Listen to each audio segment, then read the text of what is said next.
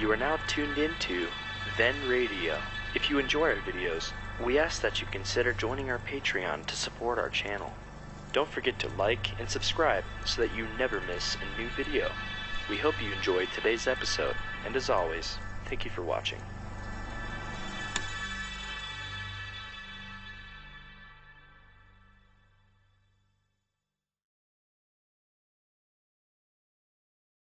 The Signal Oil Program, The Whistler.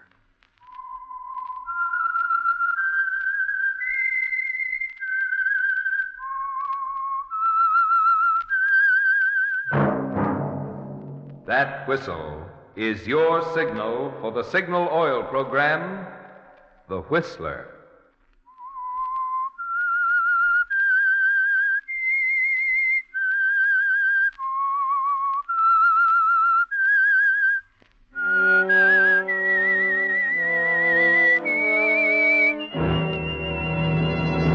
I am the Whistler, and I know many things, for I walk by night. I know many strange tales hidden in the hearts of men and women who have stepped into the shadows. Yes, I know the nameless terrors of which they dare not speak. Yes, friends, it's time for the Signal Oil Program, The Whistler. Rated by independent research, the most popular West Coast program in radio history. In gasoline, you know, it takes extra quality to give you extra mileage. And Signal is the famous Go Farther gasoline. So look for the Signal circle sign in yellow and black that identifies friendly dealer-owned Signal service stations from Canada to Mexico. And now the Whistler's strange story, The Black Book.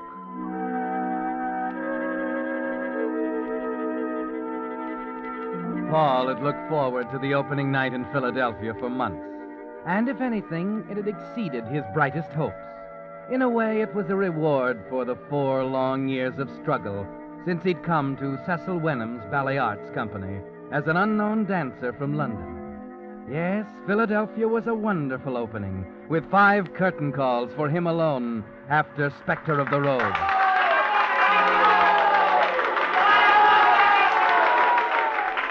He knew he had America in the palm of his hand now, that the morning papers would hail him as a star, that he was no longer a promising newcomer, but a great dancer. So it was ironic on that night in Philadelphia, with the applause still ringing in his ears, that Cecil Wenham should come into Paul's room and shatter his dream into 1,000 bits. Paul. Hello, Cecil. Paul, I've done it. I've signed her up. You'd better tell me tomorrow. I'm dining with some friends. A 3-year contract, exclusive, with options on 2 more. Look, Cecil. Now, I want you to meet her, Paul. She's up in my office now. All right. Who is it, Cecil? Of course, I couldn't tell you her name until now, but... Paul, we've got the greatest choreographer and ballet mistress in the business. I had a hard time persuading her to leave London. Wait a minute. London? Oh, she's been tops over there for years. Who is it, Cecil? Tell me. Catherine Valadon. Catherine Valadon. You hired Valadon. You know her? But she doesn't dance. Well, I'm buying her head, not her feet. She'll direct the company for us. She's out there now? Yes, come on. I said I was late, Cecil. Oh, come on. Did you hear me? I'm late. I don't want to talk to anybody. Now, please, leave me alone.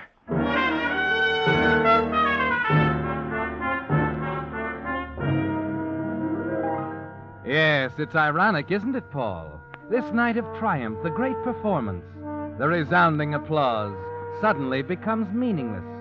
And there's a heavy feeling of defeat inside you as you sink into the sofa in your dressing room, alone now.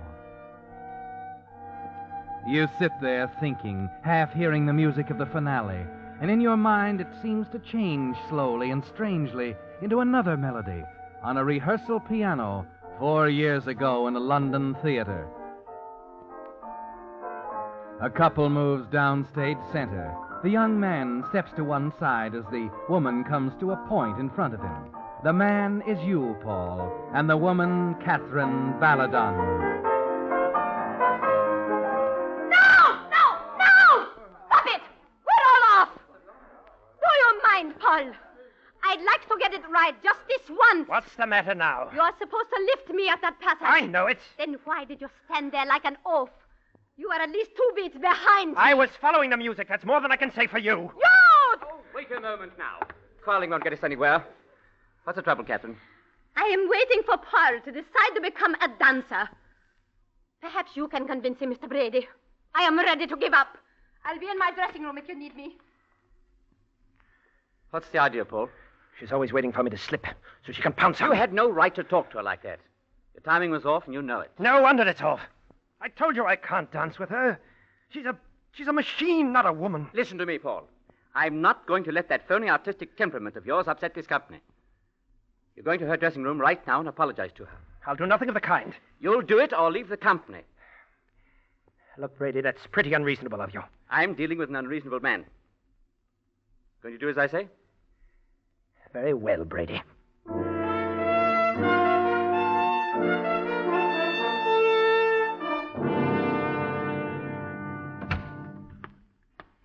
Well, Paul?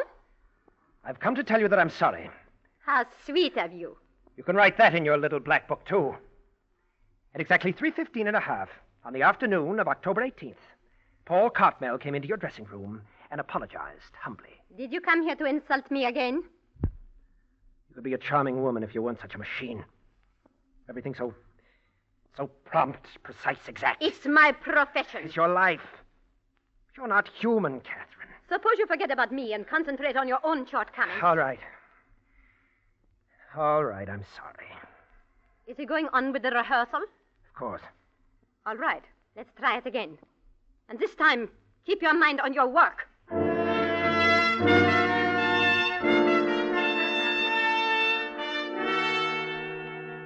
Yes, it's coming back to you, isn't it, Paul? How you walked back on the stage with her, humiliated, raging inside, trying to ignore the embarrassed faces of the rest of the cast. The pianist picked up your cue, and the two of you moved together.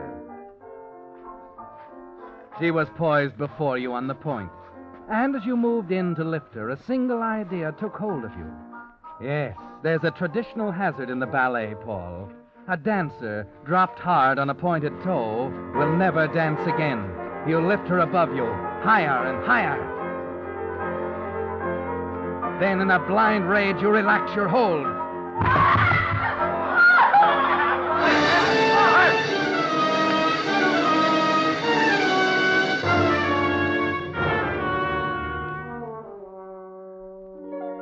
How is she, Doctor? I can't say yet. We're waiting for the x-rays. Is it all right for me to go in? Oh, of course. Her friends are in there with her. Thank you. You're being a wonderful sport about it all, Kathy. Why not? You don't think a little thing like a bruised toe... Oh. Hello, Catherine. Paul, what a lovely bouquet. I hope you like them. I love them, darling. It's so thoughtful of you. Catherine, I want to tell you how awful I feel. I don't know what happened. Oh, not another word now. Oh, it was an accident, Paul. Of course it was. Happens in the best of And company. they've all told me I'll be as good as ever in a week or so. Now, run along, you two. I want to talk to Paul. Sure enough. Keep it up, old girl. Goodbye, Kathy. Goodbye. See you tomorrow at 1. 1:30, dear. Visiting hours, you know. Oh, good. Put me in the black book, darling. I'm so glad you're taking it this way, Catherine. I felt like such a heel. That's just it. You are a heel. What do you mean? Do you think I'm stupid, Paul? Do you think I'm blind? Accident. Everyone's talking about my unfortunate accident. Now, just a minute. You did not slip, Paul. I felt you let me go deliberately. And don't think I've swallowed that sugar-coated nonsense about coming out of it as good as ever. I'm through as a dancer. And I know it. Do you know what it's like to be through, Paul? Do you know how it feels to lie in a hospital bed with everything behind you and nothing ahead? Well, you're going to know, Paul.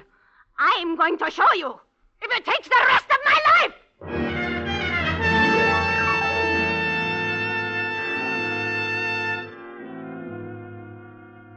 And that's what brought you to America, Paul.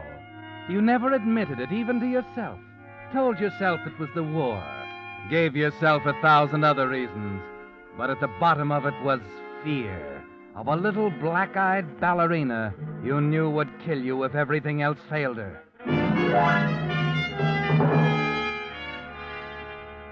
Yes, Paul. Catherine Valadon has caught up with you at last. In spite of the new name, Paul Cooper, the new country, the new career. And as you lean back on the sofa in your dressing room, you know that here in Philadelphia, in a single evening, you've won and you've lost. Paul? Yes, Cecil? Mademoiselle Valadon, may I present our star, Paul Cooper? Don't get up.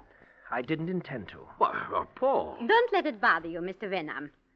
Paul and I are old friends. We've been through a lot together in London. Haven't we, Paul? In those days, it was Paul Cartnell, though. For heaven's sake, Catherine. He's always this way when he's tired, Mr. Venom. Well, I'd better run along. You can call rehearsal tomorrow morning at 9 sharp. Please see that no one is late. Well, taking over tomorrow, eh? Yes, Mr. Venom. I'm taking over tomorrow.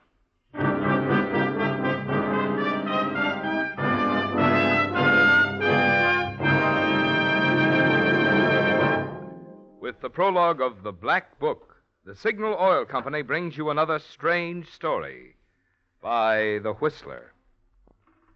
But now, a timely tip for you drivers. The hot summer months ahead put an extra strain on a car's cooling system, often causing motors to overheat. That's why it's a good idea to have your Signal dealer inspect your radiator now. As cars grow older, radiators often become choked with rust and sludge. To take care of this, Signal dealers have special rust and sludge dissolving compound that restores the radiator's cooling efficiency but can't harm the metal. If your radiator has any small leaks, your Signal dealer has radiator sealer that stops them in a jiffy. And in any case, even with new cars, it's wise to add rust preventative that protects both radiator and motor from future corrosion. You see, Signal service stations are much more than places to buy Signal's famous Go Farther gasoline and Signal Premium Motor Oil.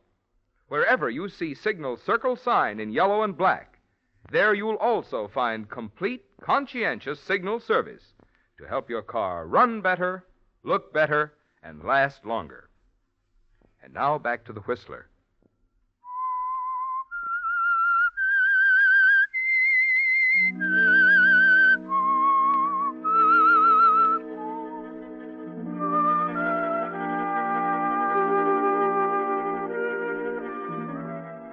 So it all came to a climax in Philadelphia, Paul, with a ballet performance of Spectre of the Rose that made all the years of struggle worthwhile. And it's strange somehow that on your night of triumph, a woman named Catherine Valadon should walk out of your past and threaten to destroy it all. You're positive there's only one reason why she came to the company as choreographer. The reason she gave you in that London hospital room 4 years ago. Do you know how it feels to lie in bed with everything behind you and nothing ahead? Well, you're going to know, Paul. I'm going to show you if it takes the rest of my life.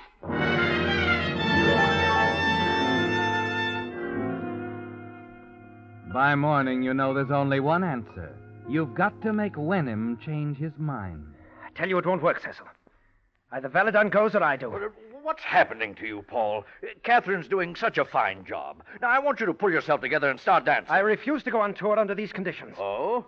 Must I remind you of your contract? I don't care. Well, you'd better care. If it's violated, you'll never dance again. Never dance again. That's what she said. What? Listen, Wenham. You don't know her. She's not just trying to drive me out of the company. It's more than that. She'll stop at nothing. I don't understand you, Paul. I can't tell you anymore. But you've got to make a choice right now, Cecil. Valadon or me. But I want you both for the good of the company. However, if you force me, well, you're big, but you can be replaced. All right. All right, replace me. There are other companies. Oh, you're talking nonsense. Furthermore, your contract is not for sale. I can hold you for 2 years, even if I put you to work shifting scenery. You don't even have to dance, you know. You better run along now. Valadon's waiting for you at rehearsal.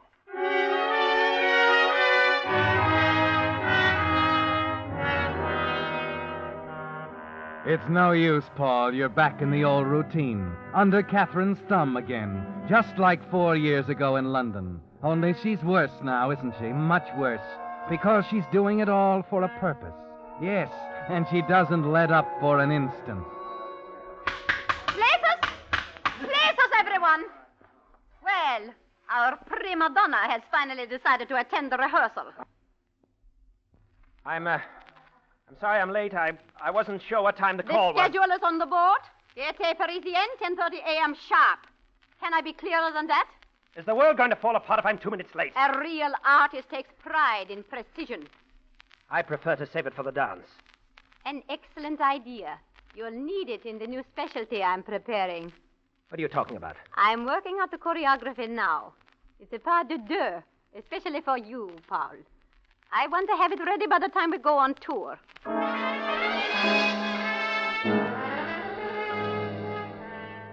You're frantic now, not knowing what's in the back of her mind. And during the days that follow, you wonder about the special dance she's preparing. What she meant when she said it was especially for you. It becomes clear the afternoon she introduces you to Eric Ballard, a big, hulking man who'd look more at home in the wrestling ring than on a ballet stage. I meant to tell you more about Eric, Paul. He'll be an excellent supporting partner for you. Partner? Yes, in the new ballet I'm creating. Mr. Benham thinks it's very original. Actually, it's based on something we used to do in London. You and I. Catherine, what are you trying You to do? remember, Paul? The one we were rehearsing the day you slipped? I've rearranged it entirely. Eric here takes your place. You take mine. I take your place. It sounds like an exciting number to me, Mr. Cooper. Eric, why don't you go get Mr. Benham? We'll run through it for him. Sure thing, Miss Valentine. Be right back. Catherine, what is this? Why did you hire that hulking Eric? fool of... Please, Paul. He's sweet to his friends. And devoted, too. I suppose he'd do anything you tell him. Perhaps. But you needn't worry about the dance. He is very strong, Paul. But I won't do it, Catherine. If you think I'll fall for this crude attempt at revenge, you... Revenge? That's the most you've ever admitted. I don't mean Perhaps that... I should recall that little London incident to the trade papers. Let them know that their celebrated Paul Cooper is actually the Paul Cartnell who deliberately dropped the great ballerina and made certain that Catherine Valadon would never dance again. Catherine, that's all forgotten. You wouldn't make an You'll issue. rehearse this number with Eric. Have it ready for the time when we want to add some variety to the program. Whatever you say, Catherine. Good. You should enjoy it, Paul. As Eric said, it will be very exciting.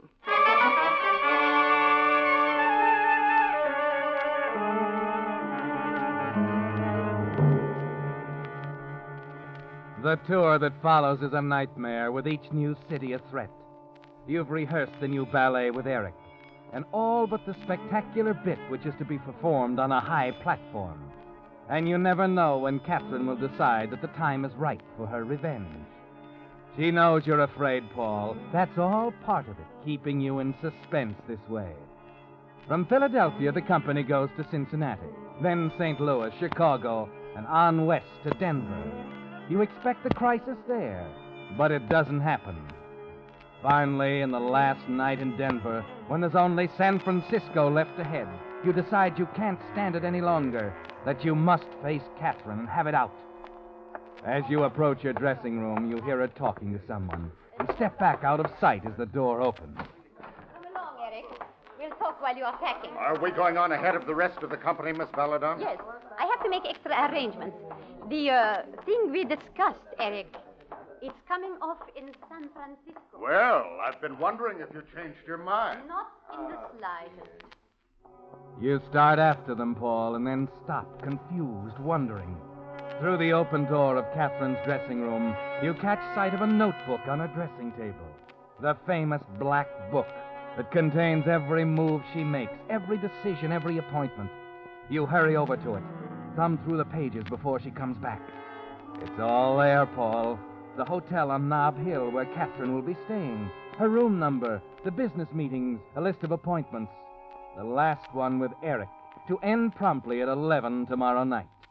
Then, at the top of the next page, the thing you're looking for, final rehearsal, Cooper's Specialty, Monday, 9 a.m. There's no question now, Paul. She's made up her mind. You're going to have an accident, Monday. Do you know how it feels to be through as a dancer? You're going to know, Paul. I'm going to show you, if it takes the rest of my life. There's still an alternative, of course. You can let Catherine end your career or meet her on her own ground.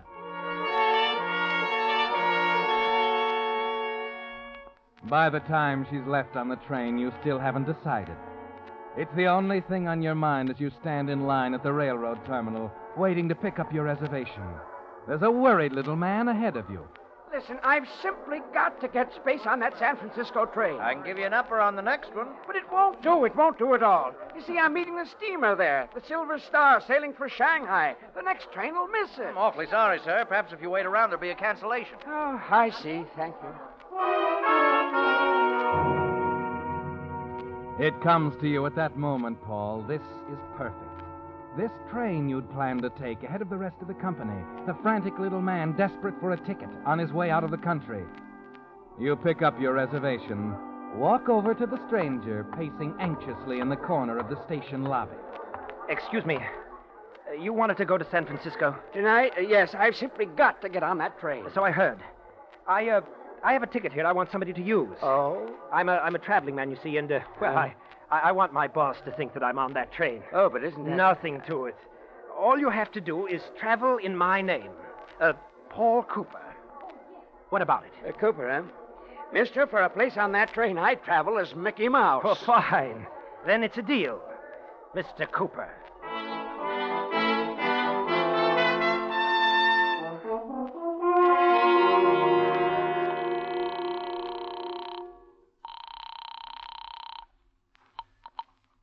Airlines, reservations desk. What time is your next flight for San Francisco? Oh, we have space available on our 5 o'clock flight tomorrow. Not till then? I could do almost as well by leaving by train tonight. Not quite, sir. Our plane arrives in San Francisco tomorrow night at 11. The train leaving tonight doesn't reach San Francisco until a half hour after midnight, 12:30. So you save at least an hour and a half. Well, I guess I can use an hour and a half extra sleep as well as anybody. Send the ticket over to the Denver Hotel, please. I'll leave the money at the desk. The name is, Jackson.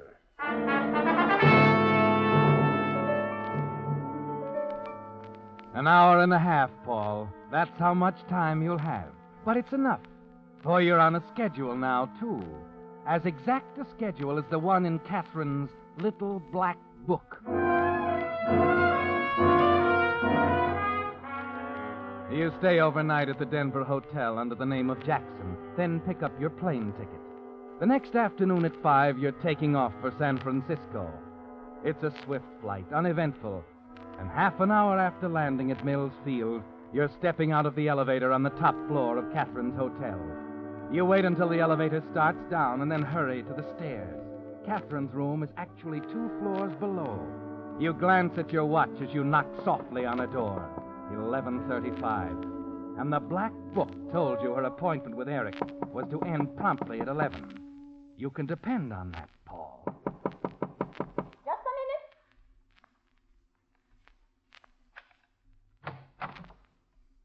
Paul! What are you doing here at this time of night? I thought you were on the train. I am on the train, Catherine. What's the matter with you? Have you been drinking? No, Catherine. What's this all about? Why have you come here? To see you. What about? Your unfinished business, Catherine. I don't want to discuss that now. Please, go, Paul. No more discussions, Catherine? The appointment's for the day over. Complete. There'll be no interruptions. What are you... Paul! Come here, Catherine. Oh, no, not the telephone. Let go of me. Paul! I'll let go, Catherine, just as I did once before. But first... Stop it, Paul! Please! Put down that candlestick! Ah!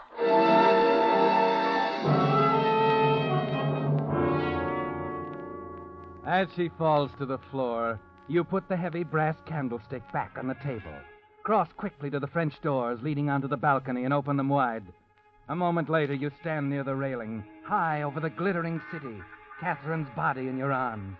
The little black book will tell them she was all alone. Won't it, Paul? No more appointments. The body hurtling to the street will establish the moment of her death beyond any doubt. And you can slip quietly down to the station, just in time to make an appearance when the train arrives. You lift her high up on the railing, And then... Cooper, what are you... Eric, Let go of her. Put her down. get away from me. Leave me alone. Okay, Cooper. Okay. What the devil was he trying to... Good Lord. She's dead. How did he ever expect to get away with it? Operator, get me the police.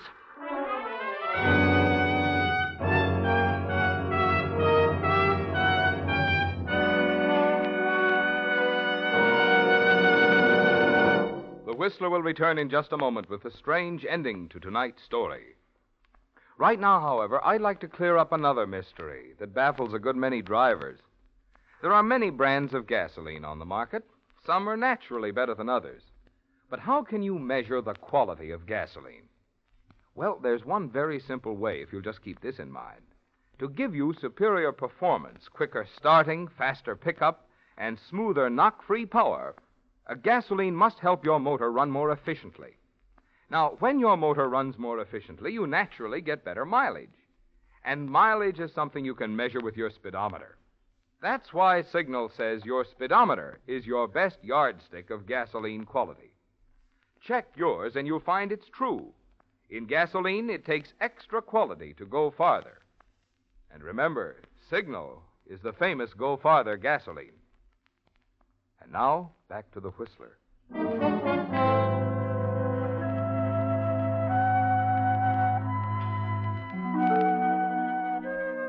The last you remember, Paul, is the smashing blow of Eric's fist there in Catherine Baladon's hotel room on the 12th floor.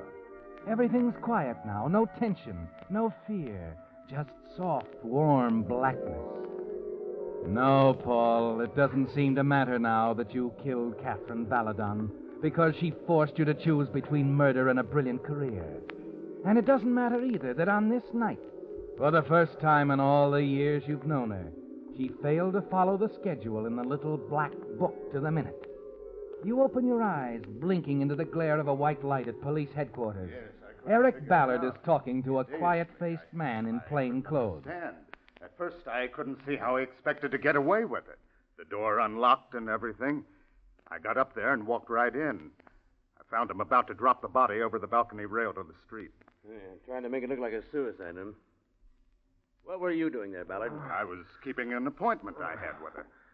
You were a little late for that appointment, weren't you, Eric? Yeah. Our boy's back with us. That's what did it, you know, Eric. For the first time in Catherine's life, she didn't go by the book. What's he talking about? The notebook Miss Valadon kept her appointments in.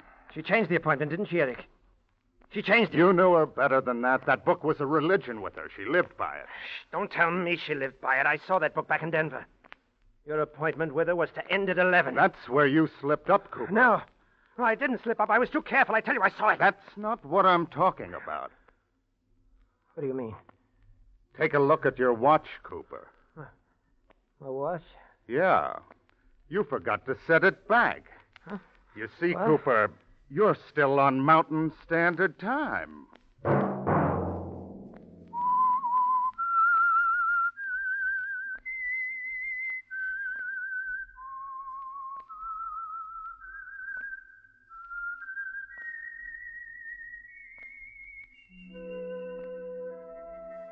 Let that whistle be your signal for the Signal Oil program, The Whistler, each Monday at 8. Brought to you by the Signal Oil Company, marketers of Signal gasoline and motor oil and fine quality automotive accessories. Signal has asked me to remind you, to get the most driving pleasure, drive at sensible speeds, be courteous, and obey traffic regulations. It may save a life, possibly your own. Featured in tonight's story were Jeanette Nolan and David Ellis. The Whistler was produced by George W. Allen with music by Wilbur Hatch, story by William Engvik, and was transmitted to our troops overseas by the Armed Forces Radio Service. This is Marvin Miller speaking for the Signal Oil Company. This is CBS, the Columbia Broadcasting System.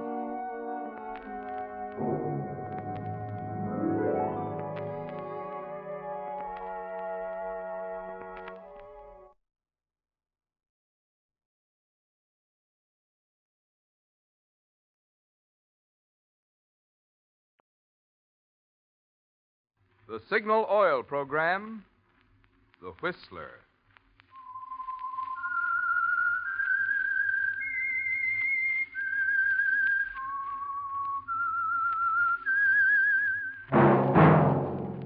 That whistle is your signal for the Signal Oil program, The Whistler.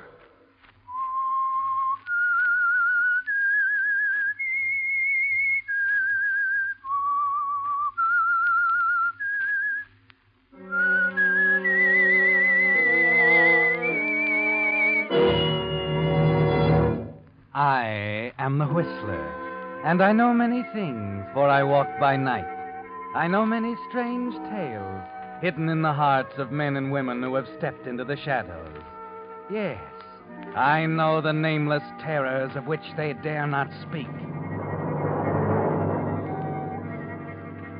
Yes, friends, it's time for the Signal Oil program, The Whistler. Rated by independent research, the most popular West Coast program in radio history. In gasoline, you know, it takes extra quality to give you extra mileage.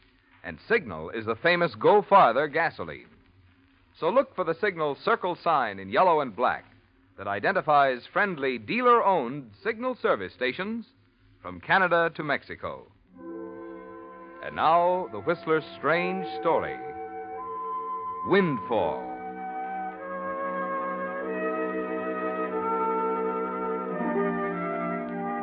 The man stood at the railing of the Jefferson Bridge, looking over the rail, hesitant, undecided. In a way, it was a foolish move, but on the other hand, he didn't know. He finally made up his mind, put his foot on the rail, and then stopped suddenly at the sound of steps. Oh. Good evening, officer. What's the matter, buddy? Nothing. I was just looking at the view. Thought you might be planning something foolish. Whatever gave you that idea? Well, it's been done before, not far from this spot. I better be getting on. So long. So long.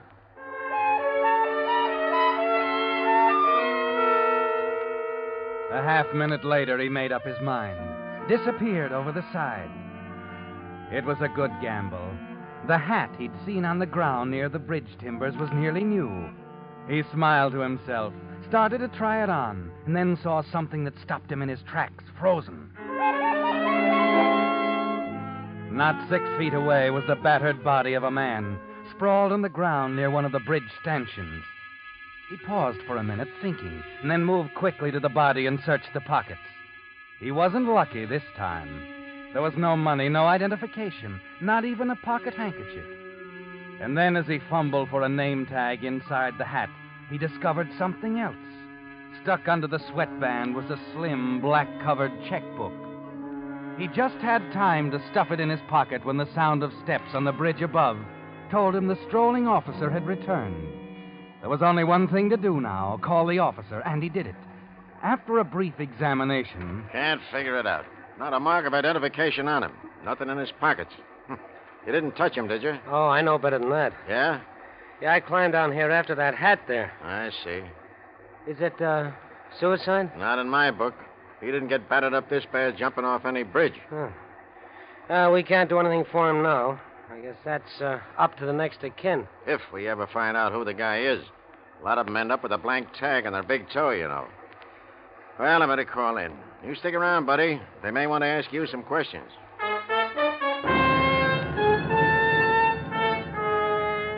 And that's how it began, Ted, with a dead man and a checkbook. Later, when you're alone, you examine it closely. Find it's a standard one in a local bank, with 7 stubs showing large withdrawals. And your heart almost stops. It's a windfall, Ted. The stub shows a balance of over $104,000. Your head begins to spin.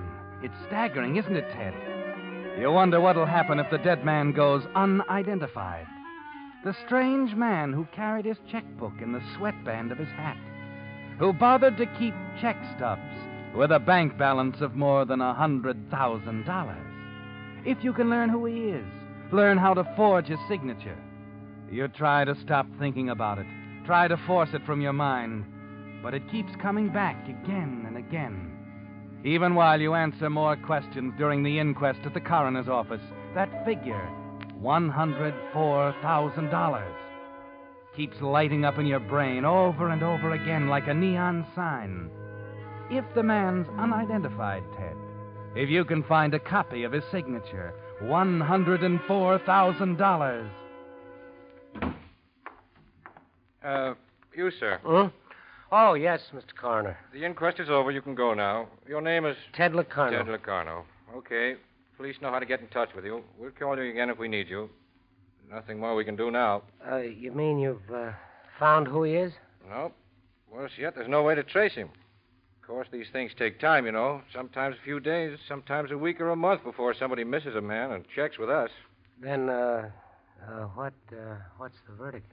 The usual. Victim unidentified. Death at hands of person or persons unknown. Tough, huh? Yeah. Tough.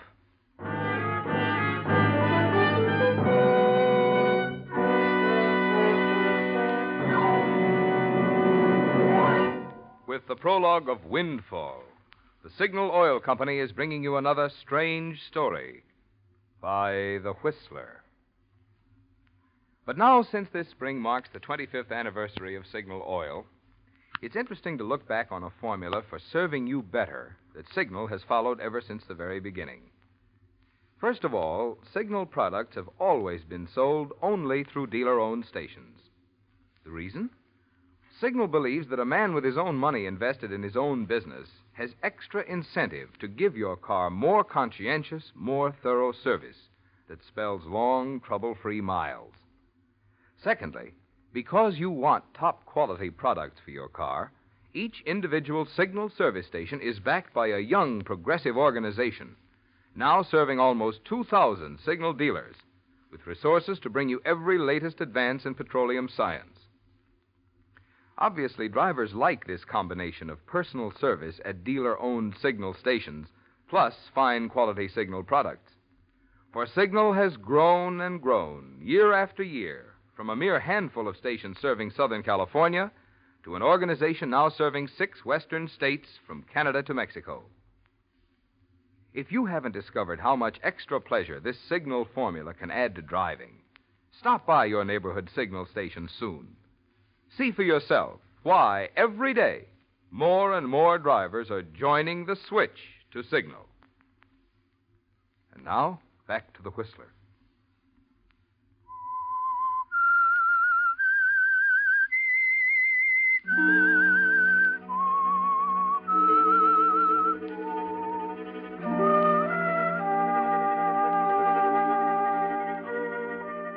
Yes, Ted. It began with the dead man you found under the Jefferson Bridge with a checkbook in his hatband. A man lying now on a slab in the morgue, unidentified. It's a windfall, Ted, if you can find out who he is and get a copy of his signature. You sit alone in your hotel room after the inquest, going over the stubs in the book. There are 7 of them. Payments to a jewelry firm, a dress shop, several to cash. But the one that interests you is the bottom one, $350 to the Briarcliff Apartments.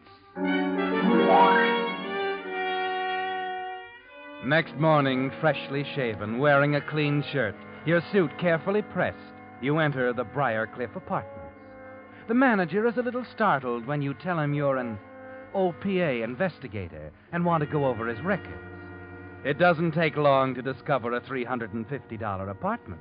There's only one. I'm sorry I don't have things quite up to date, Mr. Anderson. Don't worry about it. Everything seems to be in order. This schedule covers the whole building? Yes, that's right. Our apartments run $220 and $280, except this one, of course. $350. What does this cover? The penthouse. Oh, I see. Who lives there? Miss Harriet Stark. Uh-huh. Oh, apparently you haven't received a payment from her this month. Oh, I'm afraid not. She's a little behind this month. Oh, well, it doesn't make any difference. Thank you very much. I'd better be getting along now.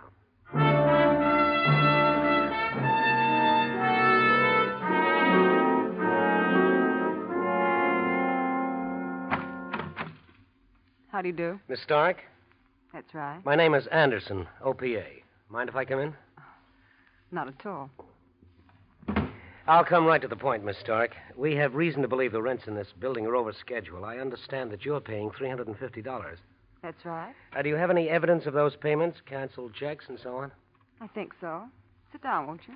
No, thank you. I better not. I can only stay a minute. I just happen to have this check for the current month's rent. I intended to drop it off at the manager's office. Here you are. Edward Reese. I see. If you don't mind, I'll take it along. It'll be returned to you, of course. Wait a minute. Yes? Don't go. Oh, I'm sorry. I'm in a hurry, and Well, I wouldn't be in too big a hurry if I were you. No? No. You see, I want you to tell me why you really came here. I happen to know that $350 is official schedule for this apartment because I've checked it myself. Now, do you want to let your hair down, or shall I call the OPA office? You're doing pretty well. Why don't you go on? You're a blackmailer, aren't you? You're the man Edward was afraid of. Edward Reese? Who else? He was afraid of a blackmailer, huh? Why? Suppose you tell me. I don't know the answer to that one, but he had a good reason to be afraid. You see, Edward Reese is dead. Dead? Yes, I found his body night before last under the Jefferson Bridge. It's down at the morgue now, unidentified. Well, I guess it's up to me to call them. Oh, wait a minute. Don't do anything rash. What do you mean? I had a good reason for coming here, Miss Stark. Did you? You seem to have done pretty well up to now. Where do you go from here? I don't see what that has to do with you. You didn't answer the question. What happens now that Reese is dead? Do you check out, forget it, or do you take a look to see if there are any more golden eggs around? Look, mister. Locarno. Ted Locarno. Before you go any further, take a look at this. Edward Reese's checkbook. I found it in his hat under the bridge. There's a balance of $104,000 in the account. And nobody knows that he's dead. Does that suggest anything to you? I don't know. We couldn't get away with anything like this. Thanks, baby. You just passed the exam. Only one thing bothers you, doesn't it? Can we get away with it? I don't know. Answer that one, will you? Can we get away with it? That's all that matters to you now, isn't it? Yes. That's all that matters. Good. Let me see that check again. Edward Reese. Standard Spencerian. Probably picked it up in the 5th grade and never changed it. I'll have that signature down cold in 24 hours. You're pretty sure of yourself. All I need is a little practice. Sure. But how about that body in the morgue? What if someone identifies it? So it's a gamble. I don't know about you, but with a payoff like that, I'll take a flyer. We hold off a few days. If no one tags him, we go move in. It's as simple as that. Is it? Now, what's bothering you? Oh, I'm just wondering. I know.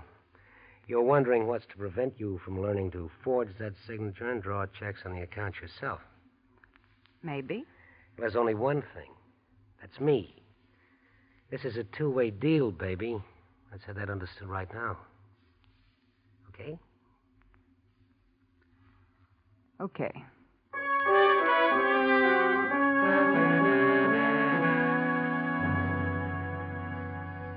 Yes, Ted, you need each other.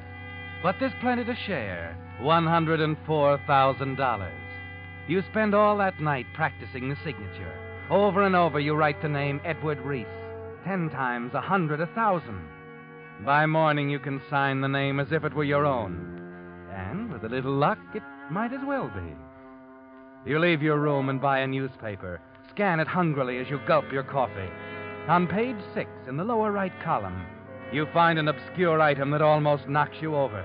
You can't wait to get to Harriet. Let her read it, too. The battered body found beneath the Jefferson Bridge was identified last night by Mrs. Rosa Montalvo. Oh. Read on. Rosa Montalvo, who told police it was that of her husband, Jerry. Ted, they think Reese is Montalvo. Yeah, that makes everything perfect. It's clear sailing now, and we can take our time. Edward won't be missed for weeks, Ted. He never let people know when he came to the city. Yeah, there's one thing, his bank statements. Is there anyone they go to? No, it's a separate account. The statements are sent to a post office box. I have the key. Mister, all you have to do now is start writing checks. The desk's right over there. Oh, wait a minute. It's not that easy. We're not breaking into a piggy bank. I thought you said yourself they think he's alive. Oh, look, sweetheart, you don't just walk into a bank and try to cash a check for $10,000. The teller would jump out of his cage. But it's a business of transferring credit from one account to another. We got to work for this, baby. Set up phony corporations, letterheads, statements, invoices, right down the line. You seem to know your business. They call me the bright boy who never got a break. I got one now. Well, what's our next move? Well, we'll need some cash to get things started. How much you got on hand? Not much. The check stubs say different. I live well. It goes fast. Oh. How much is not much? About $85. Yeah, you do live well. All right, we'll have to take a chance. You think the bank would hold still if you tried to cash one of Reese's checks for $1,000? I don't know. I've never Well, tried. you'll know tomorrow. It's a gamble, but we got to try. Meanwhile, I can use about 20 of that $85 of yours. How about it? Okay. Until tomorrow.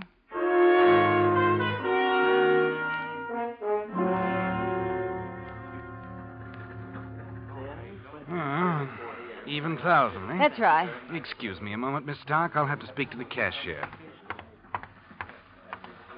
Yes, Austin? Miss Stark over there. She wants to cash this, sir. Miss Stark?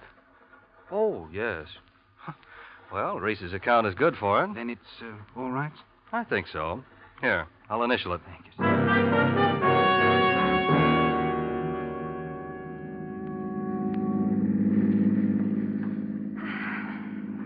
I see what you mean about cashing checks. I thought I'd die in there. You did beautifully, Angel. And it's the last time you'll have to worry about it. We'll be in business within a week.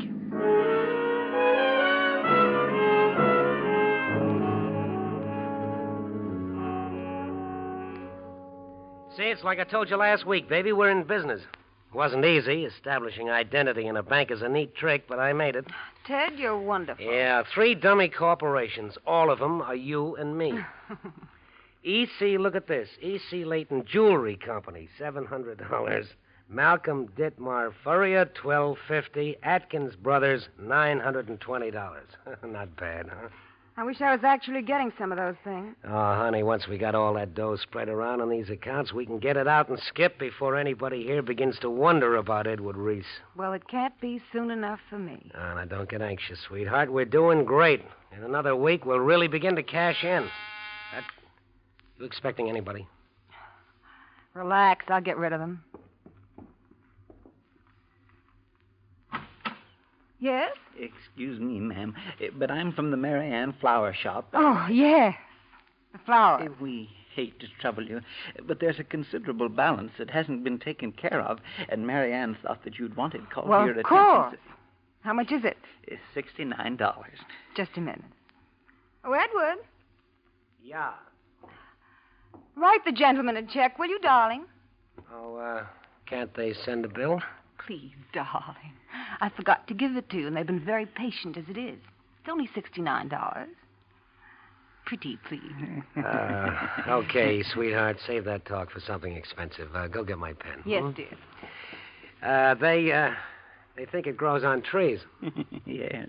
Well, I suppose it does for some people, sir. Yeah, I suppose it does.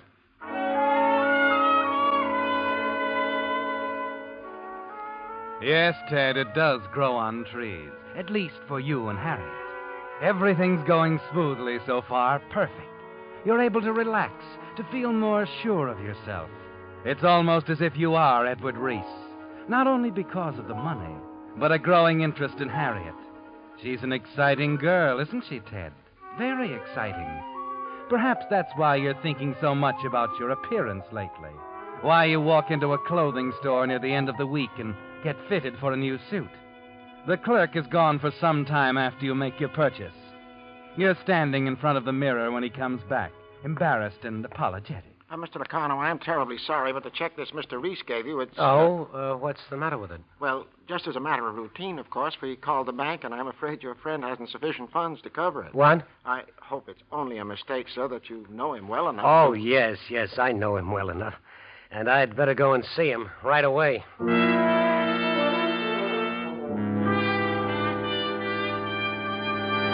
What did you do with it, Harriet? Where's the money? I tell you, I don't know anything about it. Over 80,000 left in that account, and they couldn't cover a check for 200. That wasn't smart, baby, not at all. I don't know what you're talking about. No? Then why the suitcase? When people start packing, they're going somewhere. Well, I was nervous about staying here, Ted. This apartment makes me nervous. You couldn't wait. You got anxious. No, You Ted. never stopped figuring it from the first day I walked in here. You could practice that signature, too. Ted, please, It's no go, baby. I won't be played for a sucker. It's more than the money. Ted. You had me hooked all the way. But that's over. And so are you, sweetheart. No. So are you. Ted, no!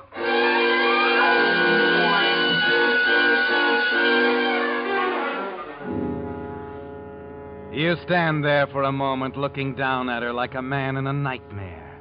The red rage in your mind slowly subsiding, leaving you free to think. And you have to think fast, Ted. So you got that money somehow, you're sure of it. It's here in the apartment somewhere. You go through the half-packed suitcase first, and then tear a room apart, searching frantically. You've almost combed the apartment when... The door. Someone's at the door. You walk quickly through the kitchen to the trade entrance, let yourself out cautiously, glance down the corridor to the front door. The little man from Mary Ann's flower shop is standing there patiently. You slip around the corner, down the fire stairs, and out of the building. 20 minutes later, you're entering the dingy lobby of your hotel. The man at the desk looks up nervously, and a moment later, you know why, when a plainclothesman moves up quickly. Ted Locano? Yes? They want to talk to you down at headquarters. Well, what's the matter? I haven't... Just routine. Some questions about that guy you found under the bridge. They've arrested a suspect. Oh. Oh, well, look, do they have to talk to me? I've got an appointment. It won't take long, buddy. But I've told them all I know. They want to hear it again. Okay, but let's make it quick, huh? I got a car right outside. The whole thing shouldn't take more than an hour.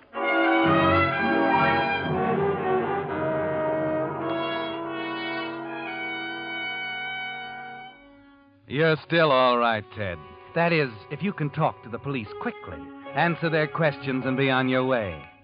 As you ride across town in the police car, you hope that the little man from the flower shop didn't get into Harriet's apartment or raise any kind of fuss. At headquarters, the lieutenant in charge is almost apologetic. You run through the story, telling it exactly the way you did the first time. The lieutenant seems satisfied. You didn't move the body or touch anything, Locarno. Not a thing. I know better than that. Just called the officer on the beat, is that it? Right. That seems to cover it all. You see, we didn't have much to go on in this case. Yes, Sergeant? We still haven't been able to talk to the stock dame. We've called, and Conway's been over to her apartment twice. She's not at home. We've got to talk to her, Sergeant. Break into the apartment if you have to. Bring her in. Okay. Well, I guess I can be running along, huh, Lieutenant? Just one more thing, Locarno. There's a stenographer in the next room here. Would you mind repeating the story to her?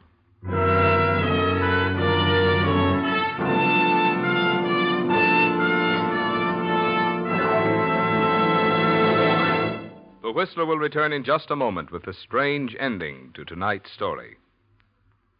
Right now, however, I'd like to say a word about the current trend back to good old-fashioned value in buying. Frankly, we at Signal are delighted to see this. After all, Signal gasoline, the famous Go Farther gasoline, has long been the choice of drivers who appreciate extra value, and for two good reasons. One, of course, is Signal's good mileage.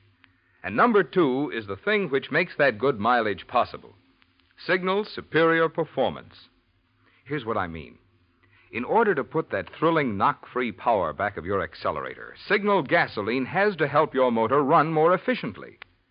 And when your motor runs more efficiently, naturally you enjoy extra mileage. So you see, mileage is the result of the same features a gasoline must have to give you superior performance. That's why Signal says, in gasoline, it takes extra quality to go farther. And remember, Signal is the famous Go Farther gasoline. And now, back to the Whistler.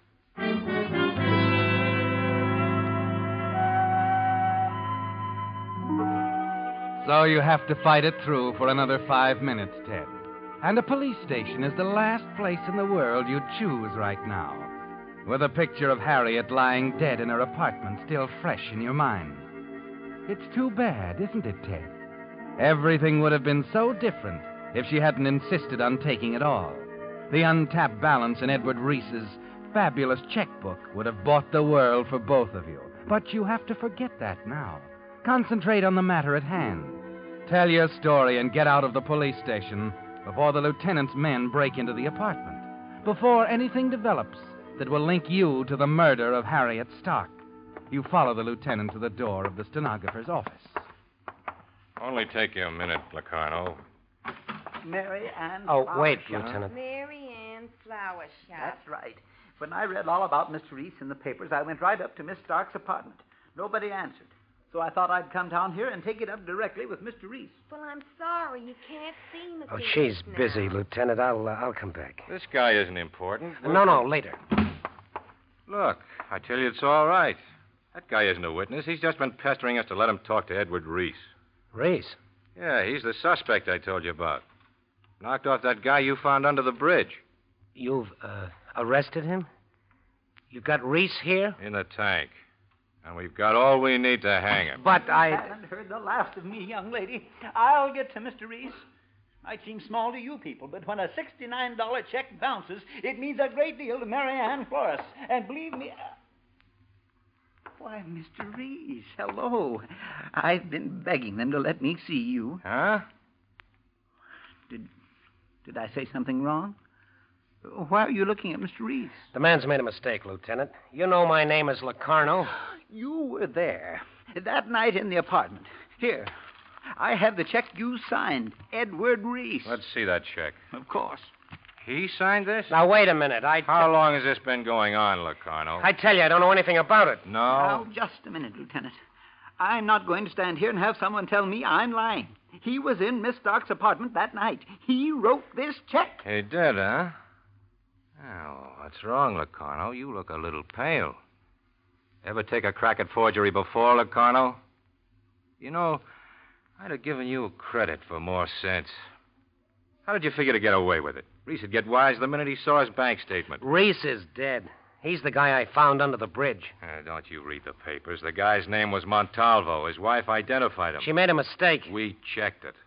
It's Montalvo right down to his bridge work. He'd been blackmailing Reese for months. Wait a minute. You mean Sure. Reese got fed up with blackmail and killed Montalvo. We picked Reese up last night after he'd cleaned out his bank account and tried to get out of the country. The bank account? Then that's what happened to it. He was a clumsy operator, too, Locarno. Huh? Yeah. Reese made as big a mistake as you did. He left his hat at the scene of the crime.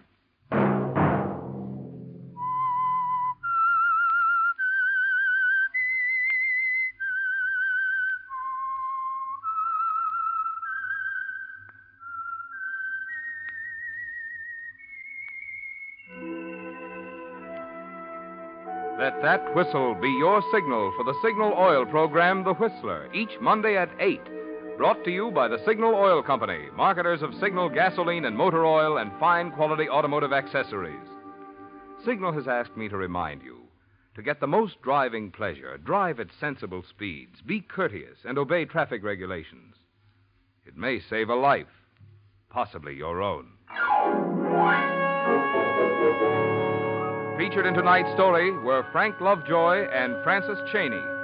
The Whistler was produced by George W. Allen with music by Wilbur Hatch, story by Joel Malone and Harold Swanton, and was transmitted to our troops overseas by the Armed Forces Radio Service. This is Marvin Miller speaking for the Signal Oil Company. This is CBS, the Columbia Broadcasting System.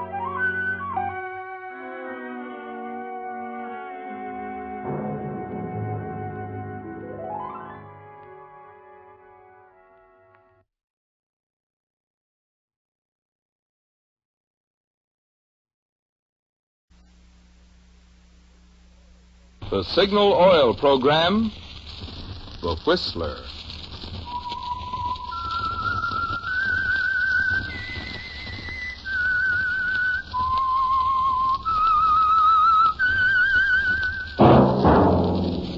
That whistle is your signal for the Signal Oil program, The Whistler.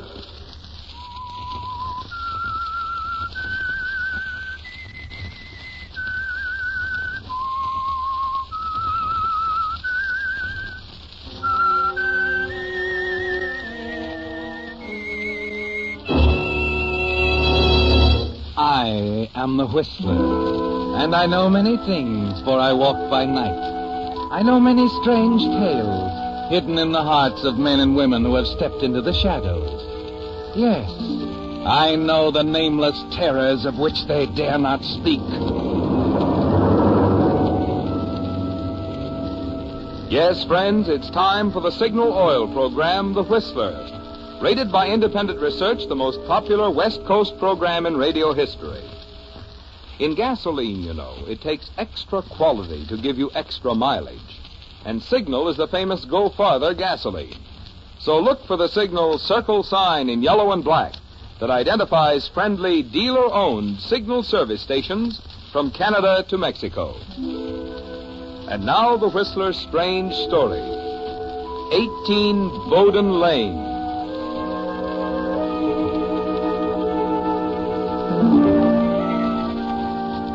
Like everything else in Edgar Merkel's life, the decision to take the cottage at Cape Defiance for the summer was carefully thought out in advance. Spring had a great deal to do with it, of course.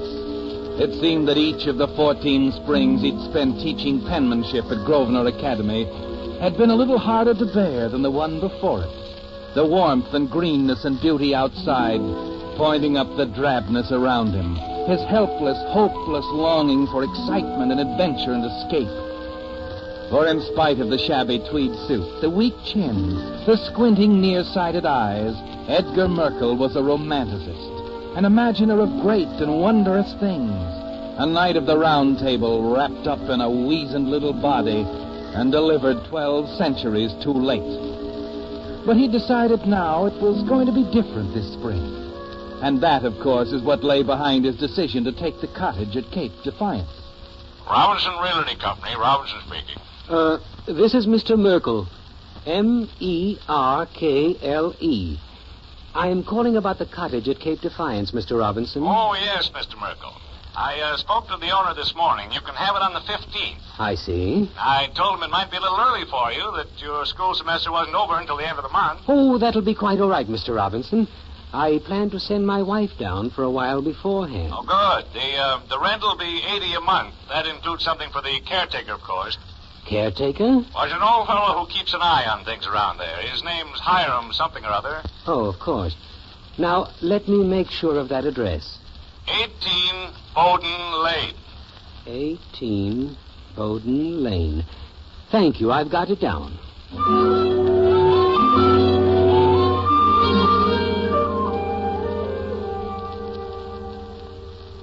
Edgar, dear, I don't want to seem unreasonable, but I think this thing is getting out of hand. Why do you say that, Edith? This whole business of summer on the Cape, I think we're being quite extravagant. Oh, $80 a month is very reasonable. But why do we have to hire a maid on top of that? It's very simple, dear. I want it to be a vacation for you, too. It's only fair. Well, I'm not so sure. I talked to Freddie this afternoon. Edith, why must you always discuss these things with your brother? When it involves my money, Edgar, I have a right to talk to anyone I choose. Freddie can't understand it at all. He says it doesn't make sense. Now, why, after spending 14 summer vacations at home, do you suddenly decide on a seashore cottage with a maid? Edith, if I told you your money isn't involved at all... Why, I wouldn't believe it. It's true. I've been very careful this past year, setting aside a little each month out of my salary. Edgar, you mean you're paying for it? Why not? I owe it to you, my dear. With that heart of yours, I think you need a rest more than I do. Why, Edgar, I don't know what to say. Then don't say it. Now, I think you better start getting your things together. We're due down there day after tomorrow. And what about this maid? Well, I interviewed several. Decided on a young girl named Flora. She'll be here tomorrow evening and drive down to the Cape with us. All right? I suppose, but I still think it's terribly extravagant.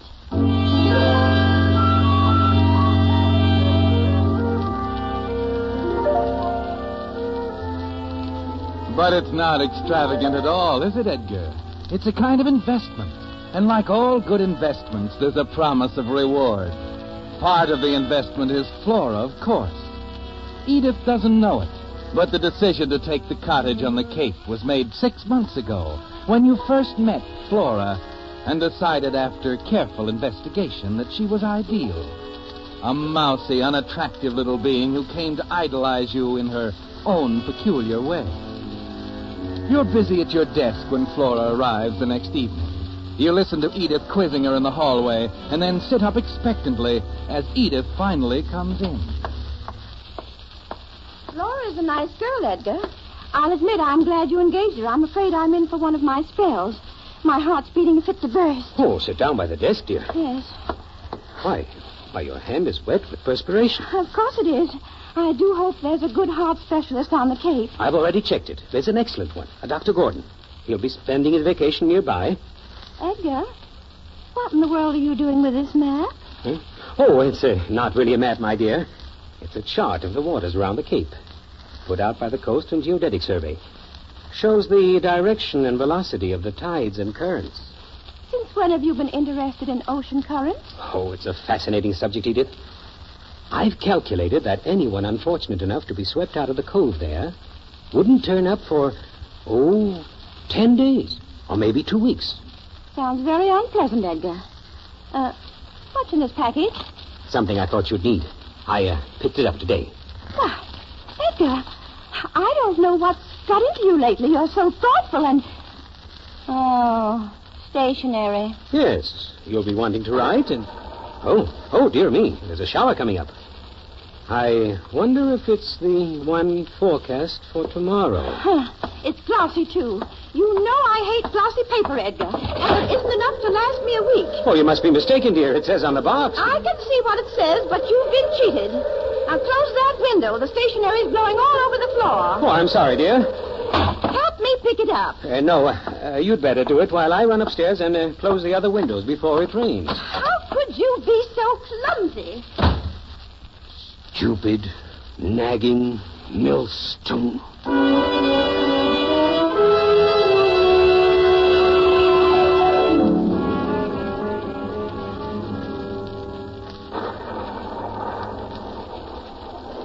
Edgar Markle, I don't like this cottage or anything else about Cape Defiance.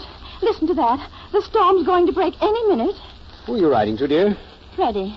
Telling him what a wonderful view I have from the desk window, with a street sign stuck right in front of it. Oh, come now, Edith. It's not as bad as all that. What happened to Flora? Oh, she's gone to the grocery store. Why? I wanted to mail this letter for me. Well, we can mail it on the way, dear. On the way? Have you forgotten our walk? Walk? Good heavens, Edgar.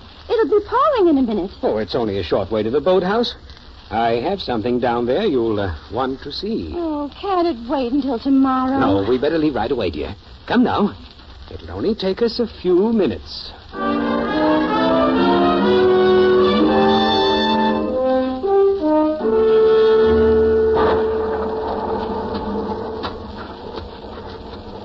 You seem so strange lately, Edgar. What's all this business about a surprise? I don't see Excuse why... me, dear. Hiram. Yes, Mr. Merkel? Would you come here a minute? This is the man who looks after the cottages. I want you to meet him. Sorry, Mr. Merkel. They didn't recognize you at the call.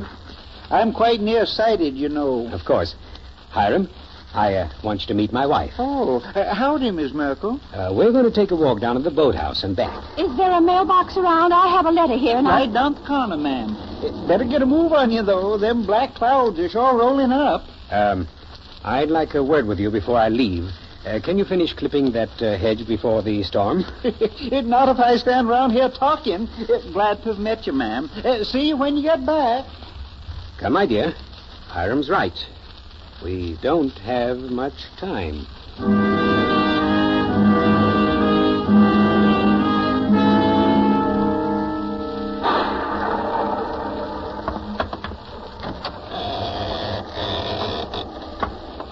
Here we are. Careful, dear.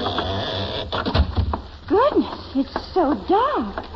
Wooden planking runs around the sides of the boathouse, but be careful. It's all water in the middle. I wish you'd tell me what's on your mind. I don't like it here at all. The far end is open to the cove, you see.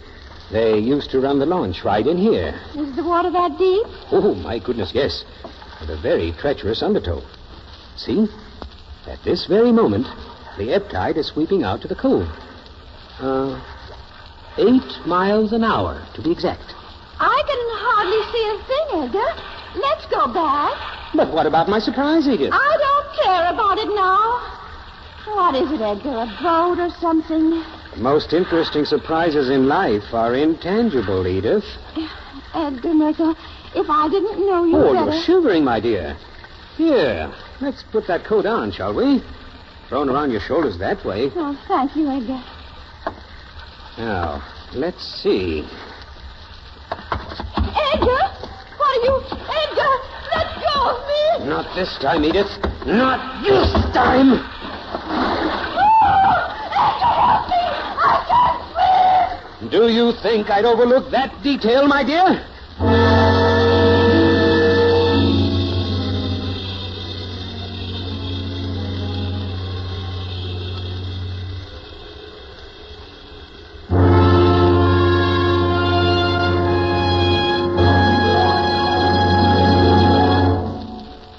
With the prologue of 18 Bowden Lane, the Signal Oil Company brings you another strange story by The Whistler. But now a question for you drivers. In gasoline, which do you consider more important, mileage or performance?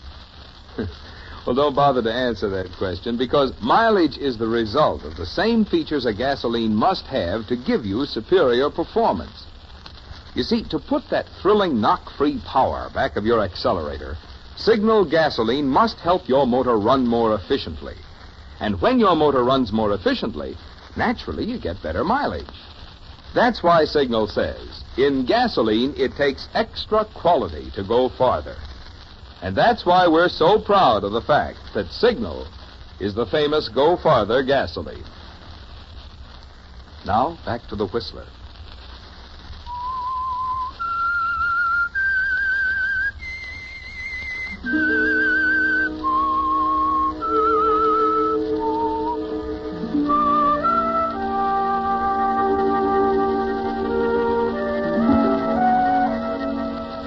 Yes, Edgar, a lot of thought went into your investment in the cottage at Cape Defiance, the summer vacation you planned for Edith. But outside of the months you spent carefully cultivating Flora, it was simple. A few pennies for a weather forecast and a set of coastal tide maps. $80 in advance on the cottage. A cheap box of glossy stationery. That's all. And as you watch the black water swirl out into the cove, you know it was a wise investment.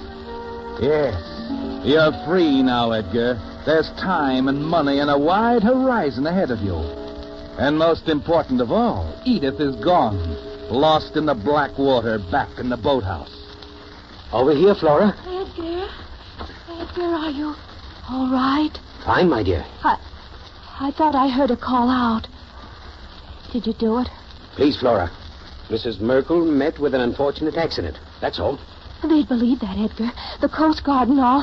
Why don't we just tell them that? They'd never Flora, suspect... you're forgetting.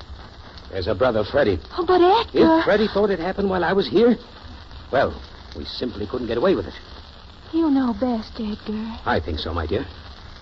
It has to be the way we planned. Edgar, when this is all over, we'll get married, won't we? And travel around the world like you said.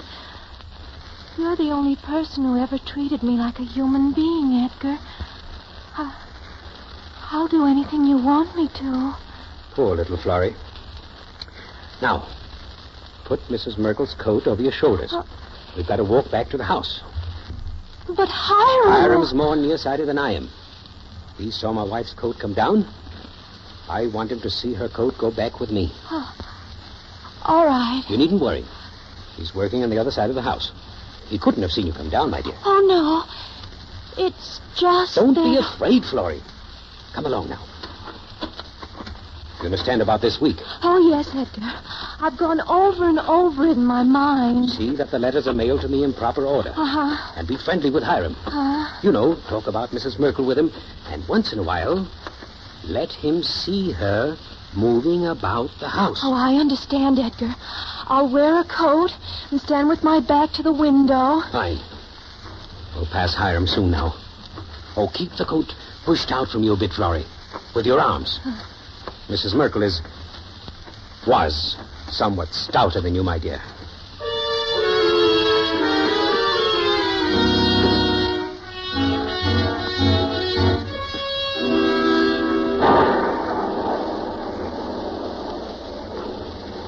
Well, you got Miss Merkel inside just in time. Yes, indeed, Hiram. I hope this weather don't frighten her. It won't. She's tired, though. Going to lie down. Hiram, I want you and Flora to keep an eye on her while I'm away. Say, that's right. You got to go back to town. Only long enough to conduct my final examinations. Well, you don't have to worry none. I'll be right around. Of course. Mrs. Merkel will probably be writing me. I know you'll take the letters into the village. Sure thing. You just go right ahead, Mr. Merkel, and don't think about a thing. Not a thing.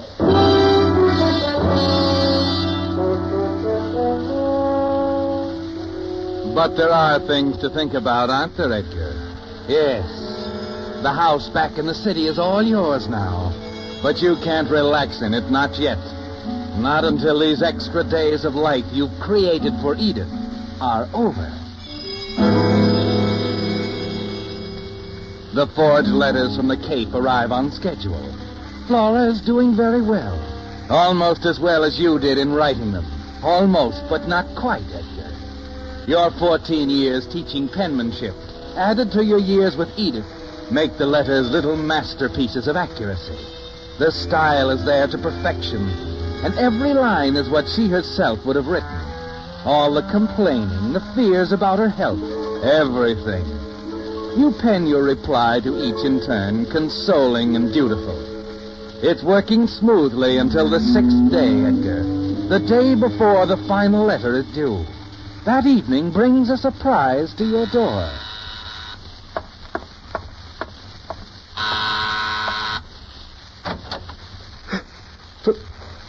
Freddie. That's right, Edgar. You're getting brighter. Well, do I stand outside all night? No. Come in, Freddie. I'm sort of busy. You know, going over exam papers. I know. Same old rut. Edith is not home. I know. She's at the Cove. I got a letter from her. Oh, yes. She wrote you the day we arrived. Not only wrote, Edgar, but invited me down. Oh. I'll stay over and we'll drive down together in the morning. Okay? All right, Freddie. Now, how about a drink? Do you have something in the house? Just some sherry. Sherry's fine, Edgar. I'll get it right away.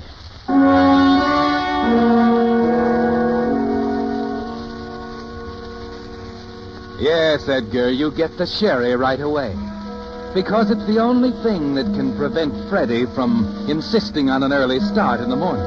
And that can't happen, can it, Edgar? Not with the postman arriving around 10 with Edith's last letter, the one that's so very important.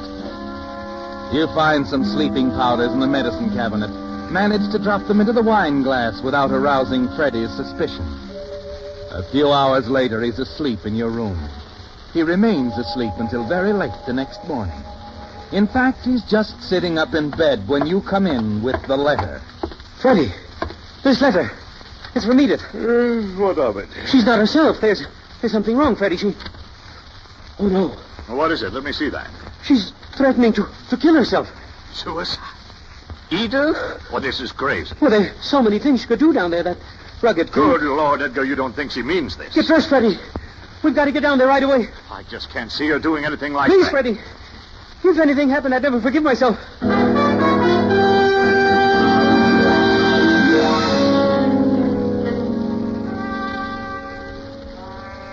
That's right, Sheriff. Flora and I seen her just before breakfast. All right, Hiram. Is that right, Flora? Oh, yes. She went for a walk. Poor Edith. What about your men, Sheriff? Any luck? They're dragging the Cove. but the undertow down there at ebb tide's mighty strong. Peculiar currents along this coast, you know. Bodies swept out wouldn't be washed ashore for at least 10, maybe 14 days. You all agree she was mighty low in spirits, eh? Well, she sent me several other letters besides the suicide note. I'll show them to you. Good. I want to see them. So will I. Oh, not that I mistrust you, Edgar. It's just that there are some things I don't understand.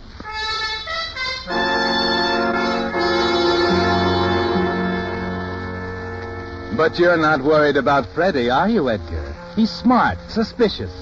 But you're prepared for that. The next day you give the letters to the sheriff, confident that there'll be no questions raised by his experts. It's 12 days later when the discovery of Edith's body washed onto the beach brings you back to Cape Defiance and the cottage in Bowden Lane. Freddie is talking to the sheriff in the living room when you arrive. I don't give a hang what the hired man says, or that girl either. She could be working with Edgar. Maybe they both are. That's a serious charge, mister. Excuse me. Oh, well, howdy, Mr. Merkel. I'm glad you're here. Your brother-in-law has a theory. You bet I have. I don't think Edith committed suicide, Edgar. I think you killed her. Well, that's interesting. Don't smile, Mr. Merkel. He's not joking. But isn't it a little ridiculous under the circumstances? I haven't seen Edith since the day I brought her down here. I know. I checked it. He got around it some way, I tell you. What about the letters? My handwriting Letters? experts... Don't be an idiot. He's a handwriting expert himself. He could write letters from George Washington. I want to see those letters, Sheriff. Take it easy. I've got them right here. And what did the experts say? Frankly, they don't agree. One says they're definitely your wives, and the others sure they aren't. No, Sheriff, I tell you, the whole thing's perfectly clear. Anyone can figure it. Really, Sheriff, I mean, at a time like this, must I be subjected to... Now, wait, Mr. Merkel. If your brother-in-law here has a theory, it's not going to hurt us to listen to it, is it? Well, And naturally, he doesn't want to hear it. But I can give it to you in a nutshell. All right, I'm listening. Okay, get this. Edgar brings Edith out here and pushes her into the water. He has the tides all figured in advance. But that's not all. He writes the letters to himself in her handwriting and has someone mail them. That makes us think Edith was still alive after he got back to the city. He's got a perfect alibi. You see how simple it is. Well, Mr. Merkel, what do you say to that? Sheriff, I don't think it even deserves an answer. I do. It's an interesting theory. It's clever. Thank you, Sheriff. And it fits all the facts. You bet it does. Why, Except for one detail. But what? The kind of detail all amateur meddlers like you overlook, Freddie. You see, we not only had those letters checked for handwriting, we also had them checked for fingerprints. And? And that knocks your theory right into a cocked hat. Mrs. Merkel's fingerprints are all over every one of those letters. But I tell you... You've told me enough. Now, if I were you, I'd offer Mr. Merkel an apology. Thank you, Sheriff. You don't know how much your faith means to me.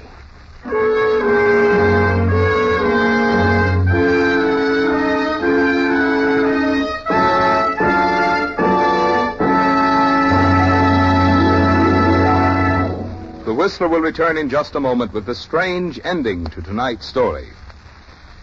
Meantime, I have some surprising facts for you drivers who wonder whether the kind of oil you choose for your motor really makes any difference in the way your car runs. In an actual road test, 2 identical cars were run over 70,000 miles. One using today's finest straight motor oil, the other using Signal Premium Motor Oil, the new type lubricant that combines 100% pure paraffin base with 5 scientific compounds. When these motors were torn down for inspection, the one using Signal Premium Oil had only 1/6 as much carbon deposit and 1/3 less cylinder wear. And what does this mean to you? Well, less carbon means that your motor runs quieter, smoother, and less cylinder wear means more power. Good reason, I'd say, for making your next oil change a change to Signal Premium Motor Oil. It's your guarantee of a sweeter running motor. And now back to the Whistler.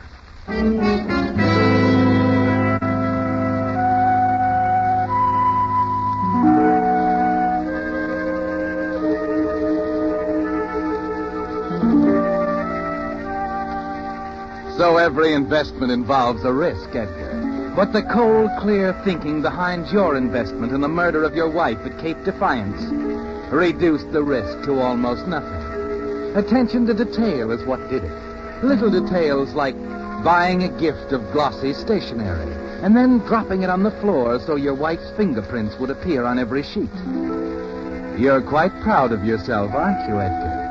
And there is an irrepressible glow of triumph in your face as you watch Freddie sitting in the corner poring over the letters you so carefully prepared just before you killed her. The sheriff is leaning against the desk by the window, watching him, too.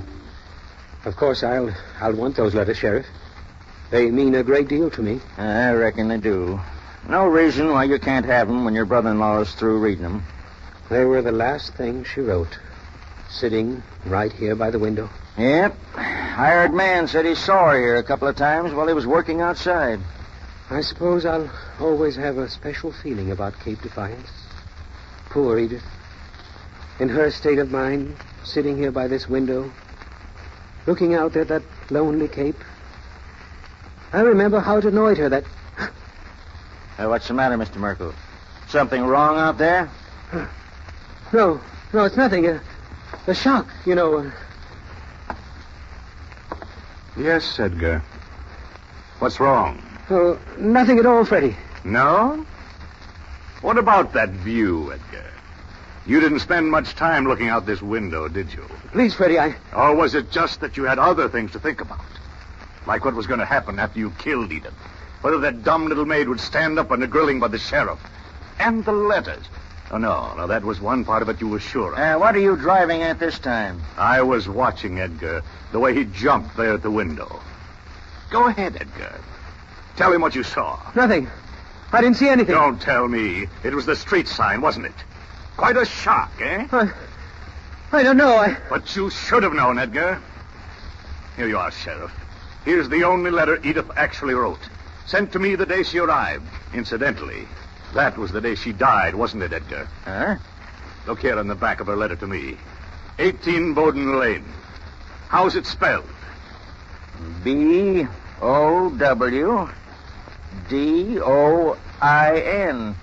But... Yes, the correct spelling.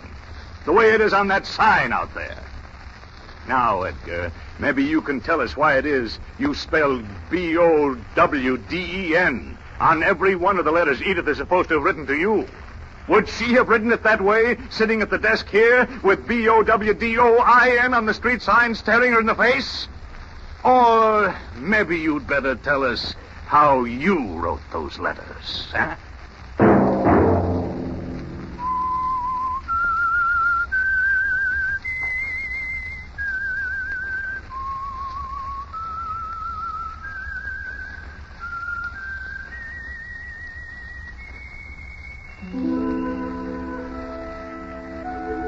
Let that whistle be your signal for the Signal Oil program, The Whistler. Each Monday at 8. Brought to you by the Signal Oil Company, marketers of Signal gasoline and motor oil and fine quality automotive accessories. Signal has asked me to remind you, to get the most driving pleasure, drive at sensible speeds, be courteous, and obey traffic regulations. It may save a life, possibly your own.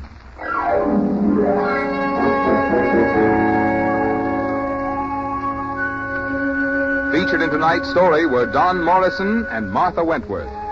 The Whistler was produced by George W. Allen with music by Wilbur Hatch, story by Jack Kelsey, and was transmitted to our troops overseas by the Armed Forces Radio Service.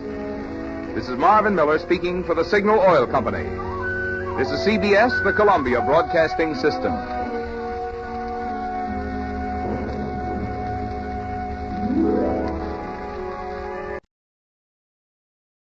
The Signal Oil program, The Whistler.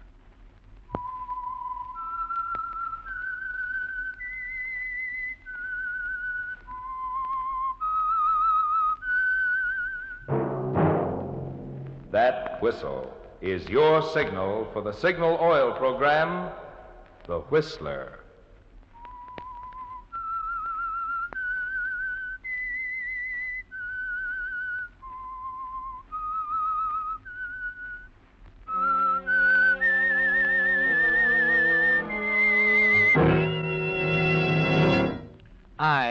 am the Whistler, and I know many things, for I walk by night.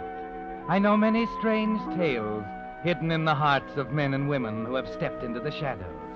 Yes, I know the nameless terrors of which they dare not speak. Yes, friends, it's time for the Signal Oil program, The Whistler. Rated by independent research, the most popular West Coast program in radio history. And Signal gasoline is tops, too. Tops in quality. It takes extra quality, you know, to give you extra mileage. And Signal is the famous Go Farther gasoline. So look for the Signal circle sign in yellow and black that identifies friendly dealer-owned Signal service stations from Canada to Mexico. And now the Whistler's strange story. Hasty Conclusion.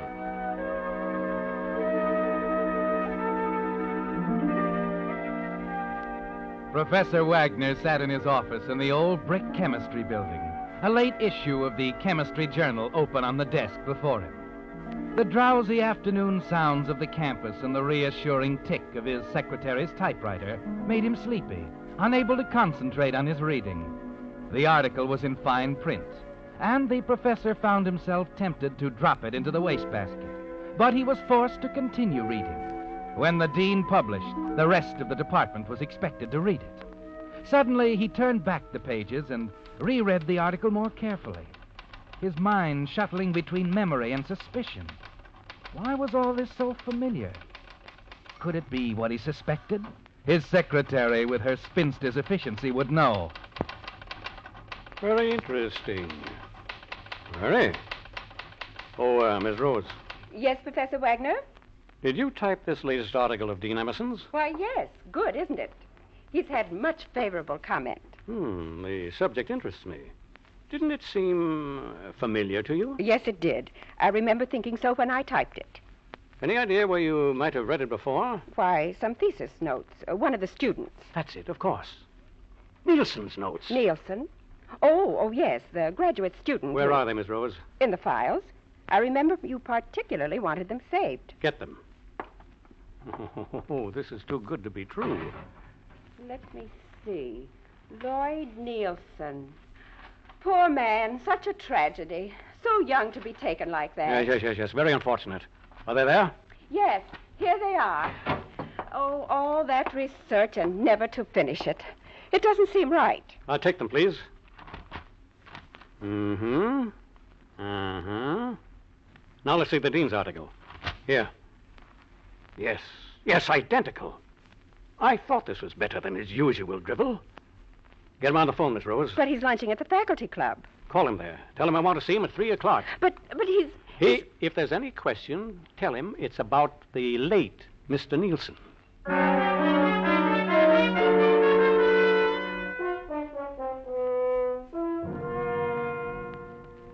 I'm pleased that you like my paper, Wagner.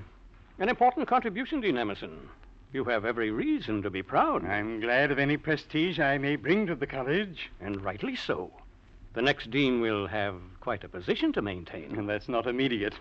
I have many more good years. Still, there's always the unforeseen. The little mistakes that can end a career so untimely. Wagner, what's on your mind? A student named Nielsen. Lloyd Nielsen. Nielsen? The name means something to you? No. Oh, surely you remember him, the one who died? We've had so many students. Not like him.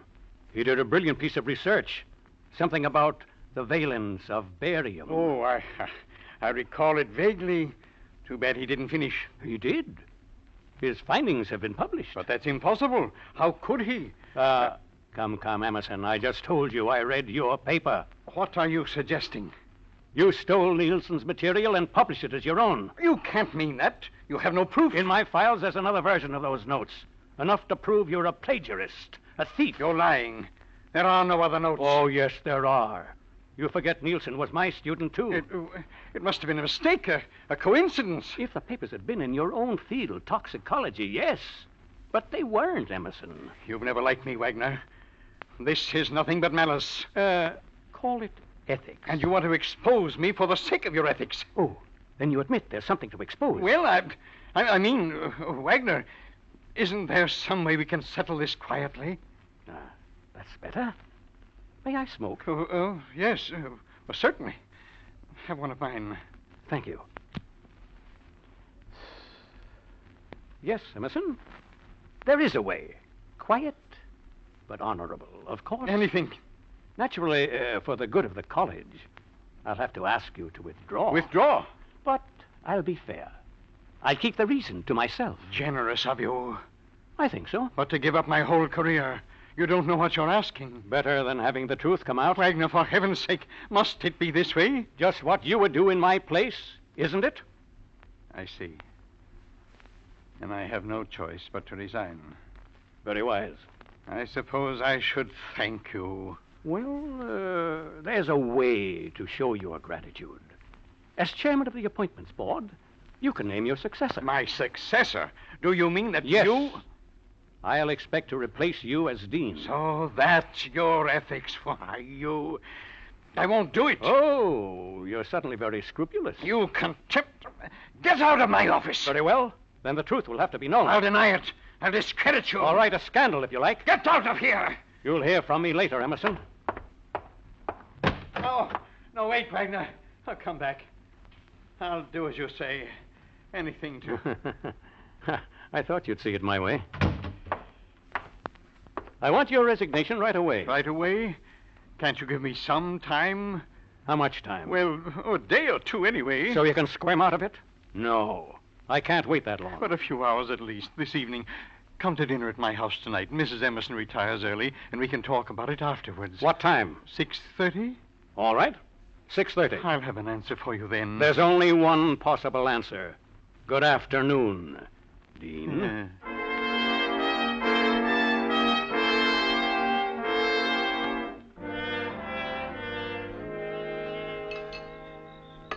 You're sure you won't have some coffee, Professor? Thank you, Mrs. Emerson. Nothing more. Marion, don't insist on coffee when I've told you I'm serving port. But everyone doesn't like port, Charles. You mean you don't?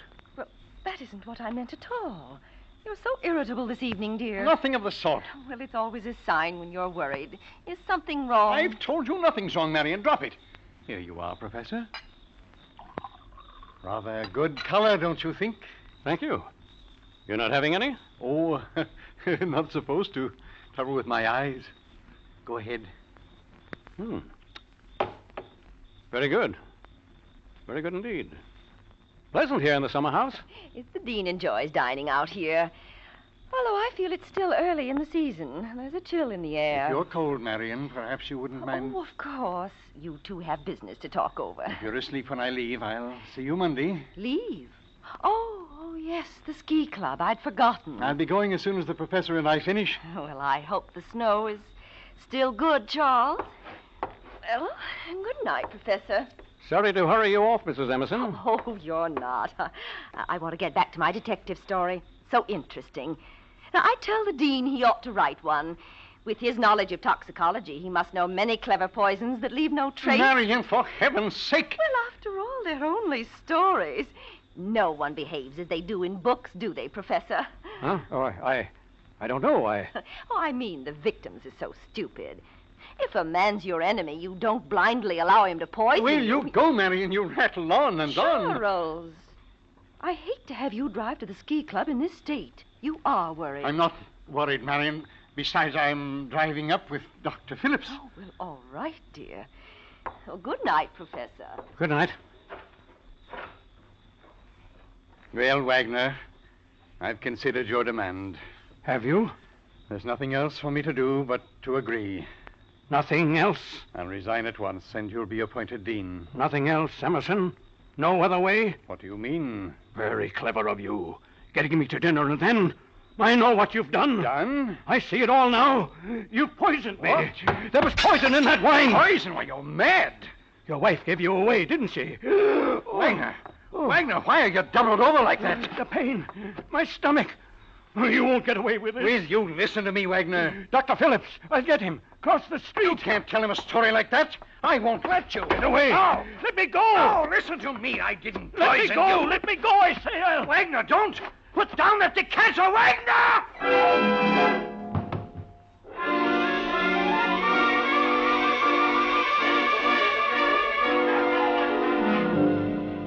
For a stunned moment, you stand there, and then suddenly find yourself running pell-mell down the gravel path toward the garden gate, doubled over, clutching at the burning pain in your stomach, knowing it's your life now, unless you can get across the street to the doctor's office before the poison strikes you down.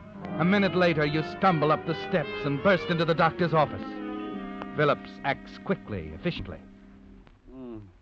Pulse a shade fast, blood pressure up a bit.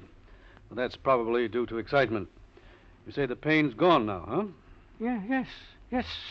Seemed to vanish the minute I got here. You've been nervous lately? Working hard? Why, yes, but... Putting in a lot of nights at the Lamb? Well, there's the usual rush around exam time. Tell me, what did you have for dinner over at Emerson's? Let's see, shrimp creole, avocado salad. That's enough for me. Wagner, old boy, you can forget about poisoning. You've got yourself a case of gastritis, that's all. Oh, I see. Well, I've got to get back to Emerson. Emerson will wonder what'll happen to me. He doesn't know? No, I didn't want to worry him. Said I was going into the house to phone. Well, I'll say good night, Doctor. Thank you. Oh, I'm going to walk over with you. To Emerson's? Yes. Do you mind? No. I was just on my way over when you came. Come on. Well, the dean's rather busy. That's all right. He's expecting me at 9 o'clock. Expecting you? Yes. After you, Wagner.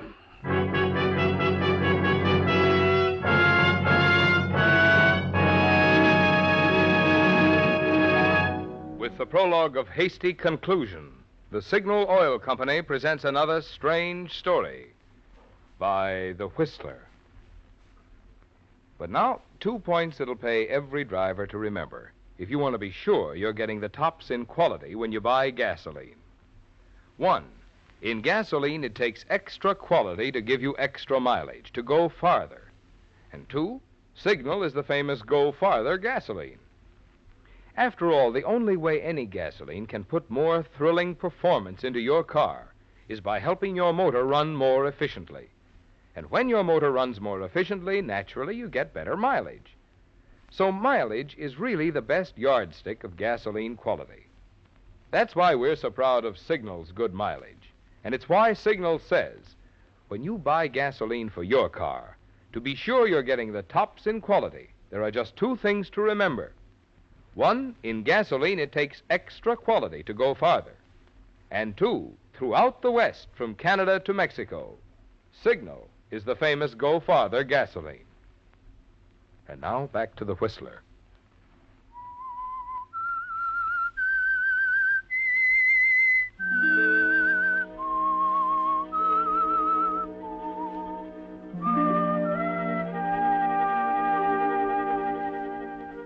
Well, Professor Wagner, it's all changed, isn't it? Your discovery of Dean Emerson's plagiarism almost provided the means of settling yourself into a very comfortable spot.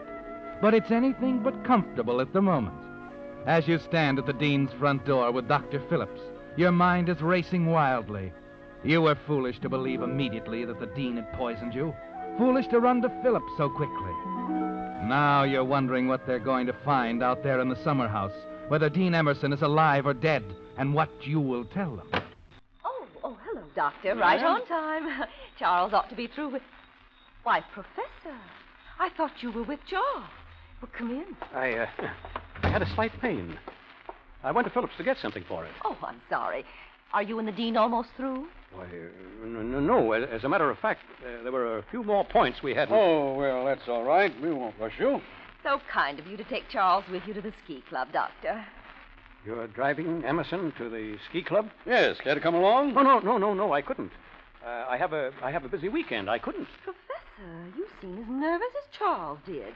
What's got into you two? Well, nothing at all. Excuse me, I must get back to the Dean.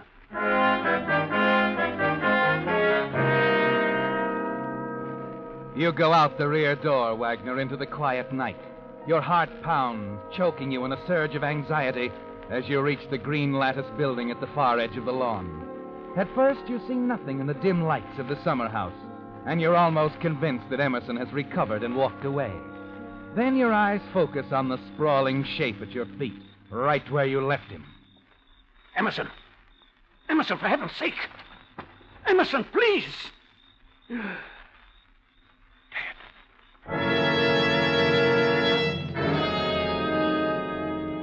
Yes, Wagner, dead. You knew he might be, yet you kneel there, stunned, numbly shaking him, totally unprepared, and then... They're coming out here, Wagner. Out to the summer house. In half a minute, they'll find you with the body, and the whole college will cry murder. Then you see the square, protecting shape of the nearby garage. You gather a strength you'd forgotten in 20 years of desk work and quickly drag the body around into the shrubbery behind it. Oh, well, I've been anxious to have you see my fuchsias, Doctor. Yes, Marion, I'm glad you thought of it. Oh, Professor. Isn't Charles out here? He went to the chemistry building to get a copy of his article. Well, how strange. There's a dozen copies in the house. And it isn't like him to miss his engagements this way. That's all right, Marion. I'll tell you. I'll get a ride with Mason and leave my car here for the dean. He can drive up when he's ready. Well, I'd rather Charles didn't drive over those mountain roads. He's been so nervous lately. Oh. Well, I guess I've got to wait for him. It's too bad. Wait a minute, Doctor. There's no use in your doing that. Doing what? Delaying your trip this way. See here. Why don't I drive the dean up in your car? Well, I thought of that, but you said you'd be busy. Oh, nonsense. It's nothing very urgent. I don't like to leave Emerson in a spot like this. Besides, in view of what you said about my being overworked... You're perfectly right. The change would do you good. Well, that's it then. My car's in the garage here. The dean is kind enough to rent me his garage. Here are the keys. This is very nice of you, Professor. Oh, no, not at all. Well, I'll see you to the door, Doctor. Thanks, Marion. Left my coat in the hall.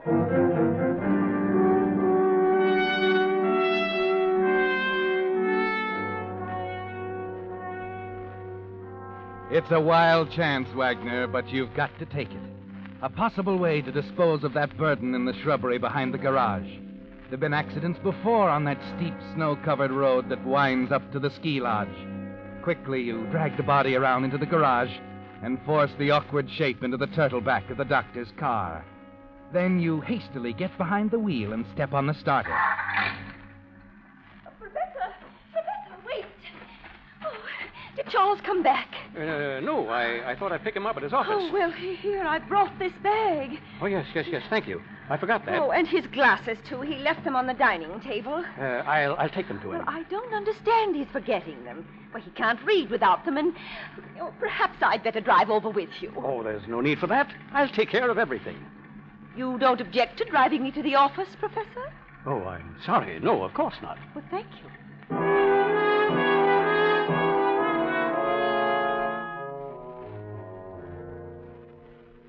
Sure he hasn't been here, Miss Rose? I'm sure. He rarely comes to the office at night. But couldn't he have come in without your knowing it? Oh, no. I have these reports to finish by morning, and he gave me his key. Well, then he didn't mean to come here at all. I don't understand it. Why don't you let me take you home, Mrs. Emerson? He's probably there by now. Well, I suppose there's nothing else to do, but I'll wait up for him. I want to be sure he's all right.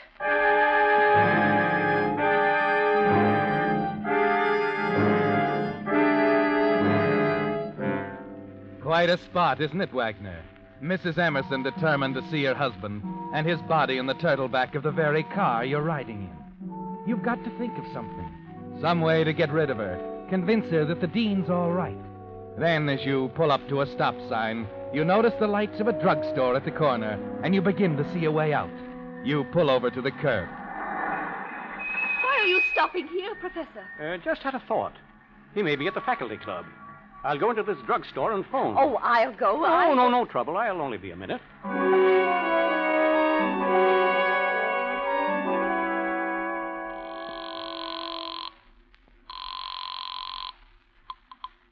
Dean Emerson's residence? Is Professor Wagner there? Why, he and Mrs. Emerson drove off just a few minutes ago. I see. I'm calling from the faculty club. The dean's just leaving here, and he wants Professor Wagner to meet him in front of his office as soon as he can. Well, I'll have Mrs. Emerson tell the professor when they return. Thank you.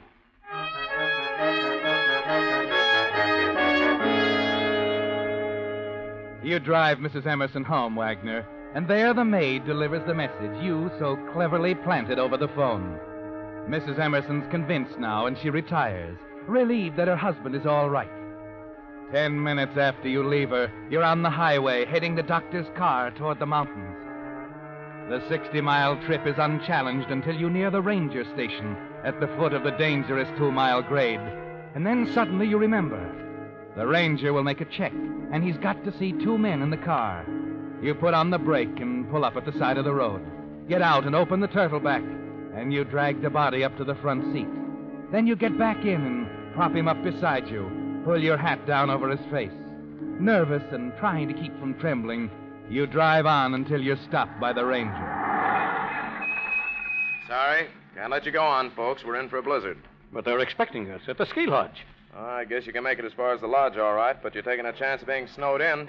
When we get a storm this late in the spring, it's usually a good one. We'll take that chance. Okay. Sign the passenger check. Yeah, right here. All right. Other fellow will have to sign, too. But he's asleep. Oh, sorry. Regulations. Yes, but he's had a hard day. I hate to disturb him. Well, okay, you sign for him, huh? Yes. Thanks. Mm-hmm. All right, drive on. Take it easy.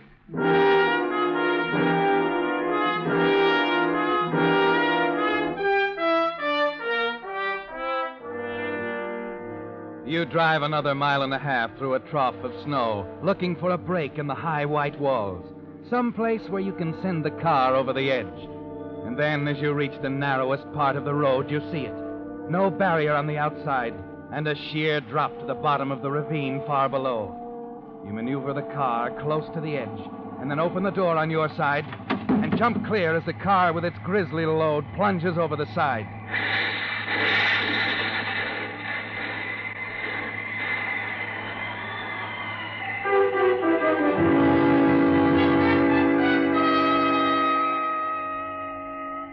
You stumble the rest of the way to the lodge, clawing at your face and tearing your clothes to create the final evidence for your accident story. The distance is farther than you remembered, and you drop with exhaustion as you reach the door and Phillips and Mason hear your faint knock and drag you into the lodge. And as they chafe your hands trying to thaw you out, you gasp your accident story. You watch their faces for a sign of suspicion, but there's nothing but sympathy. You're getting it across, Wagner. They're believing you. Couldn't see through the windshield. And suddenly I knew we were going over. I called to Emerson to jump. Steady, Wagner. Better lie down. But he didn't jump.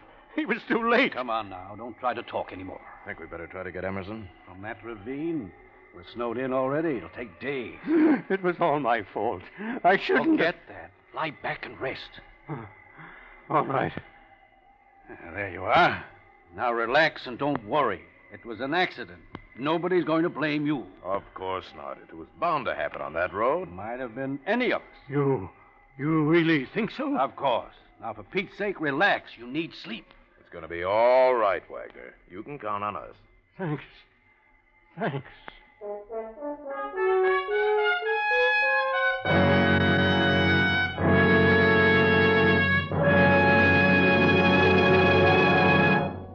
The Whistler will return in just a moment with a strange ending to tonight's story.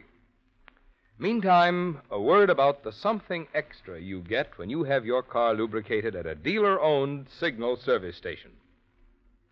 Instead of taking chances on memory, your signal dealer checks against Signal's factory-recommended chart, which shows every lubrication point on your car and the exact type of oil or grease it should have for long, trouble-free life.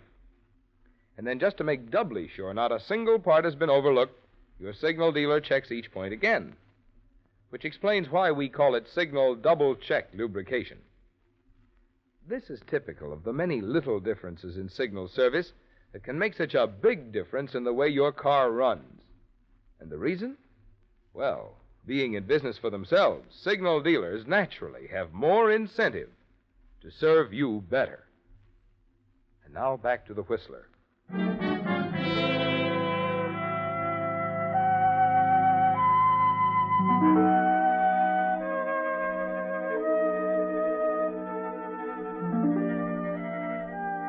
Well, Professor Wagner, you're safe now.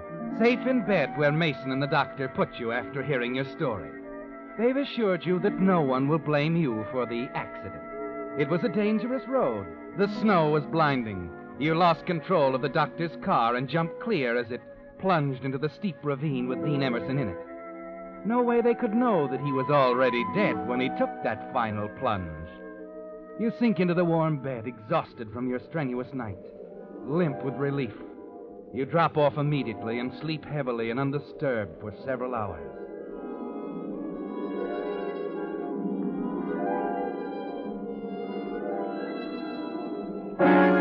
Then suddenly you're wide awake, trying to recognize this room, this strange bed. You're fighting to clear your mind when it strikes again, a shattering stab of pain in your stomach. You find yourself doubled up in agony, the same knife-like pain you felt hours before in the summer house. Doctor! Doctor! Phillips! Wagner, what's the trouble? My stomach. That pain again, like before. Pain? Hold on, I'll take a look. Take it easy now. Hurt when I press here? Oh, stop! Yes, there. Good Lord, man, it's your appendix. Appendix? You threw me off with that poison idea. Afraid I made a hasty conclusion. Hospital. Get me to a hospital. No time, too much snow. That's going to break in 1 minute. I've got to operate right now, Wagner, right here. You game? Yes, hurry. What is it, Phillips? His appendix. Got to work fast. Bad? Bad enough to kill him if I don't get to it right now. Stay with him, Mason. I'll get my instruments. Right. Good thing he drove up in my car. There's not a thing to work with here. Good Lord, Mason. Phillips, what's the matter? What is it? Mason, my instruments. They're in the car. I'll go get them. Oh, you can't. My car's at the bottom of that ravine. He hasn't got a chance, Mason. Wagner hasn't got a chance.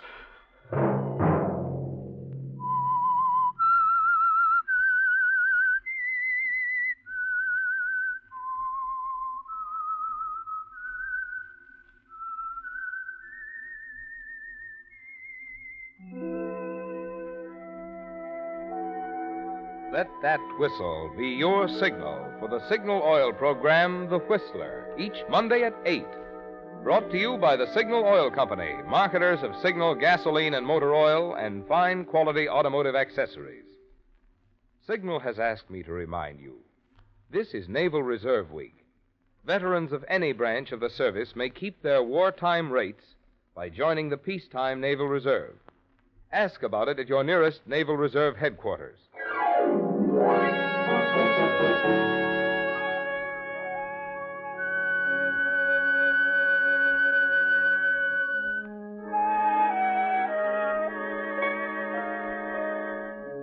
Featured in tonight's story were Charles Halton and Norman Field. The Whistler was produced by George W. Allen with music by Wilbur Hatch, story by William Engvik, and was transmitted to our troops overseas by the Armed Forces Radio Service. This is Marvin Miller speaking for the Signal Oil Company.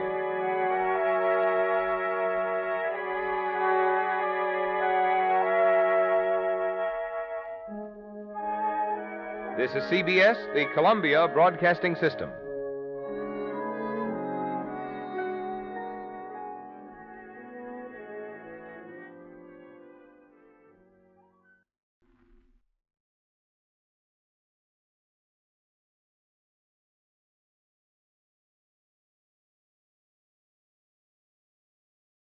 The Signal Oil program, The Whistler.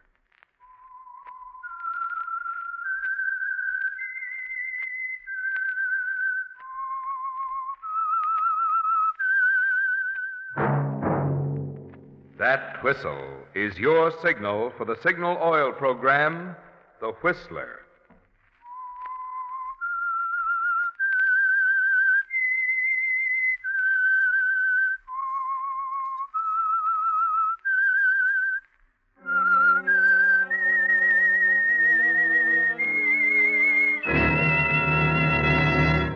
I am the Whistler, and I know many things, for I walk by night.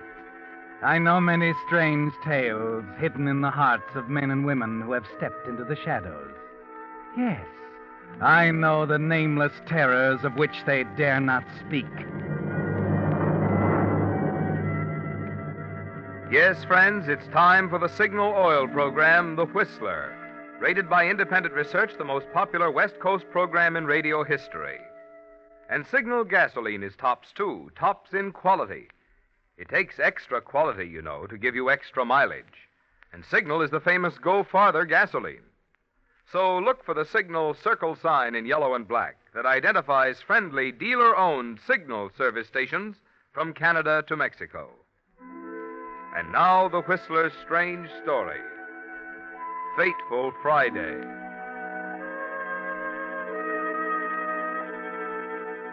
Friday, May 16th, seemed like any one of the 512 Fridays Mr. Brown had spent as an employee of Crandall and Ames, certified public accountants, with a morning ride to his office on the crowded subway, deadly hours over an adding machine, interrupted only by the usual cheese on rye and glass of milk in the company cafeteria. The ride down from the 40th floor of the Crandall building in the crowded elevator at 5 after his work was over, and the usual Friday remarks to his fellow employees. Night, Brown. Night, George. Have a nice weekend. Same to you. See you Monday, Frank. Yeah, another day, another $1. Main floor. Good night, Steve. Say hello to your family. And as usual on Fridays, Mr. Brown, you weave through the crowd in the lobby to the door of the Gourmet, a rather elegant tobacco, liquor, and food shop, a glittering storehouse of delicacies, of fine wines and good living. Good evening, Mr. Brown. Good evening, Elsie. Glad you stopped in tonight. I was going to call your office. We just got a shipment of French champagne, Veuve Clicquot. Oh, Veuve Clicquot. Good. What vintage? 1929. 1929. Not bad. But there are better vintages, Elsie. 1921. That's the vintage I'm looking for. You let me know, of course. Of course, Mr. Brown. Now, here's something you've asked about. A jar of that very fine caviar. Yes, let's see it. Elsie, encased within every one of these tiny eggs is a paradise of exquisite flavor. Ah, yes, here we really have something. Just hold that for the time being. Certainly, Mr. Brown. And here are some of those clear Havanas that just came in. $2 special. Yes, I see. Tell you what, Elsie. Just for tonight, Why don't you give me a couple of those 2 for 15-cent tappers?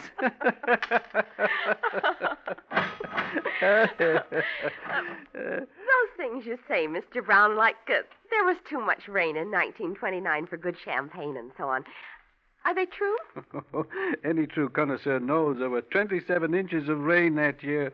Too much for good champagne. But I don't understand how somebody like you... You mean, why does a man who earns $45 a week bother to learn about things he'll never be able to afford? I don't know, Elsie. But doesn't it make you unhappy, knowing and not having? I'm going to have it someday, Elsie. You know, someone said a man can have anything he wants if he wants it bad enough. And I do.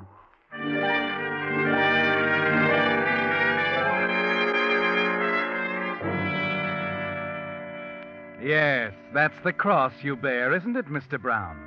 Trying to reconcile the appetites of a gourmet with a bookkeeper's budget, with a drab bachelor apartment you come home to after a stifling ride on the subway. And yet, dull as it seems, this Friday is a remarkable one, set apart in a curious way from all the other Fridays in your uneventful little life, as the kind of a day that will prove exciting things can happen even to people like you.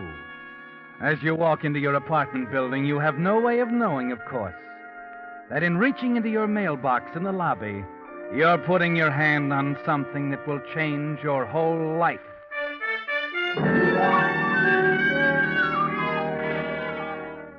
A moment later, you toss your hat on the table in the living room, slit open the largest and fattest of the envelopes in your mailbox. It's then that you see it and clutch the table for support as a cascade of currency pours out onto the floor. Then find yourself on your knees, staring at it, feeling it, and counting. 1,000, 2, 5, 7. You go on counting, piling it up. 18,000, 30, and then a scribbled note. Here is the 40 grand. Good luck. Mike. 40,000. But where did it... In my mailbox. You study the envelope. There are no stamps, no return address. Someone obviously dropped the money in your box by mistake. You shove the money aside, leave your apartment, and go back to the lobby, trying to make sense out of it, knowing the money can't belong to you. The answer is there waiting for you on the row of mailboxes, particularly on the card on the end, with a newly penciled notation over apartment 12. Another William Brown. You stand there a moment, staring blankly at the card. Then, without quite knowing why, you find yourself walking upstairs, on up to apartment 12, just above yours. And even as you ring the buzzer, something inside is telling you of the doors that money could open, of the new world waiting for you if you had the nerve, of how easy it would be with $40,000 in cash, unmarked, with no strings attached. Yeah? Who is it? Who is it? What do you want? Excuse me, I'm afraid I have the wrong apartment.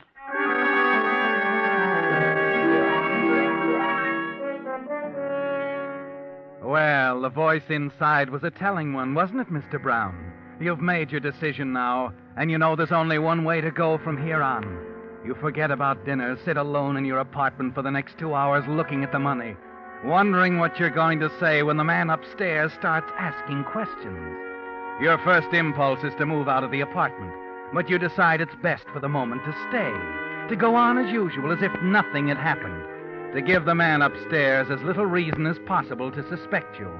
And then, just after 8 o'clock... Oh, just a minute.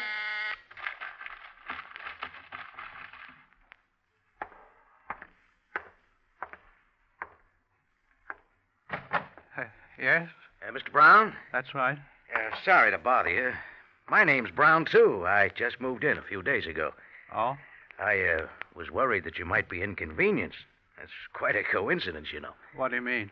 It seems there's not only 2 Browns in the building, there's 2 William Browns, too. We got the same first name. Well, that is odd.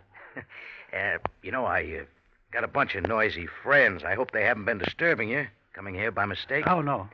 And as a matter of fact, until the mailman gets onto it, I'm liable to get some of your mail and vice versa.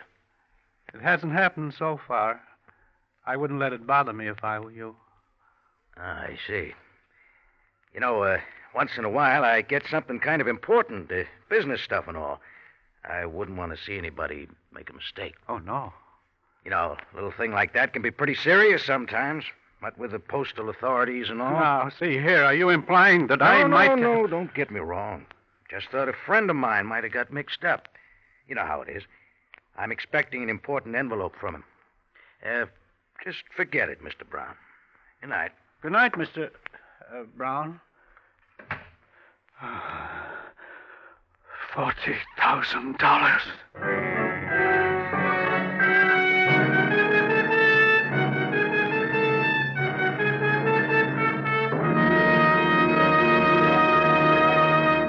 With the prologue of Fateful Friday, the Signal Oil Company is bringing you another strange story by The Whistler. But now a tip to you drivers. Here's a way you can be sure you're picking the gasoline that'll get top performance from your car, the gasoline that's tops in quality. Just remember these 2 points. 1, in gasoline, it takes extra quality to go farther. And 2, Signal is the famous Go Farther gasoline. Consider the facts. The only way any gasoline can put more thrilling performance into your car is by helping your motor run more efficiently. And when your motor runs more efficiently, naturally you get better mileage. So mileage is really the best yardstick of gasoline quality. That's why Signal's good mileage is so important to you. And it's why throughout the West, from Canada to Mexico, more and more drivers every day are filling up with Signal at those friendly dealer-owned Signal stations. After all, remember those 2 points. 1, in gasoline, it takes extra quality to go farther. And 2, Signal is the famous Go Farther gasoline. And now back to the Whistler.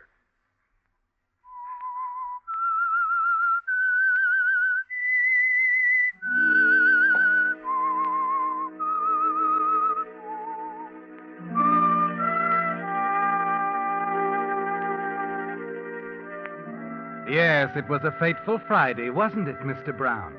The simple mistake at the apartment house mailboxes that placed $40,000 in your hand. But there's a string attached to it. Yes, the small matter of the rightful owner of the money, the other Mr. William Brown, upstairs in apartment 12. Your first impulse was to run away, wasn't it, Mr. Brown? Until you began to think how the man upstairs might begin putting things together. And there was something about him that told you he was not the kind to take this lying down. But there are a few things you can do. One of them, of course, is to call at the little gourmet shop first thing Monday morning. Ah, good day, Mr. Brown. Good day, Elsie. What can I do for you? Perhaps a case of that very fine brandy you're so fond of. Let me see a bottle. Of course, sir. Here you are. Excellent. Good district. Exactly the right age. Tell you what, Elsie, I think we'll open this bottle right here. Mr. Brown. Mind if I borrow this corkscrew? Thank you. Mr. Brown, what? Don't open that bottle. Now, 2 glasses, please. Brandy snifters, of course. If anyone should see us, Mr. Brown, I'll pour, Elsie. You and I are going to sample this. There. A votre bon santé. That's French for your very good health. Delicious, Elsie. First rate. Perfection. But, Mr. Brown, that bottle cost $19.95. Indeed, very reasonable. At that rate, Elsie, I believe I'll take a case. What? Have it delivered COD, will you? You know the address.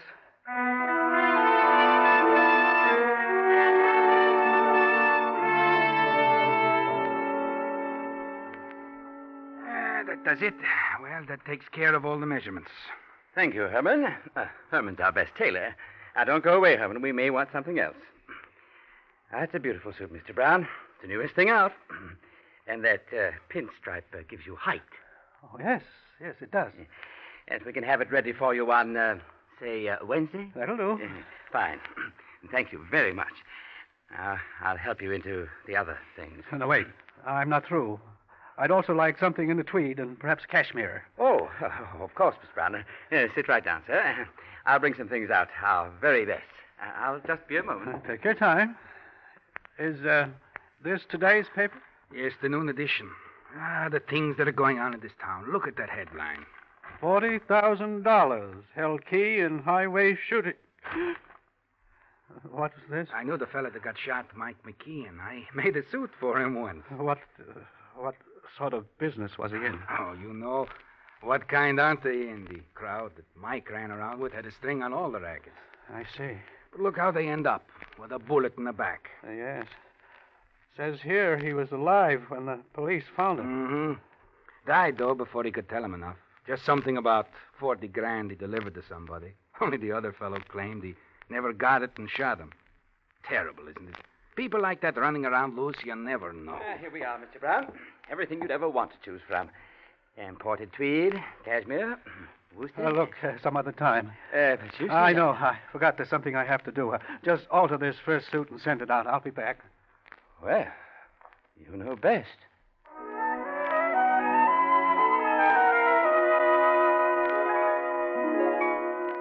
Yes, Mr. Brown, you do know best. Because there isn't any question in your mind that the shooting of Mike McKeon, described in the papers, is directly related to your $40,000. It's strange, isn't it? How you've come to look upon the money as yours now. How you resent the strings attached to it. The man in the apartment above you, the struggle that must have taken place when Mike McKeon was shot. But you've long since decided that it isn't going to do them any good. If the trail leads back to you, you're going to have an answer to their questions. But one false step always requires another, doesn't it, Mr. Brown?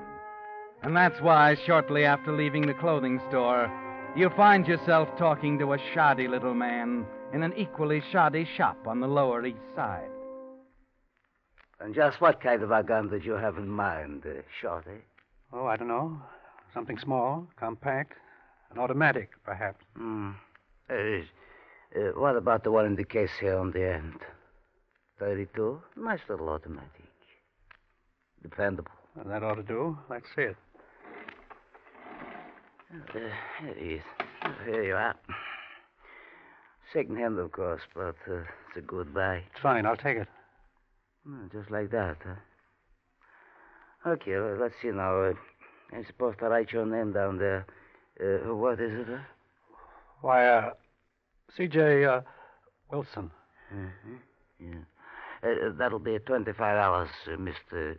C.J. Wilson. 20 for the gun and 5 for not asking questions.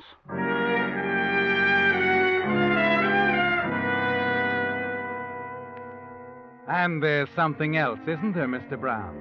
Even with this new protection, the incident in the newspapers tells you that now you've got to move out of the apartment, no matter what suspicions it might arouse. And late that night, you slip into the apartment building, hurry down the corridor to let yourself in. You're about to put the key in the lock when... Hello, Mr. Brown. Huh? Oh, it's... Mr. Brown, that's right. Been waiting for you. Oh? I thought we ought to have another little chat. No, but it's so late. I don't see why whatever it is can't wait It can't wait at all, Mr. Brown. Come on. Well, where are we going? Upstairs. We can talk much better in my apartment.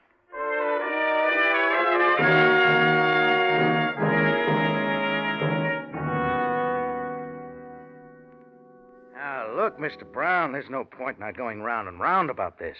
Like I said, I made one mistake. I don't want to make another. I don't know what you're talking about. I don't know what you're talking about at all. Well, the most important thing I'm talking about is $40,000. That's quite a sum. Isn't it? Yeah, a man could do quite a bit on 40 G's. Buy things, travel. That's what I intended to do. I, sort of need to travel, Mr. Brown. Your, health? My, health. Too bad. Yeah. You know, Mr. Brown, you're good. Really good. I don't understand. Oh, yes, you do. It's as simple as those 2 names in the mailboxes downstairs. Remember, I said I might get some things intended for you? Oh, yes, and I might... Get some things intended for me. Now, how about it? Want to give it back? You know, this doesn't make sense. Why, I never knew there was that much money in the world. Until last Friday, then you found out different, huh? I didn't find out anything. You say you made a mistake. You're making another one accusing me. I'm only accusing you of being human, Mr. Brown. You know, with the little weaknesses all of us have, well, I'd have done the same thing you did. I didn't do anything. Skip it. I just had to be sure this time, that's all. Mike McKeon was right when he told me put the money in the mailbox. I made a mistake with Mike, but I won't make a mistake with you, because Well, you're full of surprises, aren't you? Even bought yourself a gun. It's loaded. I'm sure of it. And I'm not afraid to use it. Now, there, I'm not so sure. Let's be reasonable about this, Mr. Brown. Don't come near me. I'll shoot. We'll write off what you've spent so far. Don't come near me. Now, let's have the gun like a good little... I said I'd do it. I told you I'd do it.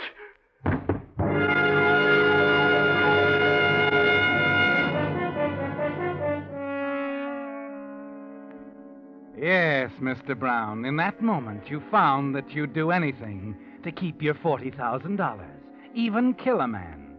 The thought brings your mind up short, and then impulse starts you toward the door, and the blood pounds in your head as you make your way to your own apartment. Open the door and get inside. Oh, Lord.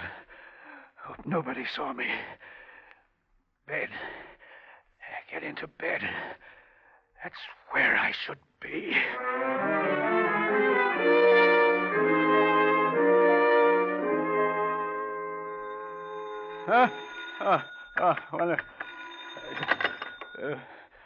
Yes? I'm sorry to disturb you so early in the morning, Mr. Brown. Oh. This is Mr. Simpkins, the manager. I wonder if you could come down to my office right away. Your office? But I'm not dressed. It's really very important. All right. I'll come down.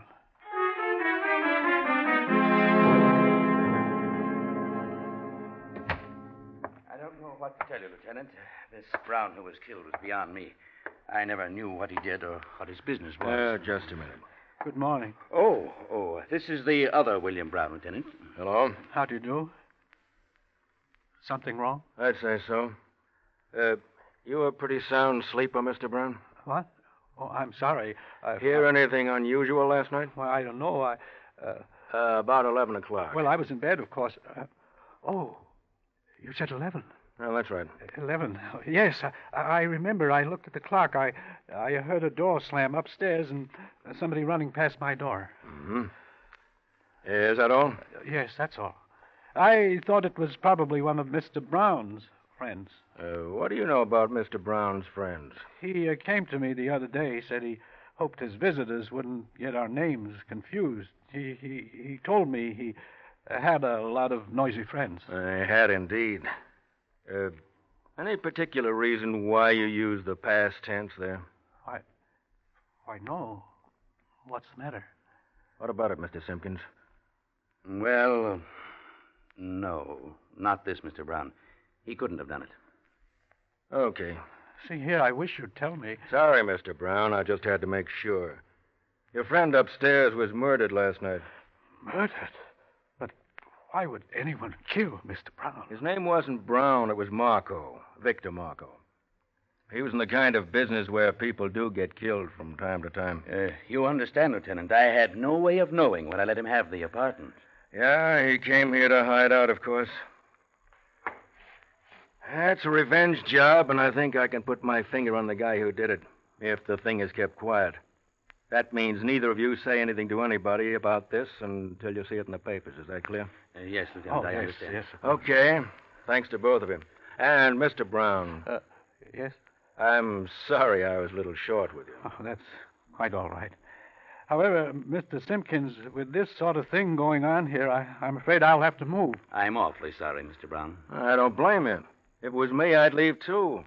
And I wouldn't stop with this apartment, either. I'd leave the whole darn town flat.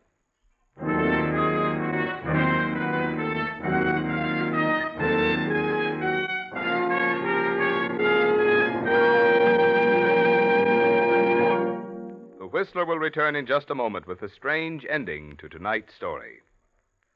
Meantime, a message especially for you drivers who have new cars or expect to be getting one.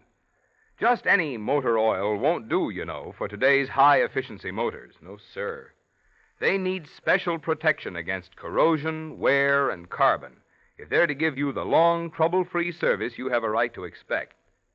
That's why Signal has brought out a new and finer motor oil, especially created to give modern motors this extra protection. Signal Premium Motor Oil. Of course, it has 100% pure paraffin base, but in addition, Signal Premium contains 5 scientific new compounds. The result? Motors actually stay 6 times cleaner. Cylinder wear is reduced 1/3 with Signal Premium Motor Oil. So if you want to keep the performance of your car young, make your next oil change a change for the better. Switch to the new type Signal Oil. That's your guarantee of a sweeter running motor. Signal Premium Motor Oil. And now back to the Whistler.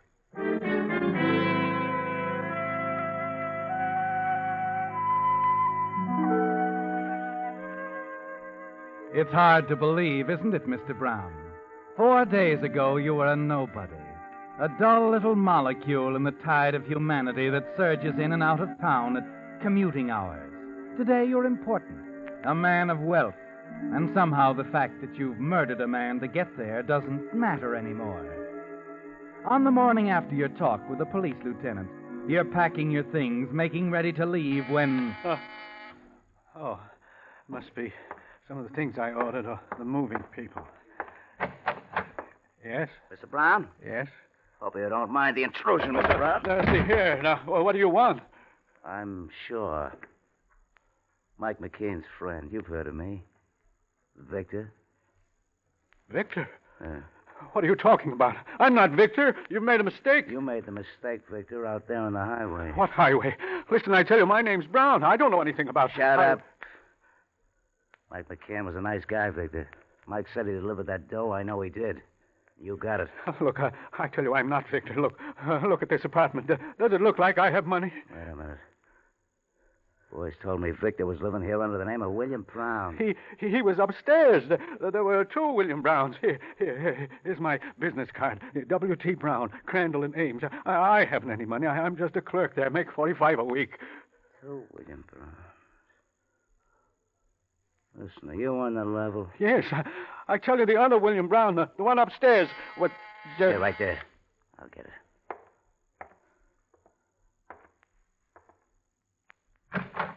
Here's your brandy, Mr. Brown. Gourmet shop. Sign right here. You got the wrong... Hold it. How much is that? $230 even. Here's your suit, Mr. Brown. Wednesday morning, right on the nose. They're holding the tweed and cashmere for you. But I... COD $118 on this one. I'm sorry, boys. Mr. Brown can't take care of it right now.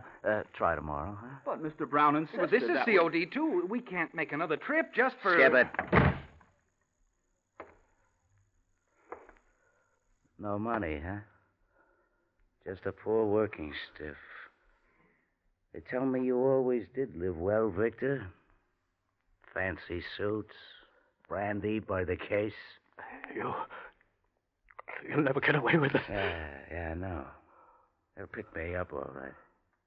But one more is not going to make any difference. Except to my friend, Mike McKeon. Yeah, to Mike, it'll make a lot of difference. So long, Victor. This time your expensive taste caught up with you.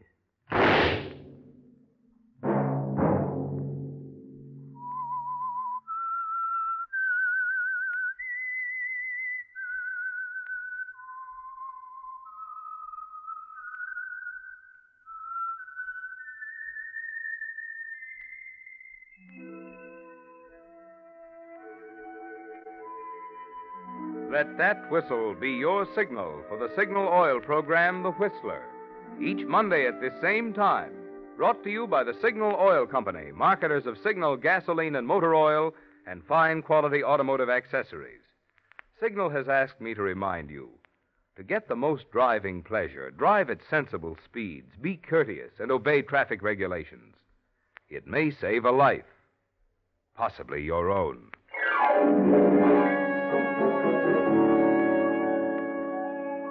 Featured in tonight's story were Herb Butterfield and Jack Moyles. The Whistler was produced by George W. Allen with music by Wilbur Hatch and was transmitted to our troops overseas by the Armed Forces Radio Service. This is Marvin Miller speaking for the Signal Oil Company. This is CBS, the Columbia Broadcasting System.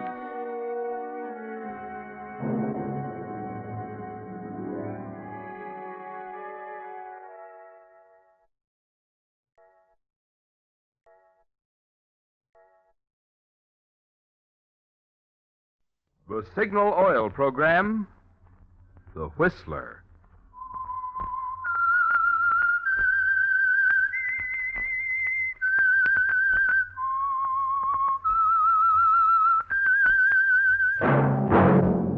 That whistle is your signal for the Signal Oil program, The Whistler.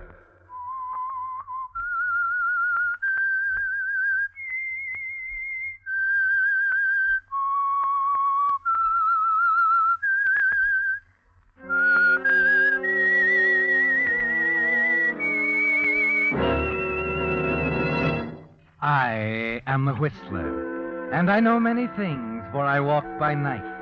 I know many strange tales hidden in the hearts of men and women who have stepped into the shadows. Yes, I know the nameless terrors of which they dare not speak.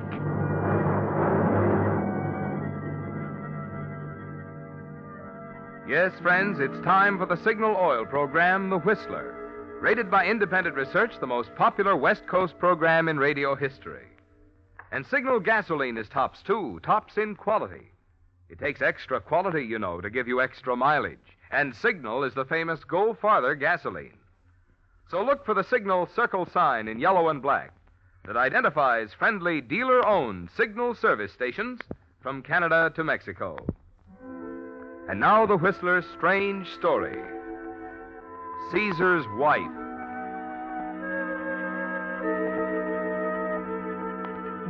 It made a strange picture that morning. Frank Conway standing in front of the mirror in his luxurious hotel suite.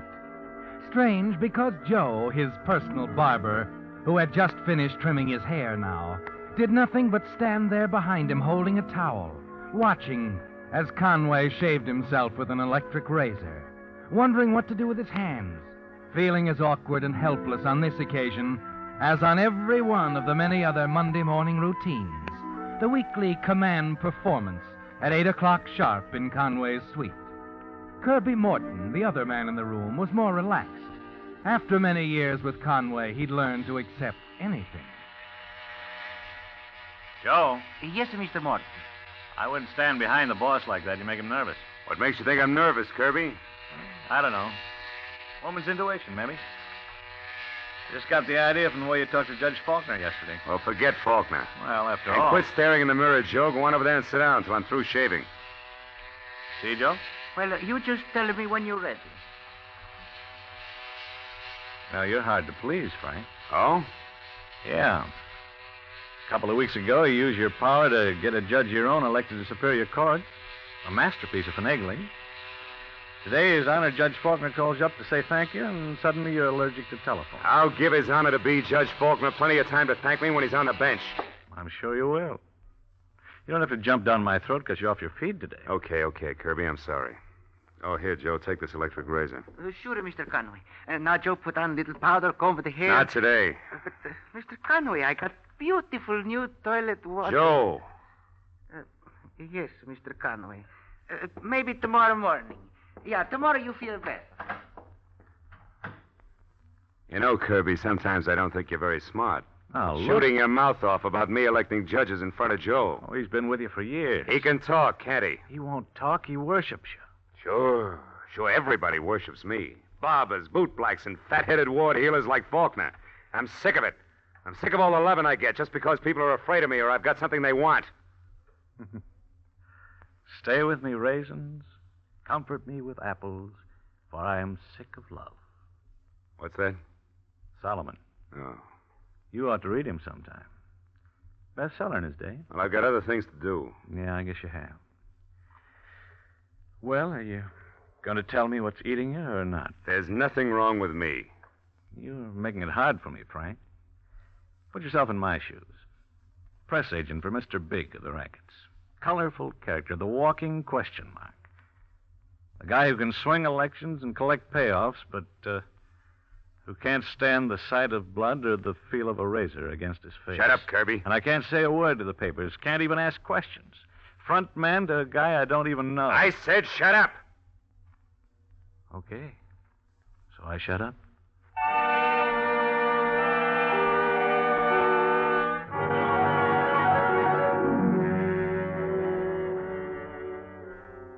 You have a right to be irritated with Kirby, haven't you, Frank?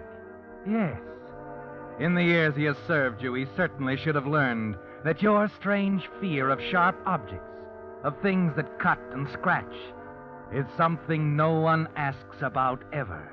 The big secret, the thing that makes you a walking question mark, belongs to you and only one other man in the world.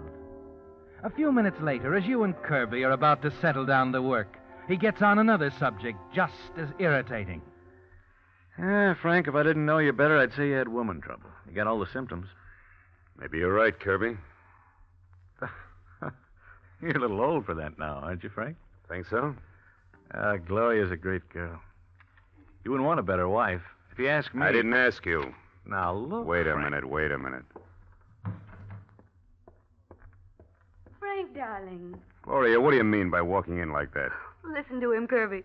You'd never know he had the top floor of this hotel practically sealed off for his private use. Now, just the same, I've told you... Just the same, darling, stop growling. I just dropped by to tell you I had a date for lunch. Oh? That's nice. Anybody I know? Oh, yes, I think so. Mitzi Raymond. You remember her. Used to be in the chorus with me at the Hermosa Club. You don't expect Frank to remember anything that far back, do you, Gloria? Oh, you make me feel like something out of the Floridora Sextet. Present that for me, will you, Frank? Now kiss me. I've got to hurry. Sure. Your face is so smooth, darling. Well, see you later, honey. Wonderful girl. Yeah. What were you saying about... Forget it. I don't want to talk about it now. Come on, let's get this work cleared up. I've got a feeling I'm going to have an important date for lunch.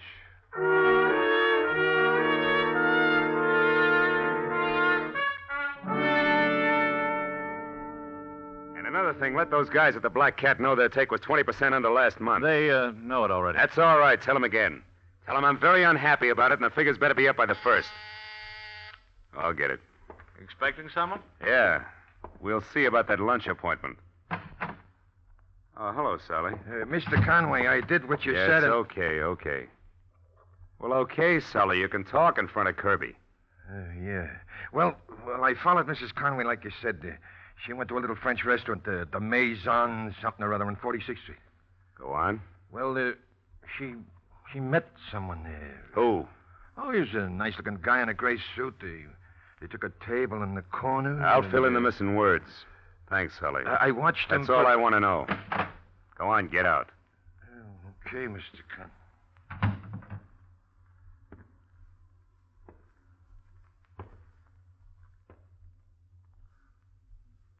Well. Yeah. What does that mean? That's, Mitzi he was talking about. Used to dance in the line at the Hermosa. I can't believe that Gloria... Kirby, you're a whiz at quotations. You know the one about Caesar's wife? Huh? I ran across it just the other day. Caesar's wife should be above suspicion. What did Caesar do about it, Kirby? He left her. She got off easy, didn't she? Don't go jumping at conclusions. Yeah. Caesar didn't have much pride, Kirby. There's only one thing to do in a case like this. Now, wait a minute, Frank. You got to give her the benefit of the doubt. I've given her enough. I've given her everything. Well, it's about time she gave something to me. Her life? No. Not hers. But you don't know this guy. You aren't sure. I know what the book says. Render unto Caesar the things that are Caesar's. That's all, Kirby. It's as simple as that.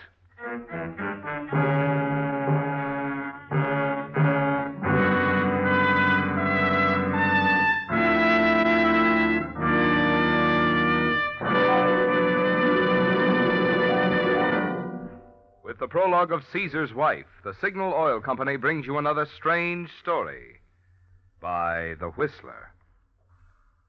But now a word to you drivers who want to be sure you're getting the tops in quality when you buy gasoline. Just consider the fact, the only way any gasoline can put superior performance into your car is by helping your motor run more efficiently. And when your motor runs more efficiently, naturally you get better mileage. So, better quality in gasoline not only means better performance, but also better mileage. That's why we're so proud of Signal's good mileage, and it's why we say to be sure of tops in gasoline quality, there are just two things to remember. One, it takes extra quality to go farther. And two, Signal is the famous Go Farther gasoline. And now, back to the Whistler.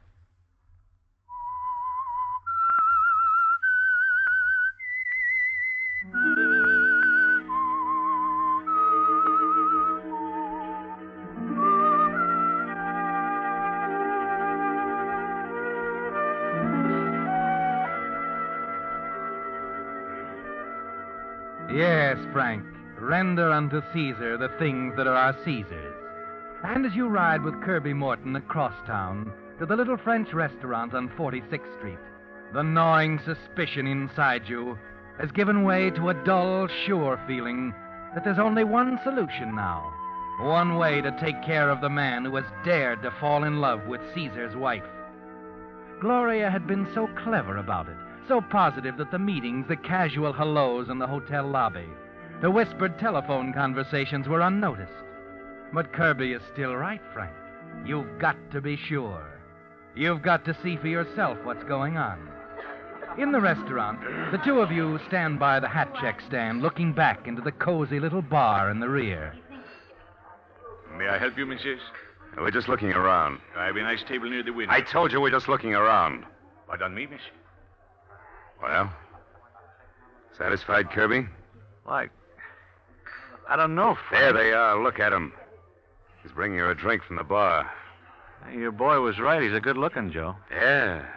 Personality with shoulders and coat lapels to match. Look, Frank, he could be your brother. She's an only child. Oh, it's too bad. She's laughing.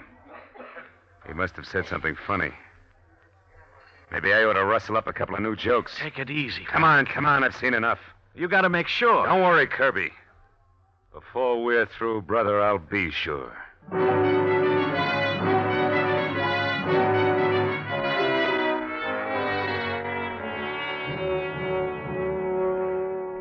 Never seen you like this before, Frank, going to all this trouble, tapping Gloria's telephone and everything. Relax, Kirby. I'm handling this personally. I want to hear just how interesting lapels can be. Okay. Guess we just sit around and wait. As to say, I almost forgot. Judge Faulkner's outside waiting to see you. Well, he can keep on waiting. Oh, get my tailor in here. Like I said, okay. Come in, Roberts. Mr. Conway's ready for you now. Oh, yes. Yes, of course. Mr. Conway, now this will only take a minute. I just want you to slip on this coat, and we'll take a quick look, eh? All right. Help me into it. Yes, sir. Now, there, that's it. Careful of the lining. It's only basted, you know. Uh-huh. Say, what about these lapels? The lapels? Yeah. Oh, well, I had them pinned back, but they're the latest thing, Mr. Conway. I made certain. Well, I saw some lapels about this wide and out to here. Oh? Sharp. That's the way I want them. Oh, but with this type of garment... Never mind. I know what I want. Of course, Mr. Conway. I was only trying... Look out! What are you trying to do to me? Get away!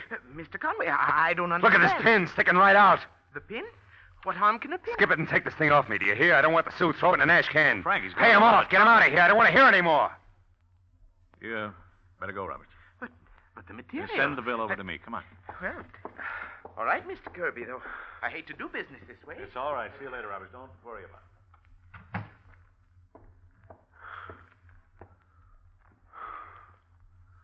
Frank, I don't get it. Well, you don't have to. But it was only a pin. The poor guy Skip didn't it. mean... No, I won't. A few days ago, it was a pair of scissors that upset. Last week was an ordinary can opener. I thought I made it clear, Kirby. You don't have to see anything. But we're friends. I ought to know you well enough. But you don't. Nobody knows me that well. Now, let's forget it, huh? I've got other things to attend to.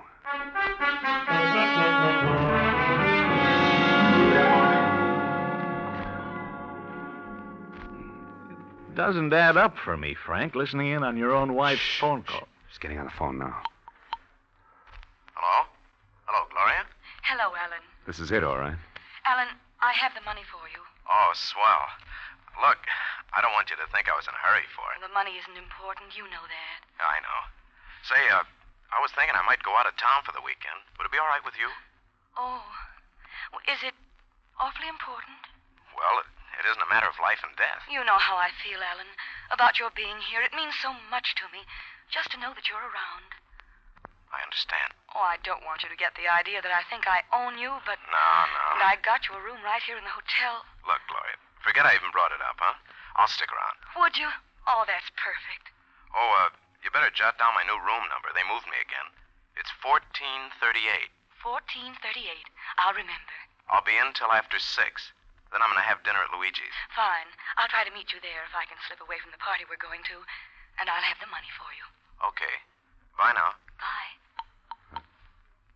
Dirty little double-crosser. What is it, Frank? What'd they talk about? She belongs to me, Kirby. Do you understand? Me. Oh, Frank, you're all upset. You'd better upset? talk to her. No. No, I'm not, Kirby. I'm just as calm as I'll have to be. What are you looking for? This. What the... Frank, a gun? What's got into you? You haven't touched a gun all the years I've been with you. Longer than that, Kirby. But I keep telling you this is a personal matter. Very personal. You're talking foolish. That's hoodlum stuff. Well, listen, if this thing has to be done, I can drop a word. You'll drop to one of the words to nobody, Kirby. Caesar's wife, do you remember? Frank, you can't do this. And you can't stop me. Now, get that judge in here. It's been an hour. He's probably gone. I don't think so. Have a look anyway. No, you can't talk to him now. Not when you're in this frame of mind. No? All right, Kirby, I'll get him myself. The judge and I are going to have a little talk. Come in, Your Honor. Sorry to keep you waiting so long. Oh, that's all right, Frank. I was perfectly comfortable. Oh, you know Kirby Morton, don't you, Judge? Oh, yes, we've met. Hello, Judge. Sit down. Sit down. I'll fix you a drink. No, thanks. I just dropped by to thank you for the way everything worked out. Oh, it's my pleasure, Your Honor. Yes, and beautifully handled, Frank. Beautifully handled. Well, we try to keep things running smooth. I figure you're going to be an asset, Judge. To the people and, to me. Well, I should say so. Anything I can ever do, Frank. Yeah, I'm glad we understand one another. That cuts out a good deal of unnecessary conversation, huh? Judge, I think we should have a little celebration. Nothing fancy. Maybe a quiet dinner. Oh, delighted. We'll say it's your home tonight. Well, I'm sure Mrs. Faulkner would be honored. Good.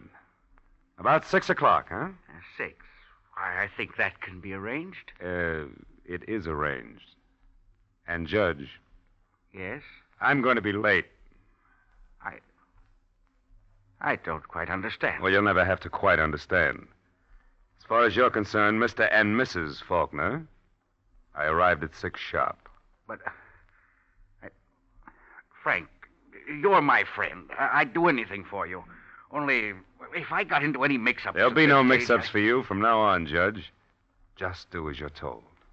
Oh, yes, I think I understand. Dot of 6. Stayed all evening. You know, Judge, you're a very smart guy. Both on and off the bench. And now, Your Honor, I think you'd better run along. Work things out with Mrs. Faulkner. You know the ladies, they like to plan their social activities. Oh, yes, of course. I will be running along. Good day, Mr. Morton. See you tonight, Frank. At 6.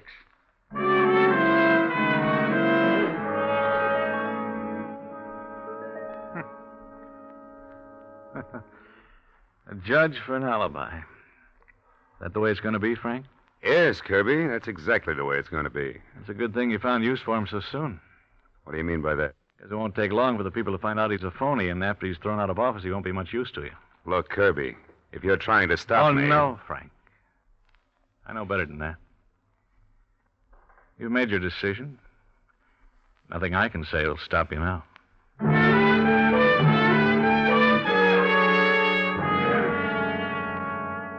Yes, Frank, you've made your decision, haven't you? And you lose little time in completing the arrangements. Gloria isn't going to have any trouble slipping out. No, because you want it that way. You want her to keep her appointment at Luigi's, to be waiting for the man who will never appear.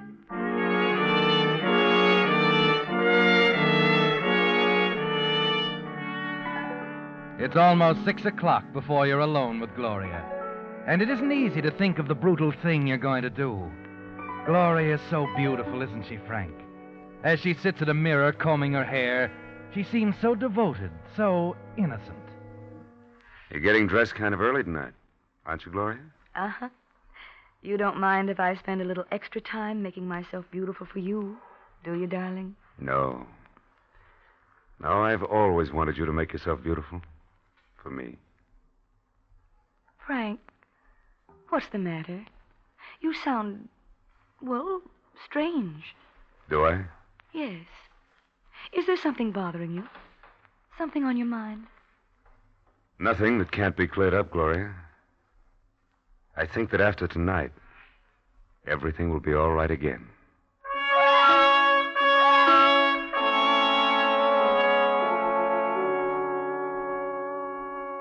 Yes, Frank, after tonight, everything will be all right again. And you'll be careful, because it means so much to both of you, so much to the future. That's what's in your mind. You wait quietly until a little before 6, and then let yourself out of the suite. The corridor outside is deserted, and you walk swiftly to the automatic elevator, press the button for the 14th floor. Riding down, you pat gently at the gun nestled in its holster under your coat. It's going to be quick and businesslike, isn't it, Frank? No time for a dangerous struggle. Smooth, the way you've always run things. At room 1438, you slip a passkey into the lock. Let yourself in quietly. I'd enjoy that drink if I were you, Alan. Huh? What? Go on. It's as good a way as any to die, enjoying a last drink. Mr. Conway. That's right, Mr. Conway, not Mrs. What's the matter? What are you talking about? Sorry, Alan. I'm all through talking. No, wait. You don't know what you're doing.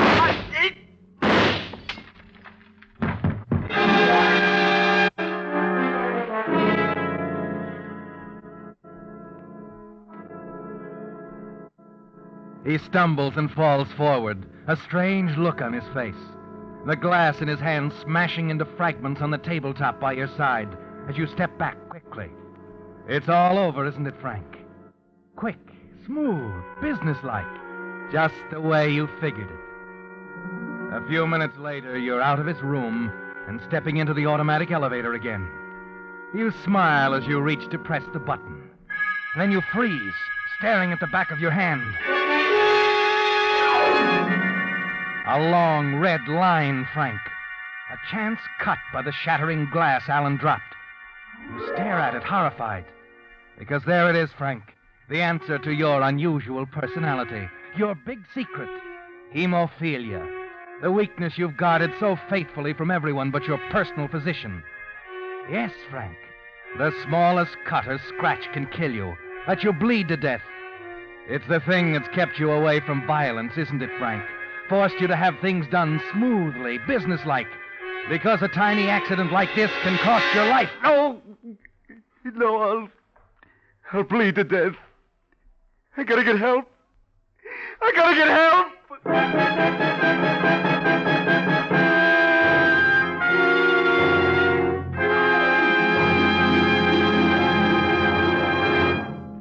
The Whistler will return in just a moment with a strange ending to tonight's story. Meantime, here's good news. Brand new 1947 road maps are now at signal service stations just in time for your summer trips.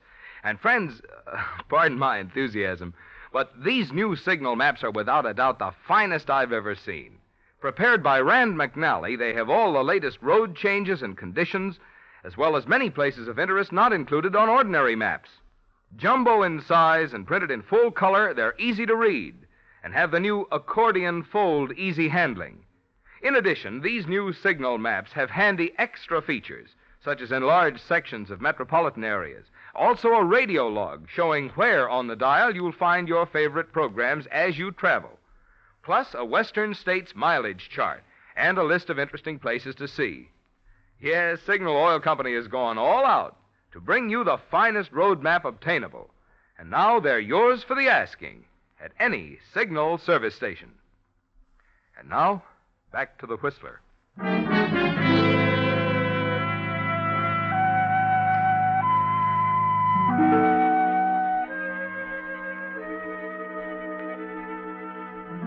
So the murder of the young man in the gray suit went off exactly as you planned it, Frank. And he's lying dead now on the floor of room 1438, where you left him. More than that, when the investigation is held, Judge Faulkner himself will be ready to tell the police you were at his home having dinner at the time of the killing. But one little fact, a thing you couldn't have figured on, a thing that would have made no difference to almost anyone but you, has turned it all into a nightmare. Yes, Frank. The man you killed happened to be holding a half-empty drinking glass in his hand when you fired. And the flying piece of glass that cut the back of your hand can be as disastrous, as final as a bullet in the head. An hour later, back in your private suite, you can't understand why Mannheim, your private physician, is so calm. Will you hurry up, Doc? Take it easy, Frank. What do you mean, take it easy?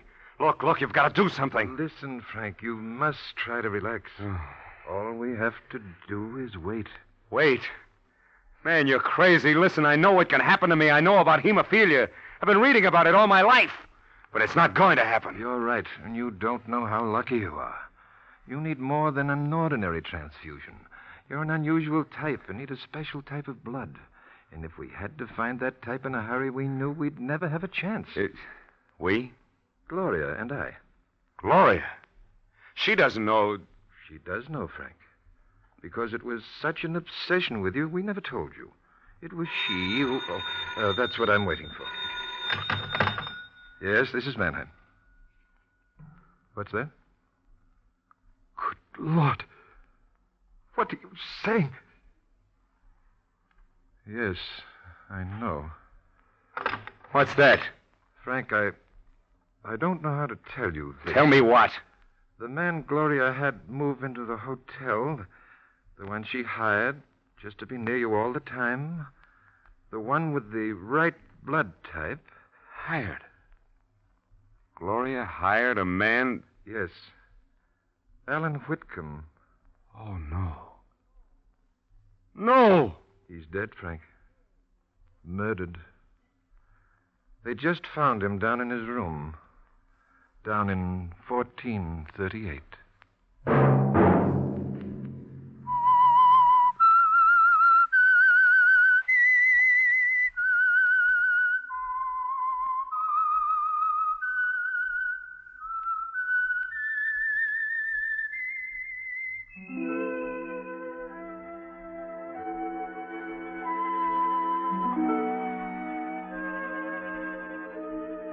Let that whistle be your signal for the Signal Oil program, The Whistler. Each Monday at this same time, brought to you by the Signal Oil Company, marketers of Signal gasoline and motor oil and fine quality automotive accessories. Signal has asked me to remind you, to get the most driving pleasure, drive at sensible speeds, be courteous, and obey traffic regulations. It may save a life, possibly your own. Featured in tonight's story were Gerald Moore and Barbara Luddy with Willard Waterman. The Whistler was produced by Gordon T. Hughes with music by Wilbur Hatch, story by David Victor and Herbert Little, and was transmitted to our troops overseas by the Armed Forces Radio Service. This is Marvin Miller speaking for the Signal Oil Company. This is CBS, the Columbia Broadcasting System.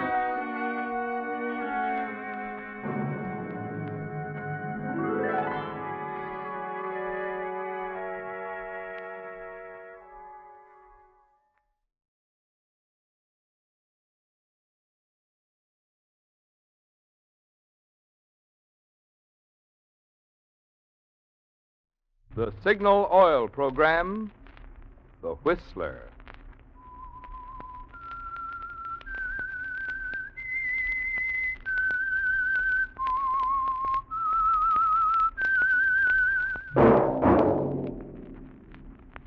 That whistle is your signal for the Signal Oil program, The Whistler.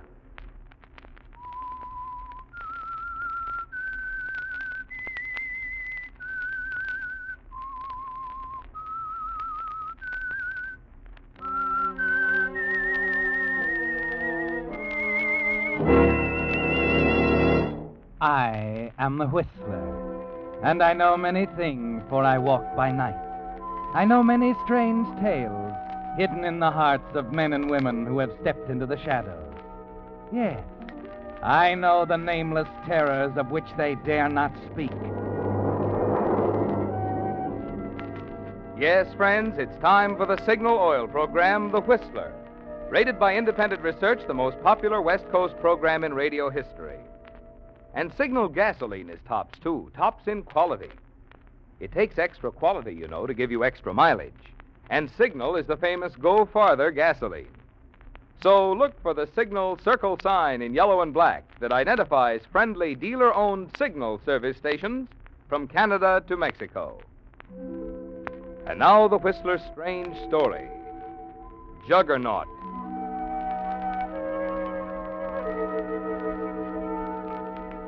Hampton Crossing is quiet now, and the solid, respectable people who live there are going about their business with the same easy pace as before. But to many of them, it will never be quite the same again. Yes, the people of Hampton Crossing will tell you they made a mistake not long ago, a terrible mistake. There was mob violence and death, and the men and women who were part of it still wince inwardly as they pass the place where it happened. They can still see the flaming torches, the assault wave surging up the steps of the Hall of Justice on Park Street.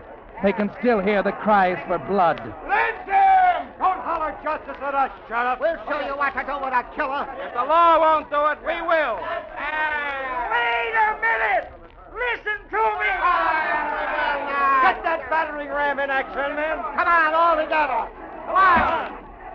2, 3, 4.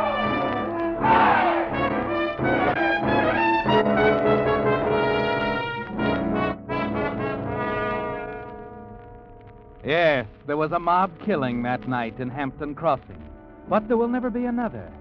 The mob was a juggernaut, and neither the sheriff nor anyone else could have stopped them. They had to stop themselves, and they did in a very unusual way. But more unusual still was the thing that caused it all.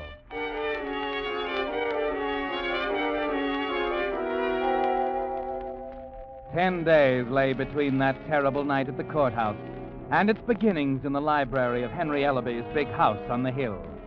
Josh Ellerby sat across the desk from his brother listening, the green-shaded lamp between them making a caricature of Henry's face as he talked. Well, Josh, we've both been a part of Hampton Crossing for a long time, haven't we? 20 years. 22, to be exact. And we've both come a long way, Josh. I've come to love this town and the folks who live here. I've given most of them good jobs in my mill, provided a good living for them, put their kids through school, taken care of them when they were sick. Of course, Henry. Is that why you asked me to come here? To tell me... I think it's time for a little self-analysis, Josh. Time to stand off a ways and look at each other. Yep, I've done a lot for the people here. But I think you've done even more, in a way. Why, I don't know, Henry. Yes, I feed their bodies, put clothes on their backs, but you own their hearts. Why, I tried to be good to them. You've done better than that. They have an immense faith in you, Josh. I had faith in you, too. That's why I've let you handle my affairs. You could have at least been honest with me, Josh. I have some respect for an out-and-out crook who has the guts to play the part to the hilt. I was afraid that's why you asked me to come here. If I didn't have the figures right in front of me, I'd never believed it myself. Well, Henry, what do you plan to do about it? You're through as of tomorrow morning, both as my manager and my executor. Furthermore, I'll give you 1 week to produce the money you've embezzled from me. Otherwise, I'm taking it up with the sheriff's office. Is that clear enough? Not quite. The money isn't the real reason, is it, Henry? It's pretty real to me. $40,000. No. You're jealous of me because this town, the people in it love me. They're mine because I've succeeded where you failed. What are you talking about? Because of that faith you talked about. That's what you want to destroy, Henry. The money is nothing to you. You want to destroy the people's faith in me. Isn't that true? Why, you hypocritical faith. You won't destroy their faith in me, Henry. I'm not going to let you. Where did you get that gun? Does that matter now? You know this won't get you anywhere. My daughter, Kit. If anything happens to me, you'll have to account to her. Every penny. If she marries, Henry, don't forget that. The money is mine until she marries. Listen to me, Josh. Put that gun down. You'll be found out, don't you understand? Kit will... Never mind, Kit. The people down there need me. They've got to have someone to lean on. I won't let you kill their confidence in me. Josh!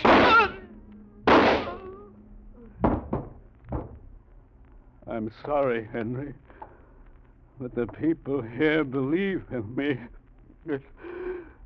It must always be that way.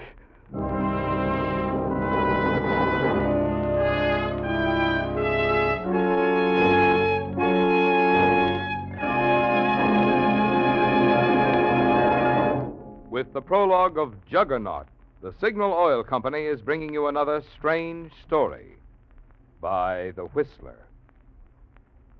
If you've stopped at a Signal service station recently, you probably noticed a poster picturing a tire, a battery, a fan belt, radiator hose, windshield wiper blade, and other accessories. Well, this is to remind you that in addition to being headquarters for Signal's famous Go Farther gasoline and Signal Premium Motor Oil, your Signal dealer also features a wide selection of automotive accessories, most of which he's prepared to install for you while you wait. And every item is of finest recognized quality that your Signal dealer is proud to stand back of. It's tires, for instance, or Lee's, famous Lee's of Conshohocken. For 45 years, the finest of first-run tires. His batteries are built to Signal's own rigid specifications for trouble-free service and long life. And your Signal dealer's polishes, radiator cleaner, leak sealer, and other automotive accessories are nationally advertised brands. So to ready your car for summer trips, stop by your Signal service station this week for a checkover of these little items that can make such a big difference in driving pleasure. It's part of your Signal dealer's complete service to help your car run better, look better, and last longer. And now back to the Whistler.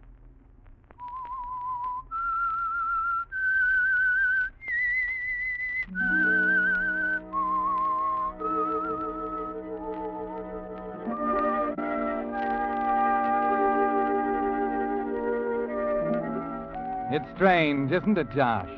This feeling you have about the people of Hampton Crossing, the merchants and farmers and housewives, the children who tag along after you on the street, calling you Uncle Josh. And stranger still is the feeling they have for you, the faith, almost the reverence that your brother Henry only half understood. You knew the showdown was coming last night when he summoned you to his home on the hill. So, you came prepared to kill him. But you knew, too, that it wouldn't end there. That the marriage of his daughter Kit to young Eddie Watkins would force another showdown, if it ever took place. So Eddie was part of your plan, too. The next morning, only 5 minutes after the first call from the sheriff, Eddie Watkins comes to your office over Hyde's Grocery on Park Street. Like the rest of them, when trouble strikes, he's come to you for advice. I want you to know, Uncle Josh, I didn't want to bother you at a time like this. Of course, Eddie. But Kit and I have no one else to turn to. She believes me, Uncle Josh. She knows I had nothing to do with it. Eddie, why do you feel you're under suspicion? You know how your brother felt about me, how he thought I was taking Kit away from him. The whole town knew we didn't get along. I know, but after all, that doesn't mean... The night before last, we had the worst quarrel of all. I said some things I didn't mean. Well, you know how the town is. Yes, they're very impetuous sometimes. They do things without thinking. If I only had some time. The sheriff wants me to report to him right away. Yes. Well, I suppose that's what you'll have to do, Eddie. Go down there and face it out. It's too bad. Why? We all loved my brother very much. I'm so afraid in the heat of the moment the people, the sheriff, too, are liable to do things they'll be sorry for later. Oh, wait a minute. You mean... I know this town, Eddie. Anything can happen. Lord, if I only had a couple of days to talk to them, reason with them. Well, I haven't been summoned officially. But the sheriff has asked you to see him, so that's that. I'll do all I can, Eddie, but you know what a handicap I'll have. You need a couple of days, huh? Oh, it's out of the question, I guess. Well, I guess I'll have to make my own decision about how soon I report to the sheriff. Yes, Eddie. There are some things we have to decide for ourselves.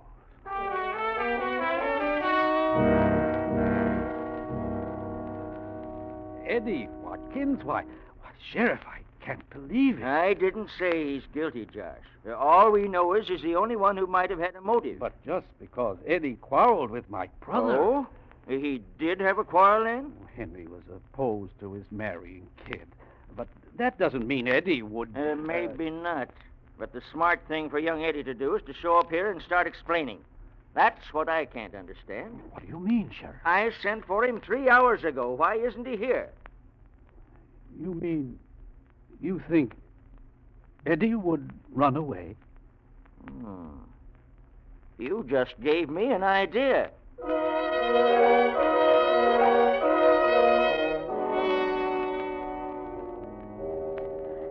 Uncle John. Kid, darling, you must get hold of yourself. They say Eddie killed Father, Uncle John. They say he was trying to run away when they picked him up at the station. Oh, there, dear. It's going to be all right. I'm scared. They have no evidence, dear, don't you see? But Father was killed with Eddie's gun. With Eddie's gun? Nonsense. How could they possibly know that? Oh, I don't understand it. But the sheriff says they examined the bullet. Very unusual size. An Italian pistol Eddie brought back from overseas. But what does Eddie say to that? He says the gun was stolen last week. But they don't believe him. Oh, I see.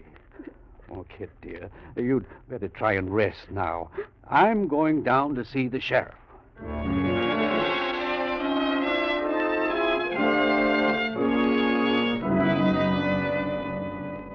Listen to me, Sheriff. You listen to me. I know how you feel, Josh. I know what Henry meant to you. But don't you see, Sheriff? And I know you're too kind-hearted to believe Eddie Watkins or anybody else could have killed him. But the point is, somebody did. Eddie's young, impetuous, madly in love. Anyone else in that frame of mind could commit murder, but not Eddie. You're right. What? I don't think he did it either. Why? I see. We searched everywhere for his gun, and we can't locate it. Well, that's wonderful, Sheriff. What are you going to do? Hold him till the first of the week, and then release him. Release him? That's what you generally do when you haven't got a case. At least I'm happy for Kit. If anything happened to Eddie, I don't believe she'd ever get over it. Oh, yes, of course. Well, I'd better be going now. Yes.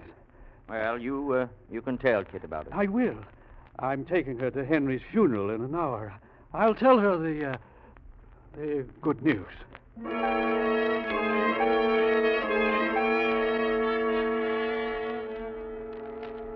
It was hard not to show the shocked surprise you felt when the sheriff told you there was no case against Eddie. Wasn't it, Josh? You'd planned that part so carefully, throwing Eddie's gun into the river, knowing the unusual size of the bullet would trap him.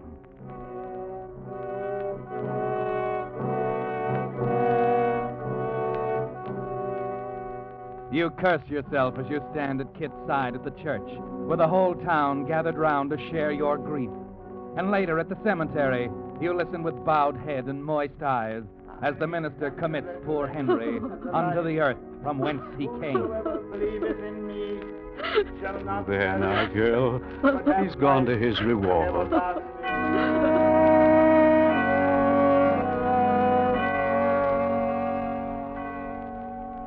You raise your head when it's over with a silent glance of appreciation at each group of mourning friends, your mind still searching for the answer to Eddie Watkins and the missing gun. It's after you've shown Kit to the waiting car that the answer comes. Yes, you were right, Josh. They're your people, and the sorrow you display is their sorrow. You feel it on every side now as the car moves off, as you turn to a couple of the men moving up to express their sympathy. We're awfully sorry, Josh. It's a terrible thing. Terrible. Thank you, Dave. Frank, for coming out here, leaving the bank, your store. There was little to do. Whole town's closed up today. It's almost like something that happened to you, Josh. Thank them all for me, will you? I'm not quite up to it myself. They understand, Josh. No, and tell them not to be too bitter about Eddie Watkins. You can't change that. I mean, in view of the fact that he's going to be released. Huh? Released? We haven't heard anything about that. The sheriff knows what he's doing. We must put our faith in him. What? Now, he knows Eddie's guilty, that he's murdered your brother. Everybody knows it. What kind of justice is this? Dave, don't talk violence. You know how I feel about those things. But he's right, Josh. That boy took a life. He's got to pay. I've seen it in other towns. Bloodshed, an eye for an eye, lynchings. Sometimes that's the only answer. No, Dave. No one can ask the people to take the law into their own hands. But, Josh... Even if Eddie is guilty, if the law says he goes free, that is what we must accept. Now, if you'll excuse me, I must be going. Kit needs me. Bye, Josh. Free. That young murderer going free. Josh won't even lift a hand against him. Maybe it's up to Josh's friends to lift a hand.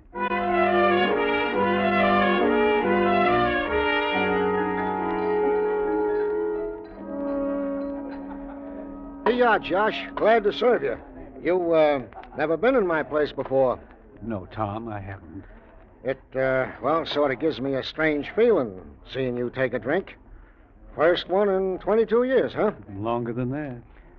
Well, you must feel pretty bad.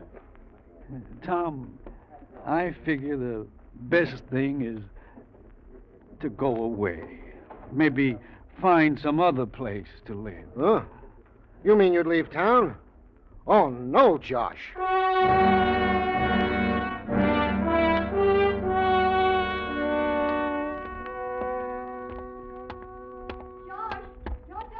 Huh?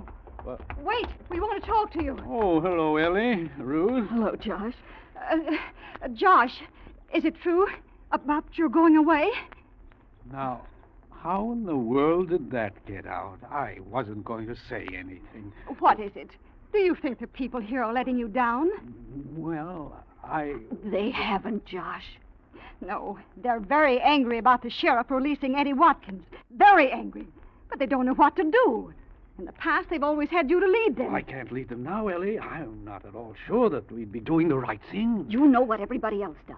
That Eddie Watkins is guilty. You do believe that, don't you, Josh? Ellie, I'd rather not say. I knew it. I'll never say it, Ellie. Not when I think of what could happen. Or there'd be a meeting, Ellie, on the outside of town. The men folks, mostly. A meeting? Of course. There'd be speeches and angry words. Quick action. A meeting? I can see it. Building like a juggernaut. That's why I'm afraid. There'd be no stopping them, Ellie. No stopping them until... Until justice was done. Ellie! You don't have to tell us any more, Josh. And you'll never have to go away. Come on, Ellie. No, Ruth. Now, Ellie, I told you nothing. Oh, now, where are you going? Where...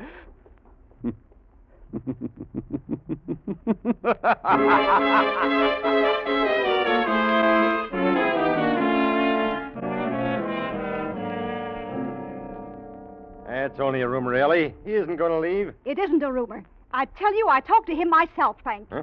He thinks we've deserted him. But what can we do? I don't even know where to start. We've talked to the sheriff, Ellie, and he thinks that we ought The sheriff is a fool. This is more than lorn opinions, Frank. Josh Ellerby's given his life to this town. He has a right to expect something in return. If only there was some way that we could think this thing out. You could call a meeting, Frank. Everyone's of the same mind. Get them together and... A meeting?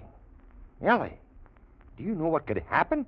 Why, if that mob ever got stirred up, Of course I know. But when it's over, our murderer will have gotten what he deserves. And even Josh will thank us.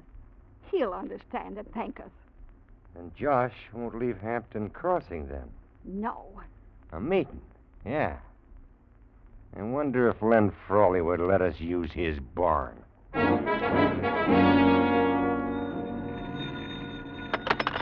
Hello? Oh, yes, Frank. The barn. Sure you can. I'll be there myself. Want me to make some calls? You bet I will. What time? Frawley's barn, 8 o'clock. I'll be there. Frawley's barn, 8 sharp? I'll say we can make it.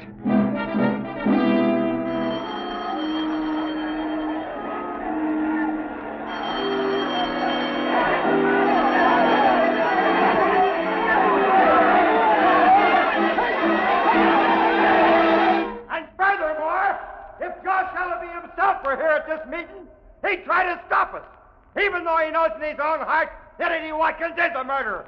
But I tell you, I feel different. And I'm not going to rest tonight until justice is done. That's the answer I want. Come on, let's go.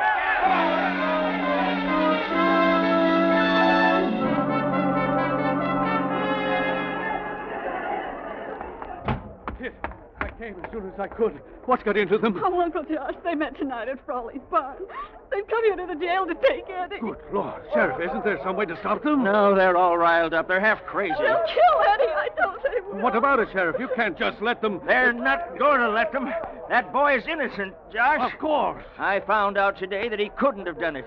Kid, I know where he was when your father was killed. And Josh, he didn't go anywhere near your brother's place that night. His alibi is complete. It's perfect. Can't you tell them that? Listen, do you think I could make myself heard? Have you some sort of plan, Sheriff? Yes.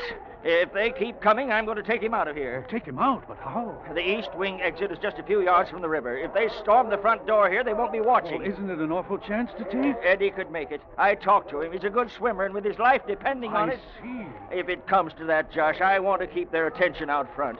Maybe if you talk to them... I'm not going to wait for that, Sheriff. I'm going out there right now. Try to reason with them. Be careful, Uncle Josh. I'm not afraid, kid. They're my friends. They trust me. They may even listen to me now.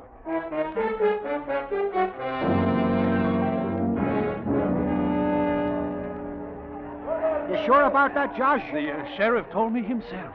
He's letting Eddie out the east wing, huh? Yes, the east wing. Ah, that's interesting. Josh, up to now you've been so anxious to save the boy. Why are you telling us this? Well, I haven't time to go into that. I've told you. That's enough. Uh-huh. When's it going to happen? Any minute now. That's good enough for me. The east wing, huh? Come on, Bill. Yeah. Let's have a look.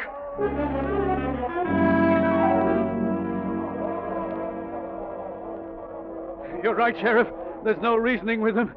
You've got to get Eddie out now. Oh, you think I'm doing the right thing, Josh? Do you think it'll work? It's the only way, but hurry, men, hurry. All right, I'll go for Eddie. Good luck, Sheriff. Good luck.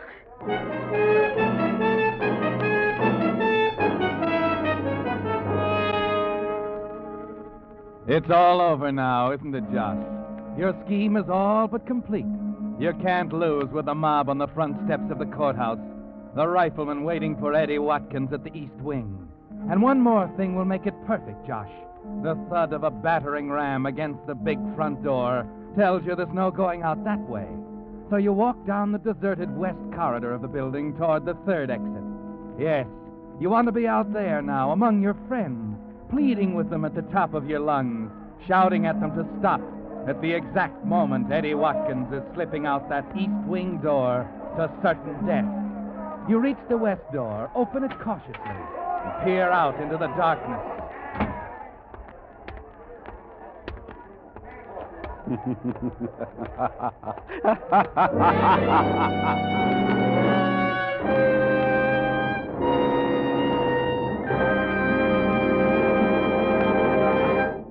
The Whistler will return in just a moment with a strange ending of tonight's story. Meantime, a word of wisdom to Mr. Average Driver. You spend about $100 a year for gasoline. That's a lot of money. You'd like to be sure it's buying the gasoline that's tops in quality, the gasoline that gives you top performance from your car. Well, you can be sure if you'll just keep 2 points in mind when you buy gasoline. 1, it takes extra quality to go farther. And 2, Signal is the famous Go Farther gasoline. After all, the only way any gasoline can put more thrilling performance into your car is by helping your motor run more efficiently. And when your motor runs more efficiently, naturally you get better mileage. So there you have it in a nutshell, the reason why Signal's good mileage is so important to you.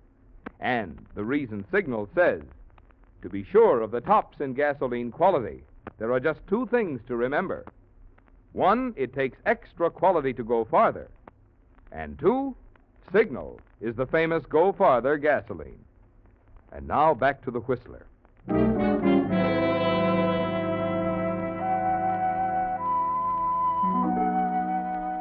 Yes, there was mob violence that night in Hampton Crossing, a night no one who saw it will ever forget.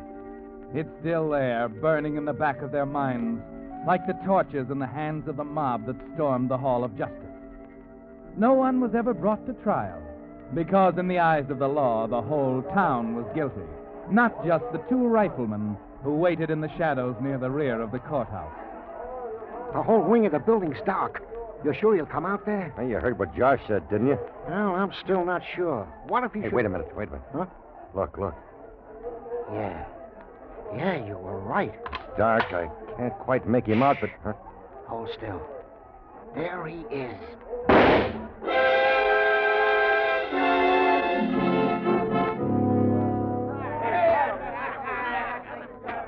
That takes care of Eddie Watkins. Nice work, fellas. I might teach the sheriff a lesson. Murderers won't get out of this town. Well, there he is, boys. Turn him over. Right. There you go, Eddie. Good Lord, what have we done? It's Josh.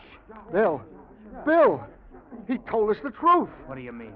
He said they were going to get out the east wing. That's why we waited here, on the west side. Yes, we figured he'd do anything to save that boy. We were sure that this time, for once in his life, Josh Ellaby would tell a lie.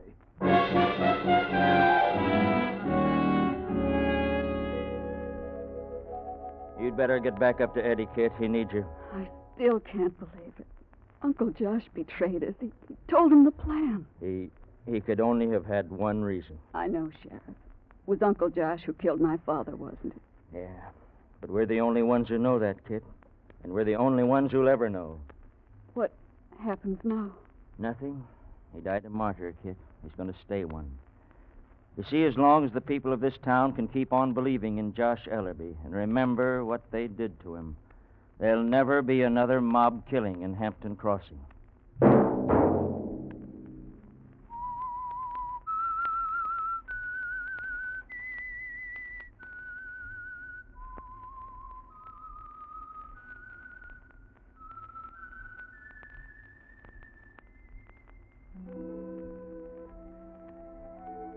Let that whistle be your signal for the Signal Oil program, The Whistler, each Monday at this same time. Brought to you by the Signal Oil Company, marketers of Signal gasoline and motor oil and fine quality automotive accessories. Signal has asked me to remind you, to get the most driving pleasure, drive at sensible speeds, be courteous, and obey traffic regulations. It may save a life, possibly your own. Featured in tonight's story was Herb Butterfield. The Whistler was produced by George W. Allen with story by Joel Malone and Harold Swanton, music by Wilbur Hatch, and was transmitted to our troops overseas by the Armed Forces Radio Service. This is Marvin Miller speaking for the Signal Oil Company. This is CBS, the Columbia Broadcasting System.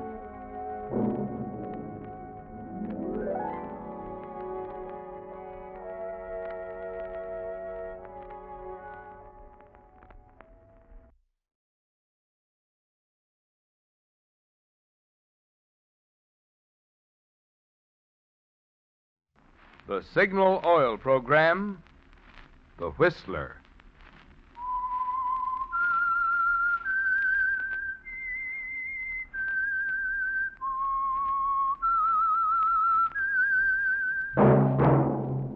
That whistle is your signal for the Signal Oil program, The Whistler.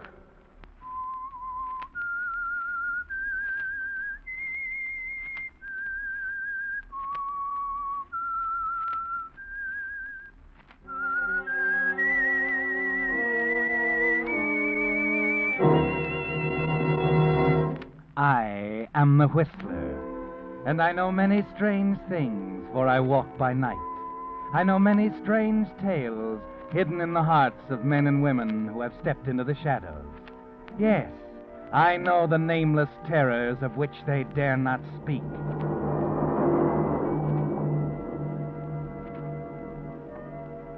Yes, friends, it's time for the Signal Oil program, The Whistler.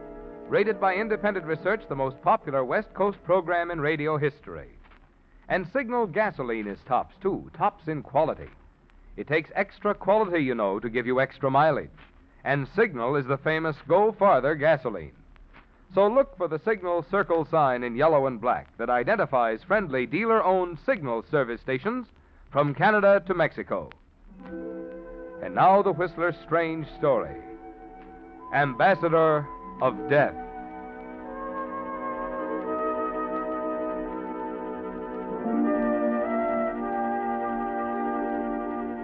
The majority of the guests in Mrs. Helena Forsythe's elegant drawing room looked upon the party for what it was, a highly important marker in the Washington social season. Her guest list was virtually a who's who of the government elite, of foreign dignitaries and the syndicated columnists who recorded their comings and goings. But to Gerald Sanders, consular officer in the diplomatic service, it was even more than this. Mrs. Forsythe was charming. She was a widow, and her influence extended well beyond social affairs. Oh, Mr. Sanders. I've been looking for you. Oh, Mrs. Forsyth. I was about to pay my respects. You'll forgive me, Mr. Sanders, but you know when you came in this evening, it started me reminiscing. Oh, how so? We're old friends as well as old-timers in a way. Oh, yes. You've been in the diplomatic service for 20 years now, haven't you? 20 years, 2 months, and 8 days. Positive? Positive. I've held almost every job on the books, you know. Courier, first secretary, consul. All except one. Yes. All except one. And that one's on its way. I assume you're referring to Mr. Johnson's resignation? What else? Well, I'd hardly say... Now, don't be modest, Mr. Sanders. You know as well as I that his replacement will come from the ranks of the career diplomat. Of course. But you see, the career diplomat is a rather common bird in these parts. Well, you're not only modest, Mr. Sanders, you're naive, too. Oh? Yes. It's a narrower choice than that. Down to 3 men, as a matter of fact. You, Eric Thomas, and, let's see, that outsider. Donald Wilkins? Of course, Donald Wilkins. Oh, but he really doesn't have a chance. Mrs. Forsyth. Still Mrs. Forsyth? Why not Helena? Helena, then. Your sources of information would do credit to the intelligence department. I shall take that as a compliment. Well, the way it was intended, I assure you. You're a clever woman, Helena. I've always admired you. Have you? Well, I've admired you too, Gerald. Very much. Well, I hadn't realized. Strange, isn't it, that men schooled in the subtleties of diplomatic conversation seldom really understand what a woman has in mind. Helena, But I warn you, Gerald, I'm a conniving woman. How do you mean? Nothing is more important to me than seeing someone I admire and respect successful. Oh? You must get that appointment. You think I have a chance? It's between you and Eric Thomas. I know it. Poor Wilkins is out of the running, and... I'd be sincerely grateful for anything you can do. Well, I'll do what I can, but most of it's up to you, Gerald. Eric Thomas is the fair-haired boy, but you have the seniority. He's clever. Of course he is. Look at him over there, playing up to Stanton Edwards, the columnist. Yes. Frankly, though, I'm not too worried about Thomas. Perhaps later on I'll have a chat with him.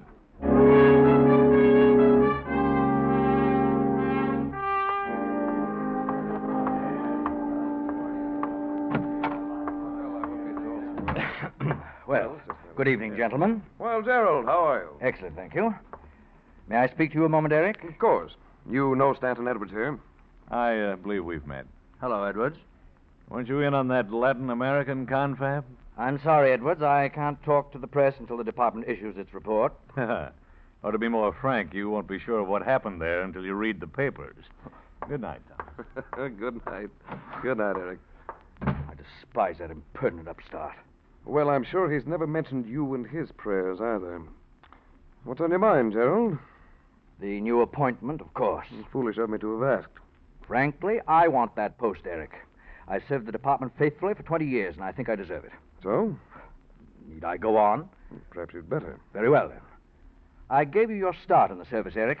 Now, the fair thing for you to do is... Step aside. Yes, exactly. I see. I'm not ungrateful for the start you gave me, Gerald. But because you once wrote a letter of recommendation for me, am I supposed to throw away my chance at a post like that? I don't think that's unreasonable. Gerald, there are few men in this world I love above myself. You are not one of them. It's not only that, Eric. You have a certain degree of brilliance, but you lack maturity, stability. And I suppose that's what you can offer them? I think I can. No, Gerald. You don't mean maturity and stability. What you mean is your fanatical devotion to little things. Decorum, detail. The unimaginative man substitute for intelligence. You have no right to say that. Why, I've been in the diplomatic service all my life. What of it? My good man, if human beings were rated as objectively as horses, I would be in the Kentucky Derby and you would be pulling a plow. We're wasting words. Well, is that your final answer? More than that. I not only won't step aside for you, I intend to make every effort to get that appointment myself. Very well. Suppose we step inside for a scotch and soda. I believe we ought to make an appearance together. You're really of the old school, aren't you, Gerald? Keep up appearances no matter what the cost. I don't like scotch. Let's make it hors d'oeuvre. Our good hostess is serving some delightful ones with Roquefort cheese. As you wish. There's nothing I like quite as well as Roquefort. Come on, Eric. After you. And by the way, Gerald, I have a bottle of good scotch in my room. Now that we've become enemies, let me give it to you. Oh, don't be ridiculous, Oh, Eric. not at all, not at all. Old diplomatic tradition. Bear gifts only to your enemies. Well, here we are, about to make our entrance. Let's keep up the front, old boy. It's funny, isn't it? You think so? Of course. Here we go, arm in arm, like a couple of devoted schoolgirls. When basically nothing would suit you better than to see me 6 feet under the sod. Eric, you're going a bit too far. I don't think so. I can see it in your face. Now, shall we go in?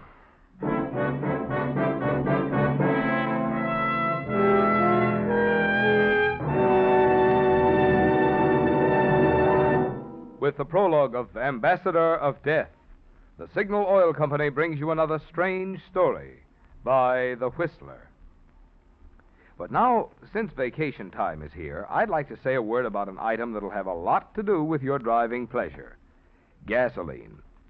No matter where you travel throughout the West, from Canada to Mexico, you'll find Signal, the famous Go Farther gasoline. Almost 2,000 friendly dealer-owned Signal stations stand ready to serve you and to honor your Signal credit card. And remember, when you power your car with Signal, the famous Go Farther gasoline, you not only enjoy Signal's good mileage, but also the thing which makes that mileage possible: extra engine efficiency. And of course, extra engine efficiency means more thrilling performance for your car. So on your vacation trip and always, to be sure of the tops in gasoline quality, just remember these 2 points.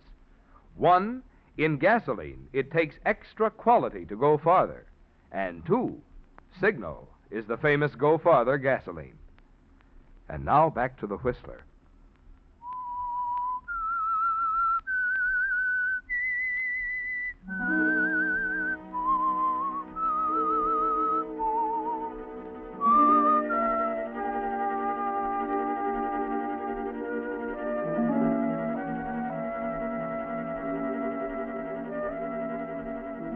So the lines are drawn, aren't they, Gerald? Long after the party's over, you're still raging over the things Eric Thomas said to you. That you were dull, unimaginative, fit to pull a plow. And he was right, wasn't he, Gerald? When he said you'd love to see him under 6 feet of sod. Yes, for the first time in your life, you feel quite capable of killing a man. You're determined now to let nothing stand in the way of that appointment. And during the next week, you do everything possible within the limits of propriety and drop hints to people of influence in and out of the department. Pass subtle, cutting remarks about Thomas where you know they'll be repeated. Then on Thursday, about 10 days before the appointment is to be announced, you discover that Thomas has been working too, in a more effective way. I'm sorry, Gerald. It's right from the chief. But I tell you, it's out of the question, Bailey. I'm not running off to San Francisco at a time like this to speak at a trade convention. You want me to tell that to the chief? Who's behind this? Don't ask me. I think I know, Bailey. Eric Thomas engineered this to get me out of town till that appointment is... Oh, good Lord, Sanders, don't be ridiculous. It's true, I tell you. That man is capable of anything. All right, think so if you want to. It's no skin off my nose. Contemptible, underhanded. Oh, cheer up. You'll have a wonderful time in San Francisco. Nice room at the Grandview Hotel. Probably a room full of samples from the trade representatives. No, that stuff.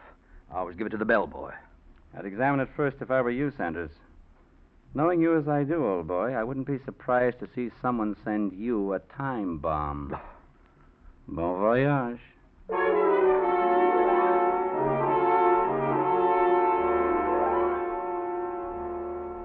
Yes, Gerald.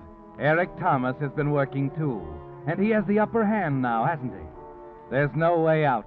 You're under orders from the chief to spend the next few days, the most crucial days in your career, in San Francisco, leaving Thomas a free hand in Washington. You rack your brain all morning, groping for an answer, but there simply isn't any. And that afternoon, when you go downtown to pick up a few things for the trip, you're ready to admit that Thomas has you licked. And then, for some strange reason, something in the window of a fancy food shop strikes your eye. a gift package of imported cheese. You stop for a full minute thinking. There's nothing I like quite as well as Roquefort. You turn, walk across the street, where you see a few shoeshine boys competing for customers. Shine, mister? Shine 'em up, only a dime. All right, son. Before you start, I wonder if you'd do me a favor. Oh, sure. Here, take this. And run over to that shop across the street for me. I want you to buy that small box of imported cheese in the window.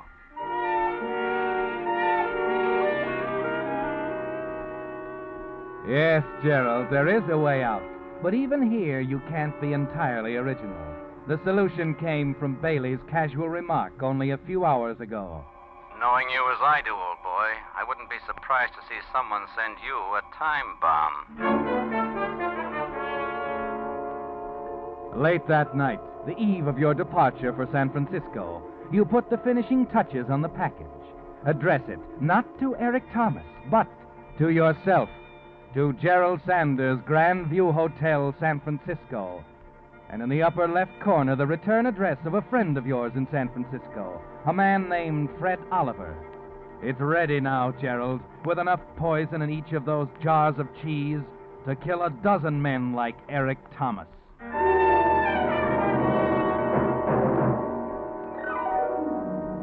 At the plane the next morning, you're greeted by the usual annoying group of Omaha, reporters. Denver, Salt Lake City, and San Francisco. How about answering a few questions, Mr. Sanders? I'll answer when I'm free to answer, gentlemen. They're giving 2-1 that Eric Thomas will get the nod on the new diplomatic appointment. What about that? No comment. Look this way, Mr. Sanders. Wave your arm. Smile. That's it. Thank you very much, Mr. Sanders. All aboard, Flight 27, Flight 27. departing immediately. Sorry, gentlemen, I'm on my way. Now, look, you give us a Don't you understand English, man? I said no comment. Okay, Mr. Sanders. Bum voyage.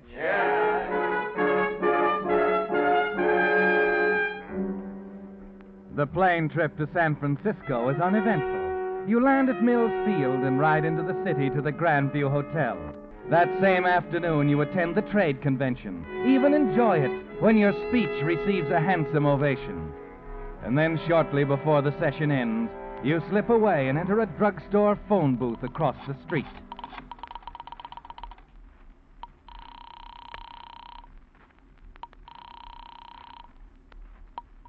Grandview Hotel. Mr. Gerald Sanders, please. I'll ring his room, sir.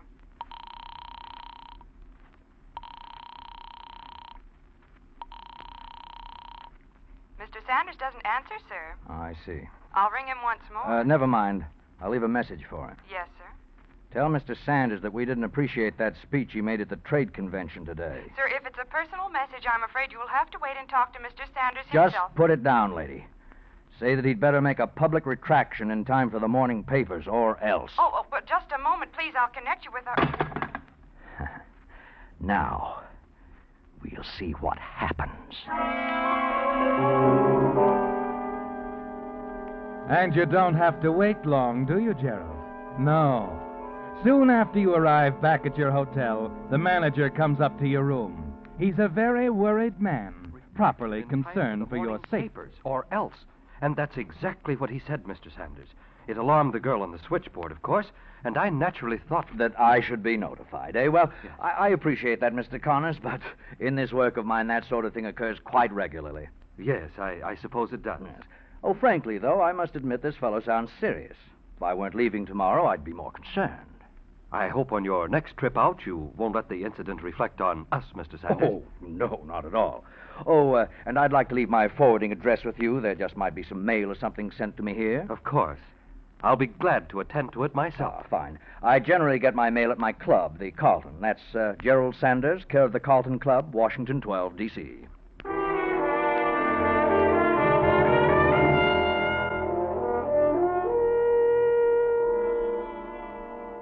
That's all, Gerald, except for one more thing.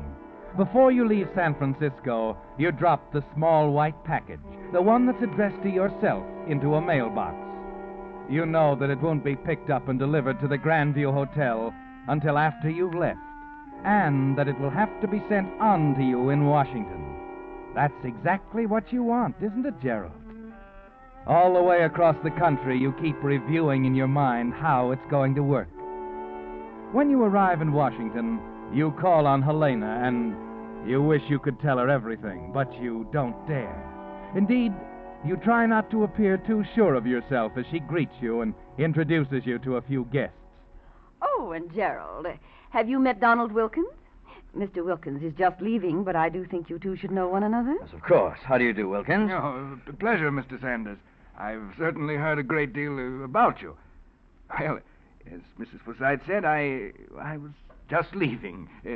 See you again, Mr. Sanders. Yes, fine. Goodbye, Mrs. Forsythe. Goodbye, Mr. Wilkins. Poor Wilkins. They all come running to me, don't they, Gerald? You can't help everyone, Helena. You're so right, Gerald. Besides, we have to make up for lost time. Leaving town didn't help you at all. Oh? Eric Thomas been gaining ground? He's taken advantage of every moment. I've watched him. I still think I'll beat him out. I know you will, Gerald. But we're going to have to change our tactics. In what way? He's been undermining you in every way possible. I say your move is to bring the fight out into the open. Take it to your superiors. Make it a real fight. I don't think that's necessary. Gerald, you haven't been here. You don't know the power of the man. He'll be stopped, Helena. In some way, he'll be stopped. Now, let's talk about something else. There's nothing else to talk about until your appointment is assured. You are a conniving woman. I only know what I want. And I know that you'll get it.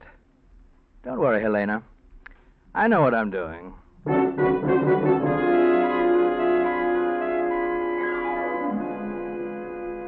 Yes, Gerald, you know what you're doing, and it's all working out. On Wednesday, when you arrive at the club, you see Eric Thomas stretched out in front of the fire in the drawing room, as usual. Before joining him, you approach the service desk. Any mail for me? Why, yes, Mr. Sanders. I have a few letters and a package forwarded airmail special delivery from San Francisco. I'll get them for you. Oh, no hurry. Have a page bring them to me in the drawing room, please. Oh, yes, sir. Oh. Oh, how are you, Gerald? Good evening. How are you? How was the trip, Sanders? Very fine, thank you, Mason. Good evening. Good evening. Glad to see you again. Well, Mr. Gerald Sanders, how is my dear friend? Come, friend, draw up a chair. Yes. Thank you, Eric. I will. Sit down. Make yourself comfortable. I trust you had a good trip? Oh, excellent. And, in my absence, I trust you've been working hard? Day and night. And not without some little show of success, I assure you. I don't doubt that. Your mail, Mr. Sanders. Oh, yes, thank you. Yes, sir. Excuse me a moment, Eric. Anytime. Yeah, what's this? Package forwarded airmail from San Francisco. Must have missed me there. Well, Fred Oliver sent me a package of imported cheese. Cheese? To you? Oh, yes. Why couldn't it have been cigars again, or even a crate of oranges? Oh, well, I guess this is just something to give the page boy. Wait a minute, old man. Any Roquefort in there? Huh? Oh, that's right. You do like Roquefort cheese, don't you? Let's have a look. Yes.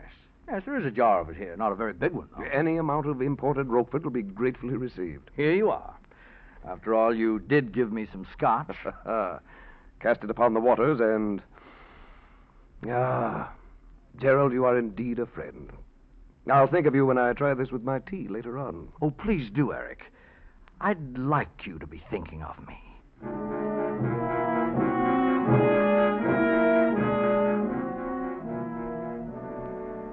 Well, Gerald, it's complete now. The contents of the little white package have been delivered to the proper party. Only a matter of hours and the appointment will be yours. The next morning, you sit down for breakfast in the club restaurant. The waiter brings a paper to your table, spreads it out. It's all there, Gerald, just as you expected. Too bad about Mr. Thomas. He was a fine man. Oh, yes. Shocking thing. Shocking. Well, we never know. Here today, gone tomorrow. What'll it be this morning, Mr. Sanders? Oh, the usual, I guess. Orange juice, bacon and eggs, coffee, perhaps a little buttered toast, marmalade. You aren't even thinking of what you're saying, are you, Gerald? No. Your mind is busy now framing answers to the questions that you know will come. You can see a police lieutenant fumbling a little at having to ask you questions. And you say, Mr. Sanders, that some unknown person phoned your hotel in San Francisco? That's right, Lieutenant. The hotel manager told me about the call. I didn't think too much about it, but now... You figure he's the one who sent you that poisoned cheese, huh? Yes. Some way he must have found out the name of a friend of mine and put it down on the return address.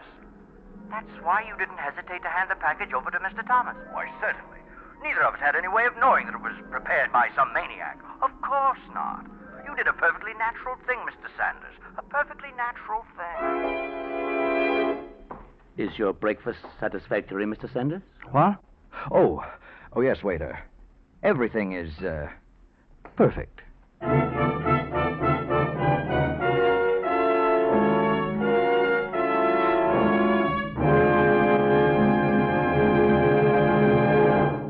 The Whistler will return in just a moment with the strange ending to tonight's story. Meantime, if you've been needing new tires, here are two pieces of good news for you. One, now you can again be choosy about the tires you buy, which means you can insist on genuine Lee tires, the brand your signal dealer is proud to stand back of. Yes, that's Lee of Conshohocken, for over 45 years the finest of first-line tires. And today's Lees are the greatest ever, with new post-war features for extra safety, wear, and riding comfort, including Lee's patented double-life rayon cord. And now that second item of good news. Prices have just been substantially reduced on Lee tires, and your signal dealer can now offer you a generous trade-in allowance on your present tires. So there's no longer any good reason to keep on taking chances on those smooth, tired-out old tires. Prepare now for a carefree summer of safe driving. Drive into your signal service station this week and find out how little it'll cost you to drive out on fine new Lee tires. And now back to the Whistler.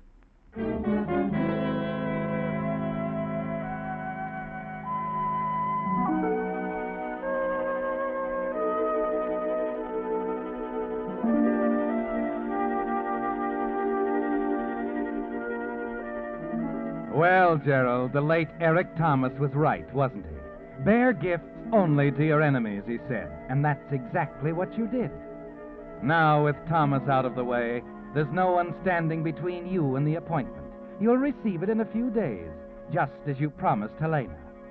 The questioning that takes place on the afternoon after Eric's death goes almost as you thought it would.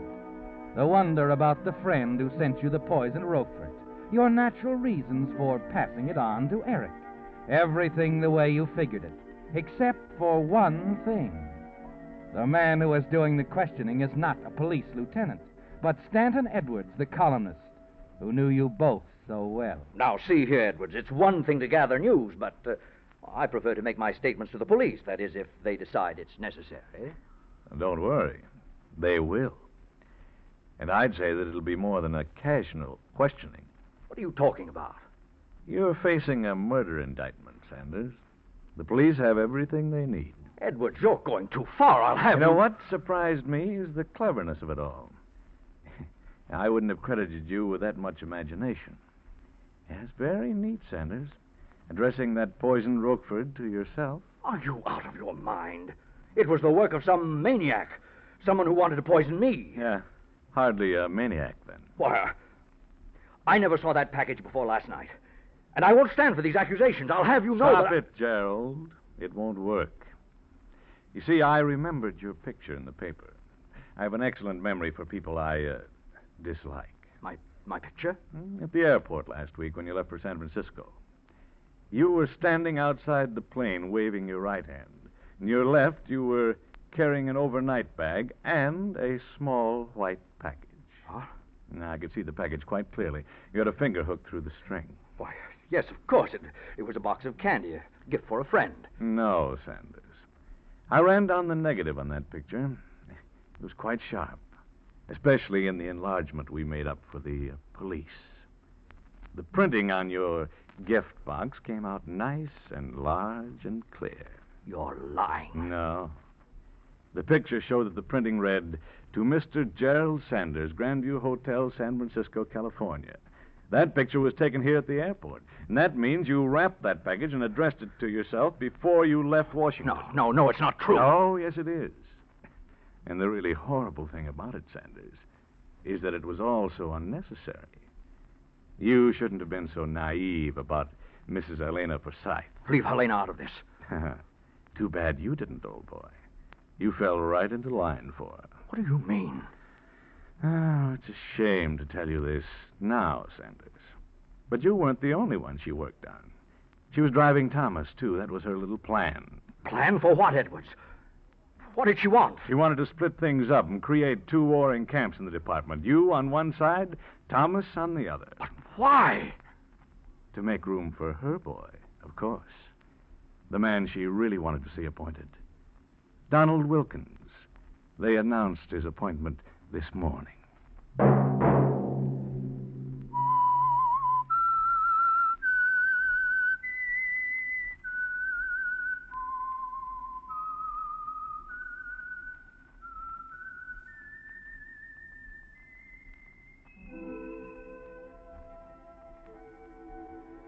Let that whistle be your signal for the Signal Oil program, The Whistler, each Monday at this same time.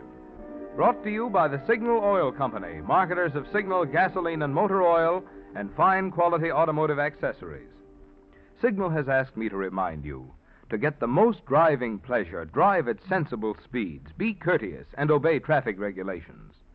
It may save a life, possibly your own.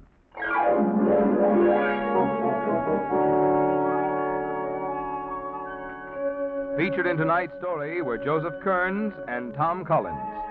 The Whistler was produced by George W. Allen with story by Meyer Dolinsky, music by Wilbur Hatch, and was transmitted to our troops overseas by the Armed Forces Radio Service. This is CBS, the Columbia Broadcasting System.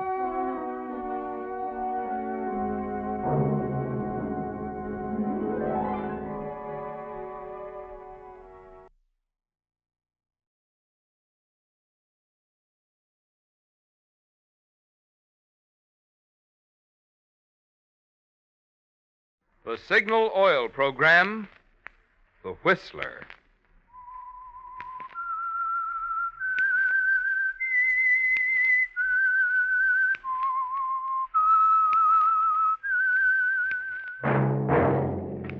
That whistle is your signal for the Signal Oil program, The Whistler.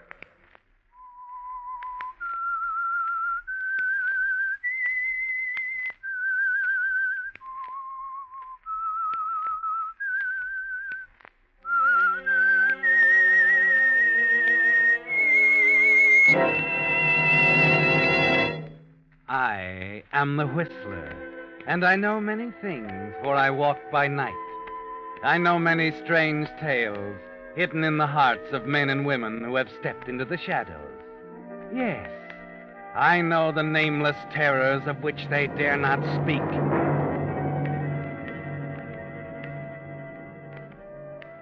Yes, friends, it's time for the Signal Oil program, The Whistler.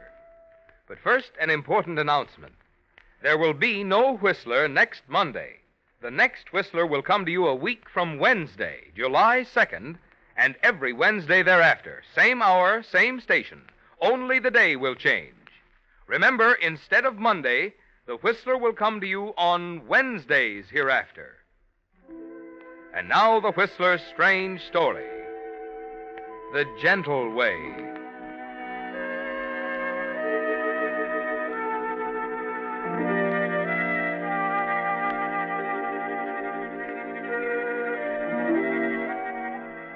The clock on the white wall showed 11:45, a half hour since Bruce Reimer had arrived in response to the summons. He was nervous now, unable to concentrate any longer on the scientific journals on the table beside his chair. It wasn't like Dr. Fenshaw to keep him waiting this way. And something in the man's voice had told him there was important news, that for the first time in the 11 years since Bruce Reimer had come to the Barker Institute of Biological Research, he was about to get a break. And it had been a long time coming. Yes, Reimer was a patient man, but there were moments during those 11 years when it looked like the breaks would never come, when he was forced to stand on the sidelines, smile politely, and congratulate the new, younger man who came and worked and picked the fat promotions. But he felt now that it had come, that now, at long last, Dr. Fenshaw, chairman of the board, had decided it was Reimer's turn. Would you come in, Reimer? Oh, yes, of course, Dr. Fenshaw. Sorry to have kept you waiting, Reimer. Not at all. Let's see now. You're still working on Tobacco Mosaic, aren't you? Yes, that's right. How's it coming? Well, we seem to be making some progress. Good. Jules Emery working with you? No, not at the moment. He started out with us in the field, but he's on a research problem of his own now. Oh? What's that? Well, I'm not sure exactly. I do know he was tremendously excited by Holzer's paper on toxins. Wanted to do some advanced work on Holzer's premise. Emery's a brilliant research man. Pretty unstable, though. Inclined to go off half-cocked. Sit down, Reimer. Oh, thanks.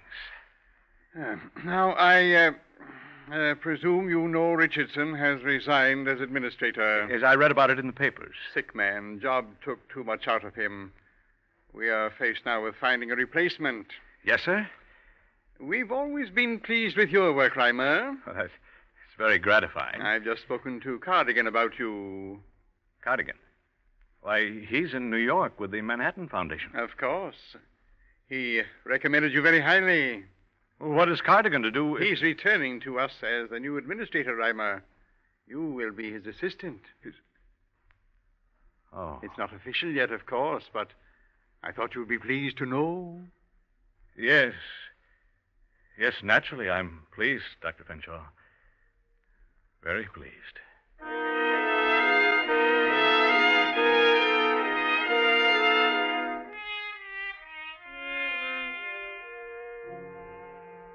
So it's happened again, Reimer. And of all people, it had to be Cardigan, who twice now has moved past you into executive positions you wanted and deserved.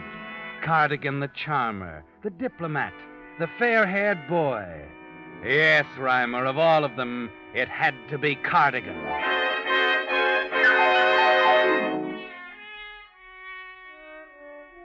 The hatred for Cardigan was there from the moment you met him 10 years ago, Reimer.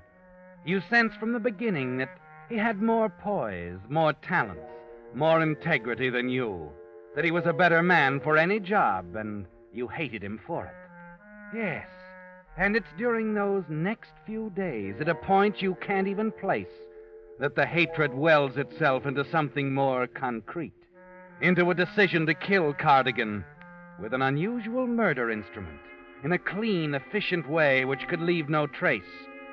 And the weapon you've chosen, Bruce, is a man, a highly temperamental human being named Jules Emery. Busy, Jules? Oh, Bruce, come here a minute. Take a look in the microscope here. Oh, what's this? A culture. Recognize it? No. Bacillus botulinus. 24 hours ago, it was something else. This fluid in the test tube here. I see. But what are you... Don't you see, Reimer? It's exactly what Holzer tried to prove. This toxin is simply a stage in the life cycle of the bacillus. Well, you're certain of this? As certain as I'm standing here. I tell you, Bruce, this is going to change the whole concept of toxins. You told Cardigan about it? I will in a week or two. As soon as I can have my notes typed up. I wouldn't if I were you. Why do you say that? Oh, I don't know. You and Cliff Cardigan, pretty good friend? Well, not especially. Why? Somehow I had the impression you'd known him for a long time, long before you came to the Institute. Well, he used to go with my wife before we were married. Oh, that explains it. Explains what? What he told the board of directors when... Oh, that's silly. Anyhow, congratulations on this, Jules. Well, I'd better be... Wait a minute. What did Cardigan tell the board? Let's forget it. Oh, Bruce, will you stop talking in riddles? What are you getting at? Well, it's only a rumor, but do you remember when Cardigan left a year ago to go to Manhattan Foundation, and you were up for administrator here? I was up for administrator? Well, I thought you knew. No. Huh. Anyway, you'd have had it if Cardigan hadn't pulled for Richardson. At least that's what I've heard. You mean he stopped me from getting it? Oh, don't say it's true, Jules. And Richardson was an outsider, a stranger. That's why I say it's probably only a rumor. After all, Cardigan's a friend of yours. Or, anyway, a close friend of your wife. Well, I was never told I was even being considered. Well, of course, you knew it this time, didn't you? No. That's funny. Why, I heard you were to be administrator and I was to be your assistant. Then Cliff Cardigan came back to town. Deliberately to take the appointment from me, is that it? No, take it easy, Jules. That had nothing to do with it.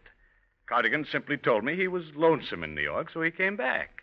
It seems he had a friend here. Some young lady. Oh, but I talk too much. See you at lunch, Jules. Bruce? Yes? You don't think that... Oh, nothing. Forget it. All right. And Jules, you forget it too, will you?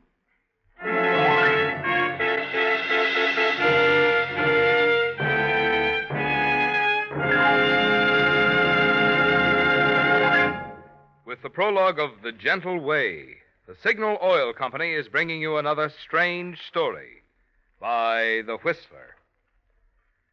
But now, a prediction about a sight you're going to see oftener and oftener as the days grow warmer. Overheated cars parked at the side of the road to let their steaming radiators cool off. To make sure this annoying occurrence doesn't mar your summer driving fun, Signal service stations have 3 little items that will make your cooling system young again. The first is radiator cleaner to remove clogging sludge and rust.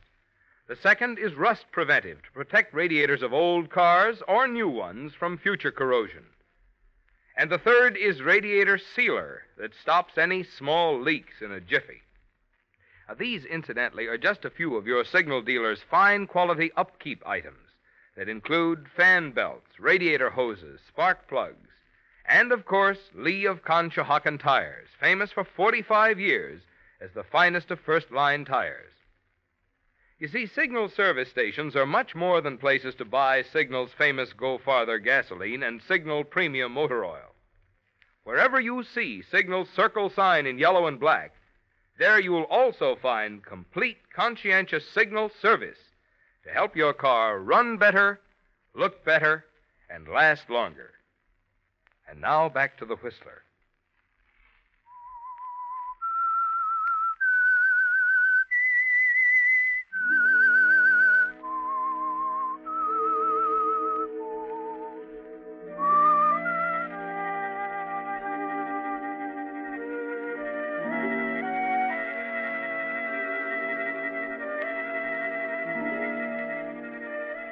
It was like planting a seed, wasn't it, Bruce?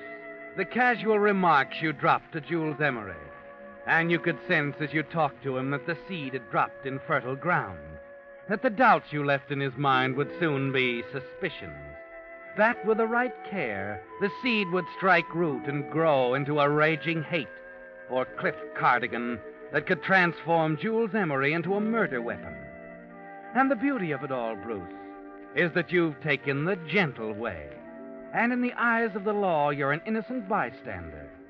It's only a few days after Cardigan takes over his post as administrator that you see an opportunity for move number 2. Cardigan, what's this about Fairfield? You were saying... Just a second. Here, I have a cigar. Oh, thanks. Right? Got it. Well, there we are. Bruce, it seems the fruit growers around Fairfield are pretty hard hit with scale this year. Thought I'd send someone down there to make a survey. What do you think about lions? Well, how long will it take? Oh, a couple of weeks. A couple of weeks. Well, the lions is okay, but I'd suggest Jules Emery. The poor guy could stand a little fresh air. Been shut up in his laboratory for weeks working on that toxin theory of his. Toxin? Botulinus. Seems to have hit something important. Do him good to get away for a while. Well, if you think so. Tell him he leaves at the end of the week. Well, it'd be better if you'd tell him. He's been here a long time, you know. I think he rather resents taking orders from me. Well, that's odd. I tell you what, I'm giving a little dinner at my apartment tomorrow evening. Why don't you come along? Both Jules Emery and his wife are coming. Well, fine, Bruce. I'll be happy to come. Be nice to see Grace again. She and I went to high school together, you know. We'll have a lot to talk about. Yes. Yes, I imagine you will.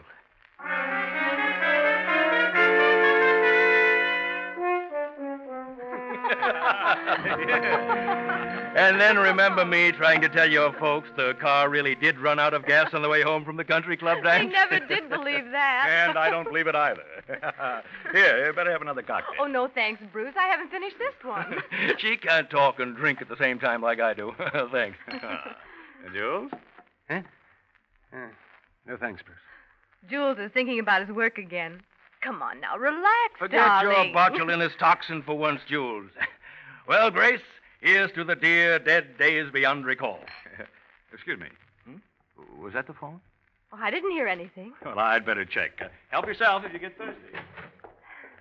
Well, what happened in New York, Cliff? Oh, wonderful city. Had an interesting job, nice salary, met some important people, but... But what? Oh, I guess my heart belongs right here. Ever going back? Oh, too lonesome. Mind if I smoke, Grace? Of course not. Have a cigar, Jules? I don't smoke cigars. Nonsense. Go ahead, try one. I don't want to encourage a habit I can't afford, Cardigan. You see, I don't have a nice salary. I'm not a big shot who runs around with millionaires. Why, Jules. Say, Cliff, has Dr. Fenshaw a personal secretary named Edith Evans? I believe so. Why? Oh, that's funny. She says Fenshaw wants to see Jules and me at his home right away. Well, this time of night? Don't look at me. I don't get it either. Oh, come on, Jules. Let's go.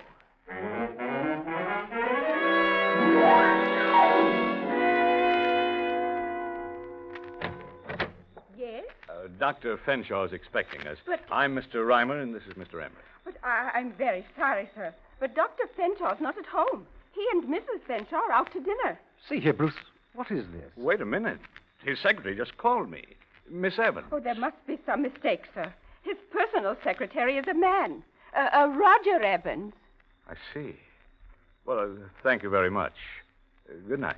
Oh, good night, sir. I'll tell the doctor. Oh, no, never mind. I'll see him in the morning. Come on, Jules.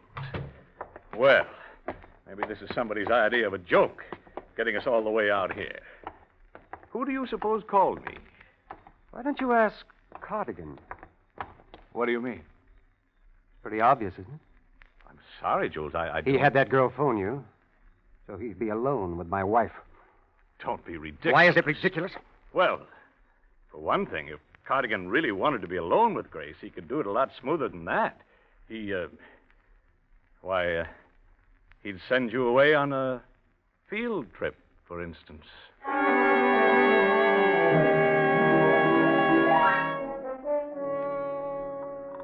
It's moving now, Reimer, of its own momentum. Yes.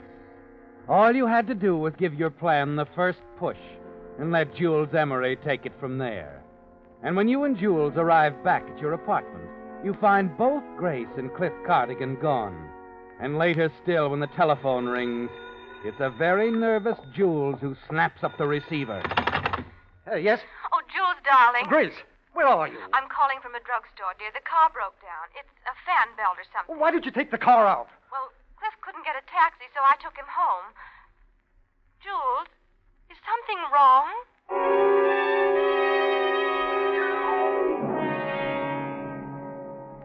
The gentle way, Bruce. The easy, guiltless way. Yes. You couldn't have found a better weapon than Jules, could you? The following night, he arrives home unexpectedly. Is that you, Jules? Of course. Why? Whom did you expect, Grace? Why, nobody. Only I thought you had an appointment with Bruce Reimer at the Institute this evening. I did. I waited an hour for him, then he called and said he couldn't make it. By the way, who's your appointment with? Mine. Or are you going to tell me you've dressed up just to sit around the house and wait for me? I dressed up because I thought I'd go to a movie. Oh, yeah. Jules, what's the matter with you? Is something wrong? You can answer that question better than I can. I don't know what you mean, darling. Is there any reason why I shouldn't go to a movie? I do it all the time when you work late. You know that. All right, skip it. But, Jules... I said skip it. Where's my pipe? Isn't it there on the table? If it were, I wouldn't be asking. I'm sure it's there. Let me look. Never mind. I found it. Here behind this vase of roses. You know, it seems to me, Grace, that with all the penny pitching we have to do, you could forego buying flowers. Jules, dear, you're in an awfully bad mood tonight. It happens I didn't buy those roses. They were sent here. Oh, yes? Who sent them? It's very funny. The boy delivered the box around 6 o'clock. I didn't even know what it was. Then I opened it. There were a dozen roses. No card, no name. I haven't the slightest notion. Oh, don't give me that. Jules Emery, would you tell me what on earth is wrong I'm with not you? an idiot. I know who sent those roses to you. Cliff Cardigan. Cliff? Why would he... He did send them, didn't he?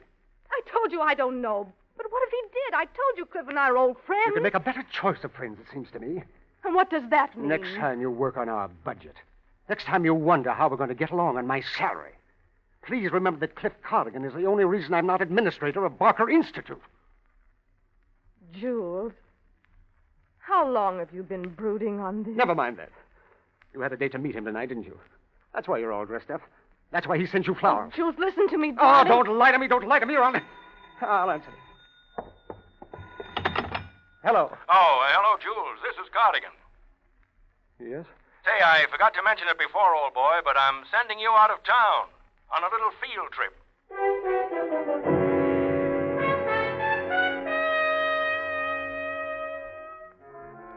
There's not much left for you to do now, is there, Bruce? As you see Jules off on the train to Fairfield the next morning, you can see that your weapon is poised, ready to strike at the innocent Cardigan. That a few days, perhaps a week alone, brooding in a drab country hotel will finish the job. There's no one to let Jules know what's happening except you. And you know how to handle that. Telegram, sir, from Fairfield. Oh, thank you. Any answer? No.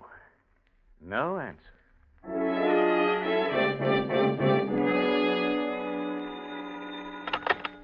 Yes? Fairfield calling. A person-to-person call from Mr. Bruce Reimer. Oh, I'm sorry.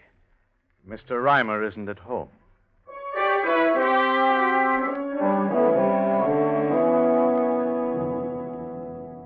And just to make sure, Bruce, one last item. The finishing touch.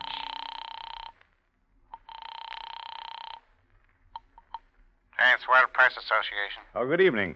This is Dr. Harvey Williams of Barker Institute. I thought perhaps you might be interested in an important discovery we've made. Why, of course, Doctor, and thank you very much. Well, it concerns a very deadly type of toxin called botulinus.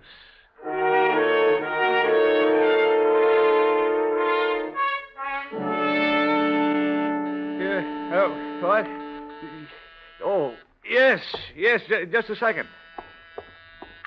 Who is it? It's Jules. Jules Emery. Jules, what in the name I've got to talk to you, Bruce. Well, it's 2 a.m. What are you doing in town? I just got in. Where's Grace? Grace? Yes, where is she? What's been going on? Why didn't you answer my wire? Well, I told you once, Jules. I don't want to become involved in your personal affairs. Questions you asked were none of my business. You aren't man enough to settle your own problems. Never mind the lecture. Where is she? Grace? Well, I understand she's gone to visit her mother. You're lying. You're lying to protect her. All I know is what Grace told me. What about Cardigan? Where's he? At home, I suppose. I've been there. He isn't home. Oh, I remember now. He went on a weekend trip. Where? I don't know. But I believe he said he'd be back around 5 or 6 this morning. If you're so eager to find out where he's been, why don't you wait for him? I intend to. You see this? What? Take a look at the newspaper here. Yes. Cardigan taking credit Yes. for... All my work on botulinus. He says it's his discovery. How could the paper make a mistake? There's like no that? mistake. It's a Press Association dispatch. But how else? Released by someone called Harvey Williams. There's no such person here. Cardigan went through my notes, Reimer. He released the story himself. Oh, now wait a I've minute. done all the waiting I intend to do. Oh, that's terrible He's accusation. stolen everything from me, my job, my wife, and now this. I can't believe it. Reimer, I'm going to kill him.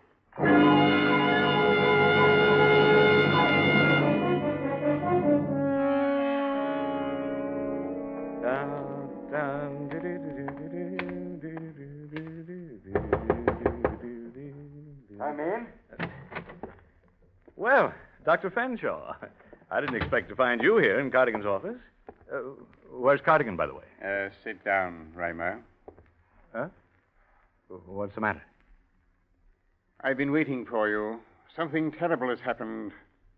What do you mean? Cardigan is dead. What? He was killed last night.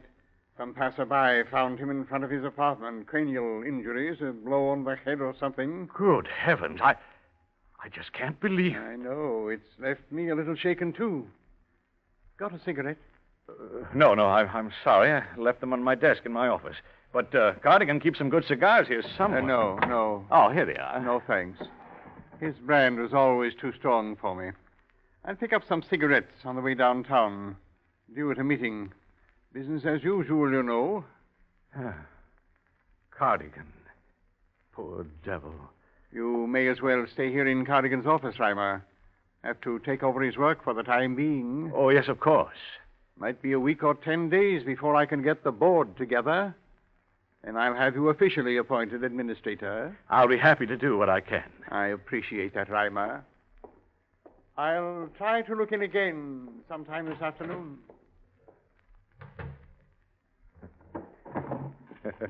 Well, Cardigan, old boy. Mind if I smoke one of your cigars?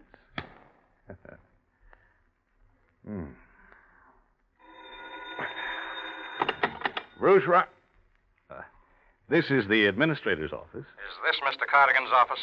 Yes, Bruce Reimer speaking. Well, Mr. Reimer, you're the man I'm trying to locate. This is police headquarters, Lieutenant Owens speaking. Yes? We're holding a man here who's confessed to the murder of Mr. Cardigan. He says you know him. His name is Jules Emery.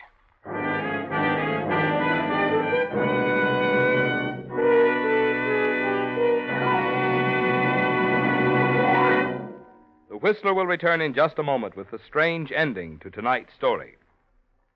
Meantime, since the Whistler changes to Wednesday nights, beginning with our next broadcast, I want to make it clear just what the new schedule of the Whistler will be.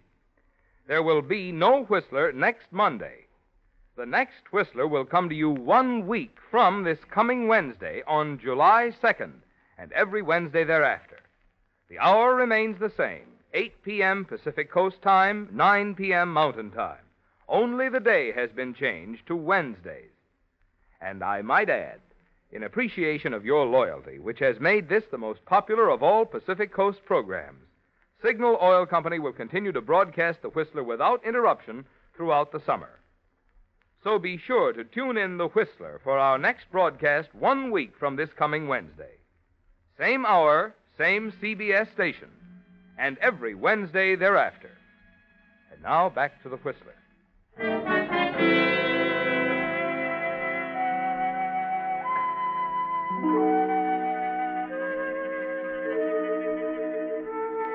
Yes, Bruce. It was the gentle way that did the trick. And everything you wanted is yours now, with no strings attached, no embarrassing questions, no way the law can touch you. Jules Emery is a confessed killer now. Cardigan is dead. And Dr. Fenshaw himself has promised you your appointment as administrator. And it was so easy, wasn't it? A word here, a hint there, a box of roses, a few unanswered telegrams. And here you are sitting at Cardigan's desk, smoking one of his cigars, ready to tell Lieutenant Owens how you tried to reason with Jules Emery, tried to convince him he should forget his raging jealousy and go back to Fairfield. Go on, Lieutenant. Well, about this guy, Jules Emery, we don't know what's wrong with him, but we're calling a doctor for a checkup. A doctor? Yes, he certainly tells a weird story. We're holding him on a charge of intent to murder. Intent? But you just said he confessed. He did. He was sure he'd murdered Cardigan. Didn't seem to know Cardigan was run down in front of his house by a hit-and-run driver. Well, I'm afraid I don't understand. How do you know it was a driver? Because we got the driver and he confessed. The reason I called you, Mr. Ryder, you're in Cardigan's office now, aren't you? Yes. Emery just told us he invented some kind of deadly poison. Botulinus. That's it. He says one drop would kill a regiment. I just wanted to warn you. Warn me? Yes. Don't smoke any of Cardigan's cigars. They're full of that poison.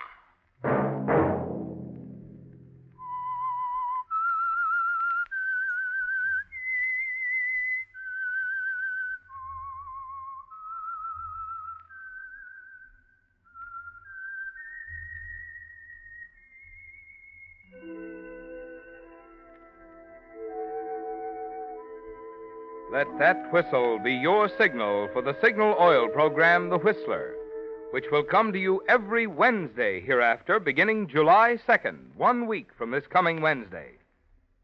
The Whistler is brought to you by the Signal Oil Company, marketers of Signal gasoline and motor oil, and fine quality automotive accessories. Signal has asked me to remind you, to get the most driving pleasure, drive at sensible speeds, be courteous, and obey traffic regulations. It may save a life, possibly your own.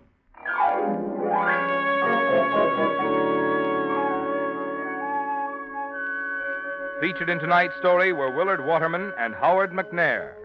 The Whistler was produced by George W. Allen with story by Jack Hasty, music by Wilbur Hatch, and was transmitted to our troops overseas by the Armed Forces Radio Service.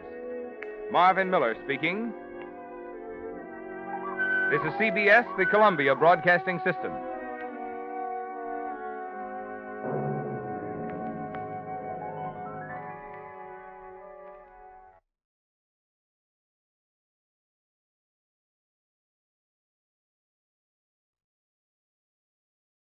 The Signal Oil program, The Whistler.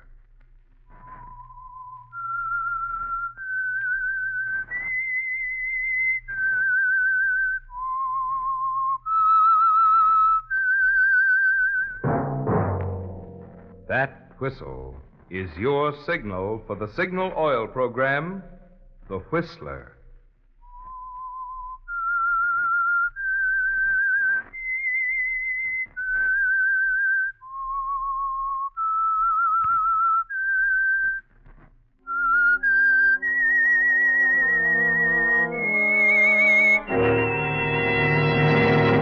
I am the Whistler, and I know many things, for I walk by night. I know many strange tales, hidden in the hearts of men and women who have stepped into the shadows. Yes, I know the nameless terrors of which they... Yes, friends, it's time for the Signal Oil program, The Whistler, rated by independent research the most popular West Coast program in radio history. And Signal gasoline is tops, too. Tops in quality. It takes extra quality, you know, to give you extra mileage. And Signal is the famous Go Farther gasoline. So look for the Signal circle sign in yellow and black that identifies friendly dealer-owned Signal service stations from Canada to Mexico. And now the Whistler's strange story. The Two Lives of Colby Fletcher.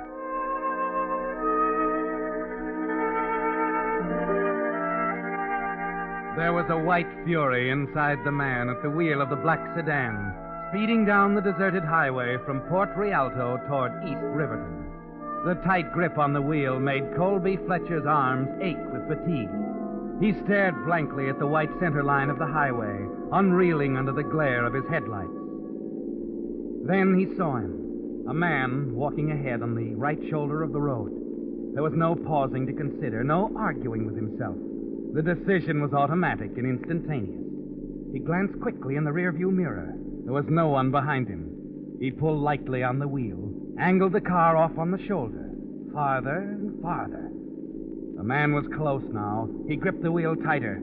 His foot went down on the accelerator.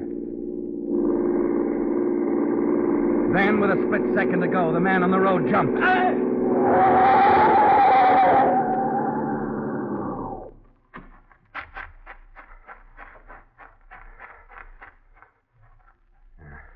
Only clipped him. He's just stunned. I'll have to finish him off with a tire iron. Now, where the devil did I put that darn thing? I thought it... Oh, a car.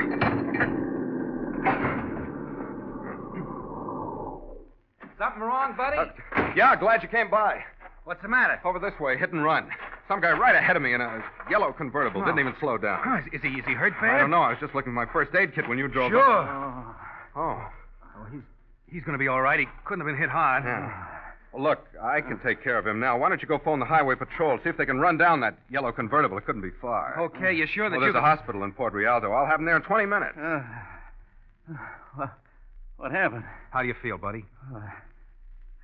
I don't know yet. He seemed to come right for me. Yeah, this fella saw him, a yellow convertible. Yeah, here, let me help you up. There you go. Oh, thanks. What's your name, mister? Morgan, Jim Morgan. I'm okay. Guess I'm pretty lucky. You sure are. Okay, pal, I'll phone the highway patrol. Sure thing. I'd still have a doc look me over if I were you. I guess I'm still in one piece. Well, that stupid jerk, he could have killed me. It was almost like he was trying to. Or he was probably drunk or something. Oh, say, I sure appreciate what you've done, mister. Oh, forget it. Where are you heading? Riverton. Well, you got a place to stay? No. Well, you need some rest right now. Look, why don't I take you with me? I have a laboratory in East Riverton. There's a spare cot in it. Often spend the night there myself. Well, I don't know. You sure? You won't be any trouble. Well, mister, I guess I'm in no position to choose. It's a deal.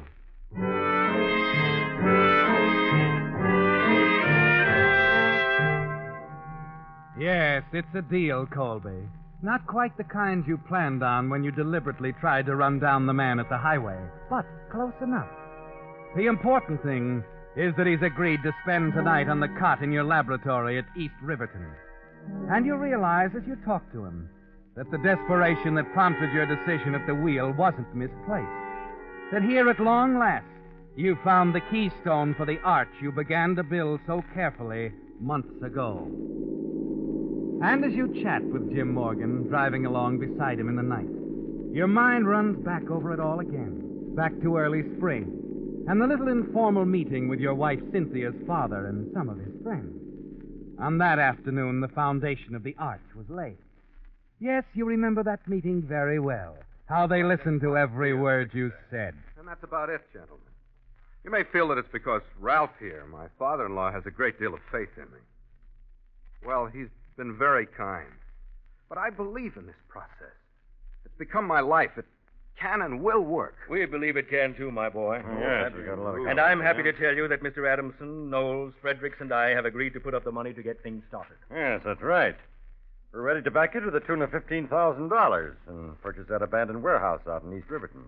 It'll make a fine laboratory. We're not businessmen, Colby, but if Ralph says you're okay, that's good enough. Yes. Well, this is certainly good news. There's a lot of work ahead of me. The whole process for manufacturing artificial silk is still in the experimental stage, but with a little lab where I can work all by myself. We know, son, and we're counting on you to come through for us.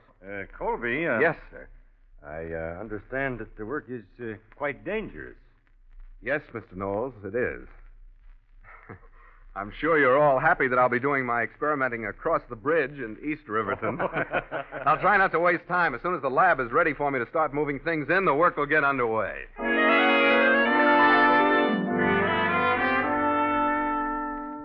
You smiled reassuringly into their eager, gullible faces, anxious for the return your experiments will bring them.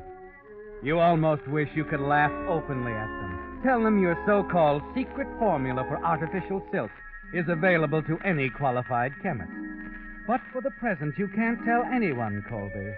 Not even Cynthia, your wife. And then, a few weeks later, as you arrive home... Darling, I've got a wonderful dinner. How's it coming? Oh, all right, I guess. You'll be starting work next week, won't you? Yeah. You don't seem very excited. Frankly, I'm not. What, Colby? I don't want to sound dramatic or anything, but this business of synthesizing silk is pretty dangerous, Cynthia. At one stage in the process, the stuff's terribly explosive. If anything went wrong, You never told me that. I didn't want to worry you. See, I'm not concerned about myself. It's you, dear. If anything happens Don't to me, even think it, darling. you've got to face these things. If we could only afford some more insurance. But, dear, we have... Well, not enough. Cynthia, do you suppose you could speak to your father? But what could Father do? Well, I think it's up to him and his associates to provide proper protection for you. After all, it's their project. I see. Yes. All right, dear. When do you want me to speak to him? I start work Monday. You better do it tomorrow.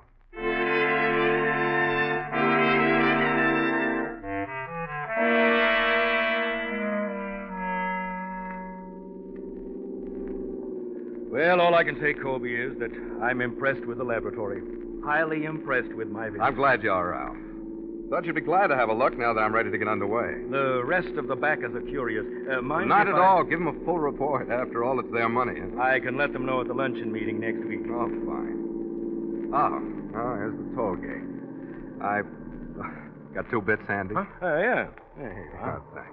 Yeah, Mr. Fletcher. Oh, Barney. A little late tonight, aren't you? Had an inspection tour tonight, Barney. Here you are. Thanks. Is he keeping you busy, Barney, running back and forth to the laboratory? Yes, sir. Got to be nice to him, too. When that plank gets built over there, Mr. Fletcher's employees will just about get this old bridge paid for, you know. Okay, Barney. Good night. Good night, Mr. Fletcher.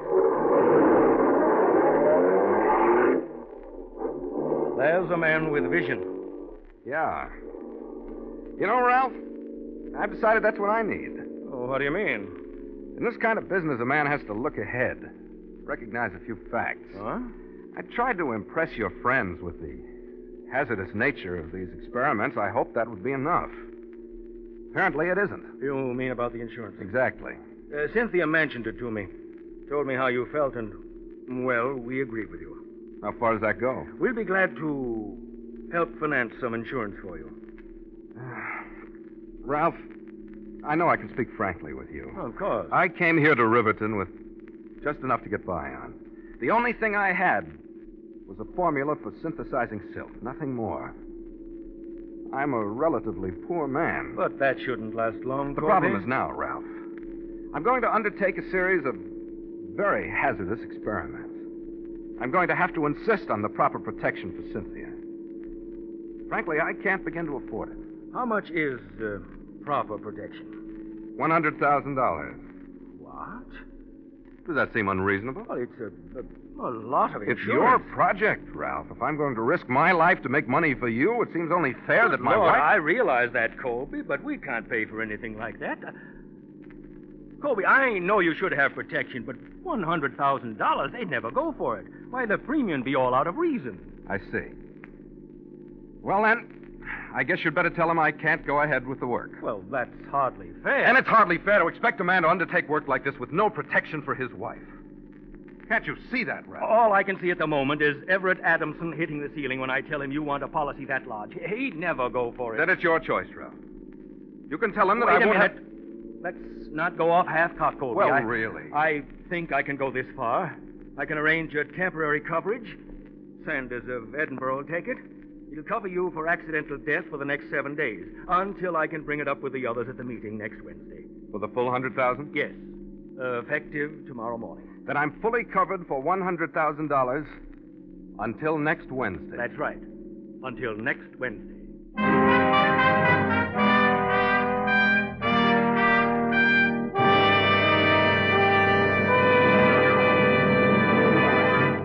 With the prologue of The Two Lives of Colby Fletcher, the Signal Oil Company is bringing you another strange story by The Whistler. But now I want to tell you a tale in which the villains were overage automobile tires, and the victims were those unfortunate drivers whose holiday trips last weekend were spoiled by tire trouble, or by the kind of accidents that faulty tires can cause. You know, most of those sad endings could have been happy endings if those drivers had stopped by their Signal service station and found out how little it would cost them to change to new Lee tires. For Lee prices are down. But here's the important point. Lee quality is up. With their patented double-life rayon cord construction, today's Lees are 25% better than pre-war. And remember, for 45 years, Lee of Conshohocken has made only the finest of first-line tires. So good, in fact, that 97% of the car owners using Lee tires say they will buy Lees again. What's more, your Signal dealer can now arrange easy credit terms on new Lee tires. So treat yourself to a pleasant surprise. Stop by your Signal service station and find out what a generous trade-in you can get for your dangerous, worn-out old tires when you change to new Lee tires.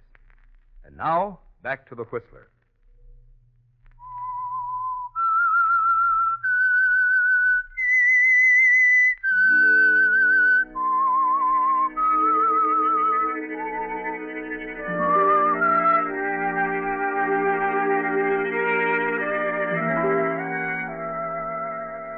So it's almost over now, Colby.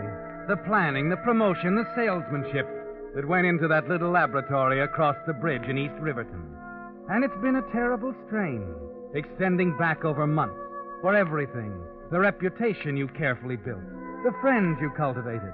Even your marriage to Cynthia was part of something bigger. Something to do with the tragic death of a young scientist named Colby Fletcher in a laboratory explosion.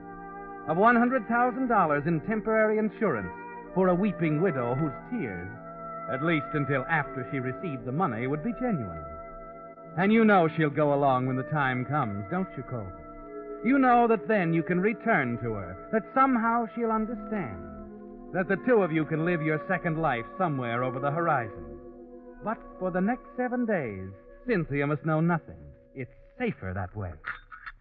I wish you'd have some more dinner, dear. I'm sorry, Cynthia. I just don't seem to be hungry. You're worrying me terribly. Now, don't be that way, darling. I can't help it, Colby. It's our work, our future, but why am I left out of it?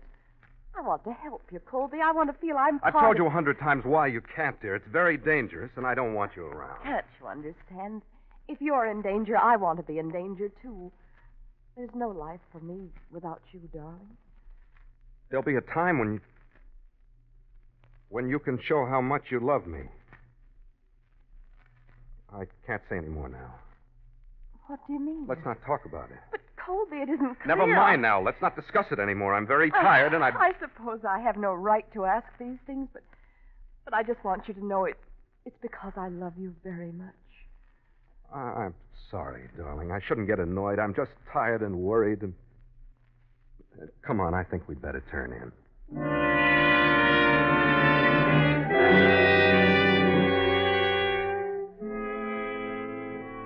Yes, that's all you can tell her now, Colby. But you know Cynthia will stand by you when the time comes. And it's not far off now. You wish fervently that there was some way of postponing it, knowing that now you face the most important problem of all, that the arch is all but built, that the next step is to slide the keystone into place and make the structure sound and complete. Time means everything now, Colby. It has to happen fast. It's a little before noon the next day when you arrive at the little town of Port Rialto, 120 miles up the coast, and stop at the newspaper office. Yes, sir. Can I help you? Yes, I'd like to buy an ad in the classified section. I'll take care of it. Here, just write it out. Perhaps you can word it better. I want to hire someone, a man, unattached, not over 30, pleasant work, good salary. What kind of work? I'm afraid it's a little involved. I'd prefer to explain it to each applicant. All right. What about your address? I'll be conducting interviews here in town at the Rialto Hotel on Thursday and Friday. Rialto Hotel. Interviews Thursday and Friday. Yes. All right, fine. I'll just figure this up. And what's your name, sir? Maisley. Walter Maisley. All right. We'll have this ad in tomorrow and the next day, Mr. Maisley. I'm sure you'll get results.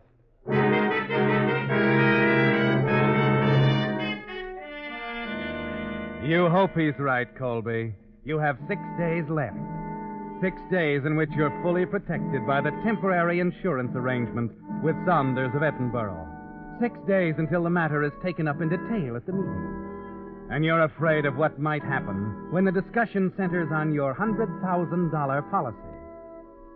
You waste a trip to Port Rialto on Thursday. There's no response to the advertisement. But Friday is more encouraging. Several applicants are waiting at the Rialto Hotel, where you're registered as Walter Maisley. You interview them carefully, one by one. And where have you worked before, Adams? Any place near here? No, sir, but I've had a good deal of lab experience. I can get letters for you, Mr. Maisley. Well, that shouldn't be necessary, Adams. I think that The only reason I quit and came to the West Coast is because of an uncle near Riverton. An uncle? Yes, sir.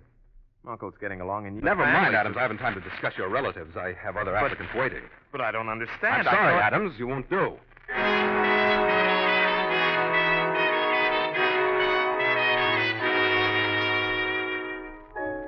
4 days now, Colby.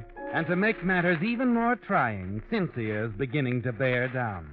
But, Colby, darling, how can you say you didn't leave your laboratory all day? Is there anything so amazing about that? Well, as a matter of fact, there is. I telephoned you today, twice. You... See here, Cynthia, I don't want you calling me at the lab. I did go out once for some materials. I guess that's when you... Tell me, Colby, why are you making such an issue of this? There's every reason. I might be in the middle of a delicate experiment. I can't afford to risk interruptions. That's all. Now, please don't discuss it anymore, darling. All right, Colby. I won't call you anymore if it's that important.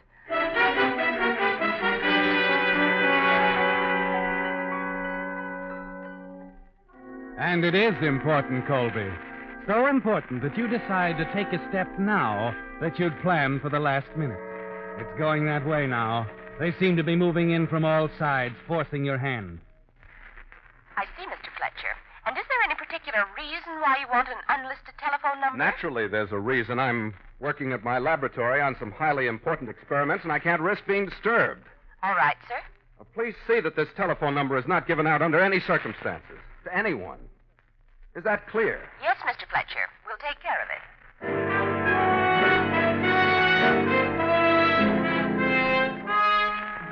When you make your last trip to Port Rialto, there's only 1 day left before your temporary insurance expires. You're still looking for the keystone to the arch. You haven't slept for nights. It's unbearably hot as you interview the little group of candidates at the Rialto Hotel. You're edgy and nervous. Then it comes. At last, Colby, you've got it. He's about your age, naive, a little stupid, and exactly right. Well, that's it, Mr. Maisley. That's all there is to recommend me. Not much, I'll admit. No, not much, Garner, but I think you'll do. Well... The fact that you haven't a reputation in experimental work simply means that you'll work harder to get one. Well, that's a very generous point of view. Why not at all? I was afraid when I told you I didn't even have a relative you could write to about me that I wouldn't have a chance. Base value is good enough for me, Garner. When can you start? Well, I haven't much to clear up here in town. I could take a bus down to East Riverton tomorrow night. No, you don't have to do that. I'll pick you up. Where are you staying? Crescent Motor Car. How about 7 o'clock? I'll be waiting. Fine. Oh. And in the meantime, Garner, I'd prefer you didn't discuss this with anyone.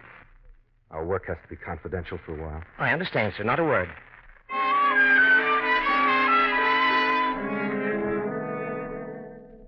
Yes, Colby, you've made a good choice. A man who doesn't ask questions. A man without friends, no connections. A man who can take your place in the little laboratory at East Riverton, so that his remains will be taken for yours after the explosion. There's little left to arrange now. On the way back, you run over the final details in your mind. You remain at the laboratory late that night, working, but not on the synthetic silk formula as they all believe. No, Colby. The hours are spent in setting up the explosives, which you've kept so carefully hidden. You run the detonation wires to a spot behind your desk, where it will be a simple matter to tie them into the telephone. And that's all, Colby. Until tomorrow night, when you bring your new assistant, Garner, onto the scene. Driving home across the toll bridge, you think about Cynthia and how she's going to react to it all. Somehow, you're not worried about her. She loves you, doesn't she, Colby? And you said just enough to her. Just enough. There'll be a time when you can show how much you love me. I can't say any more now. Yes, Colby. And Cynthia will show you. Prove that she loves you no matter what you do. Even when you borrow a life. The next night at exactly 7 o'clock, you keep your appointment in Port Rialto. Crescent Motor Court. There's the place.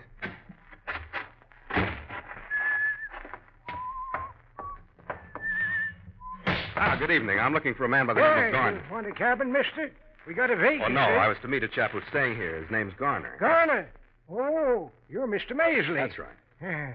Garner went back to Chicago. Got a call from some woman. What? Yeah, that's why we got a vacancy. Gone? Of all the rotten luck. Oh, disappoint you, did he, Maisley? Spoil some plans or something? What? Huh? Impatient fella. Think it was my fault.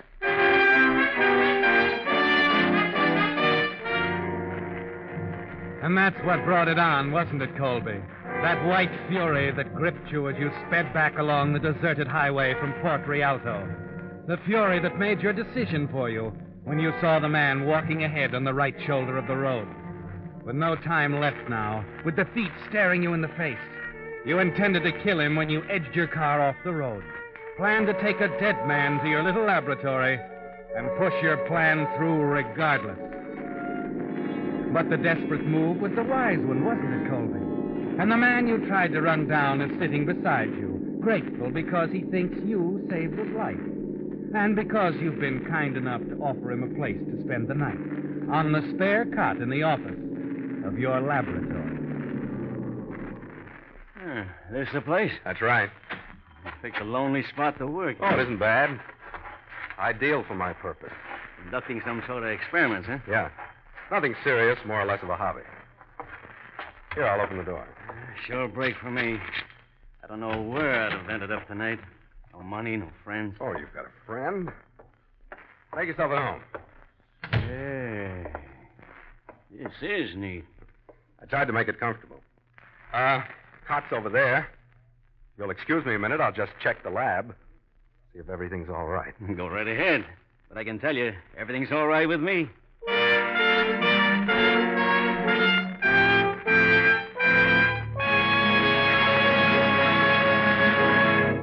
The Whistler will return in just a moment with the strange ending to tonight's story.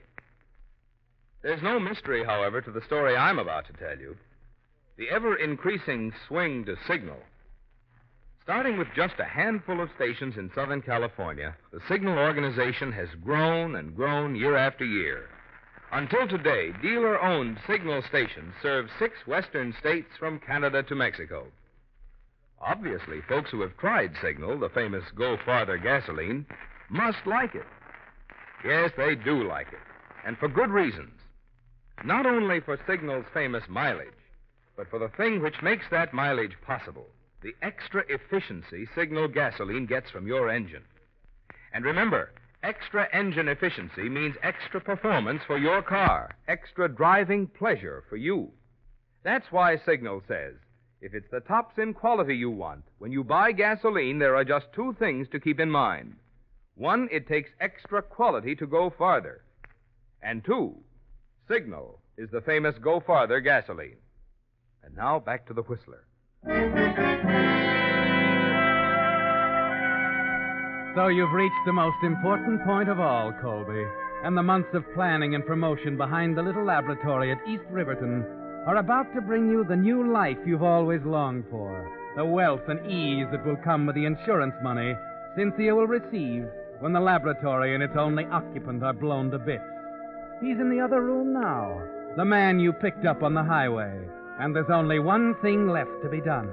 Yes, Colby, you know every move by heart as you tie the detonation wires into the telephone, so that the first incoming call, the call you plan to make in a few minutes after you leave, will set off the hidden explosives. You give the last wire a final twist, drop the pliers in your pocket, and casually walk back into the other room. Well, she's all shipshape. I hope you'll be very... Wait a minute. What are you doing? Sorry, pal. I guess I would have been cozy here, but I'm not staying. That gun, what are you doing? I said I'm sorry. You've been awful nice to me, but I gotta keep moving. Well, look, you don't need a gun. Take my car. I'm wanted, pal. Don't that mean anything to you? I'm wanted by the police. But don't you see? Skip it. I'm gonna have to put you to sleep. Tie you up. I don't like to do this, but... No, you don't. Sorry, buddy. Gotta look like a struggle. You're too nice a guy to get mixed up helping a bum like me.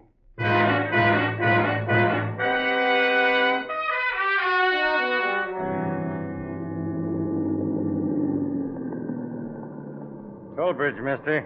Passenger car's 2 bits. Oh, sure. Just a second. Hey, wait a minute. Hey, Larry. Yeah? Come here. What's the matter, Barney? Better ask this guy. He's driving Colby Fletcher's car. What are you talking about? This car's mine. Don't hand me that. Get out of there now. You can do your explaining at headquarters. I don't give a hang whether the number's unlisted or not, operator. I'm sorry, sir. How many times do I have to tell you this is a police call? Put me through to Colby Fletcher at his laboratory. Very well, sir. One moment. And hurry it up. We got his car down here. I'll ring the laboratory now.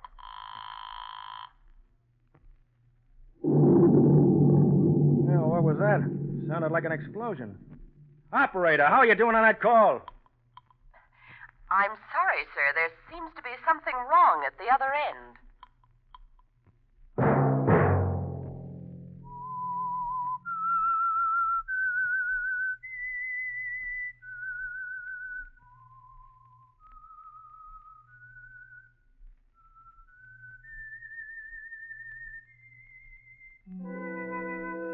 Let that whistle be your signal for the Signal Oil program, The Whistler, each Wednesday at this same time.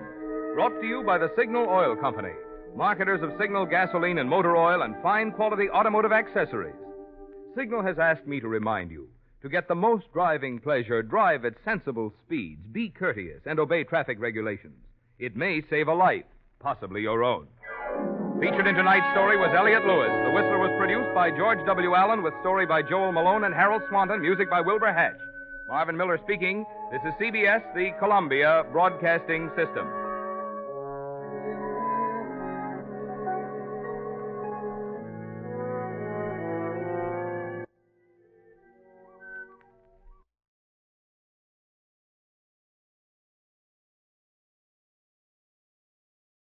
The Signal Oil program, The Whistler.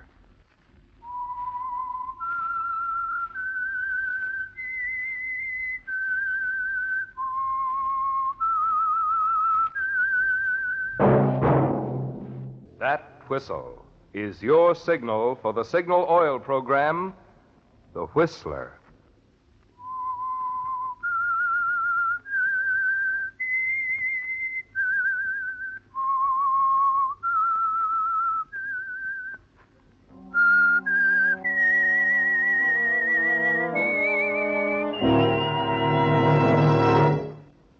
I am the Whistler, and I know many things, for I walk by night.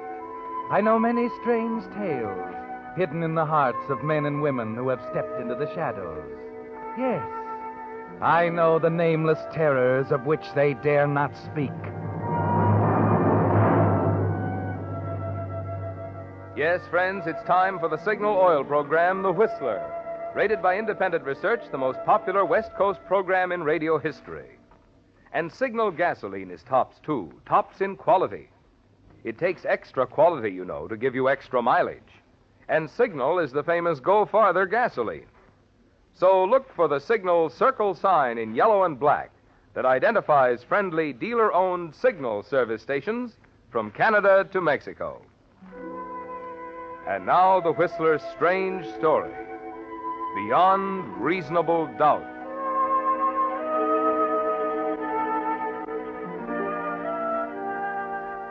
The cerise jacket on the mannequin in the window of the Berkshire shop was the thing that had brought Gina across the street to the south side of Kimberly Drive.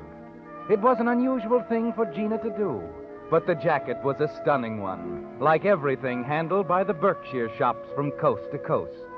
And Gina had told herself that now, after 5 years, it was high time she got rid of the strange subconscious dread that kept her away from the shiny black marble front of the most fashionable dress shop in Hillcrest.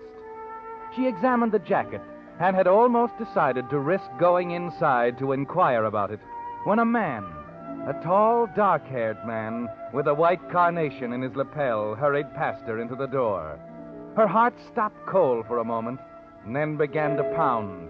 Her first impulse was to hurry on and never come back, but she stopped, not sure, and then walked back cautiously to the glass door, looked through at his retreating back, the familiarity of his walk, the slope of his shoulders, and then... Gina, darling. Oh, hello, Isabel. Oh, how wonderful to find you here. Darling, you've got to help me pick out a dress. You've simply got to. I'm a desperate woman. I'm sorry, Isabel. I'm in a hurry and I What's can't... the matter, Gina? Here you are, one of the best-dressed women in Hillcrest, yet you avoid the Berkshire like the plague. Have you got something against them? I've just been too busy to worry much about clothes. Rubbish. Look at you now, like you stepped out of a bandbox. Black and white, and that lovely black and white bag to match. Where did you get it? Oh, Stillman's this morning. It's a beautiful bag. How you managed to find these things. Well, in we go now. I can't stay long, really. It will only be a minute. You'll love this store, darling. You look around. I want to speak to the clerk at the glove counter for a moment. All right, Isabel. Well, how are you, Jenny? Well, oh, Haven't seen you in a long time. you startled me. Don't you remember me, Jenny? Jenny, That's right. Jenny Barton. I think you must have made a mistake. Oh? Did I? I'm afraid so. I'm very sorry. Clerk. Yes? You saw the woman I came in with, the lady in the blue crepe? Why, yes, ma'am. When she comes back, would you tell her I've gone home, please? I don't feel well.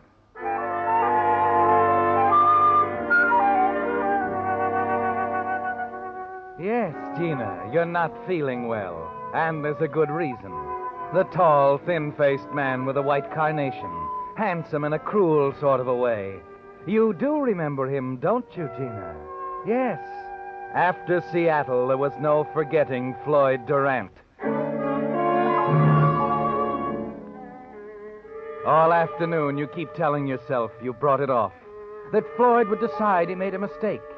That Jenny Barton of Seattle and Gina Crane of Hillcrest are two different people. Just an unpleasant incident, Gina. Not worth mentioning to anyone. Least of all to Clinton Crane, your husband.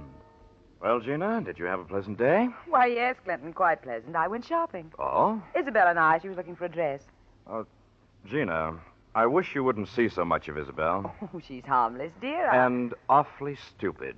I know it, Clinton, but somehow I couldn't help myself. You could tell her you're busy. Well, she wouldn't take no for an answer. Well, it's a cruel way to put it, I suppose, but you and I are going to have to be careful of the company we keep from now on. Why's that? At the last committee meeting, my name came up for state senator. After that Brooks affair, they'll go over the next candidate with a fine-tooth comb. But after all, Isabel... I know. Just keep it in mind, darling. Oh, by the way, this letter came for you this afternoon. What is it? Oh, I'm not the prying type, dear. You know that. Funny, though, it was stuck under the door when I came home. Oh, well, thank you. Well, aren't you going to read it? Yes, of course. June 14th, my dear Mrs... Oh.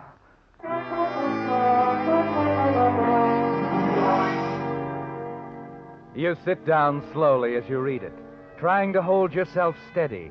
Clinton is watching you, Gina. You can't let him know, can't give him the slightest chance to guess what's in that letter. What makes the words fly off the paper and bury themselves in your brain like jagged pieces of shrapnel. My dear Mrs. Crane, apparently you don't remember me, Floyd Durant, but I remember you, Jenny. I remember you very well. I know when you'll read this, you'll wish I was dead. Because of our strange association while I was store detective at the Berkshire shop in Seattle. I'm staying at a boarding house, 217 Pine Street, third floor rear. If you'd like to talk over old times, drop around tonight at 9 o'clock and bring your checkbook with you. That is, unless you'd like me to have my conversation with someone else. Your husband, for example. Or the police. What's the matter, dear? Bad news? No. No, it's nothing important. Just a note from my dressmaker. Oh? Remember, I told you I was getting a new suit? It's nothing important.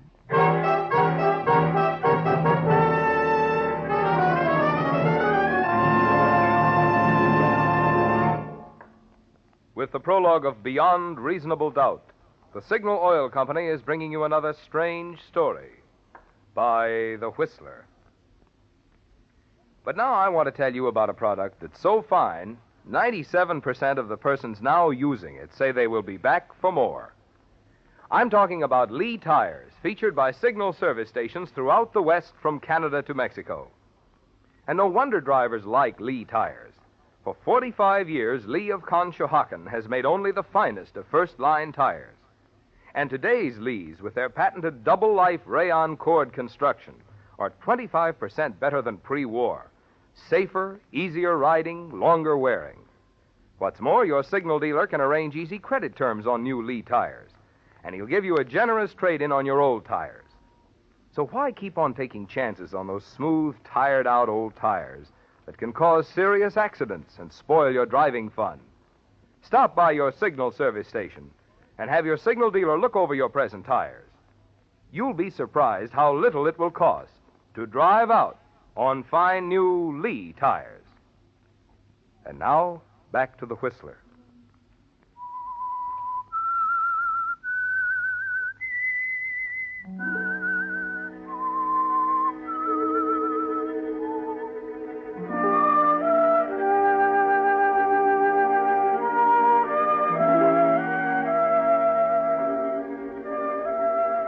So that's it, Gina. 5 years are pushed aside and you're back where you started. Floyd Durant has found you at last.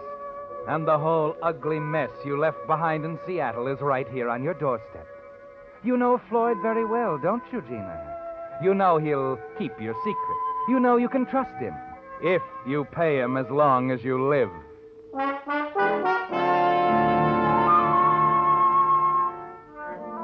Luckily, Clinton, your husband, is due tonight at a political meeting. And shortly after he leaves, you pull your car out of the garage, the letter with Floyd's address on it tucked safely away in your black and white bag. 217 Pine Street, 3rd floor rear. A half hour later, you're walking down the long, dark hallway toward his room. But as you raise your hand to knock, something stops you. I can't stand it, Floyd. I tell you, I don't care. Nothing matters now. You can do as you please, but don't come running back to me. I'm all through. Oh, excuse me. I'm sorry. I didn't mean to push you. Certainly.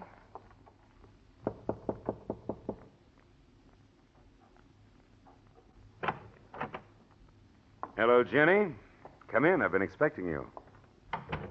I've come to tell you I can't possibly... No such word as can't. Your friend seemed a little upset. Temperament.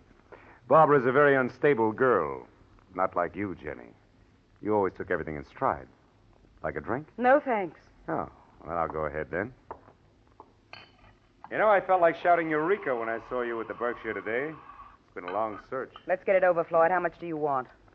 Well, let's figure how much I would have had if you'd played square with me, huh? Let's see, I let you steal those clothes in the Seattle store. You would have picked up a rich guy. Never mind that. I asked you how much. Depends on your resources. You've got to give me some time. I can't raise the money overnight. Oh, now, Jenny, let's not be that way. Your husband's a wealthy man coming along in politics. I think I can get you 1,000. Never do to have his wife exposed as a thief. Worth a lot to a man like that to keep his... I said I could raise 1,000. Is that enough? No. How about 10? I couldn't possibly. Clinton gives me a weekly allowance. He balances my bank statement. Listen, Jenny, I covered for you. It wasn't easy. I played it stupid. But not anymore. No cheap little shop girl's going to play me for a sucker twice. You ain't as much as I am. You're just as crazy. Now, careful, Jenny. You talk pretty big for a thief.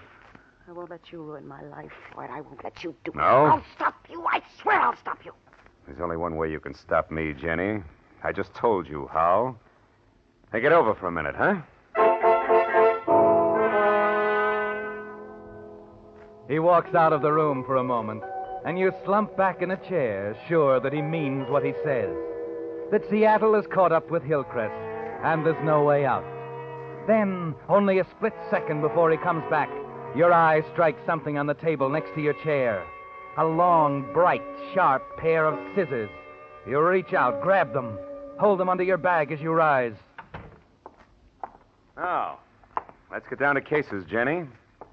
It's not whether you're going to raise that dough anymore. It's how. Floyd, I want to be very sure about this.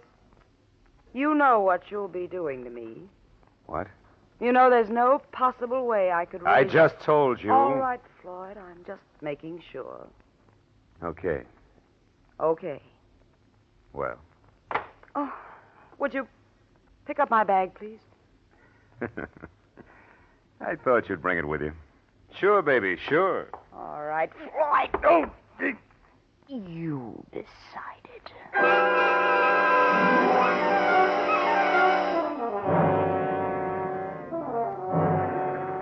It's only after it's over, when you're back in your car, that you realize you still have a chance.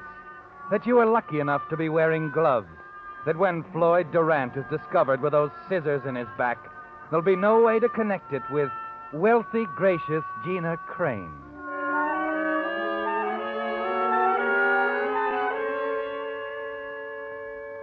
There's no sleep for you tonight, of course. And by morning, your mind is dull, your eyes heavy as you sit across the table from Clinton at breakfast, looking at the back of his paper. More coffee, dear? No, thanks.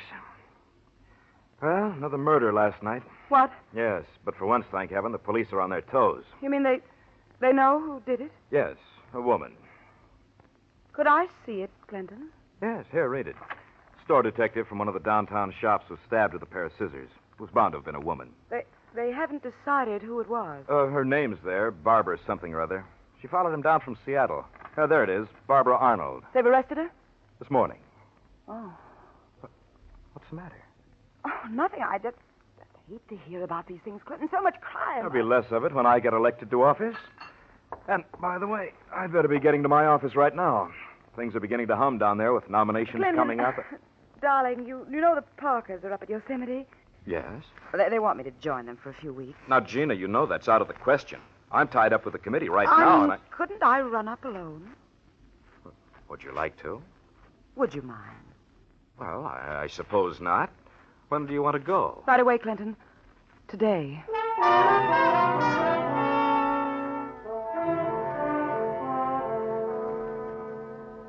You had to get away, didn't you, Gina? Even if it's only for a few weeks. It gives you time to sit back, collect your thoughts, and then try to forget all about Floyd Durant and Barbara Arnold and murder. Somehow, by the time you return from Yosemite, you've almost managed to forget. At least your mind is made up that no matter what happens to the girl they've arrested, you're not going to interfere. Most important of all, Clinton must never know. I'd have appreciated your coming back last Friday, Gina. I wired you to return then. Oh, I'm sorry, darling, but I was meeting so many important people and having such a marvelous time. I didn't think a few days would make any difference. Well, fortunately, they haven't. You won't be needed until tomorrow. Tomorrow for what? Jury duty, dear. You've been selected as a prospective juror in the Arnold trial. What? I'm sure they'll accept you. Clinton, Yes? Clinton, I can't serve on that jury. Can't serve? What are you talking about, Gina? You'll be ideal for them. Well, you've scarcely even read about the trial. No prejudice, an open mind. I'm sorry, Clinton, I won't serve. Huh? Well, now, see here, Gina. I'm sorry to disagree with you. I've given you your way many times, but this is one thing on which I've made up my mind. I want you to do everything in your power to get on that jury. But, Clinton, The committee notified me while you were away. I'm going to be nominated for state senator. Now, the campaign won't be easy. We can't have anyone saying that my wife refused the simple obligation of jury duty. Clinton, you don't understand. Of course I don't understand. Is there any reason, Gina, any reason in the world why you shouldn't be on that jury? No, Clinton.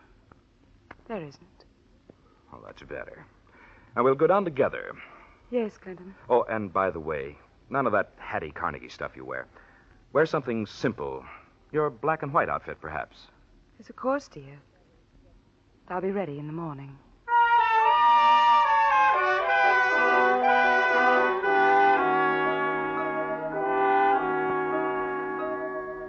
You never expected anything like this, did you, Gina? All night and the next morning, driving down to the courthouse with Clinton, your mind is struggling for a way out. But there doesn't seem to be one. All you can do is pray that Barbara Arnold, the girl you ran into outside Floyd's room, will fail to recognize you. As the attorneys question each candidate for jury duty, you're trembling inside, telling yourself over and over that it was dark in that hall, that Barbara had been crying, that you scarcely spoke, that she wouldn't know now in this courtroom. And now you're sure, Mrs. Crane, that you can approach this trial with an open mind, that you haven't reached any decision on the basis of what you've heard or read in the newspapers? I'm sure. And you would have to be convinced beyond all reasonable doubt that the defendant, Barbara Arnold, my client, is guilty before you would vote for conviction? I would. Thank you, Mrs. Crane, that's all. Thank you. Just one moment, Mrs. Crane. Hmm? Just one more question. Yes? Are you certain that you never met the defendant before? Yes, positive.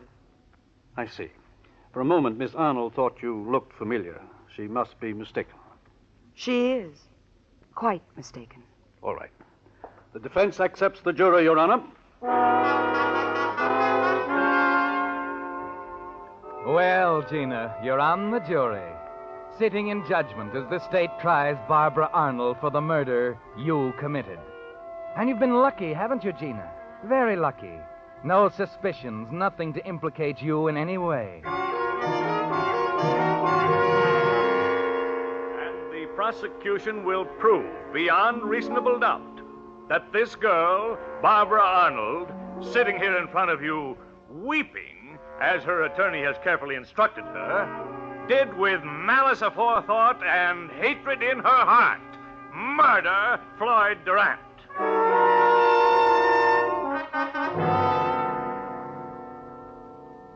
Are you positive, Mr. Jackson, that the defendant is the person you heard threaten Mr. Durant on the evening of June 14th? Well, I can't be sure of the voice, but I did hear him quarreling, and he called her Barbara. Oh? He called her Barbara? Yes, sir, I heard that all right. And what time was this quarrel? Oh, about 8:30, I guess.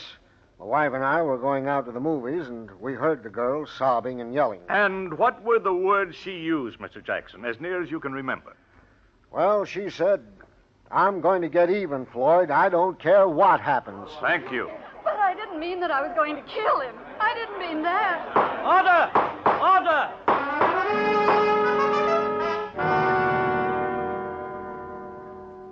So, Miss Arnold, after your bitter quarrel with the deceased, you turned and ran out of the room.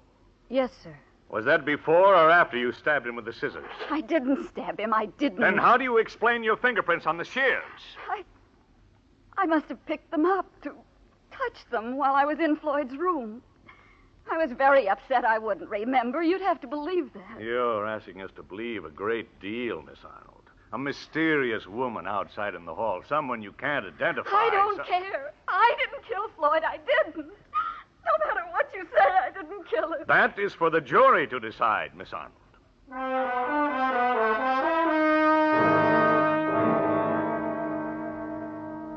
Ladies and gentlemen of the jury, the attorney for the defense insists that you must find this girl, Barbara Arnold, this murderess, innocent, as long as you hold any doubts as to her guilt. Well, for once, I agree with him. But there is no doubt. She quarreled with Durant. She admits that. She threatened him. She admits that. The only thing that she does not admit is that she killed him. She doesn't have to admit that. Her fingerprints are on the weapon. There you are, ladies and gentlemen. Motive, opportunity, and evidence.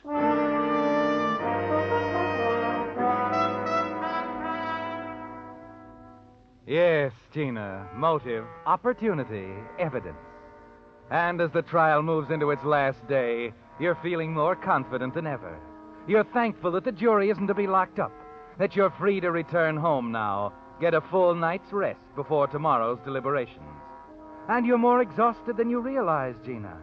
You oversleep the next morning, have to dress hurriedly, slip into the black and white crepe outfit, grab up your black and white bag to match as you run out the door to the waiting taxi. And there's another ironic thing, Gina. 15 minutes after the jury retires, you find yourself elected foreman.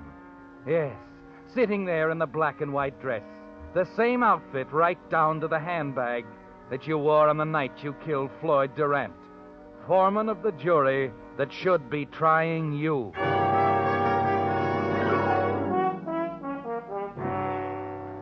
Five, 6, 7, 8.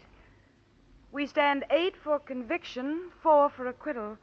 We'll have to talk it out further.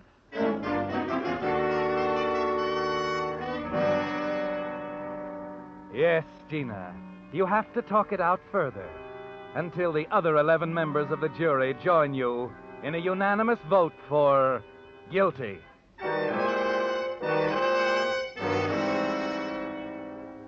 But, Mrs. Crane, I still don't see why, if it was premeditated, she would use a scissors. I should It's a woman's weapon. I thought of that, too, Mrs. Adamson. You don't believe, then, that there's anything to her claim about a mystery woman? None at all. I think that's the weakest argument they presented. I agree with Mrs. Crane. That's just a trick. Right. They're not giving us credit for good sense. All right, ladies. I agree with you. I'll change my vote. Very good, Mr. Knowles. Then, we're all agreed? Yes. Here, Mrs. Crane, write it down. Write down our verdict. We, the jury, sworn upon our oath and, after careful deliberation, find the defendant, Barbara Arnold, guilty of murder in the first degree.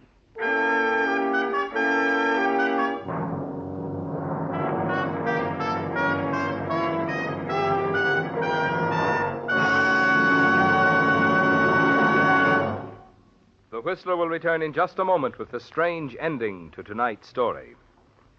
Meantime, since you're going to be passing a lot of signal service stations during your summer driving, I thought you'd like to know a little more about the organization that brings you the Whistler and the policies it stands for.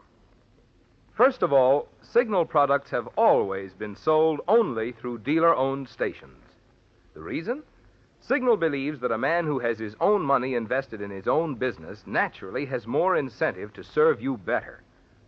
Secondly, because you want top-quality products for your car, every Signal service station is backed by an organization that serves almost 2,000 Signal dealers, with resources to bring you all the latest advances in petroleum science. Do drivers like this combination of personal service at dealer-owned Signal stations plus fine-quality Signal products? Well, just consider the facts. From a mere handful of dealers in Southern California, Signal has grown and grown. Until today, Signal stations serve 6 western states from Canada to Mexico. For extra driving pleasure, extra performance from your car, why don't you join the switch to Signal, the famous Go Farther gasoline? And now, back to the Whistler.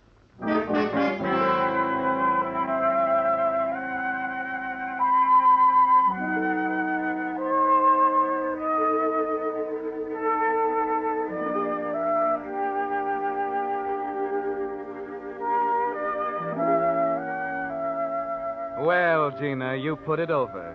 The incident in Seattle with the late Floyd Durant is closed for good. Yes, Barbara Arnold is about to be condemned for Floyd's murder.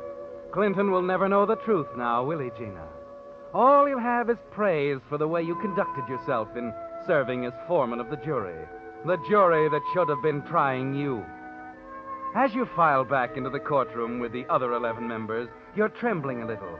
But not with fear this time, Gina. No.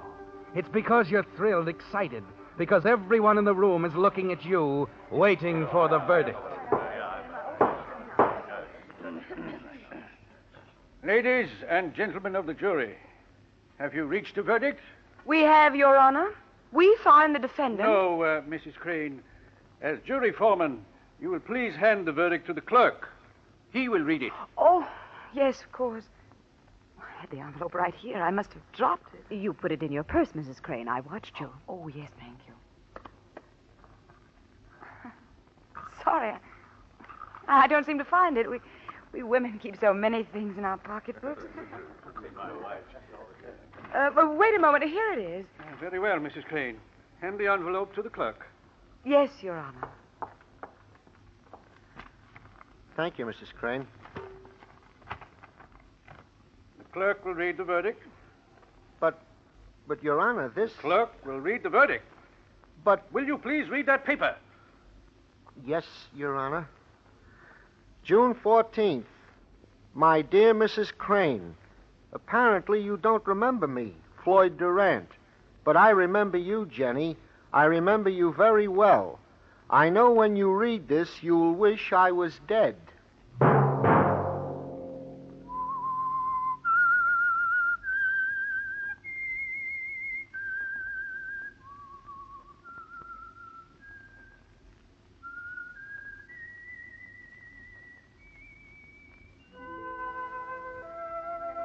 Let that whistle be your signal for the Signal Oil program, The Whistler, each Wednesday at this same time. Brought to you by the Signal Oil Company, marketers of Signal gasoline and motor oil and fine quality automotive accessories. Signal has asked me to remind you to get the most driving pleasure, drive at sensible speeds, be courteous, and obey traffic regulations. It may save a life, possibly your own.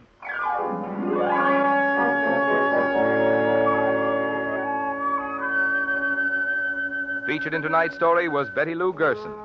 The Whistler was produced by George W. Allen, with story by Robert Libet and Frank Burt, music by Wilbur Hatch, and was transmitted to our troops overseas by the Armed Forces Radio Service. This is Marvin Miller speaking. This is CBS, the Columbia Broadcasting System.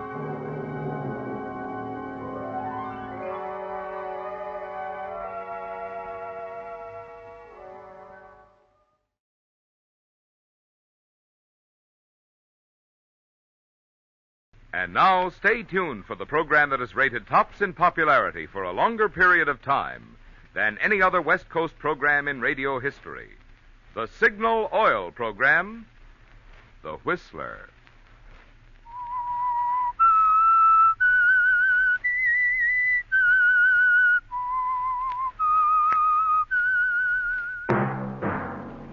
Signal, the famous Go Farther gasoline, invites you to sit back and enjoy another strange story by The Whistler.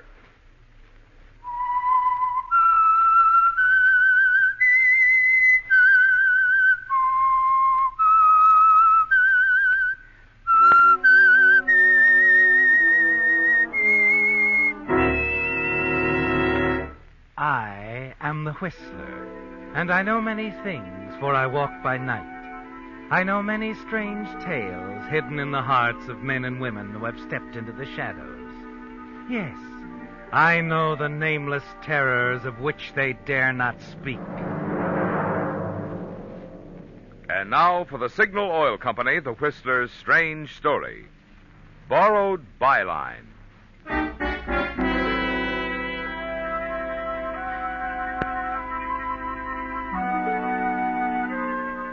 The trip from Calcutta to Hong Kong had been hot and dull, and Craig McKelvey was glad when the slackening of the ship's engines told him they were moving through Laiman Pass into Hong Kong roads.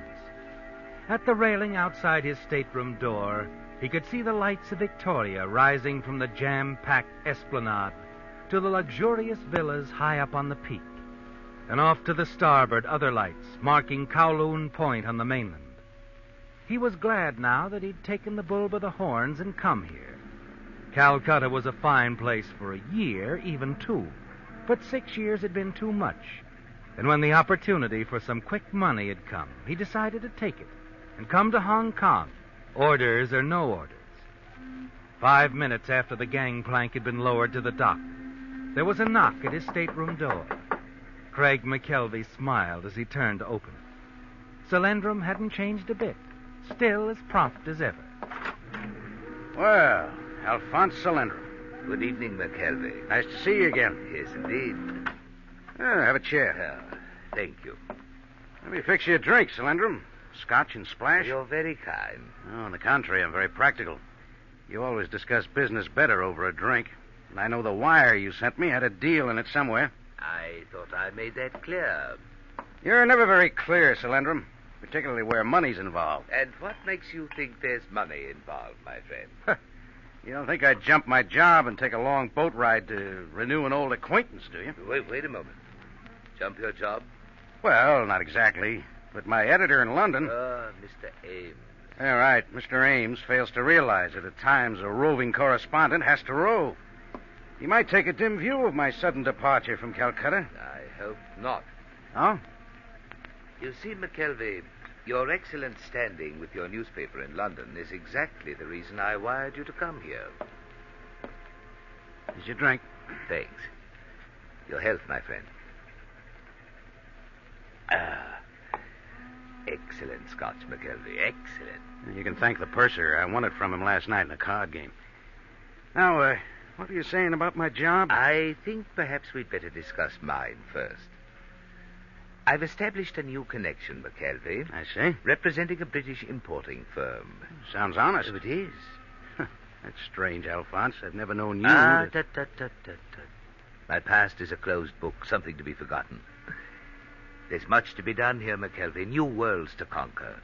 The right man, the right set of circumstances, and the wealth of the Orient is here for the taking. Tell me, my friend, how much do you know of natural history? What? Do you know, for example, that on the slopes of the mountains to the west, there lives a species of deer, a small hornless animal, unimpressive as a trophy, but worthy of the most skillful hunter who ever held a rifle? If you don't mind, old man. I'm being obscure again. To make a long story short, McKelvey, this little animal is the source of one of the most precious materials in the world. A substance for which there is an almost hysterical demand at this very moment. Well, go on. What is it? Musk. Musk? An essential ingredient of the finest perfumes. What little there is in great demand on today's market. Well, that's all very interesting, but where do I come in? I'm coming to that. It seems there is a persistent rumor that a fabulous amount of purest Tibetan musk is floating around East Asia somewhere. My firm is most anxious to locate it. So anxious, in fact, that they've retained me for the past 8 months solely to conduct the search. And that, McKelvey, is where you come in. Oh, is it? A simple dispatch in your very reliable newspaper indicating I have discovered the musk would simplify my problem immeasurably. I'm still a lap or two behind, Alphonse. I know I can be frank with you, my friend. From the moment I accepted this proposition, my problem has been to persuade my superiors in London to advance funds to cover the purchase. Needless to say, my firm in London tends to be cautious, since the transaction will come to over $250,000 American. Then you have found the musk? No. Oh. Yet you want me to file that story? Oh, come, McKelvey, you haven't developed any moral compunctions after all these years?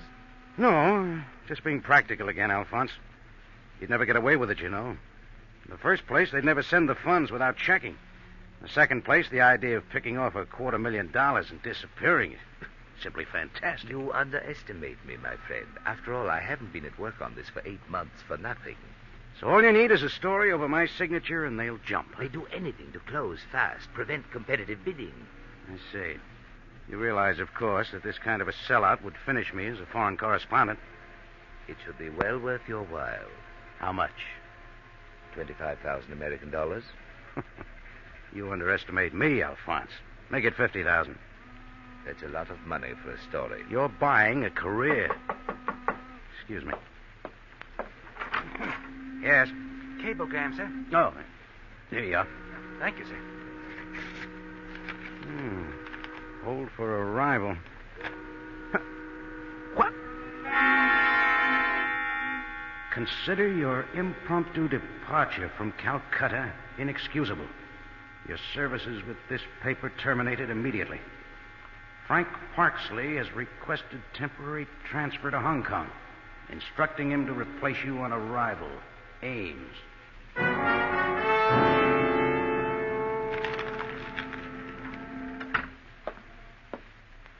Anything interesting in your cablegram?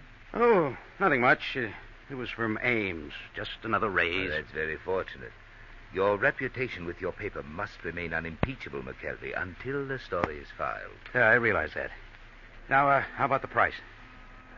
$50,000 it is. Good. When do I file it? After I prepare the way in London. We must be cautious now. Can't afford to be seen together. Suppose I meet you tomorrow night at 9 at the Twin Dragon Bar? Right. Well, Alphonse, here's to the story. Yes, my friend. To your story.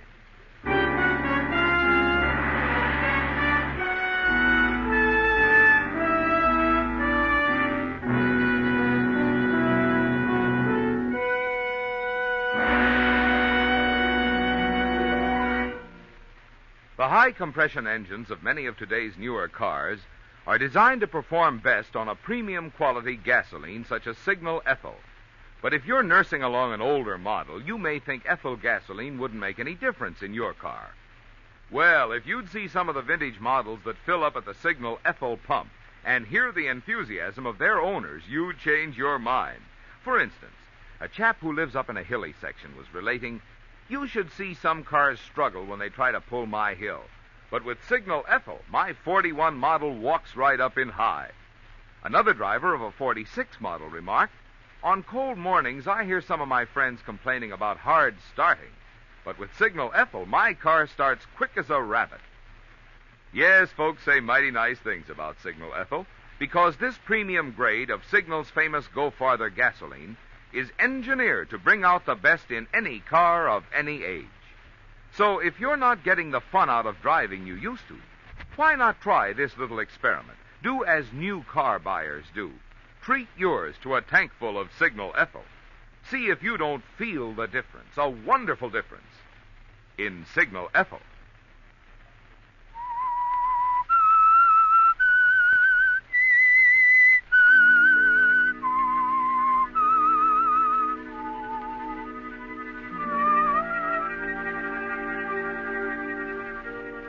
It's strange, isn't it, Craig?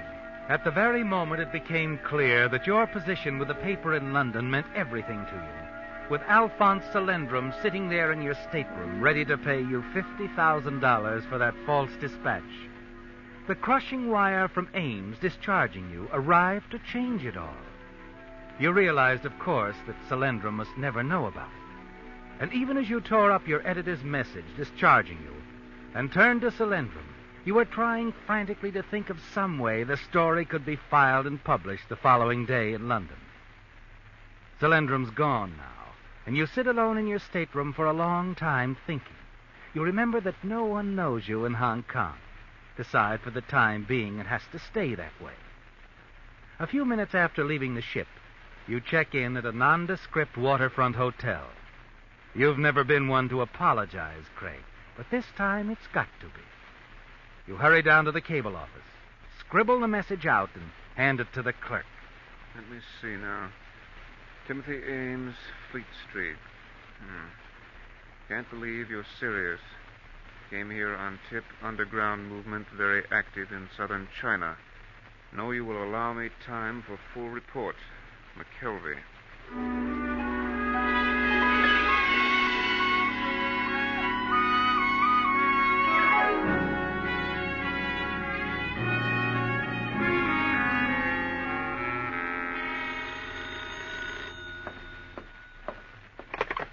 Yes? Mr. McKelvey? Yes, speaking. We have received a cable for you from London. Oh, would you please read it? Repeat, you are relieved immediately. Parksley arriving Hong Kong, SS Malaya soonest. Ames. I see. Any answer? No answer. But at that moment, Craig, as you hang up the receiver, you know there has to be an answer. That the story must be filed somehow, even if you have to use Frank Parksley's name. That with $50,000 involved, nothing is going to stop you. You call the porter's desk. Porter's desk? When is the steamship Malaya due in? Malaya? Sunday night. Thanks.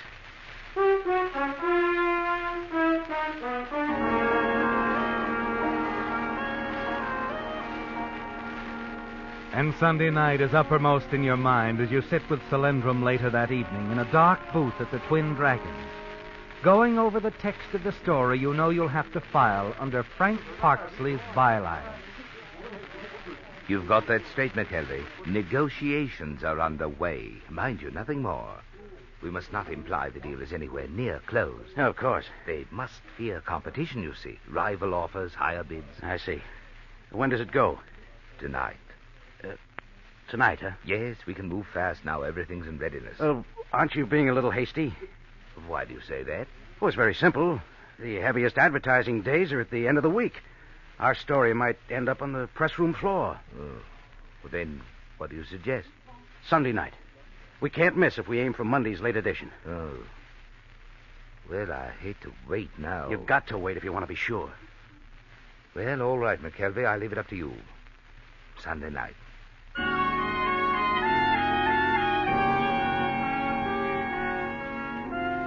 Yes, Craig, it has to be the night Parksley will arrive on the Malaya, because your mind is made up, isn't it? On Sunday night, you're going to check out of the Hotel Oriental as Craig McKelvey. You're going to move into higher circles in the Victoria as Frank Parksley. And between the two, there'll be a murder.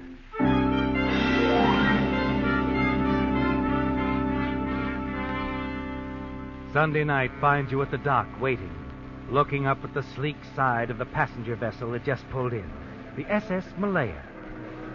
You breathe a sigh of relief when you see Parksley, the linen suit, the thin, rangy figure, the same Frank Parksley you saw in Singapore years ago. Hello, Parksley. Huh? You don't remember me. I'm McKelvey. Oh, yes, McKelvey, of course. I'm sorry. Oh, we only met once. Yes, London, wasn't it? Singapore. Oh. But it's all right. I wouldn't have remembered you if I hadn't been told you were coming. Oh, well, then they did inform you that I... Yes, they sent me a cable. Yes. I'm sorry, old man. I've been trying desperately to get out of Burma, but it hasn't anything to do with displacing anyone. Oh, I know. That's my own doing. And Ames, he agrees that I'm a bum. Well, I wouldn't worry about it. We all have at least one editor who can't stand us. Sure. Look, I hired a car. I'll drive you up to the hotel. Well, that's space sporting of you, McKelvey. However, there's been a delay in getting my baggage off, and I'm afraid... Oh, they'll send it up for you. Well, if you don't mind, I'd rather wait. Past experience, you know. Somewhere in the Orient, there's a typewriter, 3 suits, and 6 pair of my best Argyle. Yeah, I know what you mean. So we wait. Yes, if you don't mind. I insist. You don't know Hong Kong, Parksley, but it's like the baggage. A man can get lost here. I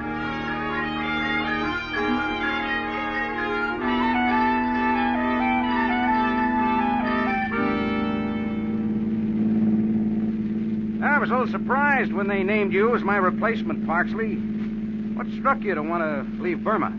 Oh, well, at the moment, I think there's more opportunity for me here. Oh, really? Yes. I say, is this the road to the hotel?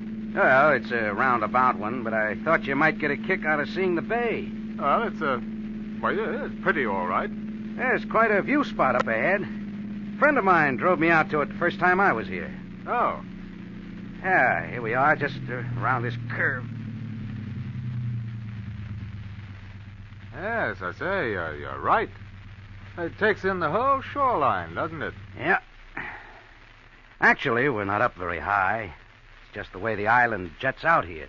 Well, not many people could know this spot. Wouldn't be so deserted. I'll have to remember it, McKelvey. You listen as Frank Parksley prattles on about the view. He's right, isn't he, Craig? Not many people know this spot. You're thinking that as Parksley turns his head, looks away from you in the direction of the bay. Your hand moves down and tightens around the handle of a heavy wrench at your side. The lights over there, McKelvey. They're glittering like the gold we mortals are always after, hmm? Have you ever thought of them that...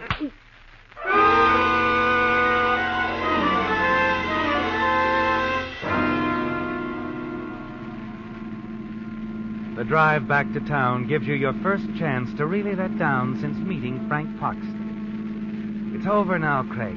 You did it. Killed Parksley and sent his body, heavily weighted with stones, over the side of the cliff and splashing into the waters of the bay. You're glad now that he insisted on waiting for his luggage. You have a use for it, haven't you? Yes, at Parksley's hotel. But not before you return the rented car and attend to a few things at your own hotel. Oh, you leave, Mr. McKelvey? Yes, checking out, Sam. Getting passage on the Malaya.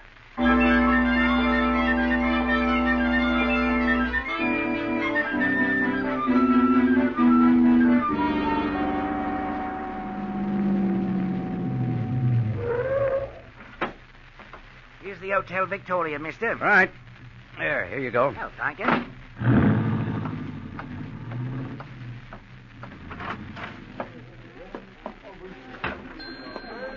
Front, boy. Front. Oh, yes, sir. I wired for a reservation. The name is Parksley. Oh, yes, I remember. If you'll just sign this card, Mr. Parksley. Very well. And it's room number 402. Here's the key. The boy will take your bags. Fine. All right, Sonny, let's... Well, if it isn't my good friend. Solandrum. Yes, indeed, my dear man. You go on ahead, boy. I'll be right up. You said yourself we shouldn't be seen together. But not here, not here. I'm in room 402. If there's anything to talk about, wait about a half hour and then meet me there. As you wish, my friend. Room 402.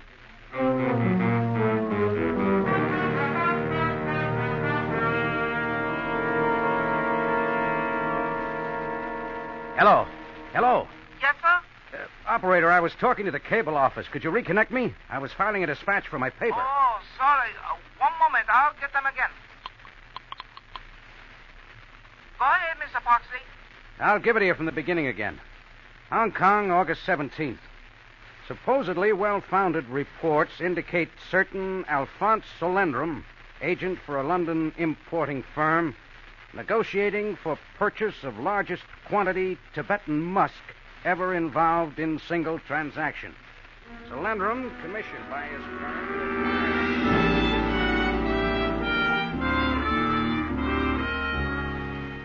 A few minutes later, and it's over, isn't it, Craig? You hang up the phone, sit back, and breathe a sigh of relief. You worked fast, didn't you? And it went through.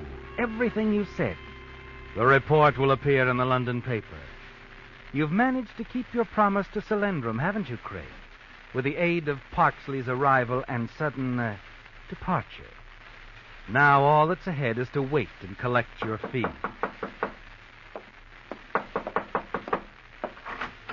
Hello, my friend. Come on in, Solendrum. I trust you feel free to talk now, my dear McKelvey. Anybody see you come up? Why are you so nervous? You're not at all the man of iron. Never mind. Just don't like to ask for trouble, that's all. I did a serious thing. I hope you appreciate that. You've already filed the dispatch? I have. Oh. What's the matter? Don't tell me it isn't going to work. I have better news, McKelvey. Much better. News that will preserve your integrity as a correspondent. What are you driving at? Supposing I were to tell you that anything you said concerning the negotiations for my firm in London were true. Is that what you are telling me? Exactly. At long last, after 8 months, mind you, I have been contacted by letter. The man who has the musk wishes to discuss business with me. Now, wait a minute. We had an agreement. Oh, please, my friend, I'm not forgetting. Not for one moment. As you say, we had an agreement, a gentleman's agreement. And because of it, you will receive the amount I promised.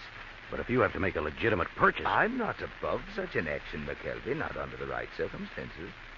You're meeting this man tonight? He's coming here to the hotel, yes. I must talk to him privately. You see, the margin of profit is accounted for by the simple fact that he did not come by the musk by entirely honest means. So he's willing to sell for less? I am buying the musk for exactly half the price my firm will pay. I see. Very neat, Solendrum. So you need have no concern over your share. I'll bring it here to your room the moment my guest departs. Sorry, Solendrum. I hate to be indelicate about it, but I'm in too deep. We'll wait for your man right here. Together. Yes, Clark? This is 402. Yes, sir. Mr. Solendrum is visiting with me, but he expects a caller. If anyone asks for him, would you send him up here? Certainly, Mr. Parksley. Thank you. All taken care of, my friend? All taken care of. Nothing to do now but sit and wait. Ah, yes. And the moment is close, McKelvey. This will-o'-the-wisp I've pursued these many months is almost in my grasp. Think, man, in a matter of hours, perhaps minutes, we'll both be rich.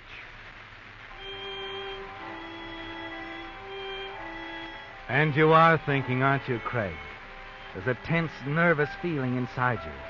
And you know Solendrum senses it, too. As both of you sit there in silence, waiting. Waiting.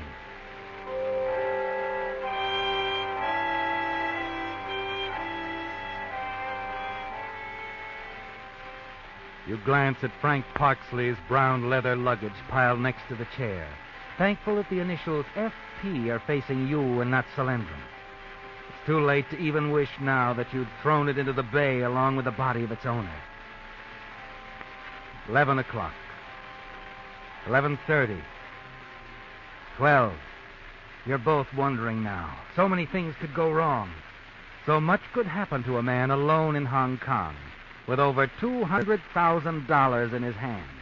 And then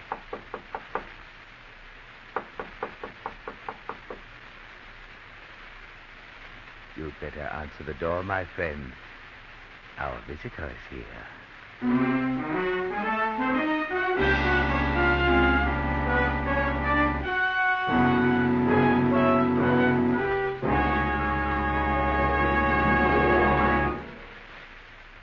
If you're not getting a new car, you naturally want your present car to keep performing as well as possible. Well, the lubrication and service a car gets have a lot to do with its performance. And that's where independent signal dealers shine. With them, you see, servicing cars isn't just a temporary job. It's a permanent business in which they've invested their own money. That means signal dealers not only actually enjoy working with cars, but on the average have had years of experience.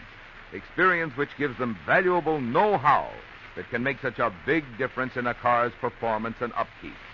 Also, independent signal dealers are well aware that their success and very livelihood depend on how well they satisfy you. Well, naturally, this conscientious type of personal service can add a lot to your car's life and your driving pleasure. Good reason why so many drivers these days are switching to the friendly service stations that feature the famous Go Farther gasoline. Signal, that is.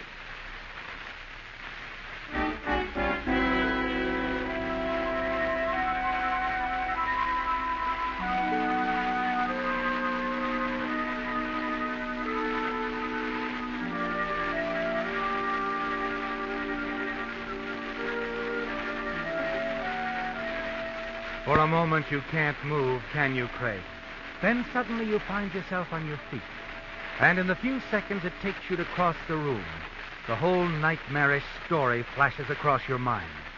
The cryptic wire Solyndram sent you in Calcutta, the fortune in Tibetan musk, the false dispatch, Frank Parksley's body lying at the bottom of the bay, and above all, the fear, the terrible knowledge of what will happen if they find you here in his place.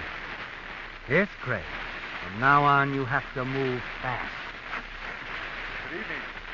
I wonder if I'm in the right room. Oh, yes. The man you want is inside. Oh, come in.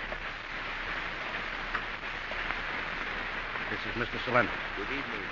I presume you're Parksley? Parksley? Yes, Craig. The man I've been expecting. That's very interesting, Mr. Solyndram. I'm Inspector Wilson. I knew Frank Parksley wasn't working alone, so I've been following him ever since he robbed a trader in Burma of a fortune in Tibetan musk. Well, this is obviously something between you two gentlemen, so I'll... Oh, no, my friend, don't go. You're in this, too. You're quite right. You see, after tracing Parksley this far, I lost track of him momentarily. Disappeared. Quite remarkable. Then this afternoon, some fishermen reported a body visible at low tide in the shallow water off Crown Point. A body? Yes. Parksley's body. Now, suppose you tell me, which one of you killed him? Now, wait a minute. We haven't seen this Parksley. You registered here in his name? But we haven't seen him. We were waiting for him. Then how does it happen that his luggage is there by that chair? I'd know it anywhere. Or do. I've followed it long enough. You see, some of that luggage contains the stolen musk. What? I said that luggage contains the stolen musk. Interesting, eh?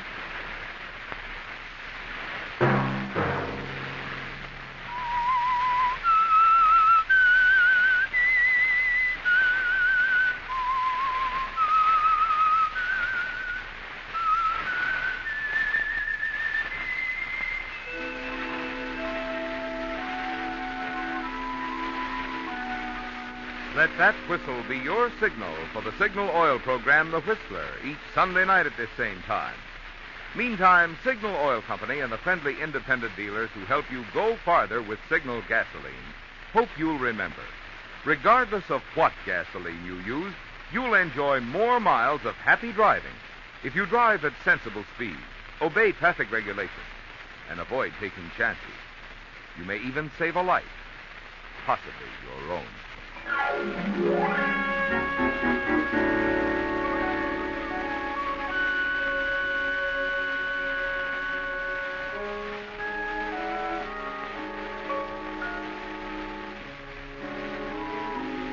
Featured in tonight's story were Bill Foreman as the Whistler, Jack Moyles, Marvin Miller, Ben Wright, Raymond Lawrence, and Byron Kane.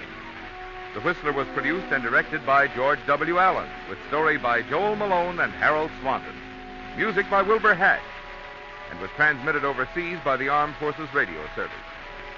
The Whistler is entirely fictional, and all characters portrayed on The Whistler are also fictional. Any similarity of names or resemblance to persons living or dead is purely coincidental. Remember to tune in at this same time next Sunday, when the Signal Oil Company will bring you another strange story by The Whistler. Marvin Miller speaking for the Signal Oil Company. Stay tuned now for Our Miss Brooks, starring Eve Arden, which follows immediately over most of these stations. This is the CBS Radio Network.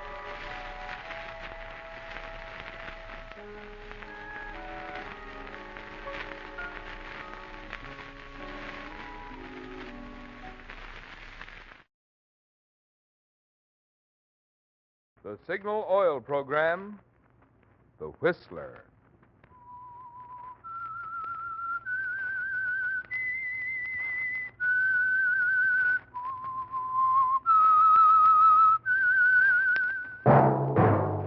That whistle is your signal for the Signal Oil Program, The Whistler.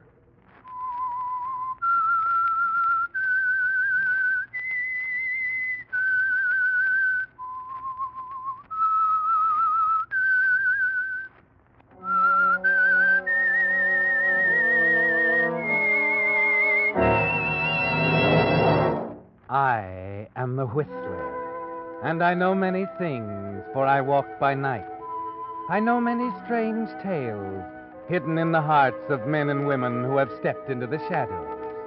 Yes, I know the nameless terrors of which they dare not speak. Yes, friends, it's time for the Signal Oil Program, The Whistler. Rated by independent research, the most popular West Coast program in radio history. And Signal gasoline is tops, too. Tops in quality.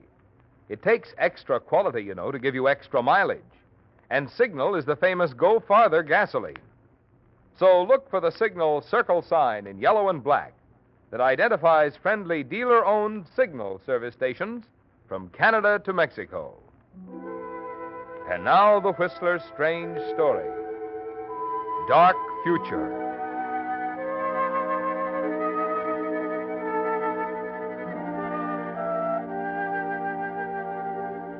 The feeling of foreboding Hal Parker had felt when he'd entered the fortune teller's tent was stronger than ever when he left. And as he shouldered his way down the tan bark lane between the carnival concessions, he tried to put his finger on it. After all, he was in the clear, comfortable and sure of himself in one of the new suits he purchased. And there was still well over $29,000 in new bills back in his hotel room. 29 out of the 30,000 he'd withdrawn from the Midland Bank. So it was ridiculous to feel this way. Crazy to imagine he saw something strange and accusing in the dark eyes of Jaru, the Hindu fortune teller. But as he walked up to Millie at the orangeade stand, the nervous, depressed feeling was still there. Right. And put some orange in it this time, will you? Okay. Well, what's the matter with you? Nothing. Why? You look like some bad man stole all your marbles. How about some orangeade? Extra special tonight. We're using orange. Okay. Do you want a Cupid doll? Yeah, it costs me $5. You want it? Thanks. Here you are. $1 dime. Okay. Oh, gosh, you seem to be out of change. Can you break a 10? Yeah, I guess so. The carnival keeps us in change. They have to. The customers sure don't. 50, 1, 2, 3, 4, 5, and 10. Millie. Yeah? About our date tonight. Would it be all right to make it tomorrow night instead? Oh, I thought you had something on your mind. It's a business appointment. I'm sorry to do it. Oh, don't mind me, Angel. I'll make out. Lorana and I will go to our room together, and she can tell my fortune. Ought to be an exciting evening.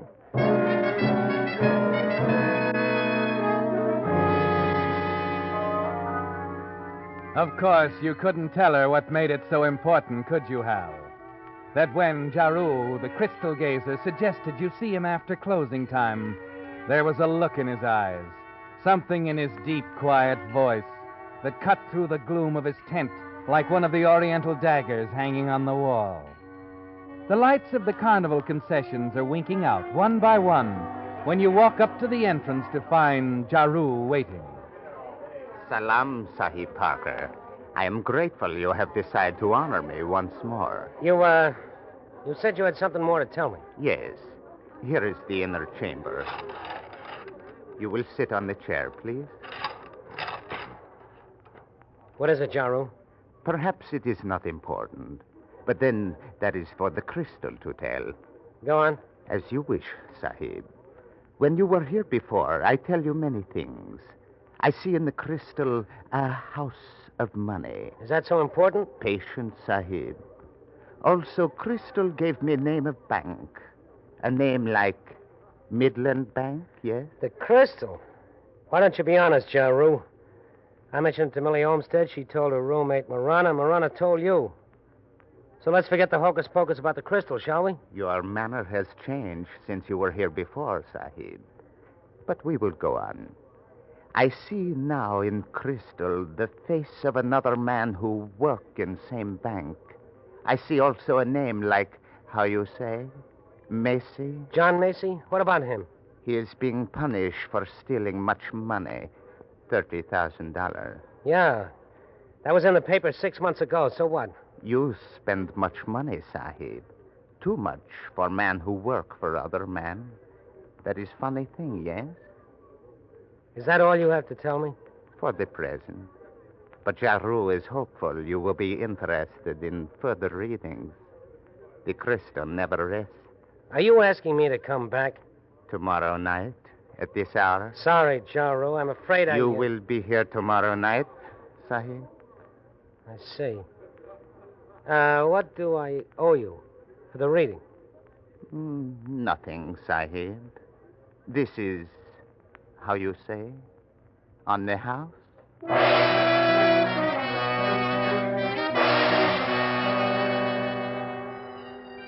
You manage to appear calm as you leave the tent, hoping somehow that Jaru doesn't realize how close he is to the truth. It's unbelievable, Hal, that now, 6 months after you told yourself it was all over, 6 months after you watched John Macy go to prison for the money you embezzled, this man can smile across the table and tell you things that no one, even at the height of Macy's trial, even suspected. Almost as if Jaru actually saw it in the crystal ball. The next afternoon at the bank, Mr. Wilsey, the manager, called you into his office, and you find there's a more concrete basis for Jaru's revelation. Yes, Mr. Wilsey. Hal, this is Inspector Dale. How do you do? Inspector? And Mrs. John Macy. Mrs. Macy? Oh, yes. How do you do? My husband, John, he told me a great deal about you, Mr. Parker. Yes, we were good friends. I know.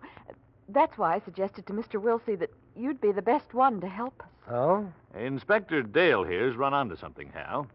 I want you to take this list of serial numbers, have it mimeographed, and distributed to all the tellers. Yes, sir. Now, you don't have to tell them why, but all currencies to be checked against the list immediately. And if any bills are taken in carrying those numbers, I'm to be notified right away. Of course. Mr. Wilsey, I don't mean to be inquisitive, but... I'm sorry, Hal. We didn't intend hiding anything from you. These serial numbers were taken from some of the stolen bills. The first we've been able to locate. Don't you see, Mr. Parker? If we can find out who turned them in or trace them back to him some way, John will be cleared. Well, I hope so, Mrs. Macy, especially for your sake. But well, frankly, I went over your husband's records myself at the time. And the evidence was so conclusive. The records were doctored. Someone else right here at the bank must have... Now, Mrs. Macy, please. We're all trying to help. The inspector here is working hard on the case, and Hal and I will do everything we can to help. Won't we, Hal? Yes. I will personally take care of everything, Mrs. Macy. We'll do everything we can.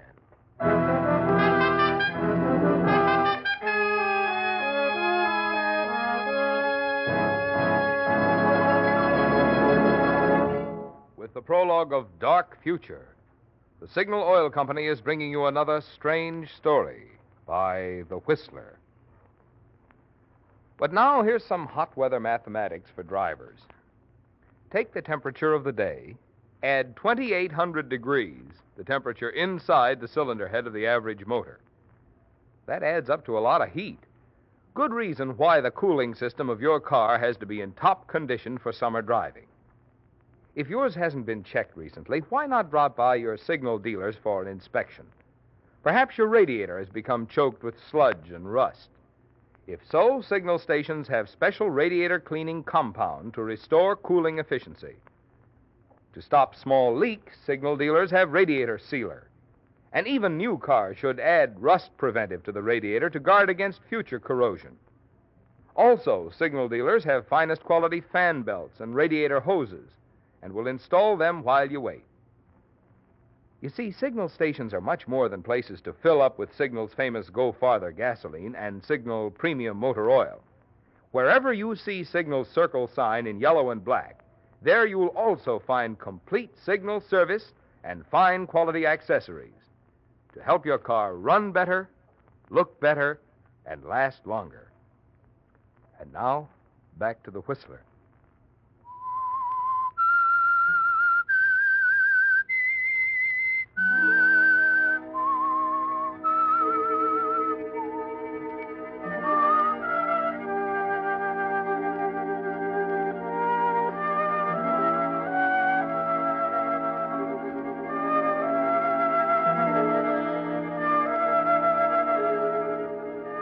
Yes, Hal. There was a better explanation for Jaru's vision in the crystal ball, wasn't there?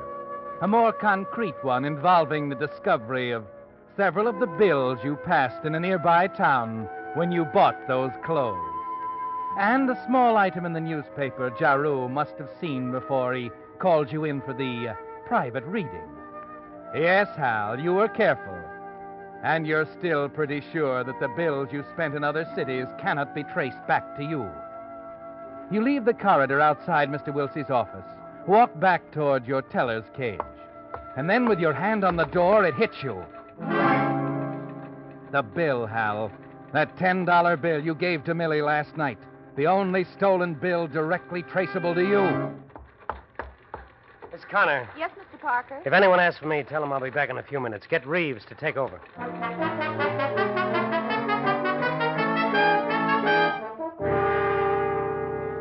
The carnival is just beginning to come to life, making preparations for opening when you arrive 15 minutes later and run up to the orangeade stand.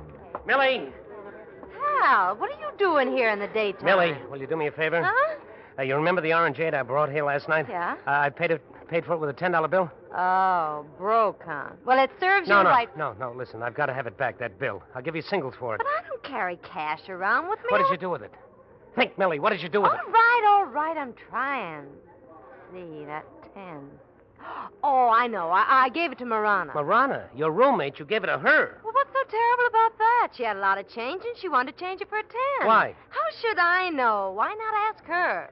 Here she is now. Marana? You want to speak with me, Mem Sahib? Yes, Marana. Remember that 10 spot I gave you last night? 10 spot? The $10 bill. Oh, yes. Have you got it with you? No, Sahib. Where is it? I give it to Jaru, Sahib. Jaru? He asked me for it, Sahib. Is it something wrong? No. It's nothing. I'll ask Jaru himself about it. If I see him tonight.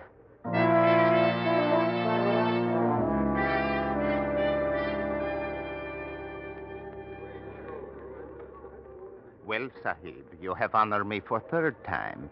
I'm grateful. You asked me to come back. Suppose we don't waste time on this Hindu magic. What do you got to tell me? I will not, as you say, waste time. It is my business to read future in crystal, but... Yeah. But in your case, Sahib, I find future is not clear. You see, trouble is not child of future. She is child of past. And crystal shows past very clearly. I see. Much more clear than last night, Sahib. I see last night man taking money. Perhaps man was Macy. Perhaps man was you, Sahib. Now it is clear. Man was you. You might be making a bad guess, Jaru. No, Sahib. Jaru only tells what he sees. that all you have to tell me? Perhaps. I think, Sahib, police will have more faith in Crystal than you. Sorry, I'm not playing. Is this reading on the house, too? No, Sahib. There is a charge. How much? $15,000. You must be crazy. For such money, Crystal will show brighter future for you. I don't know what they call this in India, but it's blackmail here. Over here, you gotta have more to go on than a crystal ball, so I have more than crystal balls, Sahib. Oh? I have $10 bill. In late paper tonight, you will find list of numbers. The police are seeking further clues, Sahib. Perhaps this will... All right, wait a minute. All right, you win. When do you want the money? Perhaps at an early hour tomorrow. I'll have it here tomorrow night. What about 7 o'clock? That would be a quiet time. We could be alone. Is this the end of it now?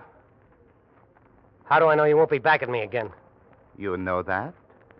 Because you trust me. Yes, Sahib. In the crystal I see after tomorrow night, for you there is bright future.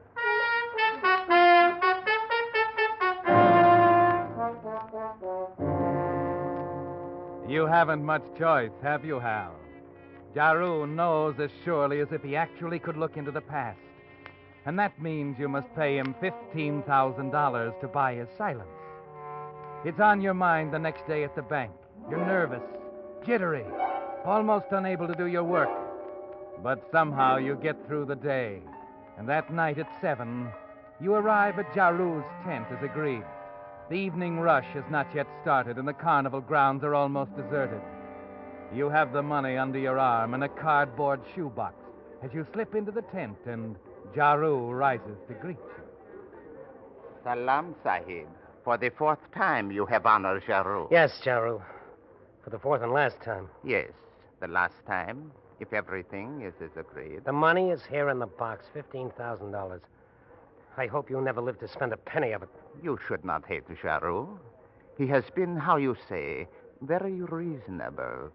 You stole $30,000, Sahib. Yeah, here you are. 15,000 in new bills. Count them. I want to be sure you get every last dollar. New bills? But no, Sahib. These are the same bills you embezzled. Naturally. But I cannot accept this. What?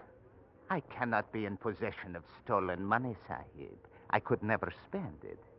No, Sahib, this will not do. Well, it'll have to do. I can't pay any other way. I am afraid you must find another way, Sahib. How? Where can I get $15,000 in different bills? In the bank where you work.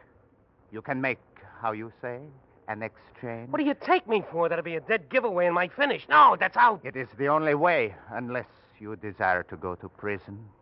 Oh, if I don't do as you say, you'll go to the police. You leave me no choice, Sahib. You've gone too far, Jaru. I'm caught either way. You give me no choice. Sahib, no. Put down that knife. Convenient to you to have these daggers hanging around your tent, Jaru. Perfect for what I have to do. Stop. You are insane. Get away. Oh, Jaru, you saw too much in that crystal ball. Much too much. No,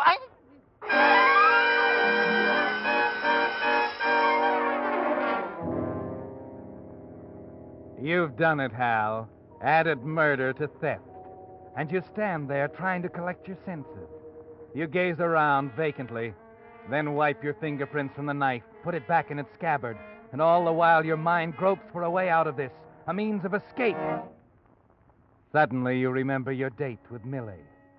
You were to pick her up at 7:30, drive her to the carnival grounds. You look at your watch, your mind forming an idea. You stoop down, take the incriminating $10 bill from Jaru's pocket, toss it into the shoebox with the new bills Jaru refused.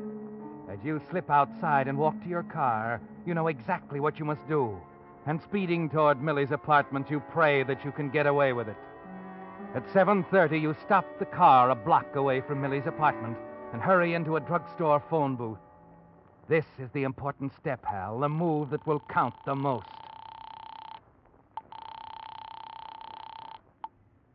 Hello?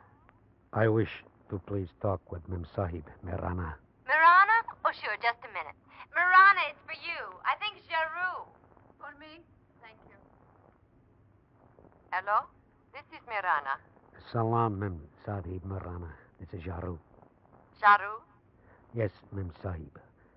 I'm calling from what you call drugstore. The one near the carnival. Yes? I have appointment with Sahib Parker for crystal reading at 7 o'clock. Oh? It is now 1:30. Have you seen him, Marana? No, Sahib. But he is to be here soon. Then Sahib Parker did not intend to keep appointment. Jaru does not like it. Shall I say you call? It is of no matter. Goodbye, Mem Sahib. You smile as you hang up, don't you, Hal? Because the trick, your imitation of the dead Jaru, seemed to work perfectly. And you've established the fact that Jaru was alive at 7:30. It could be impossible for you to have killed him and then called for Millie far across town only a few minutes later. You hurry to your car, drive the 1 block to Millie's apartment. Your hand trembles as you knock on the door. If Millie and Marana are convinced that it was Jaru they spoke to, you've nothing to worry about. Oh, come in, Hal. I'm almost ready. Ah. I'll be with you in a moment. Oh, you coming along, Marana? No, I have called for taxi cab. What for? There's plenty of room in the car for 3. No, and I'm... Sahib. You have proverb here. 2 is company, 3 is crowd. Mirana take taxi. It will be here soon. Mirana's peeved at you, Hal. Oh? What is it? What have I done? Tell him, Mirana. To me, Sahib, you have done nothing. To Jaru, you have failed to keep appointment. He's angry. Oh, I'm sorry about that. I forgot, and then I had something to do with my apartment, and before I knew it, it was past 7. I barely had time to make it here. Jaru phoned Mirana a few minutes ago. He said you didn't intend to keep the appointment. Oh, well, I'll apologize when I see him. I will leave you now. Taxi would be waiting. Okay, Mirana. See you in about half an hour.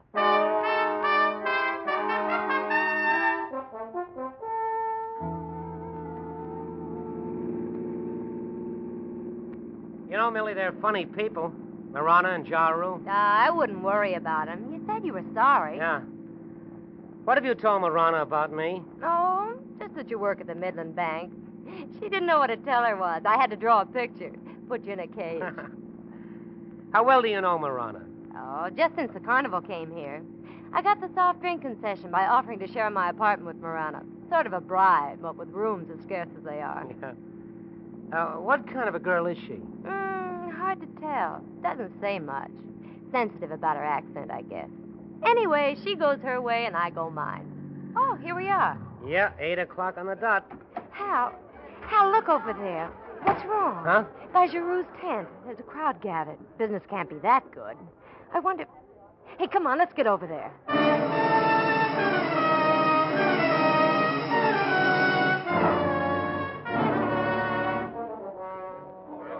Hey, please, will you let us through? Thank you. Come on, Hal, inside. Right with you, Millie. Well, hello. What is it? What's happened? You're Millie, eh? Millie Olmsted, that's right. And you're, Parker? Yeah, why? What's it all about? I'm Lieutenant Adams, homicide. There's been a murder. Murder? Not Giroux. Yeah, that's his name. He was stabbed with one of these Oriental daggers. Happened sometime within the past hour, as far as we can tell right now. I understand you people knew him pretty well. Who told you that? I never knew him before the carnival got here. I know. Your roommate, that Mirana, told us about you. How about you, Parker? Oh, I didn't know him very well either. He gave me a couple of readings, that's all. Uh-huh. As a matter of fact, I had an appointment with him tonight at 7. I didn't keep it. No? Can you prove that? Of course he can. Call for me at 7:30. He wouldn't have had time for a reading and then drive all the way to my place. Yeah, and Jaru was alive at 7:30, Lieutenant. How do you know that? Well, when I got to Millie's, he just phoned. Millie spoke to him. So did Marana. I see. Well, that leaves us exactly nowhere. And I'm afraid we won't find the answer to Jaru's murder in a crystal ball.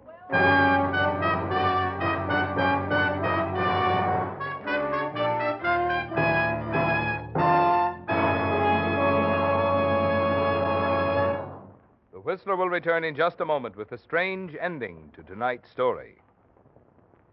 Meantime, since most of us do a lot more driving during this warm summer weather, I'd like to say a word about an item that has a lot to do with your driving pleasure: gasoline.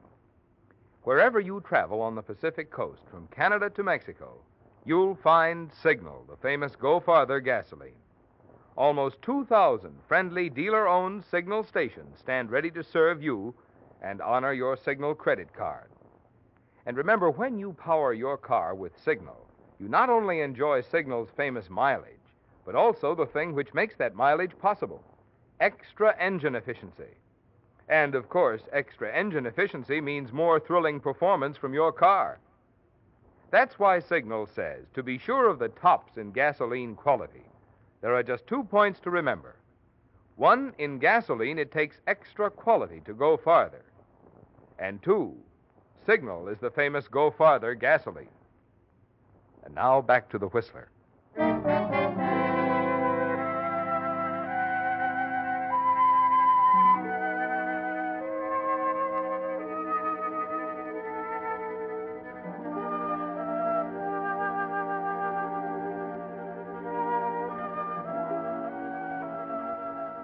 It's almost over, isn't it, Hal? The terrible nightmare you've been going through since the first time you talked to Jaru. Discovered that he knew of your embezzlement at the Midland Bank, that he would turn you over to the police unless you gave him $15,000. A little more than an hour ago, you were here in the tent with Jaru. But Lieutenant Adams doesn't know that. And you're certain that he never will know, aren't you, Hal? Because your imitation of Jaru's voice in a phone call to Millie and Marana brought the dead crystal gazer to life, placed the time of his murder a half hour later than when you actually killed him. And that half hour gave you time to get back across town to pick up Millie. And so you've won, Hal. The lieutenant has eliminated you as a suspect. You stand by calmly, watching as he continues his routine check. The lieutenant leaves, and you talk quietly with Millie. Then the lieutenant returns with Marana. Oh, glad you waited, Parker. I have a few more questions, if you don't mind. Oh, not at all. I'll do whatever I can to help. Now, on this appointment you had with Jaru, why didn't you keep it? Well, I was late. I had to be at Millie's by 7:30. Uh-huh. He was there right on time, Lieutenant. At 7:30 sharp, huh? Just before Jaru was murdered. That's right. Like I said, Jaru called Millie and Marana here. He was talking to them practically as I arrived. Isn't that so, Marana? It would seem to be so, Sahib. What do you mean, seem? You were annoyed at me because of what Jaru said. You wouldn't even ride down here with us. Marana was more than annoyed, Parker. She was puzzled. After that call, she wanted time to think, figure things out for herself. That is right, Sahib. I have to know why this was done. Why what was done? What are you saying, Marana? You talked to Jaru, didn't you? No, Sahib. I talked to you. What? Me? I don't talk like Jaru. You did on the telephone, Parker. What was it he said, Marana? He say, like Jaru always talk, Salam, Mem Sahib Marana. I am calling from what you call drugstore. But Hal doesn't talk like that. What are you telling us, Marana? Yes, that's ridiculous. Couldn't have been anyone else but Jaru. You better explain, Marana. All these people, Sahib, you will make them step back. Sure. Jim. Yeah? Move the crowd back, will you? Get them away from here. I don't know what this is all about. What Jaru said, that's exactly how he talks, isn't it, Marana? Sure, to the general public, but not to me, you dope. All this lingo's been an act with us. He'd never talk like that to me. His name wasn't Jaru, it's Joe Thompson, and he was my uncle.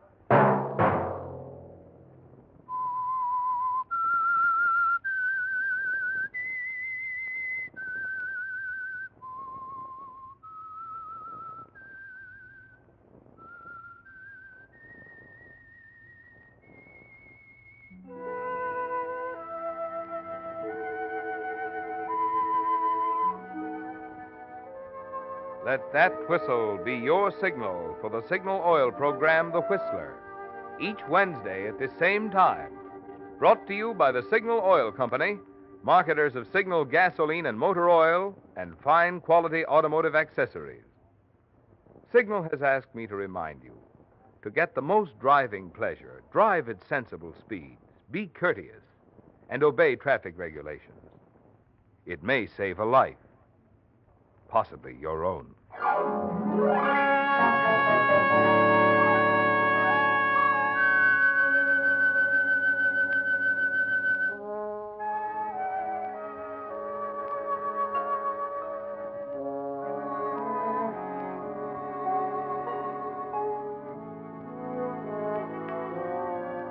Featured in tonight's story were Frank Lovejoy and Stanley Waxman.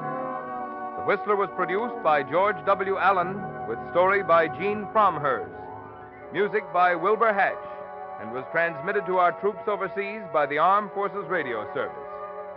This is Marvin Miller speaking.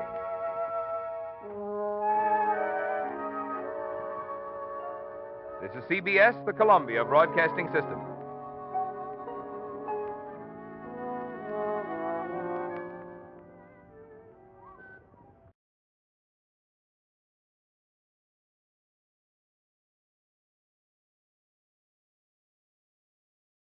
The Signal Oil Program, The Whistler.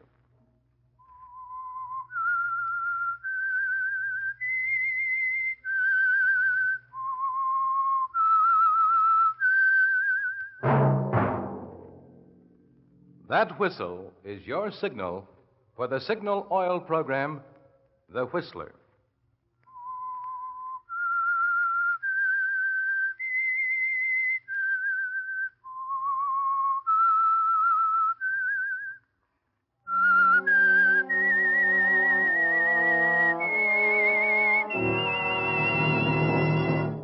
I am the Whistler, and I know many things, for I walk by night. I know many strange tales hidden in the hearts of men and women who have stepped into the shadows. Yes, I know the nameless terrors of which they dare not speak.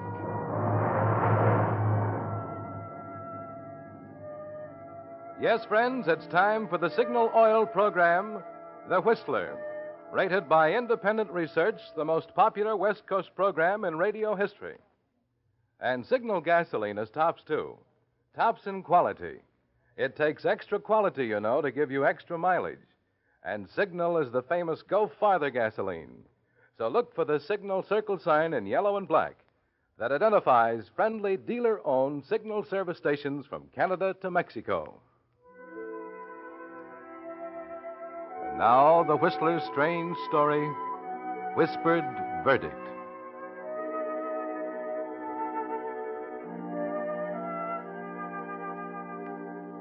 She sat at the big, shiny table, nervous, fighting a closed-in feeling that made it hard for her to breathe, sensing always the hundreds of eyes boring into the back of her head, the low, suspicious whisperings from the townsfolk in the spectators' gallery.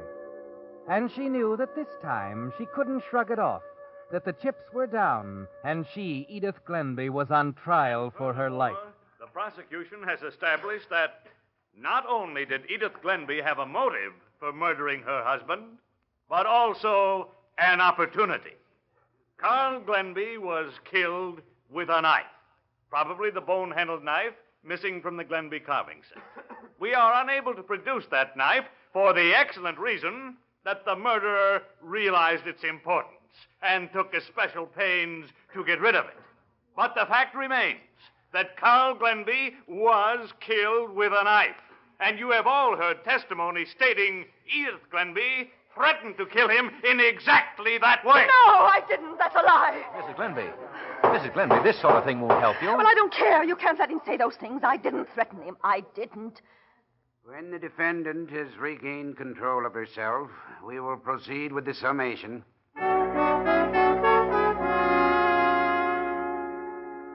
But it isn't easy to control yourself, Edith.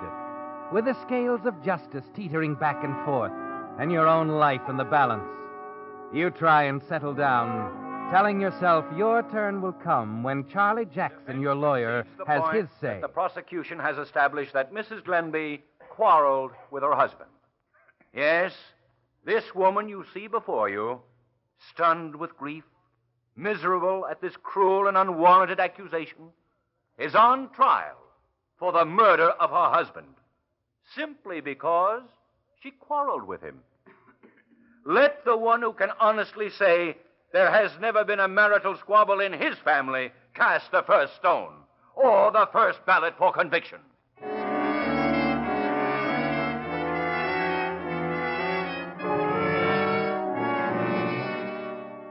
You were smart to retain Charlie Jackson, weren't you, Edith? His young, honest face, his candid eyes, the sincere delivery that's so important now as he sums up to the jury. And you were shrewd with Charlie, Edith, about that last quarrel. He knows just what he ought to know, nothing more.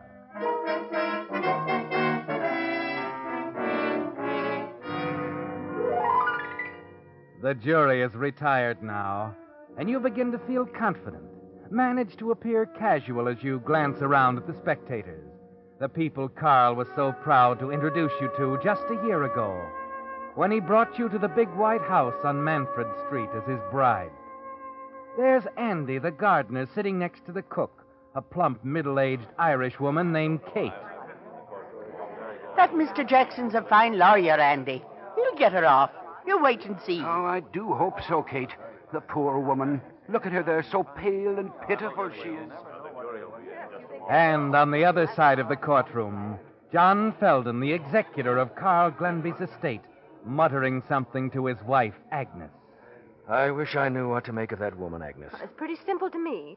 She married Carl for his money. When she found he wouldn't hold still for it, she put a knife in him. Well, I suppose that's for the jury to decide.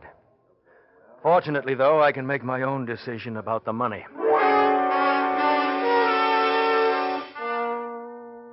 It seems an age before the door to the jury room opens, and the 12 most important people in the world take their places in the box. Ladies and gentlemen of the jury, have you agreed upon a verdict?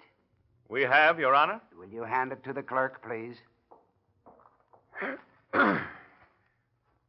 We, the jury, find the defendant not guilty.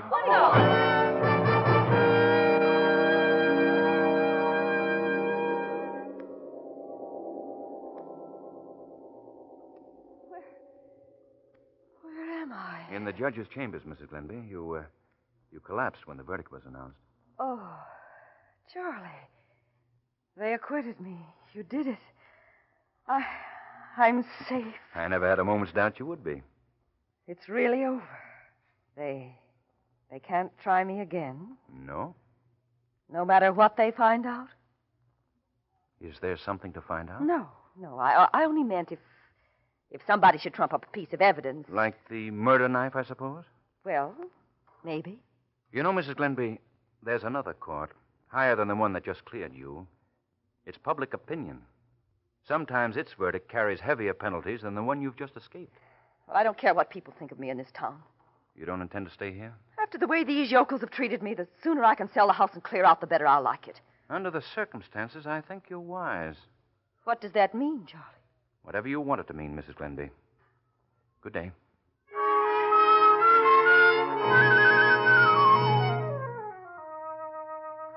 Well, Edith, you can tell from the set look on Charlie Jackson's face that now, for the first time since you came to him, he suspects the truth, that the woman he defended so ably was guilty. But it doesn't bother you now, does it? The things that really count are the real reasons you murdered your husband. The big white house, the fortune and gilt-edged securities, the insurance policies. And you know now that everything will depend on John Felden, Carl's executor. You're a widow now, Edith. A wealthy widow. The next evening when you arrive at John Felden's home, you're hoping he will understand that fact. Hello, Agnes. Good evening. Is your husband in? I'd like to talk to him about Carl's estate. Sit down, won't you? Thanks. John, Mrs. Glenby is here. Be there in a minute. Oh, thank you, Agnes. I'm sorry I didn't get a chance to speak to you after the trial. Don't apologize. I'm rather glad you didn't. Why, Agnes, what do you mean? I'm sorry. You may as well know how I feel. What do you mean? Well, Edith, I've lost a great deal of faith in the courts. Agnes, you can't possibly think I was guilty. Not after the It jury... isn't only what I think. It's what everybody thinks. It's all over town, Edith. If your innocence had been clearly established, so many people wouldn't feel that... Good evening. I only dropped in for a moment, John, to see how soon you could arrange for the sale of the house. You're very prompt. Apparently, you've lost confidence in the jury system, too. Perhaps. However, as executor of Carl's estate, I'm forced to treat your late husband's affairs as a matter of sound business, Mrs. Glenby. I'm aware of that. Good. Then you're also aware that all of his property, all of it, including the house, has been left in trust for you. A trust not lightly to be dissipated. That's for me to decide. as his beneficiary... I haven't finished. As you know, Carl and I had been friends for a great many years. At the time of your marriage, he drew up a trust agreement, which leaves the administration of his estate entirely up to my discretion. I intend to carry out his instructions to the letter. But where does that leave me? I've simply got to have There money. will be a stated amount coming to you on the first of every month. Ample for your needs here. You still think I killed him? I didn't say that. The man who killed my husband is still at large somewhere, John. He'll be caught sooner or later, and you'll be very sorry for what you've said. When that happens, you'll find me very ready to apologize, Mrs. Glenby. To put it bluntly, then, I don't get the money until you're... Until I'm completely convinced of your innocence. Exactly. Very well, John. I guess the next move is up to me.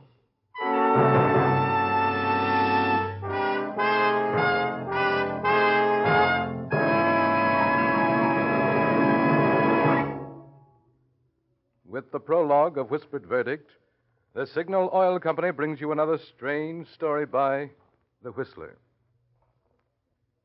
You regular Whistler fans have all heard me speak of the more thorough, more conscientious service cars get at dealer-owned Signal service stations. But the really important thing is what customers say about it. That's why we're so happy to receive letters such as this one I have with me tonight. It's from J. Edward Keating of Los Angeles, who writes, "The first tankful of Signal gasoline I ever tried was at the station owned by Jerry Holzfaster. Well, it took just that one experience to convince me that Signal gasoline not only deserves its growing popularity, but also that Signal dealers are quite different from the usual station managers. Mr. Holzfaster showed a genuine eagerness to please by giving many little unasked-for services that make such a big difference in driving pleasure. And I found I could place complete confidence in his recommendations. Since then, although a change in location has placed me out of Jerry Holzfaster's neighborhood, I gladly drive out of my way to get his kind of service, which means I'm a steady Signal customer, and I like it. Well, Mr. Keating, if Jerry was listening to your very kind words in The Whistler just now, I'm sure he was as happy and appreciative as we at Signal Oil Company were when we received your letter. It's such commendations from customers that we're constantly receiving, which makes Signal dealers strive to do an ever better job of making today's cars run better and last longer. Now, back to The Whistler.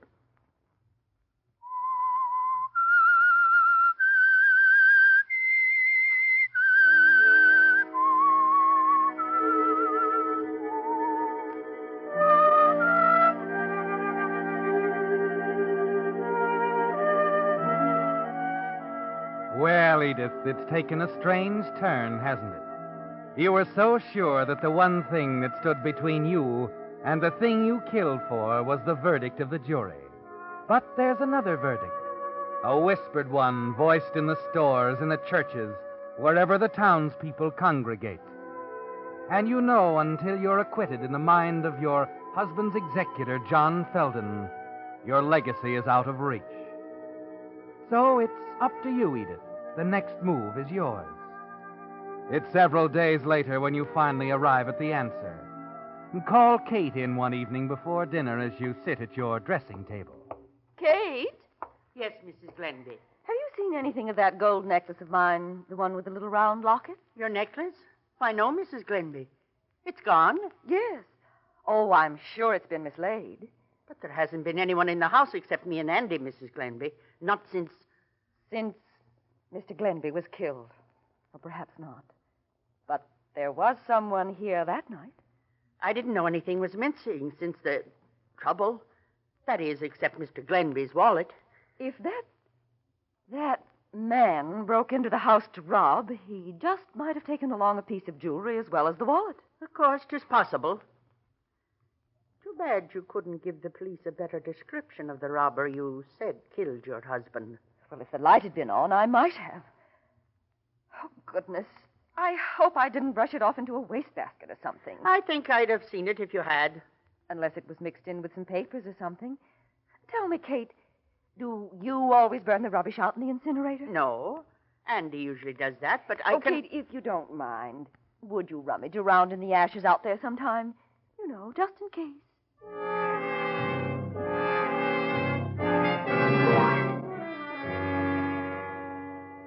It started, isn't it, Edith? Your move to divert their suspicions. Yes. You know the missing necklace won't be in with that burned rubbish. But Kate might run across something else. Something it will turn the pointing fingers in another direction.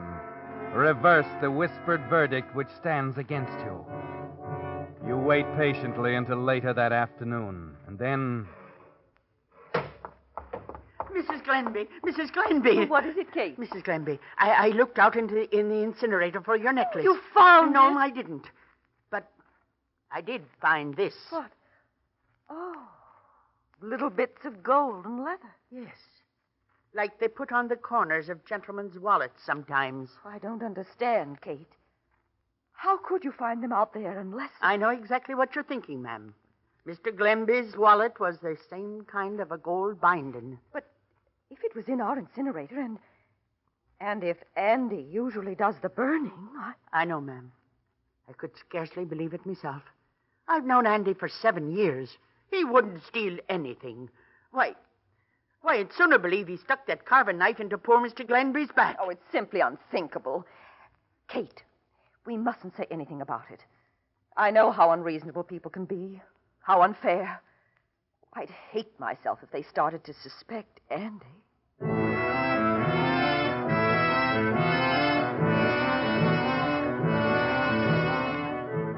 You're trembling with excitement now because your plan is working. You said just enough to Kate, showed the right amount of surprise, then left her alone with her thoughts. You've something else to attend to now, Edith. The carving knife buried in the garden, the knife you used to kill your husband. You slip outside to make certain that it's exactly where you left it, so that it'll be ready when you decide the time is right to plant it in Andy's room. You move down the gravel path toward the rose hedge, and then you stop and stare in disbelief. Here, at the very spot where you buried the knife, someone has been digging.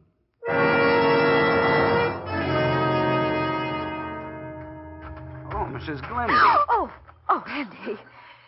Oh, you gave me such a start. I guess you surprised me, too, ma'am. Not used to seeing you here out in the garden. Oh, Mr. Glenby thought so much of these tea roses.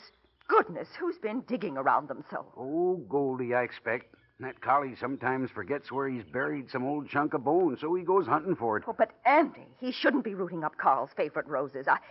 I simply won't permit it. Well, I do the best I can to keep him out of them, Well, ma'am. you'll have to do more than that, I'm afraid. Why, it's a sacrilege. Andy, I'm afraid you'll just have to get rid of Goldie. Oh, now, ma'am. Mr. Glenby was fond of the dog. Well, I don't care, Andy.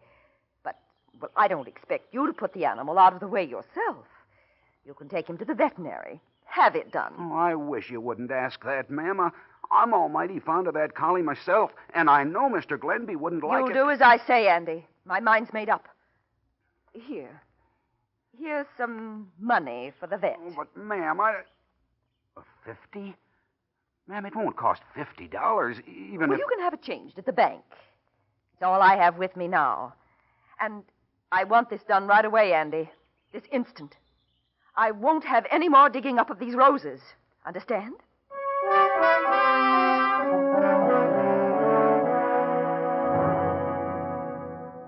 You leave Andy staring after you in hurt bewilderment. And as you walk down the path, you're thinking that the carving knife couldn't be in a better place. It was only the dog that did the digging, and he didn't dig deep. The knife will be there when you want it, won't it, Edith? Right now, there's something else to attend to. So you hurry across town to the Feldons' home.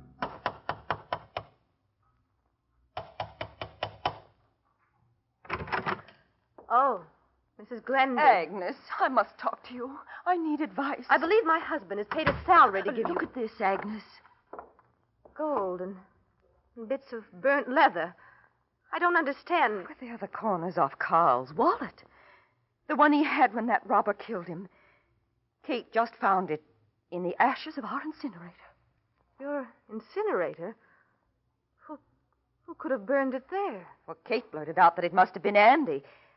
Of course, he's the only one on the place besides Kate and me, but I simply simply cannot The believe burnt it. wallet. Yes.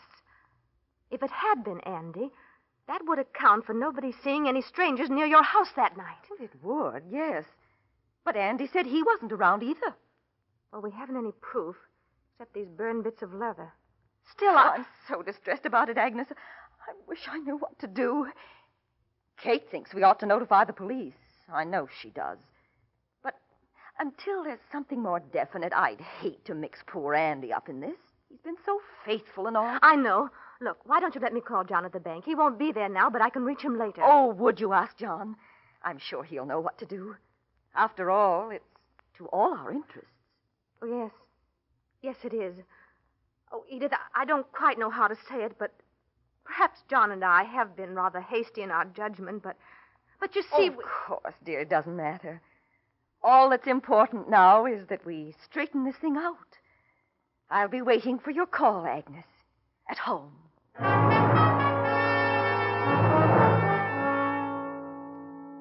Yes, Edith.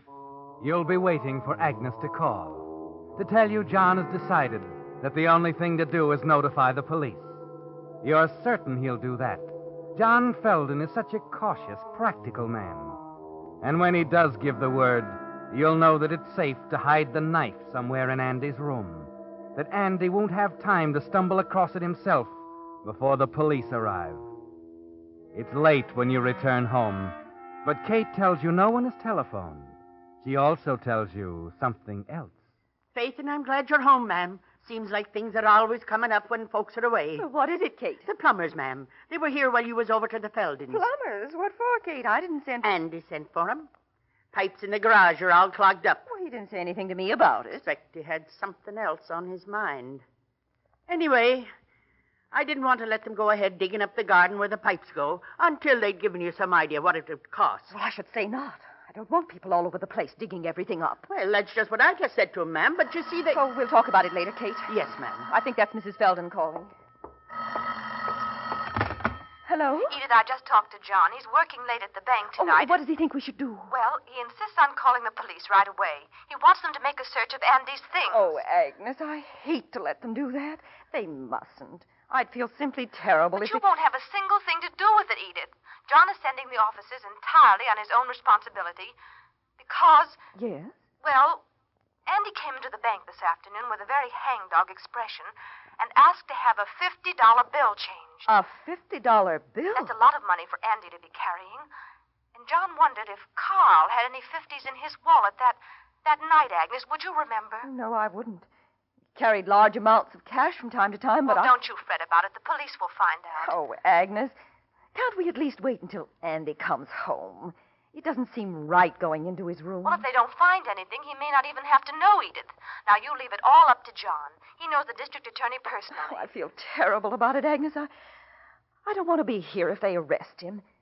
If you don't mind, I'd like to come over and be with you. Come right ahead, Edith. I understand. But I'll leave right away. Yes, Edith, you'll leave right away. That is, after you take care of one more detail. The trap is all set for Andy, but now it must be baited. That part will be simple, won't it, Edith? All you have to do is get the knife from the spot where you buried it near the rose hedge and hide it in Andy's room. John Felden and the district attorney will do the rest. They'll fit the parts together. You know there won't be any doubt of Andy's guilt as you think of the district attorney's words in the courtroom. The murderer realized the importance of the knife, and because of that fact, took especial pains to get rid of it. That's all they need, isn't it, Edith? All they need to find the murderer is to find the person with a knife. Going out again, ma'am? Well, I have to run back to the Feltons for a few minutes, Kate. Oh? Now, let's see. Did I drive the car into the garage? I think you did, ma'am. Oh, yes. Well, I'll have to get it. And when Andy gets back, Kate, would you ask him to wait here in the house for me? I want to talk to him. Well, begging your pardon, ma'am, I don't think Andy'll be back. You don't? No. Well, but why, Kate? Why don't you think so? Something he said when he went away with Goldie, ma'am, the collie dog. Something about if there wasn't a place here for the master's dog, there wasn't room for his gardener either. Oh. He said nobody should be too surprised if he didn't show up around here again. I'd have told you before. Only there were other things on my mind, and... Kate, I wish Andy hadn't done that. People are so likely to misunderstand his running away. Oh, well, we'll know more about it before long. Good night, Kate.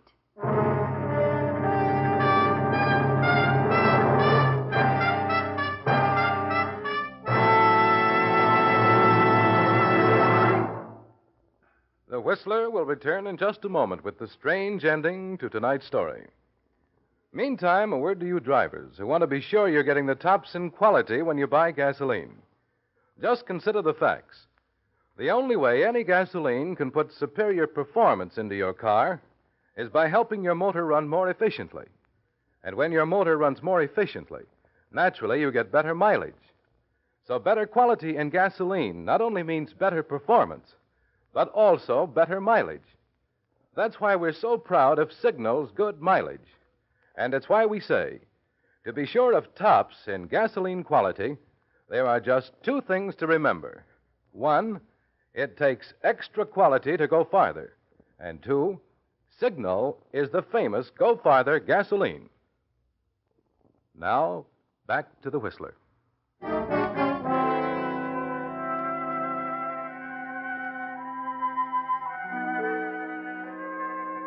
So there were two verdicts in the case of the state versus Edith Glenby, weren't there, Edith? The jury's and the public's.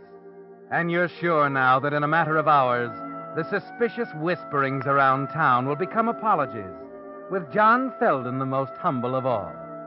Yes, Edith. Once the all-important knife is found in Andy's room over the garage, it'll be all over. You leave Kate in the house, start back for the garage, by way of the rose hedge, of course. And you're wondering, Edith, if your timing is right, hoping John Felden is on his way. You know, D.A., if the gardener killed Glenby, we're going to look like a couple of fools. Well, it's still only a theory, Felden. We might have to do a lot of apologizing to Mrs. Glenby. Yes, I admit I could have been more careful with that gardener. But if it develops that an apology is in order, I certainly be the first one to do it, and in public. Well, here we are. I can't help feeling I've been unjust to her. Somehow I don't think... Is that you? Yes? Mr. Belden, I hoped you'd get here. Come quickly. What's the matter? I called you right away. No one answered. Then I called a doctor. What are you talking about, Katie? Here we are, only watch where you step. I can't see. Well, I have a match. It's Edith. Yes, Mrs. Glenby. I told her the plumbers dug a trench out here. I guess she didn't pay much attention. Why, she's hurt. Badly. She's dead. But what was she doing out here in the garden? Oh, look. There at the V of her dress. Yes. It is a missing knife. The knife from our carving set. She must have been holding it when she fell. The missing carving knife. Then she had it all along. No, wait. Don't touch it. I'd better get in touch with my office. And offhand, Felden, I'd say we won't have to apologize to anybody.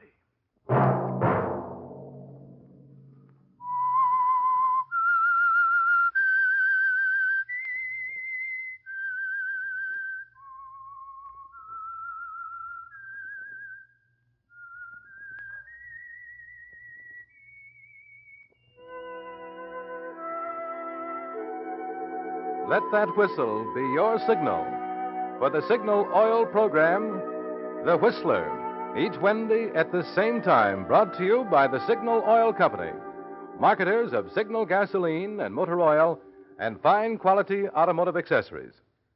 Signal has asked me to remind you to get the most driving pleasure, drive at sensible speeds, be courteous, and obey traffic regulations. It may save a life, possibly your own.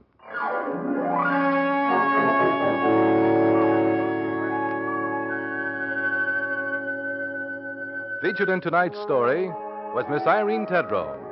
The Whistler was produced by George W. Allen, with story by Stuart Sterling, music by Wilbur Hatch, and was transmitted to our troops overseas by the Armed Forces Radio Service. This is CBS, the Columbia Broadcasting System.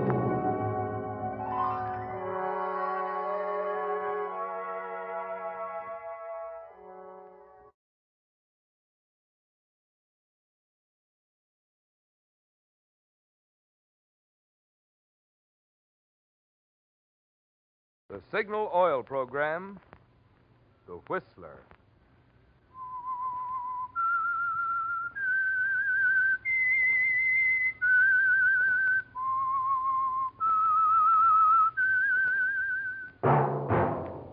That whistle is your signal for the Signal Oil Program, The Whistler.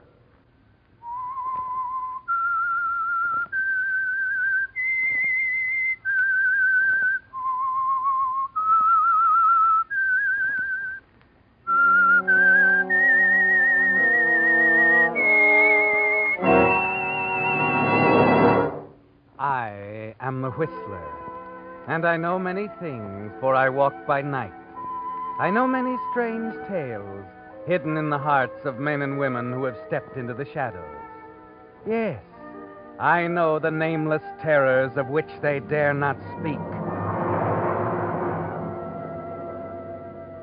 Yes, friends, it's time for the Signal Oil Program, The Whistler. Rated by independent research, the most popular West Coast program in radio history. And Signal gasoline is tops, too. Tops in quality. It takes extra quality, you know, to give you extra mileage.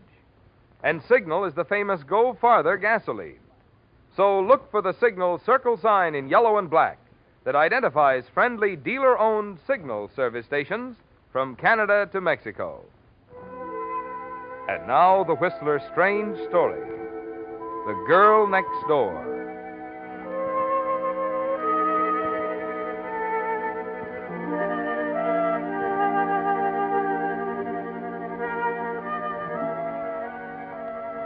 It was, in a small but very special way, a moment of triumph for Alma Germain. On the surface, of course, the matter was pretty small and unimportant. Nothing to compare with 10 years ago, when she was a national celebrity, when her every move was recorded faithfully the next morning in syndicated columns, to be read and appreciated by 30 million movie fans. But the satisfaction, the rising warm feeling inside was there. And Alma smiled across the black ebony desk at the puzzled face of Oscar Dahl, the producer, leaned back in the Chinese red leather sofa and flicked an ash into an onyx tray at her elbow. Alma, honey, maybe I'm subnormal this morning, but I'd swear I heard you say... I simply don't want the part, Oscar. Is there anything so puzzling about that? You don't want the part. I don't want the part. Period. Mind if I ask why? Should be very simple, Oscar. 6 months ago, you gave me a dozen good reasons why I should never act again. Oh, for heaven's sake. I retired at the top 7 years ago while I was the girl next door. Known and loved from Maine to California. Yes, I know. But I told you this part has nothing to do with the girl next door. This is a mature role. You're not an ingenue any longer, my dear. You're somebody's mother. And don't tell me you sat in a dark corner for 6 months and came to a reasonable conclusion, because I know better. Nobody, get it, nobody in this crazy town had more genuine reverence for a fast dollar than Alma Germain. There's only one reason you turned down $2,500 a week. Oh? Somebody's made a better offer, and I think I know who. Who? Neil Roberts. You're guessing, dear. You deny it? Well, not exactly. What makes you think it's Neil? Observation, my dear Watson. I've seen you out with a guy. He's as dull as they come, but he's got money and runs a newspaper. When I add that to the fact that you're stone broke, I smell orange blossoms and hear the wedding march in the distance. What makes you think I'm broke? I got that from the detective. Detective? Surprise, honey? What do you mean, detective? A private eye Neil's sister hired a month ago. He was around asking questions about your background. She's got her nerve. Oh, she's got more than that, Angel. Whether you know it or not, she owns that newspaper her brother operates, watches him like a hawk, gives him the go-ahead before he ever makes a move. She has nothing to say about whom he marries. Oh, you just don't know Louise Roberts. If you ask me, honey, I don't think she'd like you for a sister-in-law. Now, if you act sensibly and take this job I'm offering you for a solid $2,500 a week for the run of the picture, well, after all, there are other actresses in town. Then by all means, find yourself one, Oscar. I told you I'm through with pictures. Are you through those cars with that 15-room house and the swimming pool? Of course not. Okay, Alma. It's too bad, though. This part was made for you. And I hate to say it, honey, but I think you'll find the role of Mrs. Neil Roberts a little bit tougher to play.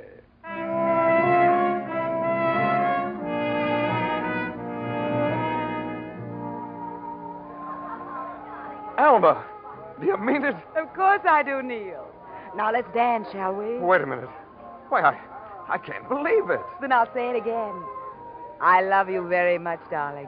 And I intend to marry you. Oh, but the last time I proposed, you said I didn't have a prayer. I changed my mind, darling. You wore me down. Oh, is that it? You know, I feel like standing on top of this table and shouting. Oh, please don't. Tell them the girl next door is going to be Mrs. Neil Roberts. Strange, isn't it? To me, at least, you are the girl next door.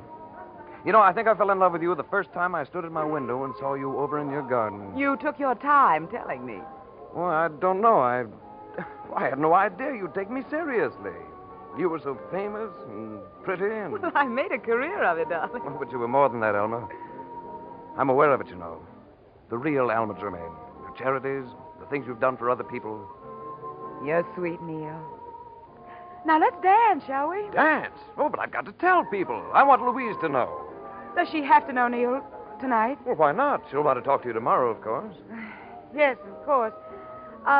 Neil, why don't you call Louise? Tell her I'd be delighted to have her over tomorrow afternoon around 3. Fine. I know we'll have a lot to talk about.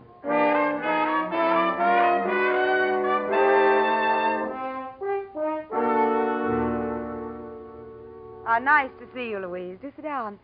I'll ring for tea. Or would you prefer something else? Nothing, thank you. And I'd rather stand, Alma. Neil tells me you're engaged. Yes, last night. Rather sudden, isn't it? Oh, do you think so? He's been proposing for over a year. And you turned him down until you found yourself up against it, financially. Right? I suppose your detective told you that. In a few years, I'm turning full control of the paper over to Neil. That's quite a responsibility. And he'll need a wife who can help him shoulder it. Frankly, Alma, you're not exactly what I had in mind. Oh? What did you have in mind? Certainly not a woman 6 years older than he is, who's marrying him for his money. You've never liked me, have you, Louise? My personal dislikes don't enter into it. I love my brother, Alma. Well, he loves me. He's in love with a shadow, with that wholesome, charitable little character you used to play on the screen. The girl next door. And you resent that? I resent hypocrisy. Charities, indeed. Money donated in your name by your gentleman friends. Listen to me, Louise. You might just as well understand this right now. I will not give Neil up under any circumstances. I may have something to say about that. I'll find a way to prevent this incredible marriage if it's the last thing I do.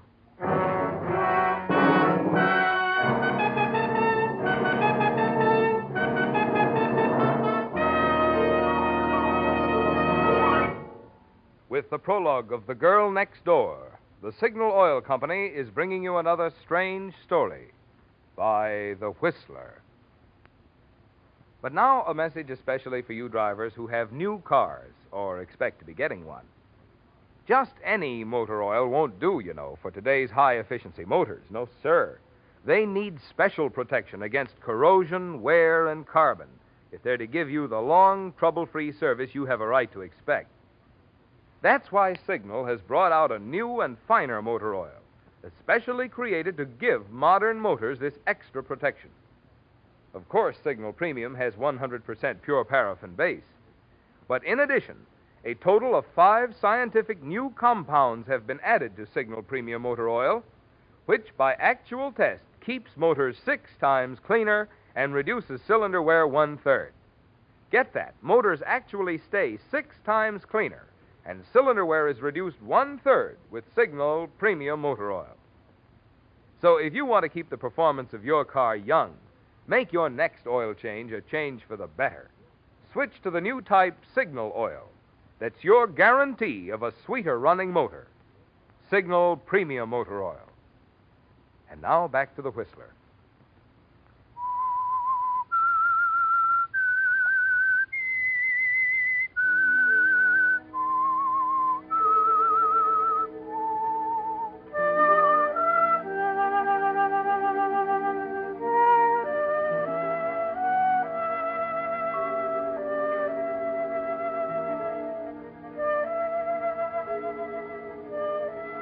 Well, the lines are drawn, aren't they, Alma? Louise Roberts knows you're marrying Neil for his money, and she's going to move heaven and earth to prevent it. you feel sure that all the detectives her wealth can hire won't be able to discredit you, won't discover a thing about your carefully concealed past, your life before you became a movie star. You decide to let things lie quietly for a few days, and then a week later, you drop over to the Roberts home next door, smile pleasantly at Mrs. Ridley, the housekeeper, as she admits you. Good afternoon, Mrs. Ridley. Oh, Mr. Maine, come in, won't you? Mr. Neal's working up in his study. Oh, I hear Miss Roberts has gone away. Yes, till Monday. Maybe that'll give me a little time with Neil. I've hardly seen him the last few days. Oh, I know, and I think it's just awful. She's gone out of her way to keep him busy. If you ask me, she's jealous. Oh, why? Oh, she's too fond of him to say anything, but the way she looks when he mentions you, like she wanted to... Well, if it was me, I'd marry him right now while she's gone. Oh, I think I can cope with it. Well, just the same, I wish for your sake she'd stay in Indiana. Indiana? Yes. Is that where she went? Well, I thought you knew. Mrs. Ridley, you're sure that... Well, I saw the plane ticket. But why? Why would she go there? What business, I suppose? Oh, are you all right, Miss Germain? Oh, yes. Yes, I'm all right. Elma, is that you? Oh, yes, darling. Well, you know how it is, dear. That tyrant sister of mine keeps my nose to the grindstone. Doesn't she, though? But she's an angel. I'm lost without her. Yeah, how about some tea or something, Mrs. Ridley? Yes, sir. Miss Germain should use a cup. Mm-hmm. Now then, darling. Neil, I want to be married right away. What? But we plan next month. Please, let's get married now. Now? Tomorrow. Oh, but Louise won't be back till the day after. It only takes two of us, dear. Oh, Alma, I couldn't do that to my sister. Why, dear? She's taking our marriage so hard. Why prolong it? It could be all over by the time she gets back. You think it's better? It's kind of. Kind of. Well, that's so like you, Alma. We can have dinner with Ruth and Jerry, perhaps. Then it won't seem furtive. Tomorrow night we can fly to Yuma. Well, all right, if you say so. Neil, darling. Elma. You're such an angel, Neil. You'll never know what you've done for me.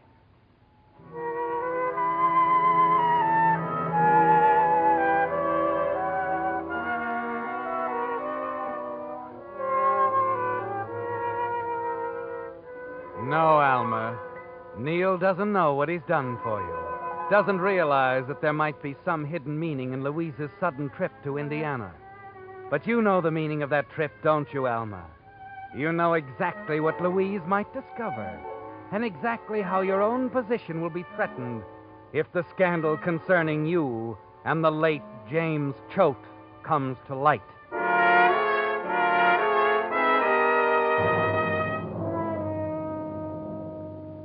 And that's why you've made up your mind, Alma, about your marriage to Neil. Louise loves her brother. She'd never spoil his happiness by exposing you. You're counting on that as you rush the plans for the wedding and phone your friend, Ruth Forbes, and begin plans for an informal barbecue out by your swimming pool. And then the following afternoon... Mr. May? Yes? Would you like to check on the table now? Oh, all right, Dora. I've finished my swim. Is it 5 o'clock? Just about, miss. Oh, I had no idea. Toss me that towel, will you, Dora? Here you are, miss. Oh, thanks. Probably shouldn't have gone for a swim. Oh, so heavenly. Let's see. Oh, yes. The table looks lovely, Dora. Oh, thank you, miss. I brought down the firelighter. Shall I start the charcoal? No, never mind. I'll do that. Is there anything else at all, miss? You know, I'm going to the movies tonight with Mrs. Ridley. Oh, that's right. No, Dora, I think that's everything. If the Forbes come before you leave, send them down here. All right, miss. I'll tell you. Dora, where's that lighter you brought? Oh, never mind, Dora. I see it.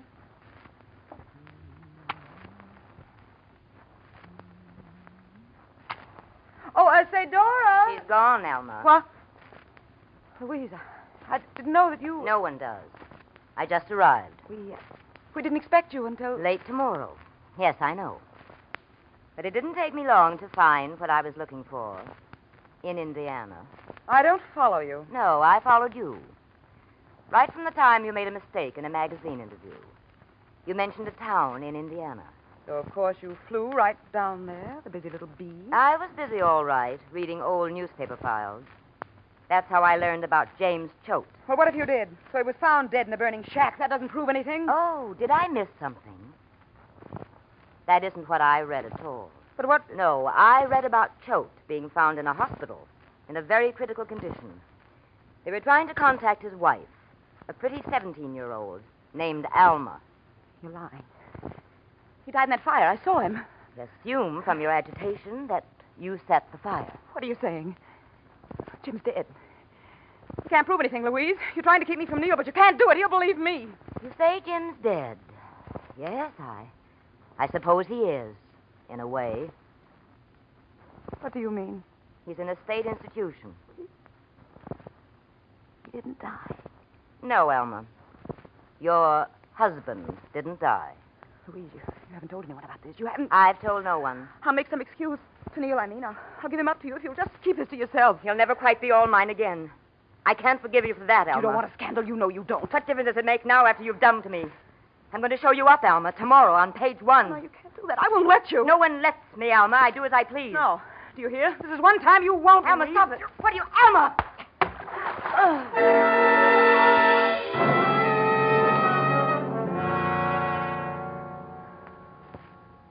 You stand there, Alma, watching at the edge of the pool. The club-ended firelighter clutched in your hand, as Louise, stunned by the blow, struggles feebly in the deep water. Alma, help me. You're letting me drown. I hope you do. I want you to drown, Louise. I want you to. And you don't lift a hand, do you, Alma? As Louise continues her frantic, bewildered efforts for a moment, and then sinks below the surface and floats there, a quiet, dark shadow in the pretty blue oval of your pool.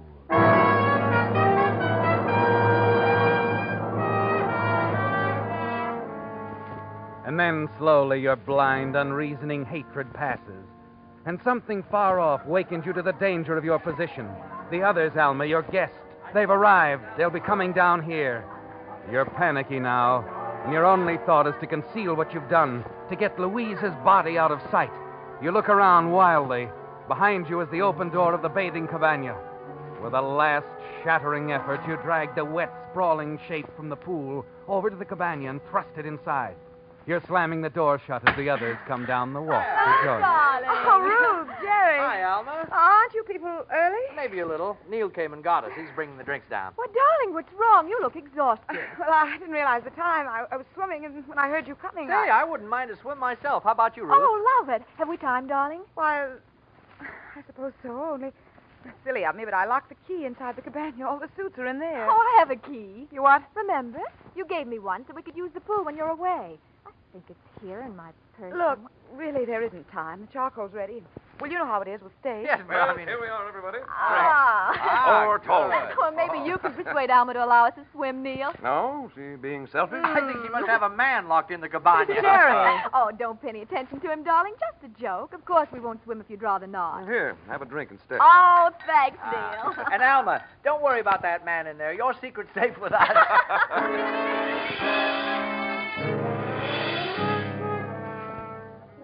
Well, Alma, for the first time in your life, you have to do some real acting. To be the easy, gracious hostess, and to avoid that questioning look in Neil's eyes. You can't announce the wedding plans now, can you?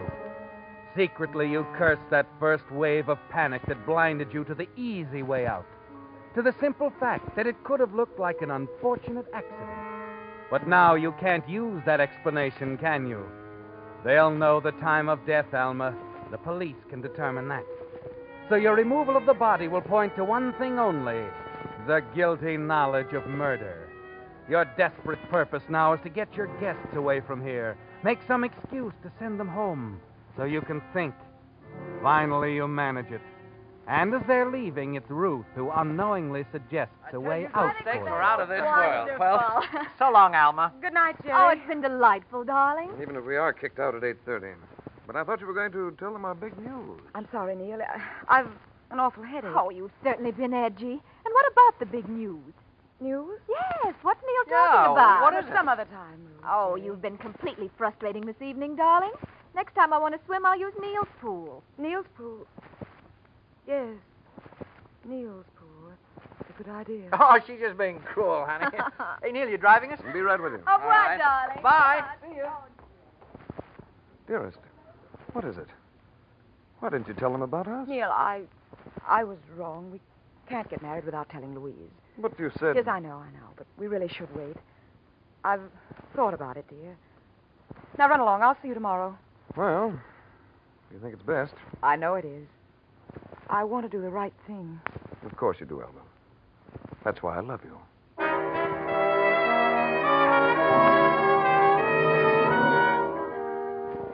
Yes, Alma. Ruth gave you an idea when she mentioned Neil's swimming pool. Neil and Louise's pool right next door. The diving accident story you overlooked before will work now if Louise's body is found there. Just another swimmer dead in the water with a bruise on her head.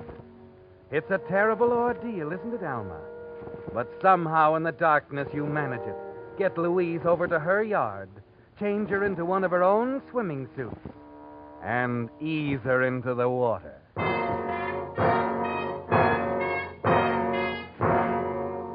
A short time later, you answer the insistent ringing of your front doorbell. Why, Mrs. Ridley. Oh, Miss Germain, please come quickly. Something terrible's happened. The police are at our place. The police? Yes, it's Miss Roberts. She's dead.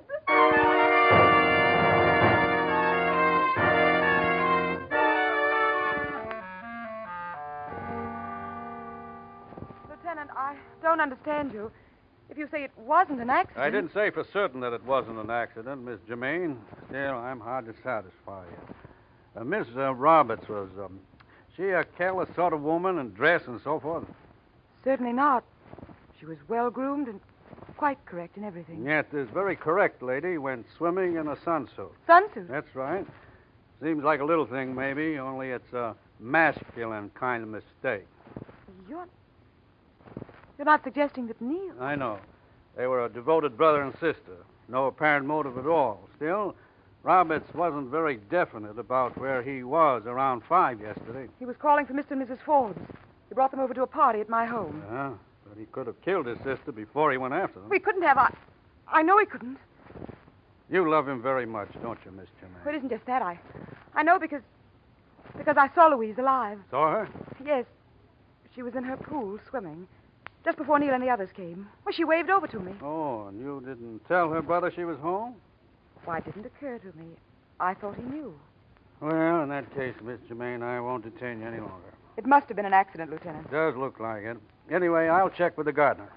Gardener? Yes, Robert says he was working around the grounds all afternoon. If the gardener's story checks with yours, well, that'll be it. Good night, Miss Germain.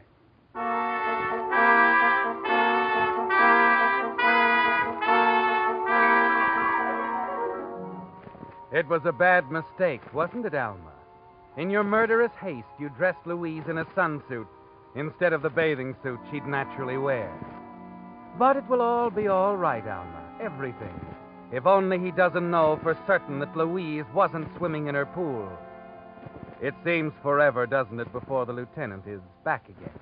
Well, Miss Germain, I couldn't reach the gardener, but I talked to the housekeeper over there, Mrs. Ridley. She says the gardener can't be of much help to us. Oh? Seems that he was driving Mrs. Ridley and your maid Dora to the movies at 5 o'clock. He couldn't have seen Miss Roberts in the pool when you did. I see. Then does that mean... That I'll have to take your word for it? Yes, it does. As far as I can make out, it was an accident, like you said.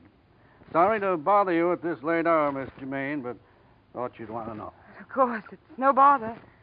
I'm so relieved. For Neil's sake.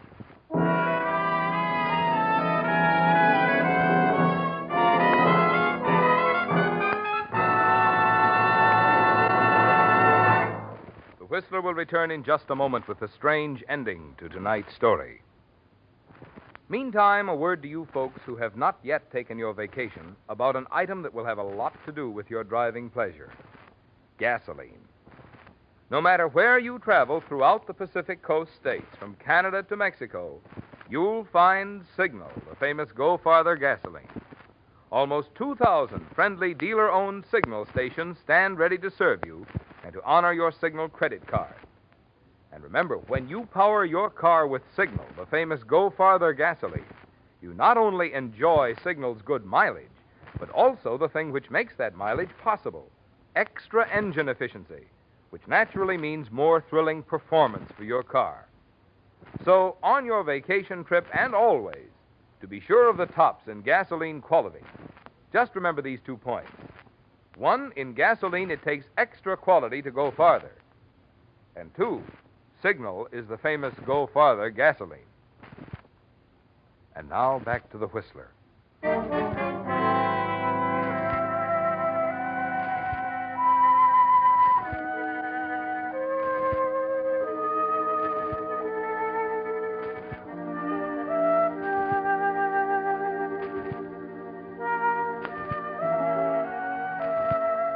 And now, Alma, your expensive little world is safe again. Neil's in the clear now, free to marry you without any interference from his sister. Yes, Louise Roberts is safely dead, and your whole murderous past with her. It was a desperate few hours, but the absence of motive and your one efficient lie convinced the lieutenant that it was a tragic accident, nothing more. That's why you're surprised the next afternoon to find the lieutenant back at the door again, walking in, sitting down in the luxurious house you thought was yours, past all jeopardy. Well, frankly, Lieutenant, I thought we were rid of you. I know. I'm funny. The boys at the department rib me about it. Even when I'm sure, I always have to check. And what are you checking now? The gardener. I finally caught up with him today.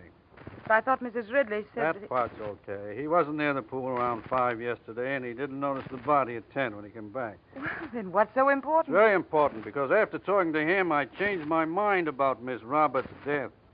It wasn't an accident at all. It was murder. What are you saying? Why'd you lie to me yesterday, Miss Germain? What? Why'd you tell me you saw Louise Robertson swimming? I did see her. Stop it. You're all finished, Miss Germain. You killed her and put her in that pool yourself. Thought it'd pass as an accident. Then you saw her brother and his money slipping away when we put the finger on him, so you tried to cover by saying you'd seen her in swimming. This is outrageous. I don't know what you're talking Why'd you about. lie to me? No one but an idiot would have dived into that pool yesterday afternoon. But why? Because the gardener changed the water in the Roberts pool yesterday, Miss Germain. And at the time you claim you saw Louise Robertson swimming, there wasn't a drop of water in the pool.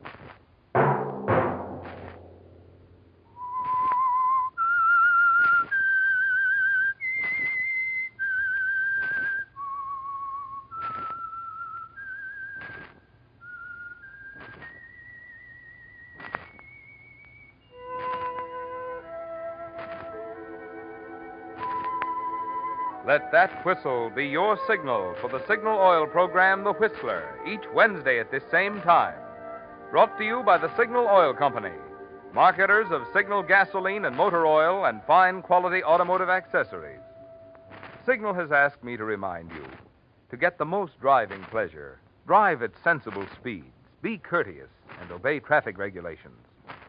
It may save a life, possibly your own.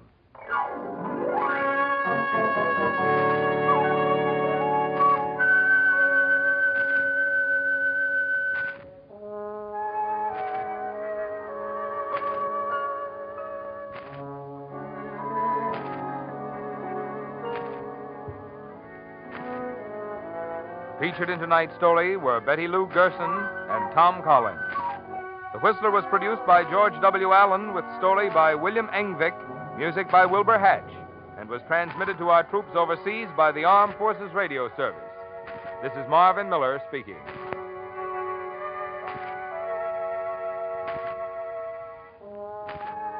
This is CBS, the Columbia Broadcasting System.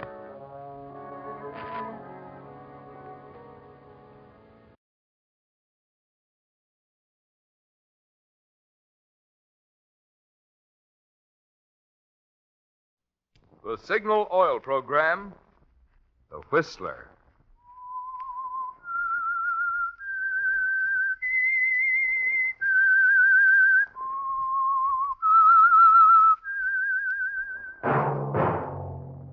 That whistle is your signal for the Signal Oil program, The Whistler.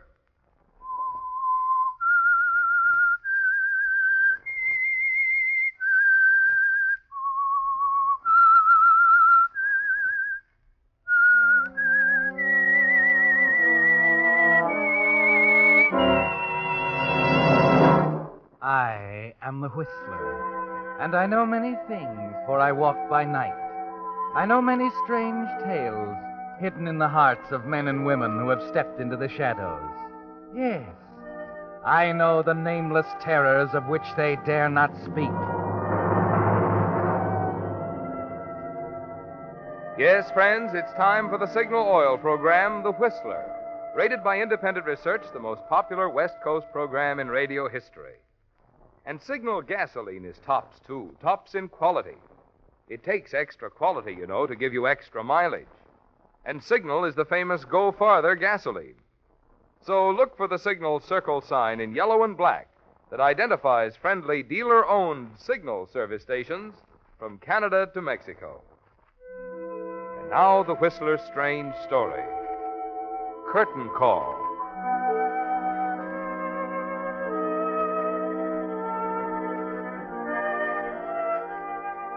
Somehow, standing there at the bar, glass in hand, Martin Elliott found himself thinking that even his wife Julia had her good points. He looked across the room of the restaurant at her, sitting there alone, and in a strange wave of generosity almost forgave her for the wedding he had to go through, the honeymoon he had to smile through, the 2 years of marriage he had to live through afterwards. Yes, it had paid off now. He was no longer Martin Elliott, a hopeful juvenile, standing hat in hand in front of the desks of assorted Broadway producers. No, not now. All afternoon, the casual remark he dropped during lunch at Brunelli's had been hustling around the Broadway hangouts like a genie, sitting at 100 tables, leaning on 1,000 bars between noon and 6, until now, as he stood in the pleasant gloom of Raymond's, he was, at long last, important. Ah, Martin, my boy. Hello, Cecil. Let me be the first to... You're the 28th in the last half hour. Congratulations, anyway. It's all over the stem, you know. Yes, sir. Hamilton Tevis, the great Tevis himself, is writing a starring vehicle for Broadway's most promising juvenile. Lay off, Cecil. And you know what? You're here at Raymond's for only one reason, my boy. You're looking for just the right character man. And it just so happens that I'm at liberty at the Martin, for heaven's sake, stop being such a rotten snob and say hello to your secret sorrow. Jessie, darling. Now, look here, Martin. Hamilton Tevis always writes an old witch into his comedies, and I mean to get the part if it's over someone's dead body. Yes. Give us a little time, Jessie, old girl. Hamilton's only been working on it a few weeks. Hurry him up, my boy. He's your wife's brother, isn't he? Walk right into the sanctum sanctorum and tell him he'd better get a move on. After all, Jessie and I Skip it, Cecil, skip it. If it works out, we'll get in touch with you. How do you like that? The brush. I'll say. Well, it's nothing new to you, is it, Cecil? Now, if you'll excuse me, I think I'll get back to Julia. Well. I'm sorry I left you alone so long, darling. I wasn't alone long, dear. Gordon Tucker's here. Oh? Where is he? Getting rid of his hat and coat. He has wonderful news, Martin. He reached Hamilton by phone an hour ago, and the contract's all set. Signed? Oh, better yet, it's in the mail. Oh, Julia, darling, did I ever tell you what a wonderful brother you have? Sometimes I think that's why you married me. What else did Gordon say? Oh, there might be a picture contract after the play. He's working on it. Oh, maybe the guy's a real agent after all, huh? Just think, darling. Now you won't have to take that awful stock party offered you in Boston. Yeah. Here, get a match, Julia. Uh-huh. Here you are. Oh, thanks. We can go away together now, Martin. All by ourselves. I wired for reservations this morning at that little hotel at Lake Louise. Now, wait a minute, honey. Wait a minute. You're not serious. Why not? Well, I can't run off just now. But, Martin, you promised. I can't help it, you darling. You said you'd take 2 weeks together as soon but as the you got... play, Angel, the play. There'll be a lot of advance publicity, That's Gordon's job, Martin. But I've got to be around now, beautiful. Well, that's all there is to it. This is the big chance. Sure. Sure, Martin. And now that I've got it for you, isn't there some other way I can help? Or is there? Oh, now, wait a minute, Julia. Listen to me. Julia! Oh, Lord. Will I do, Mr. Barrymore? Oh. Hello, Gordon. Sit down. Thanks. Caught the last few lines of that scene. Julia's upset and she... I wish times weren't so tough. There was a day once when I only worked for honest heels. Yeah? You, got a match, Gordon? Yeah, sure. And some free advice. Don't kick Julia around too much, Martin. She talked Ham Tevis into writing that play around you. She could talk him out of it just as easy. She'd never do that. I'm not so sure. Tell me something, Martin. If Tevis had laughed at you when you made that pitch about the play, how much longer would you have stuck with Julia? Oh, about 5 minutes. Maybe I was a little hasty. You are an honest heel. Okay, Gordon, okay. Now, suppose we get down to business, huh? You didn't come here to discuss my moral shortcomings. What about the contract? I made it pretty tough. I want it that way. Does it guarantee that Tevis will write the play? Right. I'll have it in my office tomorrow morning. You know, sometimes I think you almost earn your 10%. Sometimes I wonder if you earn your 90. By the way, what do you want me to do about that Boston job? That's a silly question. Tell him I'm not interested in second leads. Martin, you're a whole new girl. Well, that's life. Yesterday a bum, today Julia Tevis' husband. Julia! Over to the phone booth. Come on. Come on. Excuse me, please. Let me through with it. Come on, get out of my way. Oh, Martin. Julia, darling, what is it? What is it? What's the matter? Cecil, what happened? Oh, she was on the phone, Martin. Then she just screamed and collapsed. Bartender, give us a brandy here. I can't believe it. I can't. What is it, Julia? I was calling Hamilton at his cabin. Hamilton? Why? I was so angry and upset. I didn't know what I was doing. Oh, forgive me, Martin. Julia, will you tell me what is wrong? I was going to ask Hamilton to reconsider. About you. Oh? You, didn't reach him, Julia? Oh. No, Martin. I talked to a doctor. A doctor? He says, my brother's dead, Martin. Hamilton's dead.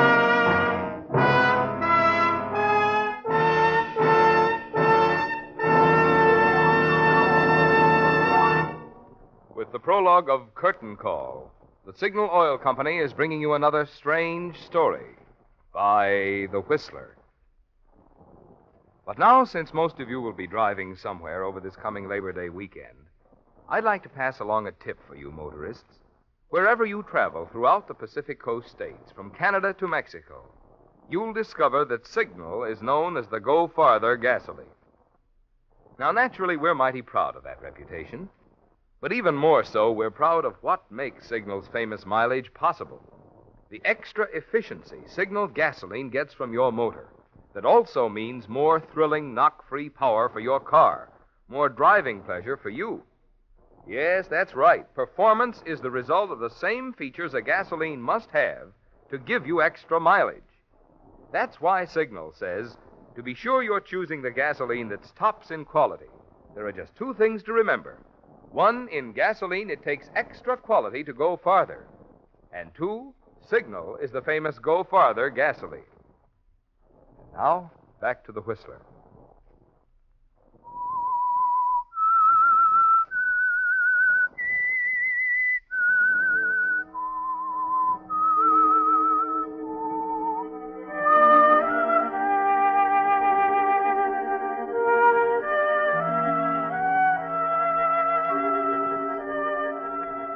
Yes, Martin. Hamilton Tevis is dead. And the play he was going to write for you, the one thing that distinguished you from 1,000 other aspiring juveniles, the thing that made success a matter of months instead of years, that's dead too. A heart attack, the doctor said.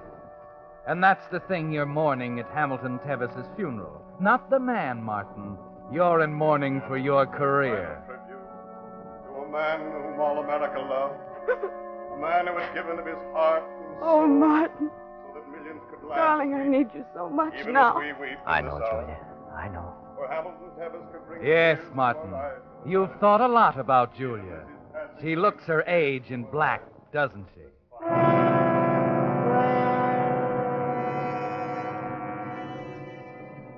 But you're much too good an actor to give Julia the slightest hint of how you really feel, Martin. She has no way of knowing, of course, that the minute Hamilton Tevis died, you made a decision. Late that night, you tucked Julia into bed with extra tenderness, gently closed the door to her room, take the suitcase you'd already packed out of the closet, and just before leaving, you lay a note on the mantel of the living room. Dear Julia, when you read this, please don't phone or write. Please try to understand. I know what I'm doing is best for us both. I'm taking that job in Boston. Goodbye, dear. Martin.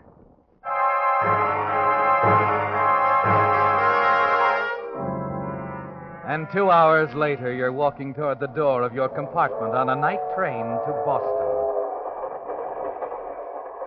Right here, sir. Compartment C. Oh, that's fine, Porter. There you are. Thank you, sir. The bell's right handy if you want anything. Okay. Got the wrong pigeonhole, partner? Well, this is compartment C, isn't it? You thought it was B. No, I'm afraid not. The porter just told... Well, I'll be. Well, I'm sorry, mister. I'm supposed to be next door. Here, let me help you stow those bags. Oh, no, never mind. Why, it's no bother at all. Now, there. That ought to do it. Hardy's the name. Howard Hardy. Didn't catch yours. Martin Elliott. Pleased to meet you. You a traveling man? That's my line, you know. Plumbing, Republic Pipe and Fittings. Maybe you've heard of us? No. Head office in Boston. You a Bostonian? No, New York. You got a match, Hardy? Well, here. Take my lighter. You said you're a traveling man? I didn't say. I'm an actor. An actor? Wait a minute. Elliot. Why, you're the guy. Why, I've just been reading about you in the morning paper here. Say, too bad about your brother-in-law. Yeah, look, I've just come from his funeral, Mr. Hardy. I'm very tired. If you don't mind... Too bad. Well, anyway, I'm sure it'll be a great play. Play? What do you mean? The one Tevis finished just before he died. Well, you won't have to worry about the box office. My wife and I'll be there with the bells on. Good night, Miss Elliott. See you for breakfast in the morning, huh? Yeah, fine. Just fine.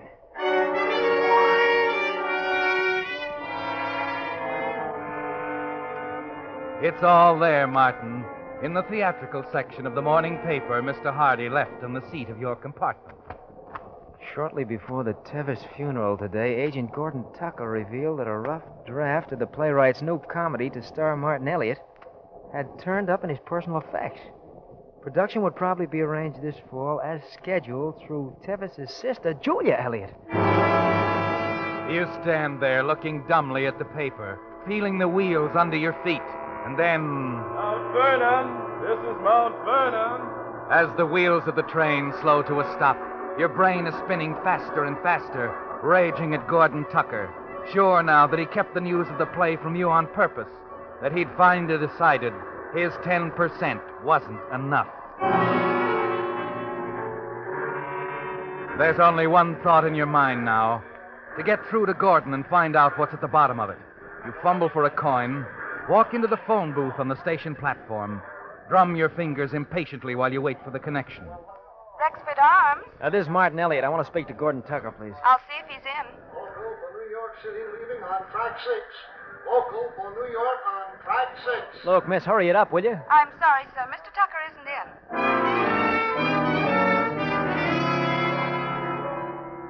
But you're not thinking of Tucker, Martin. As the rage dies down, you remember Julia asleep, the note on the mantel. Julia's going to produce the play now, Martin. If you can get back in time, if you can destroy that note. You slowly hang up the phone and open the door. Local for New York City leaving on track 6. Then you hurry across the platform to the New York local. No time to worry about the other train and your baggage on it. Fortunately, you're barely out of the city, and if you're lucky, you can be back at your apartment in an hour.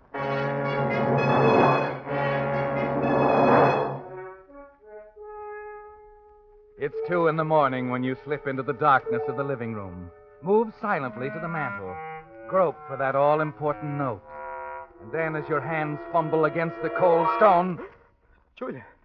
Hello, Martin. Should let me know when you go out. I thought you were asleep. Everything's all right, Julia. Martin. Yeah? Have you a match? No, I haven't. Here, take this. Thank you. I want to burn something. But that's just a note I left here. Really? I haven't read it, Martin. Oh? Well, it says nothing in it. Just said that I was going over to... Never mind, Martin. See? All burned up. Goodbye, Martin. What? Oh, now look here, darling. This morning, Martin, you left your suitcase in the hall closet, all packed. Well, of course, I wanted to surprise you about going away together. The suitcase isn't there now, Martin. But I can explain. And who darling. told you about the rough draft of Hamilton's play? Isn't that what brought you back? Oh, wait a How minute. did you find out, Martin? You mean you knew about it all the time? Gordon told me. You didn't say anything. Would it have made a difference if I had? Julia! There's no use shouting at me, Martin. Julia, you knew. You knew, and you didn't tell me. You just let me... Run out? Yes, Martin. I was... You... Stay away from me, Martin. The two of you and Gordon making a fool of me, cutting me down. Martin, stop. Trying to ruin me. No, Martin. Let me come crawling back so he could kick me like a runaway dog. Martin, huh? let me go. You poor, sick, miserable old... Oh, all right, Julia.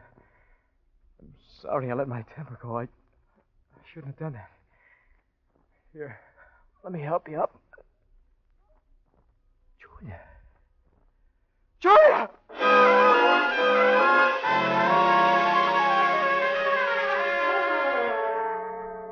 You didn't mean to do it, did you, Martin? No. But that doesn't change anything. Julia is dead, lying at your feet where her head struck the heavy andirons by the fireplace. It's like a dream, isn't it, Martin? But as you stand there shivering, your brain awakens from the dream, begins to tell you that this is the way out. This is what you really wanted to do all the time. Only you didn't have the courage. The play will be yours now, won't it, Martin? Because you're Julia's heir, just as she was Hamilton's heir. So now all you have to do is get away from the apartment, prove some way that you haven't been back since this morning. And then you remember, Martin, your baggage on the train to Boston. If you could be on that train miles from New York, you couldn't possibly be linked to the murder.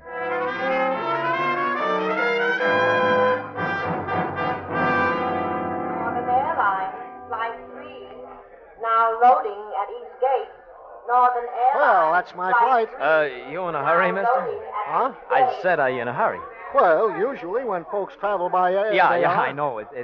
Well, it's just that you look like an old timer to air travel. Like it might be routine stuff, you know? Oh, well, yes. As a matter of fact, I do more flying for my company than any 10 salesmen they've got. Oh, salesman, huh? Uh-huh. How'd you like to sell something? Well, I'm afraid I don't know what Your you... seat on the plane for fare plus $50. What? Oh, well, now, look, it isn't that tough to get on a Well, plane don't anymore. you see, the flight is sold out, and it's the last one to Greenbrier until tomorrow, and I just have to get there. I want to surprise my wife. Oh. Now, how about it, mister? This trip is just routine to you, and with $50 extra to spend here in town... Mister, you've got yourself a deal. There's nobody I want to surprise that much. Oh, that's swell. Thanks. Thanks a lot. That'll put me in Greenbrier right on time.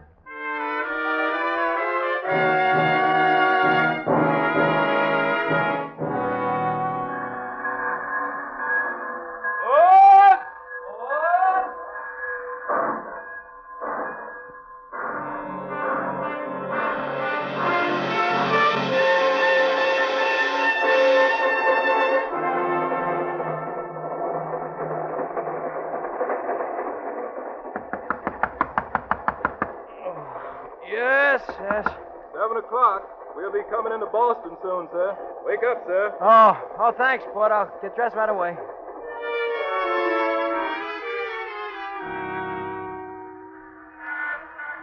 Oh, taxi.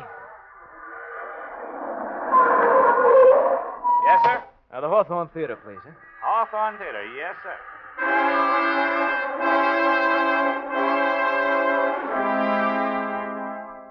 Well, Martin, it's working perfectly, isn't it? You were never missed from the train. The porter will remember calling you in the morning. You even had breakfast with the talkative Mr. Hardy. And now, back at the theater, you're just slipping into your rehearsal costume when the tragic news comes to you from New York. My wife murdered. Sorry to have to break it to you over the phone, Mr. Elliott, but we wanted to reach you right away. Oh, yeah. Yeah, of course, Lieutenant, but such a shock. Yes, I know. Tell me, Mr. Elliott, on your way up there, you got off the train at Mount Vernon. You made a phone call. I checked with the switchboard operator at Gordon Tucker's apartment. Yeah, of course. I made a call. And then got back on the train, right? Of course. All right. I hope you can prove that. That's all for now, Mr. Elliott. But I think you'd better get back here to New York. I'll leave right away. I want to be there, Lieutenant. I wouldn't be worth anything here. Not after this.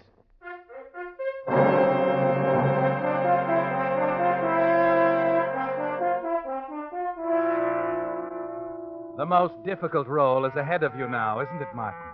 But you're confident that you can play it successfully. Confident that they won't suspect you. That no matter what questions the police lieutenant asks, you will have the answer. Back at the apartment, you square your shoulders before entering. Take a deep breath, the same as you do before an entrance to any scene. And then you step inside. Marty. Well, hello, Gordon. They got in touch with me. I came right over. He's here, Lieutenant. Huh? Oh, hello, Mr. Elliott. Lieutenant? My name is McElroy. Sit down, Mr. Elliott. Marty, on some things the lieutenant can't figure you out. I said I'd try. Oh? Just how am I supposed to express my appreciation, Gordon? I get this straight, Marty. I don't want anything. All I want to do is give you a nice white reputation. Now, look. Did you or did you not kill Julia? I certainly did not. I say it and I mean it. Okay, Marty. All right, Lieutenant. Mm-hmm. Let's just step in the other room here, shall we? Wait a minute. Please, isn't that where Julia was... Oh, do I have to go in there? It's only the living room now, Mr. Elliott. And there's somebody who ought to know you in here. Remember him, Marty? Oh, the porter on the train, sure. Yeah, I thought you'd need a good witness, Marty. I had the lieutenant locate him for us. Oh, that's fine. Thanks, Gordon. All right, save it. Williams. Yes, sir? This is Mr. Elliott. He was on your train last night. But what about this morning? Do you remember seeing him? Why, I don't know, sir. But of course you do. You woke me up. You called me as we were coming into Boston. I wake so many people up, Mr. Elliott. I don't know. You could have been on the train, but I can't lie, sir. You couldn't really prove it by me. But that's right. I'll get her. Look, you gotta remember. I told you I'd get dressed right away. Don't you remember? I came out later and I went into the dining car. I had breakfast with another passenger. I didn't see you, Mr. Elliott. It might be, but I didn't see you. Oh, the man's name was Hardy.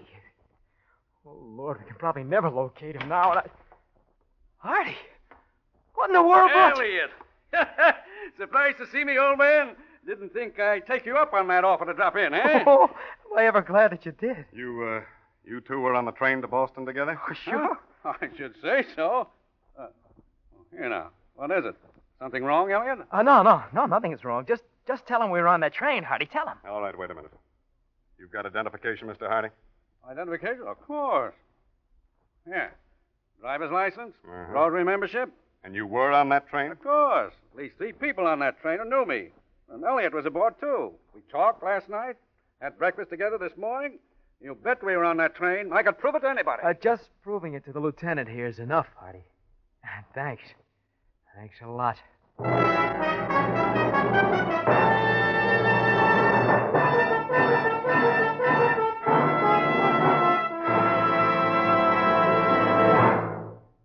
The Whistler will return in just a moment with a strange ending to tonight's story. But now, since many of you will be making the acquaintance of new service station operators while you're away on your Labor Day trip, I'd like to pass along to you tonight the experience of another driver who recently did just that. I refer to Mr. D.W. Wheeler of Los Angeles, who writes, "After listening to one of your broadcasts, I decided to try some Signal gasoline. The station I drove into was in Maywood, California, and is owned by Mr. Lloyd Rader. He not only gave me the gasoline, but without my asking for it, Mr. Rader also checked the water, oil, tires, battery, and washed the car windows. Everything was done with such apparent desire to please that I'd like to say this. If all Signal dealers are as courteous as Mr. Rader, and all Signal products are as good as Signal gasoline, then Signal stations should multiply a great deal." Well, to Mr. Wheeler, I want to express our thanks for those kind words. And to the rest of you, I'd like to explain. There's a reason why you find more conscientious service at Signal stations. You see, because Signal dealers are in business for themselves, they have a personal reason for giving you the kind of service that will keep your car happy and keep you a satisfied Signal customer. For the best way to discover what I mean, plan now to make signal stations your headquarters for gasoline, motor oil, and other automotive services and accessories while you're away on your Labor Day trip. And now, back to the Whistler.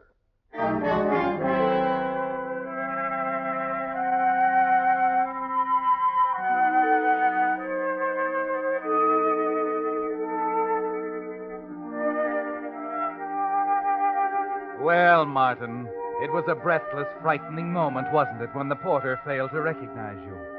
Couldn't remember for sure if you were on that night train to Boston.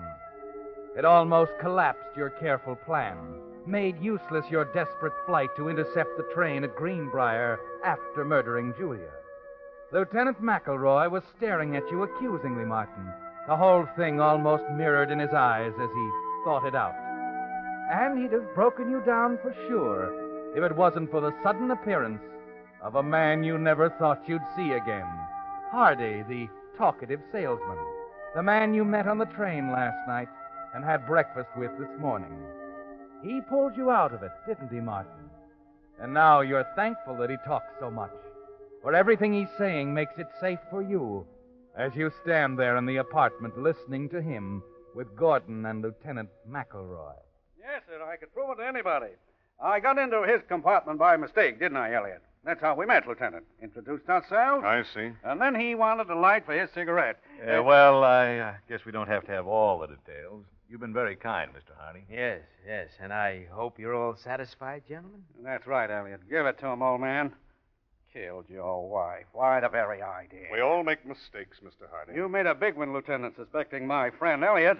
Like I said, I could prove it to anyone he was on the train with me. I think you have already. Well, if there's any doubt about it, I'll tell you what brought me here. They seem to be pretty well convinced. Remember I said he wanted a light? Well, I gave him one. I went to my cigarette lighter. Oh, no. That one right there on the mantel. He carried it off with him. By mistake, of course. Wait a minute. Well, $100, that lighter. Company gave it to me. Top salesman of the year. Wouldn't want to lose it. That's why I came after it. Well, that clear everything up? It certainly does. Doesn't it, Martin? But Yeah, Lieutenant, I guess it does. However, I'm afraid we can't return your lighter right away, Mr. Hardy. You see, it's a very important piece of evidence of murder. Your lighter was found right beside Mrs. Elliott's body.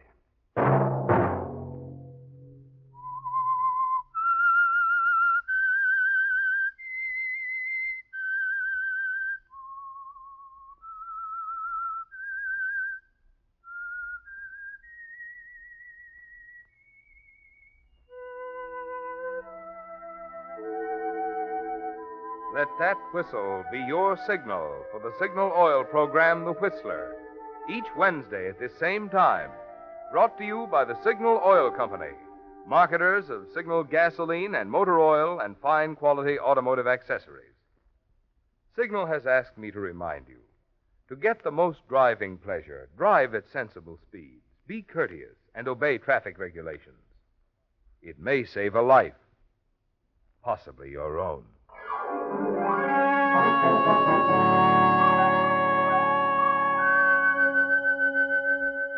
Featured in tonight's story were Tony Barrett and Virginia Gregg. The Whistler was produced by George W. Allen with story by Robert Eisenbach and Jackson Gillis, music by Wilbur Hatch, and was transmitted to our troops overseas by the Armed Forces Radio Service.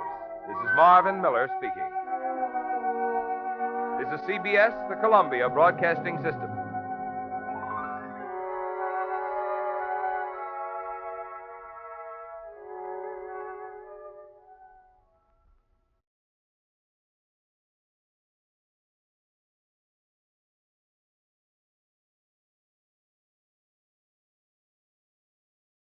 The Signal Oil program, The Whistler.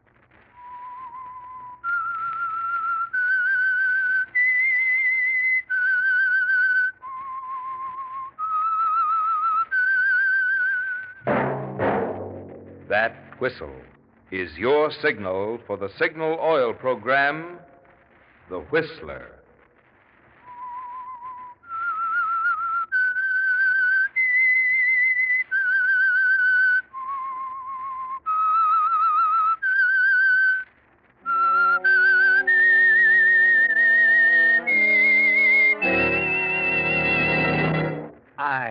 am the Whistler, and I know many things, for I walk by night. I know many strange tales hidden in the hearts of men and women who have stepped into the shadows. Yes, I know the nameless terrors of which they dare not speak.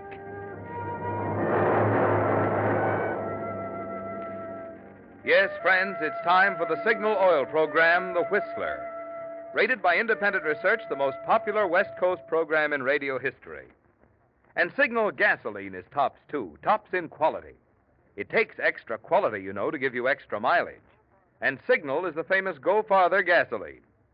So look for the Signal circle sign in yellow and black that identifies friendly dealer-owned Signal service stations from Canada to Mexico. And now the Whistler's strange story. The 11th Hour.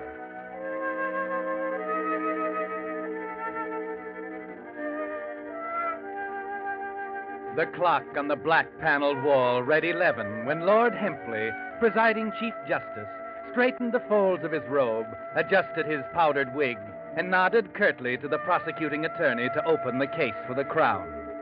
To the accused in the prisoner's dock, the time was significant. It was the 11th hour in more ways than one. Everyone in the courtroom knew already that the trial was strictly a British formality, that a verdict of guilty was only a matter of time. The prosecution will make it amply clear in terms of evidence that not only is this a crime of murder, but murder of the basest sort, willful, cruel, and premeditated. There is a story behind this crime, gentlemen, a story that had its beginning some weeks ago in Torquay, a watering place on the...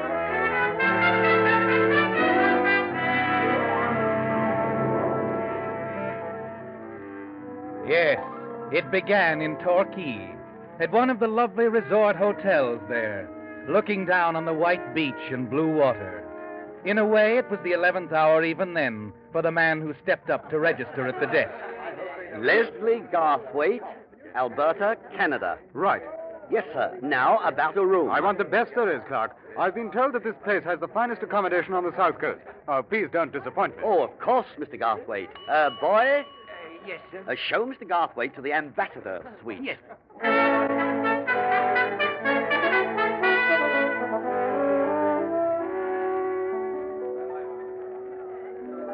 Sorry, Mr. Garthwaite. If you come a little earlier, sir, but all the tables overlooking the water are occupied. Oh, that's too bad, waiter. I'd looked forward to watching the sunset. However, sometimes our guests will consent to sharing tables. Perhaps that young lady dining alone in the far corner. The young lady? Oh, that would be most agreeable. If the lady doesn't mind, I should be delighted. Excellent. If you'll excuse me, sir, I will consult her wishes.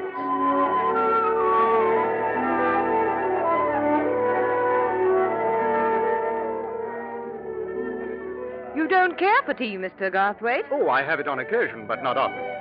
Does that shock you? Well, it seems disloyal somehow. You Canadians, I just can't understand why... Townsend, when you were so kind as to share your table with me, I didn't realize that we'd be discussing such weighty matters. Can't we leave the international problems to the United Nations? You're an unusual person. Is that a compliment? I'm not sure. Perhaps you'd better tell me more about your ranch in Canada. Oh, I warn you, Miss Townsend. I can be a crashing bore on the subject of cattle. The head waiter's handy in case of emergency. I'll risk it. Proceed, Mr. Garthwaite. You were saying there's more to the care and feeding of a steer than meets the eye. Oh, I could go on for hours, perhaps days. Oh? Please do, Mr. Garthwaite. Very well, Miss Townsend.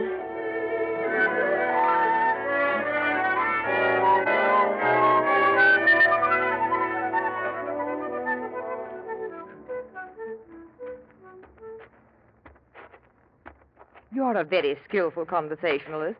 Or have I said that before? Why so? You prey on feminine curiosity. Oh? Do you realize that it's 5 days now since you came to Torquay? Oh, quite. And 5 days to the hour. And in spite of my recognized skill at the art of cross-examination, you still remain a man of mystery. Oh, now, see here, that's not fair. Now, I've told you... Oh, yes, I know. We've gone into your Canada ranch at great length, touched for a moment on a relative or two in South Africa, Well, I think that's rather good for 5 days. But still you elude me. Like a bug I can't quite impale on a pin. Oh, frightening metaphor, to say the very least. No matter. Leslie, you see before you a frustrated woman. Thank you, Cynthia. Tell me, Leslie, Are you married? Oh, yes, indeed. And who is the... Oh, 7 wives, in fact. 3 in Canada, 2 in South Africa, 1 in Australia, and the other, the youngest one, if I remember, rattling around somewhere in the Malay archipelago. Will you be serious? Are you? Why, I... Are you serious, Cynthia? Or is this... I don't know, Leslie. I don't know.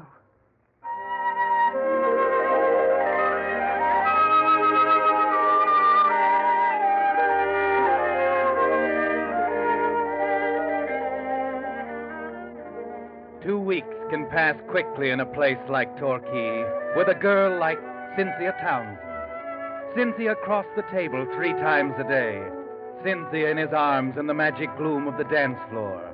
Cynthia by moonlight in the terrace gardens behind the hotel. And it was bearing down on him now, with the 2 weeks slipping by, with the last day rushing toward him like an express train. When it came, as he knew it must, Cynthia was there too, in the compartment of the train that was to take him away.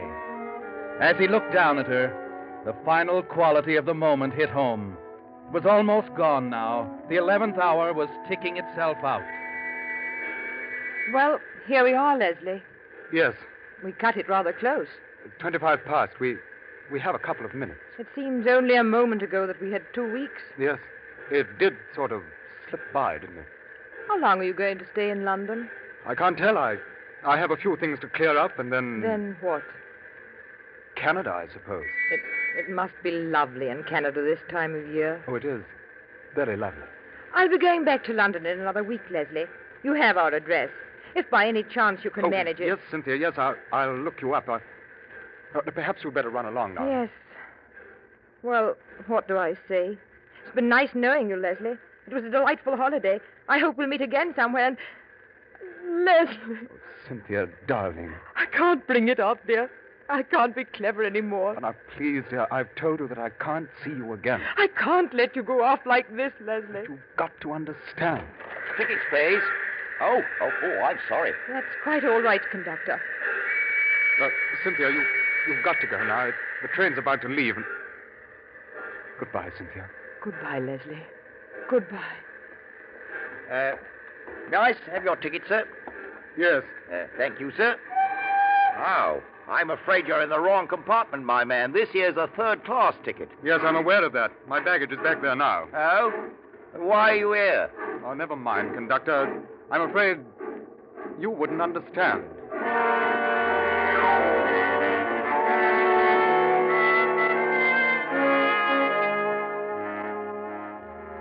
Yes, it's over now.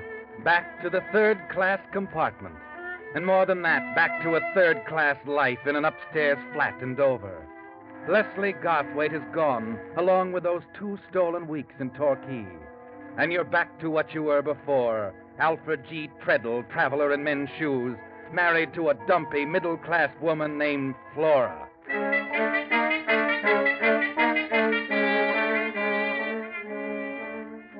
You sit across the table from her now, watching her sip her tea, the tea that has become a symbol of your life with Flora. You wait for the questions you know are bound to come. Your tea's getting cold, Alfred. I said I've had enough, Flora. Why do you keep insisting? Why, Alfred, I just think it's nice to sit down at the table once in a while with my husband. I see so little of you, dear. Oh, let's not go into that again. I'm sorry.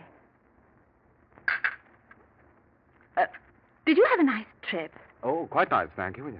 You haven't told me about the investments. I was waiting for you to ask. Well, it's only natural that I'm concerned, Alfred. After all, It's your money, and there isn't very much of it. Yes, I know, Flora. Well, now, please rest assured that it's soundly invested. But I don't understand why you've nothing to show for it. Shouldn't there be stock certificates or receipts or something? Yes, I told you there will be eventually. Now, please, let's leave it at that, will you? But £200 is... £200 is nothing to the syndicate. Well, it's a lot of money to me. Well, you'll have your pretty green certificates when the time comes. Very well, Alfred.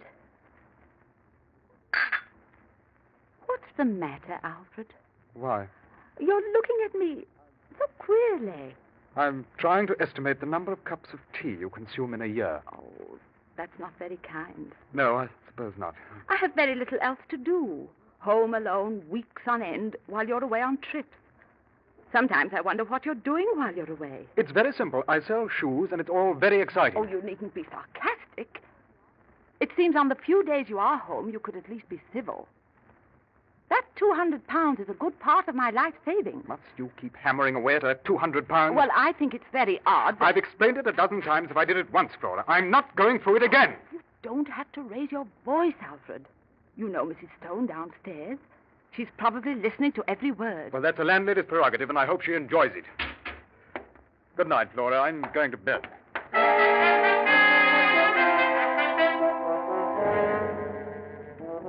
Yes, Alfred.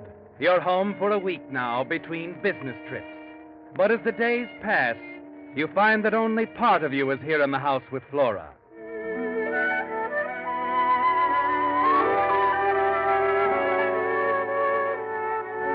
The rest is with Cynthia, Alfred. She's on your mind constantly. And you're thankful you had the nerve to ask Flora for the money, the investment money, to finance those 2 last stolen weeks. The 11th hour. Well, there was still a little charm left, still a possibility of romance and excitement, and the love of a girl like Cynthia.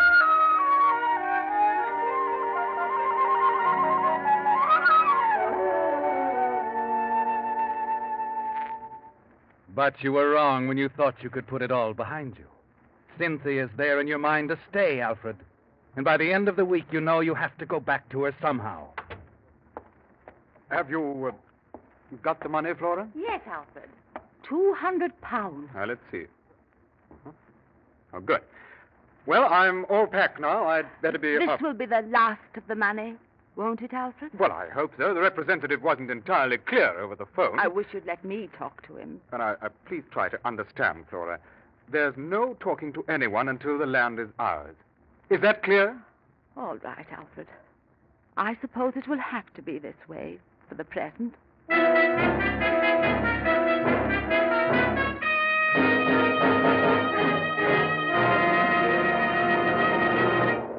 With the prologue of the 11th Hour, the Signal Oil Company is bringing you another strange story by The Whistler. But now I'd like to have a word with you folks who are new to the West. You've no doubt already discovered that wherever you drive throughout the Pacific Coast states, Signal gasoline is known as the Go Farther gasoline. And you've heard me tell how the Signal organization has grown from a mere handful of stations in Southern California to almost 2,000 dealer-owned Signal service stations serving 6 western states from Canada to Mexico. Now, isn't it only logical that there must be good reasons for this increasing preference for Signal? And there are. I could tell you about the extra efficiency Signal gets from your motor that makes possible not only Signal's famous mileage, but also more thrilling performance for your car. Extra driving pleasure for you. But after all, there's only one way you'll ever really know how good Signal gasoline is. That's by trying a tankful in your own car. Will you do that? My bet is that when you step down on your accelerator and feel that swift Signal pickup, that smooth, knock-free Signal power, from now on, you too will join the switch to Signal. And now back to the Whistler.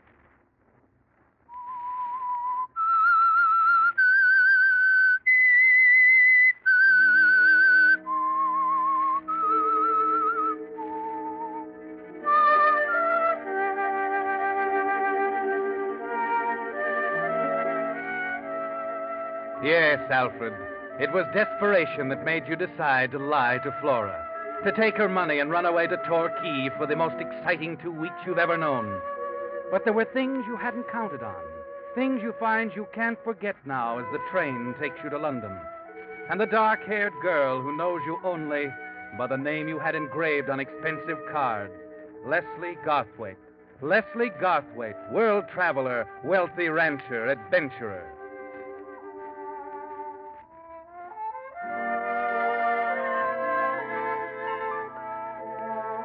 Somehow you don't care about the consequences now as you dial Cynthia's number from the phone booth in Victoria Station. There'll be a way, some way, to take care of Alfred Treadle and the other life in Dover. The life you forget at the sound of Cynthia's voice. Hello? Cynthia? Yes, who is... Yes, Cynthia, it's me. Leslie, you've got to come over. Some friends are here. We're having cocktails. Oh, I really wanted to see you alone. Nonsense. They'll love you. And you can meet Father. Please, Leslie, say you'll be here right away. All right, Cynthia. I'll be there right away.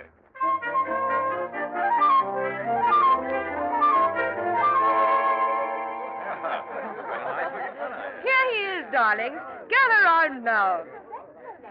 I'll make it quick, dear. They all practically know you anyway. Oh, I should say so. She's talking nothing else. Clyde Winters, Leslie Garthwaite. How do you do? Mr. and Mrs. Weddington. How do you do? Sir Everett and Lady Knowles. How do you do? How do you do? Mr. Whitley. How are you? And... How do you do? Oh, there he is. Come in here, Father. I want you to meet Leslie. Oh, how do you do, Garthwaite? Oh, how do you do, sir? I've certainly been hearing enough about you. Here, let me introduce you to a gin and bitters. Oh, I thank you. And we'll have a little chat and step out on the terrace away from the excitement. I'd enjoy it very much, sir.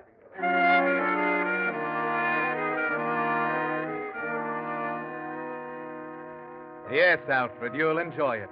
Because you're enjoying everything about this party of Cynthia's. You fit in. Because everything you say to them is just right. Even the things you say to Cynthia's father out on the terrace overlooking London. I suppose you know, my boy, that Cynthia's quite in love with you. Oh, your daughter is a very frank person, Mr. Townsend. Yes, she gets it from me, Leslie. I'll tell you quite bluntly that I was worried when she came back from Torquay. I thought she'd run into another fortune hunter. Oh, I understand. A man in your position has to be careful. Yes, indeed. Of course, when you delayed so long in looking her up, I felt relieved. Well, the reason was a simple one, Mr. Townsend. I delayed seeing Cynthia because I, too, must beware of fortune hunters. I deserved that. Oh, you're all right, Leslie. I hope we pass muster with you. Oh, you have, sir. Decidedly. No, fine. Now tell me, where are you staying while you're here? Why, well, I really wasn't able to get anything decent. As a matter of fact... I thought so. Now, say no more, my boy. I've got something for you.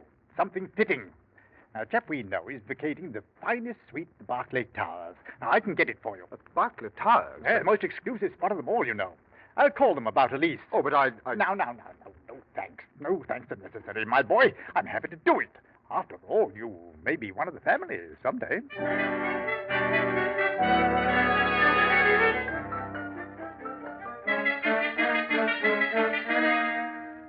But, Flora, you've got to send the money. I tell you, we'll lose every penny if we back out now. No, Alfred. No more money. I'll not do it. It's all our savings. You're being very foolish, Flora. Very. But I won't argue with you on the telephone. I'm coming back to Dover directly. It won't do any good. Oh, never mind. We'll talk about it when I get there.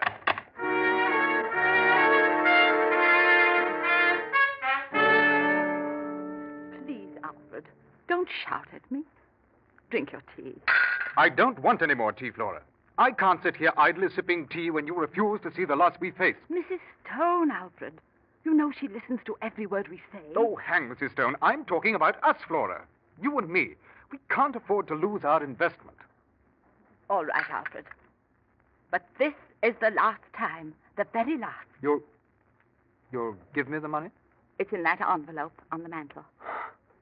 You intended to give it to me all the time. Yes, I suppose I did. But only because I'm going to London with you this time. What?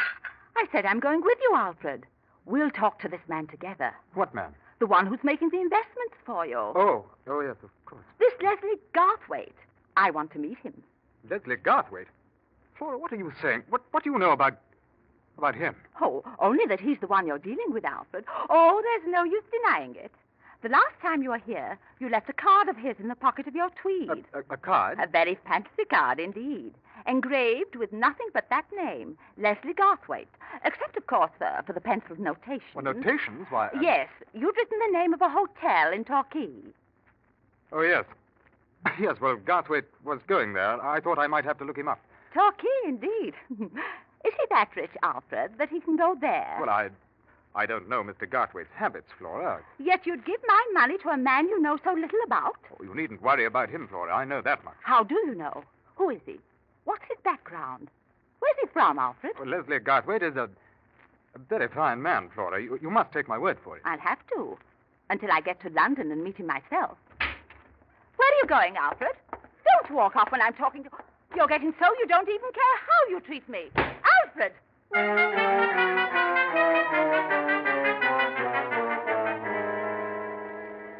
But you don't stop, do you, Alfred? No. Because if you're with Flora another minute, you're not sure what might happen. So you leave the flat and hurry downstairs, anxious to be outside to get a breath of air. It's just as you're passing Mrs. Stone's door that you hear the words that send your mind spinning wildly. How he talks to that poor wife of his. No idea at all. I tell you, it's a wonder there hasn't been a murder up there. Yes, Alfred, it's a wonder, even to the neighbors. And somehow, that puts a new light on the situation, offers an escape that hadn't occurred to you before. Part of it is clear now. Alfred Treadle is going to murder his wife and flee the country.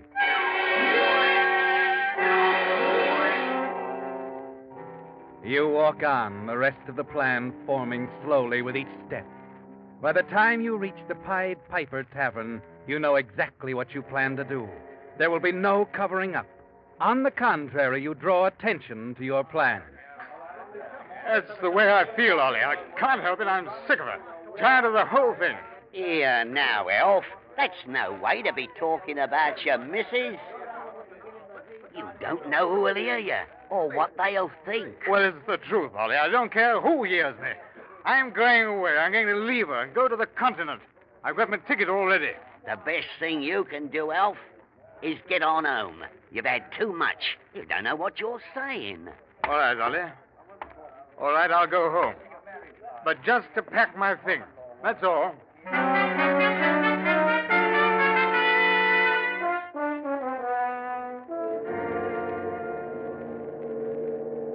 Yes, sir? Here, I think that's the right amount. I want a ticket to Calais. One way, sir? One way. Righto. She'll be sailing promptly at 10 o'clock, sir. It's just about half an hour. Now, what's the name, please? Treadle. Alfred Treadle.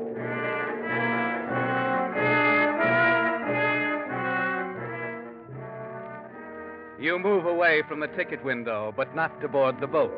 No, Alfred. You haven't any intention of getting on that boat, have you? All you want is to have that clerk remember you, so that what he has to say later will match your friend Ollie's testimony. You are going to the continent. You said so in a careless moment, and that's where they'll search for you, somewhere on the continent. Only before they discover Flora's body, the boat will have docked at Calais, and all the passengers will have disembarked. It'll be a long search, won't it, Alfred? And while they're searching, Leslie Garthwaite will be honeymooning in Canada.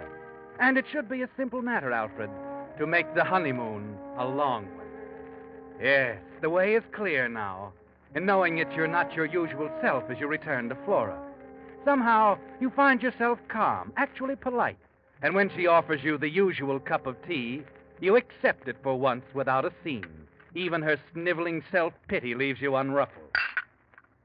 But please, Flora, don't get too excited. How can I help it when you walk out when I'm speaking to you, Alfred, and don't come back till you're ready? Now, Mrs. Stone, Flora. I don't care.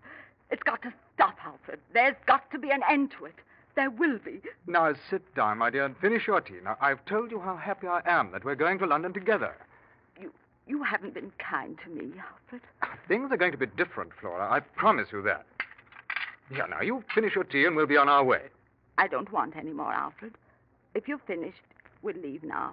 Just as you say, Flora. You turn out the lights and I'll carry the bags downstairs. All right, Alfred.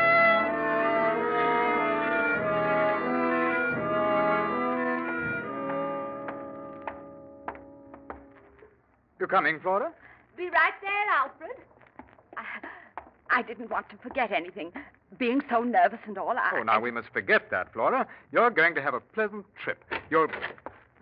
Yes, Mrs. Stone? Well, it's you. Is there anything wrong in a man and his wife going on a little holiday? Going out together for a change, eh? Please, Mrs. Stone, Oh, I think it's nice, Mrs. Treadle. Nice to see you being civil to each other for a change. Oh, now, Mrs. Stone, we realize that some of our domestic difficulties might have caused a strain on you and some of the others, but it isn't going to be that way anymore. Alfred's right. There's to be no more quarreling. Not ever. That's right, Mrs. Stone. No more quarreling. Ever.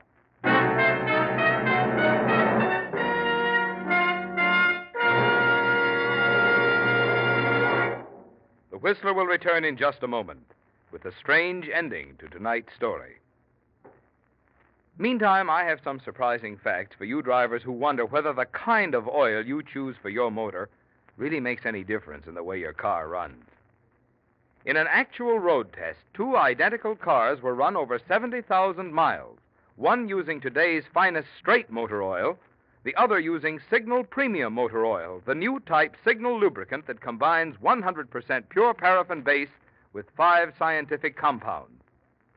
When these motors were torn down for inspection, the one using Signal Premium Oil had only 1/6 as much carbon deposit and 1/3 less cylinder wear. Now, what does this mean to you? Well, less carbon means that your motor runs quieter, smoother, and less cylinder wear means more power. Good reason, I'd say, for making your next oil change a change to this new type Signal oil. It's your guarantee of a sweeter running motor. Signal Premium Motor Oil. And now, back to the Whistler.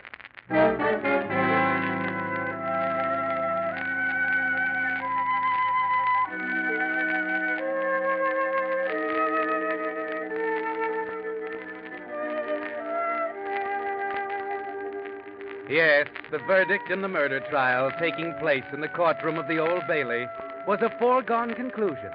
The judge, the jury, the spectators, and most important of all, the prisoner, shifting restlessly in the dock, knew it from the moment the trial began.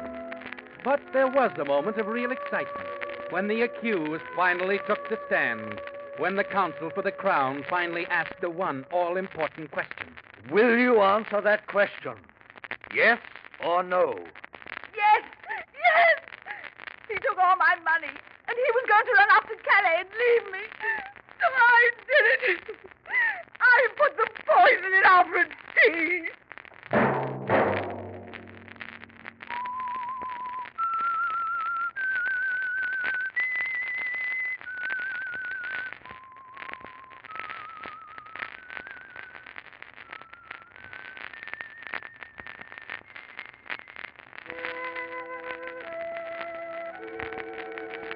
Let that whistle be your signal for the Signal Oil program, The Whistler, each Wednesday at the same time.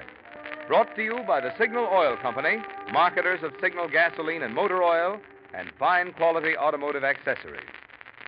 Signal has asked me to remind you to get the most driving pleasure, drive at sensible speed, be courteous, and obey traffic regulations. It may save a life, possibly your own.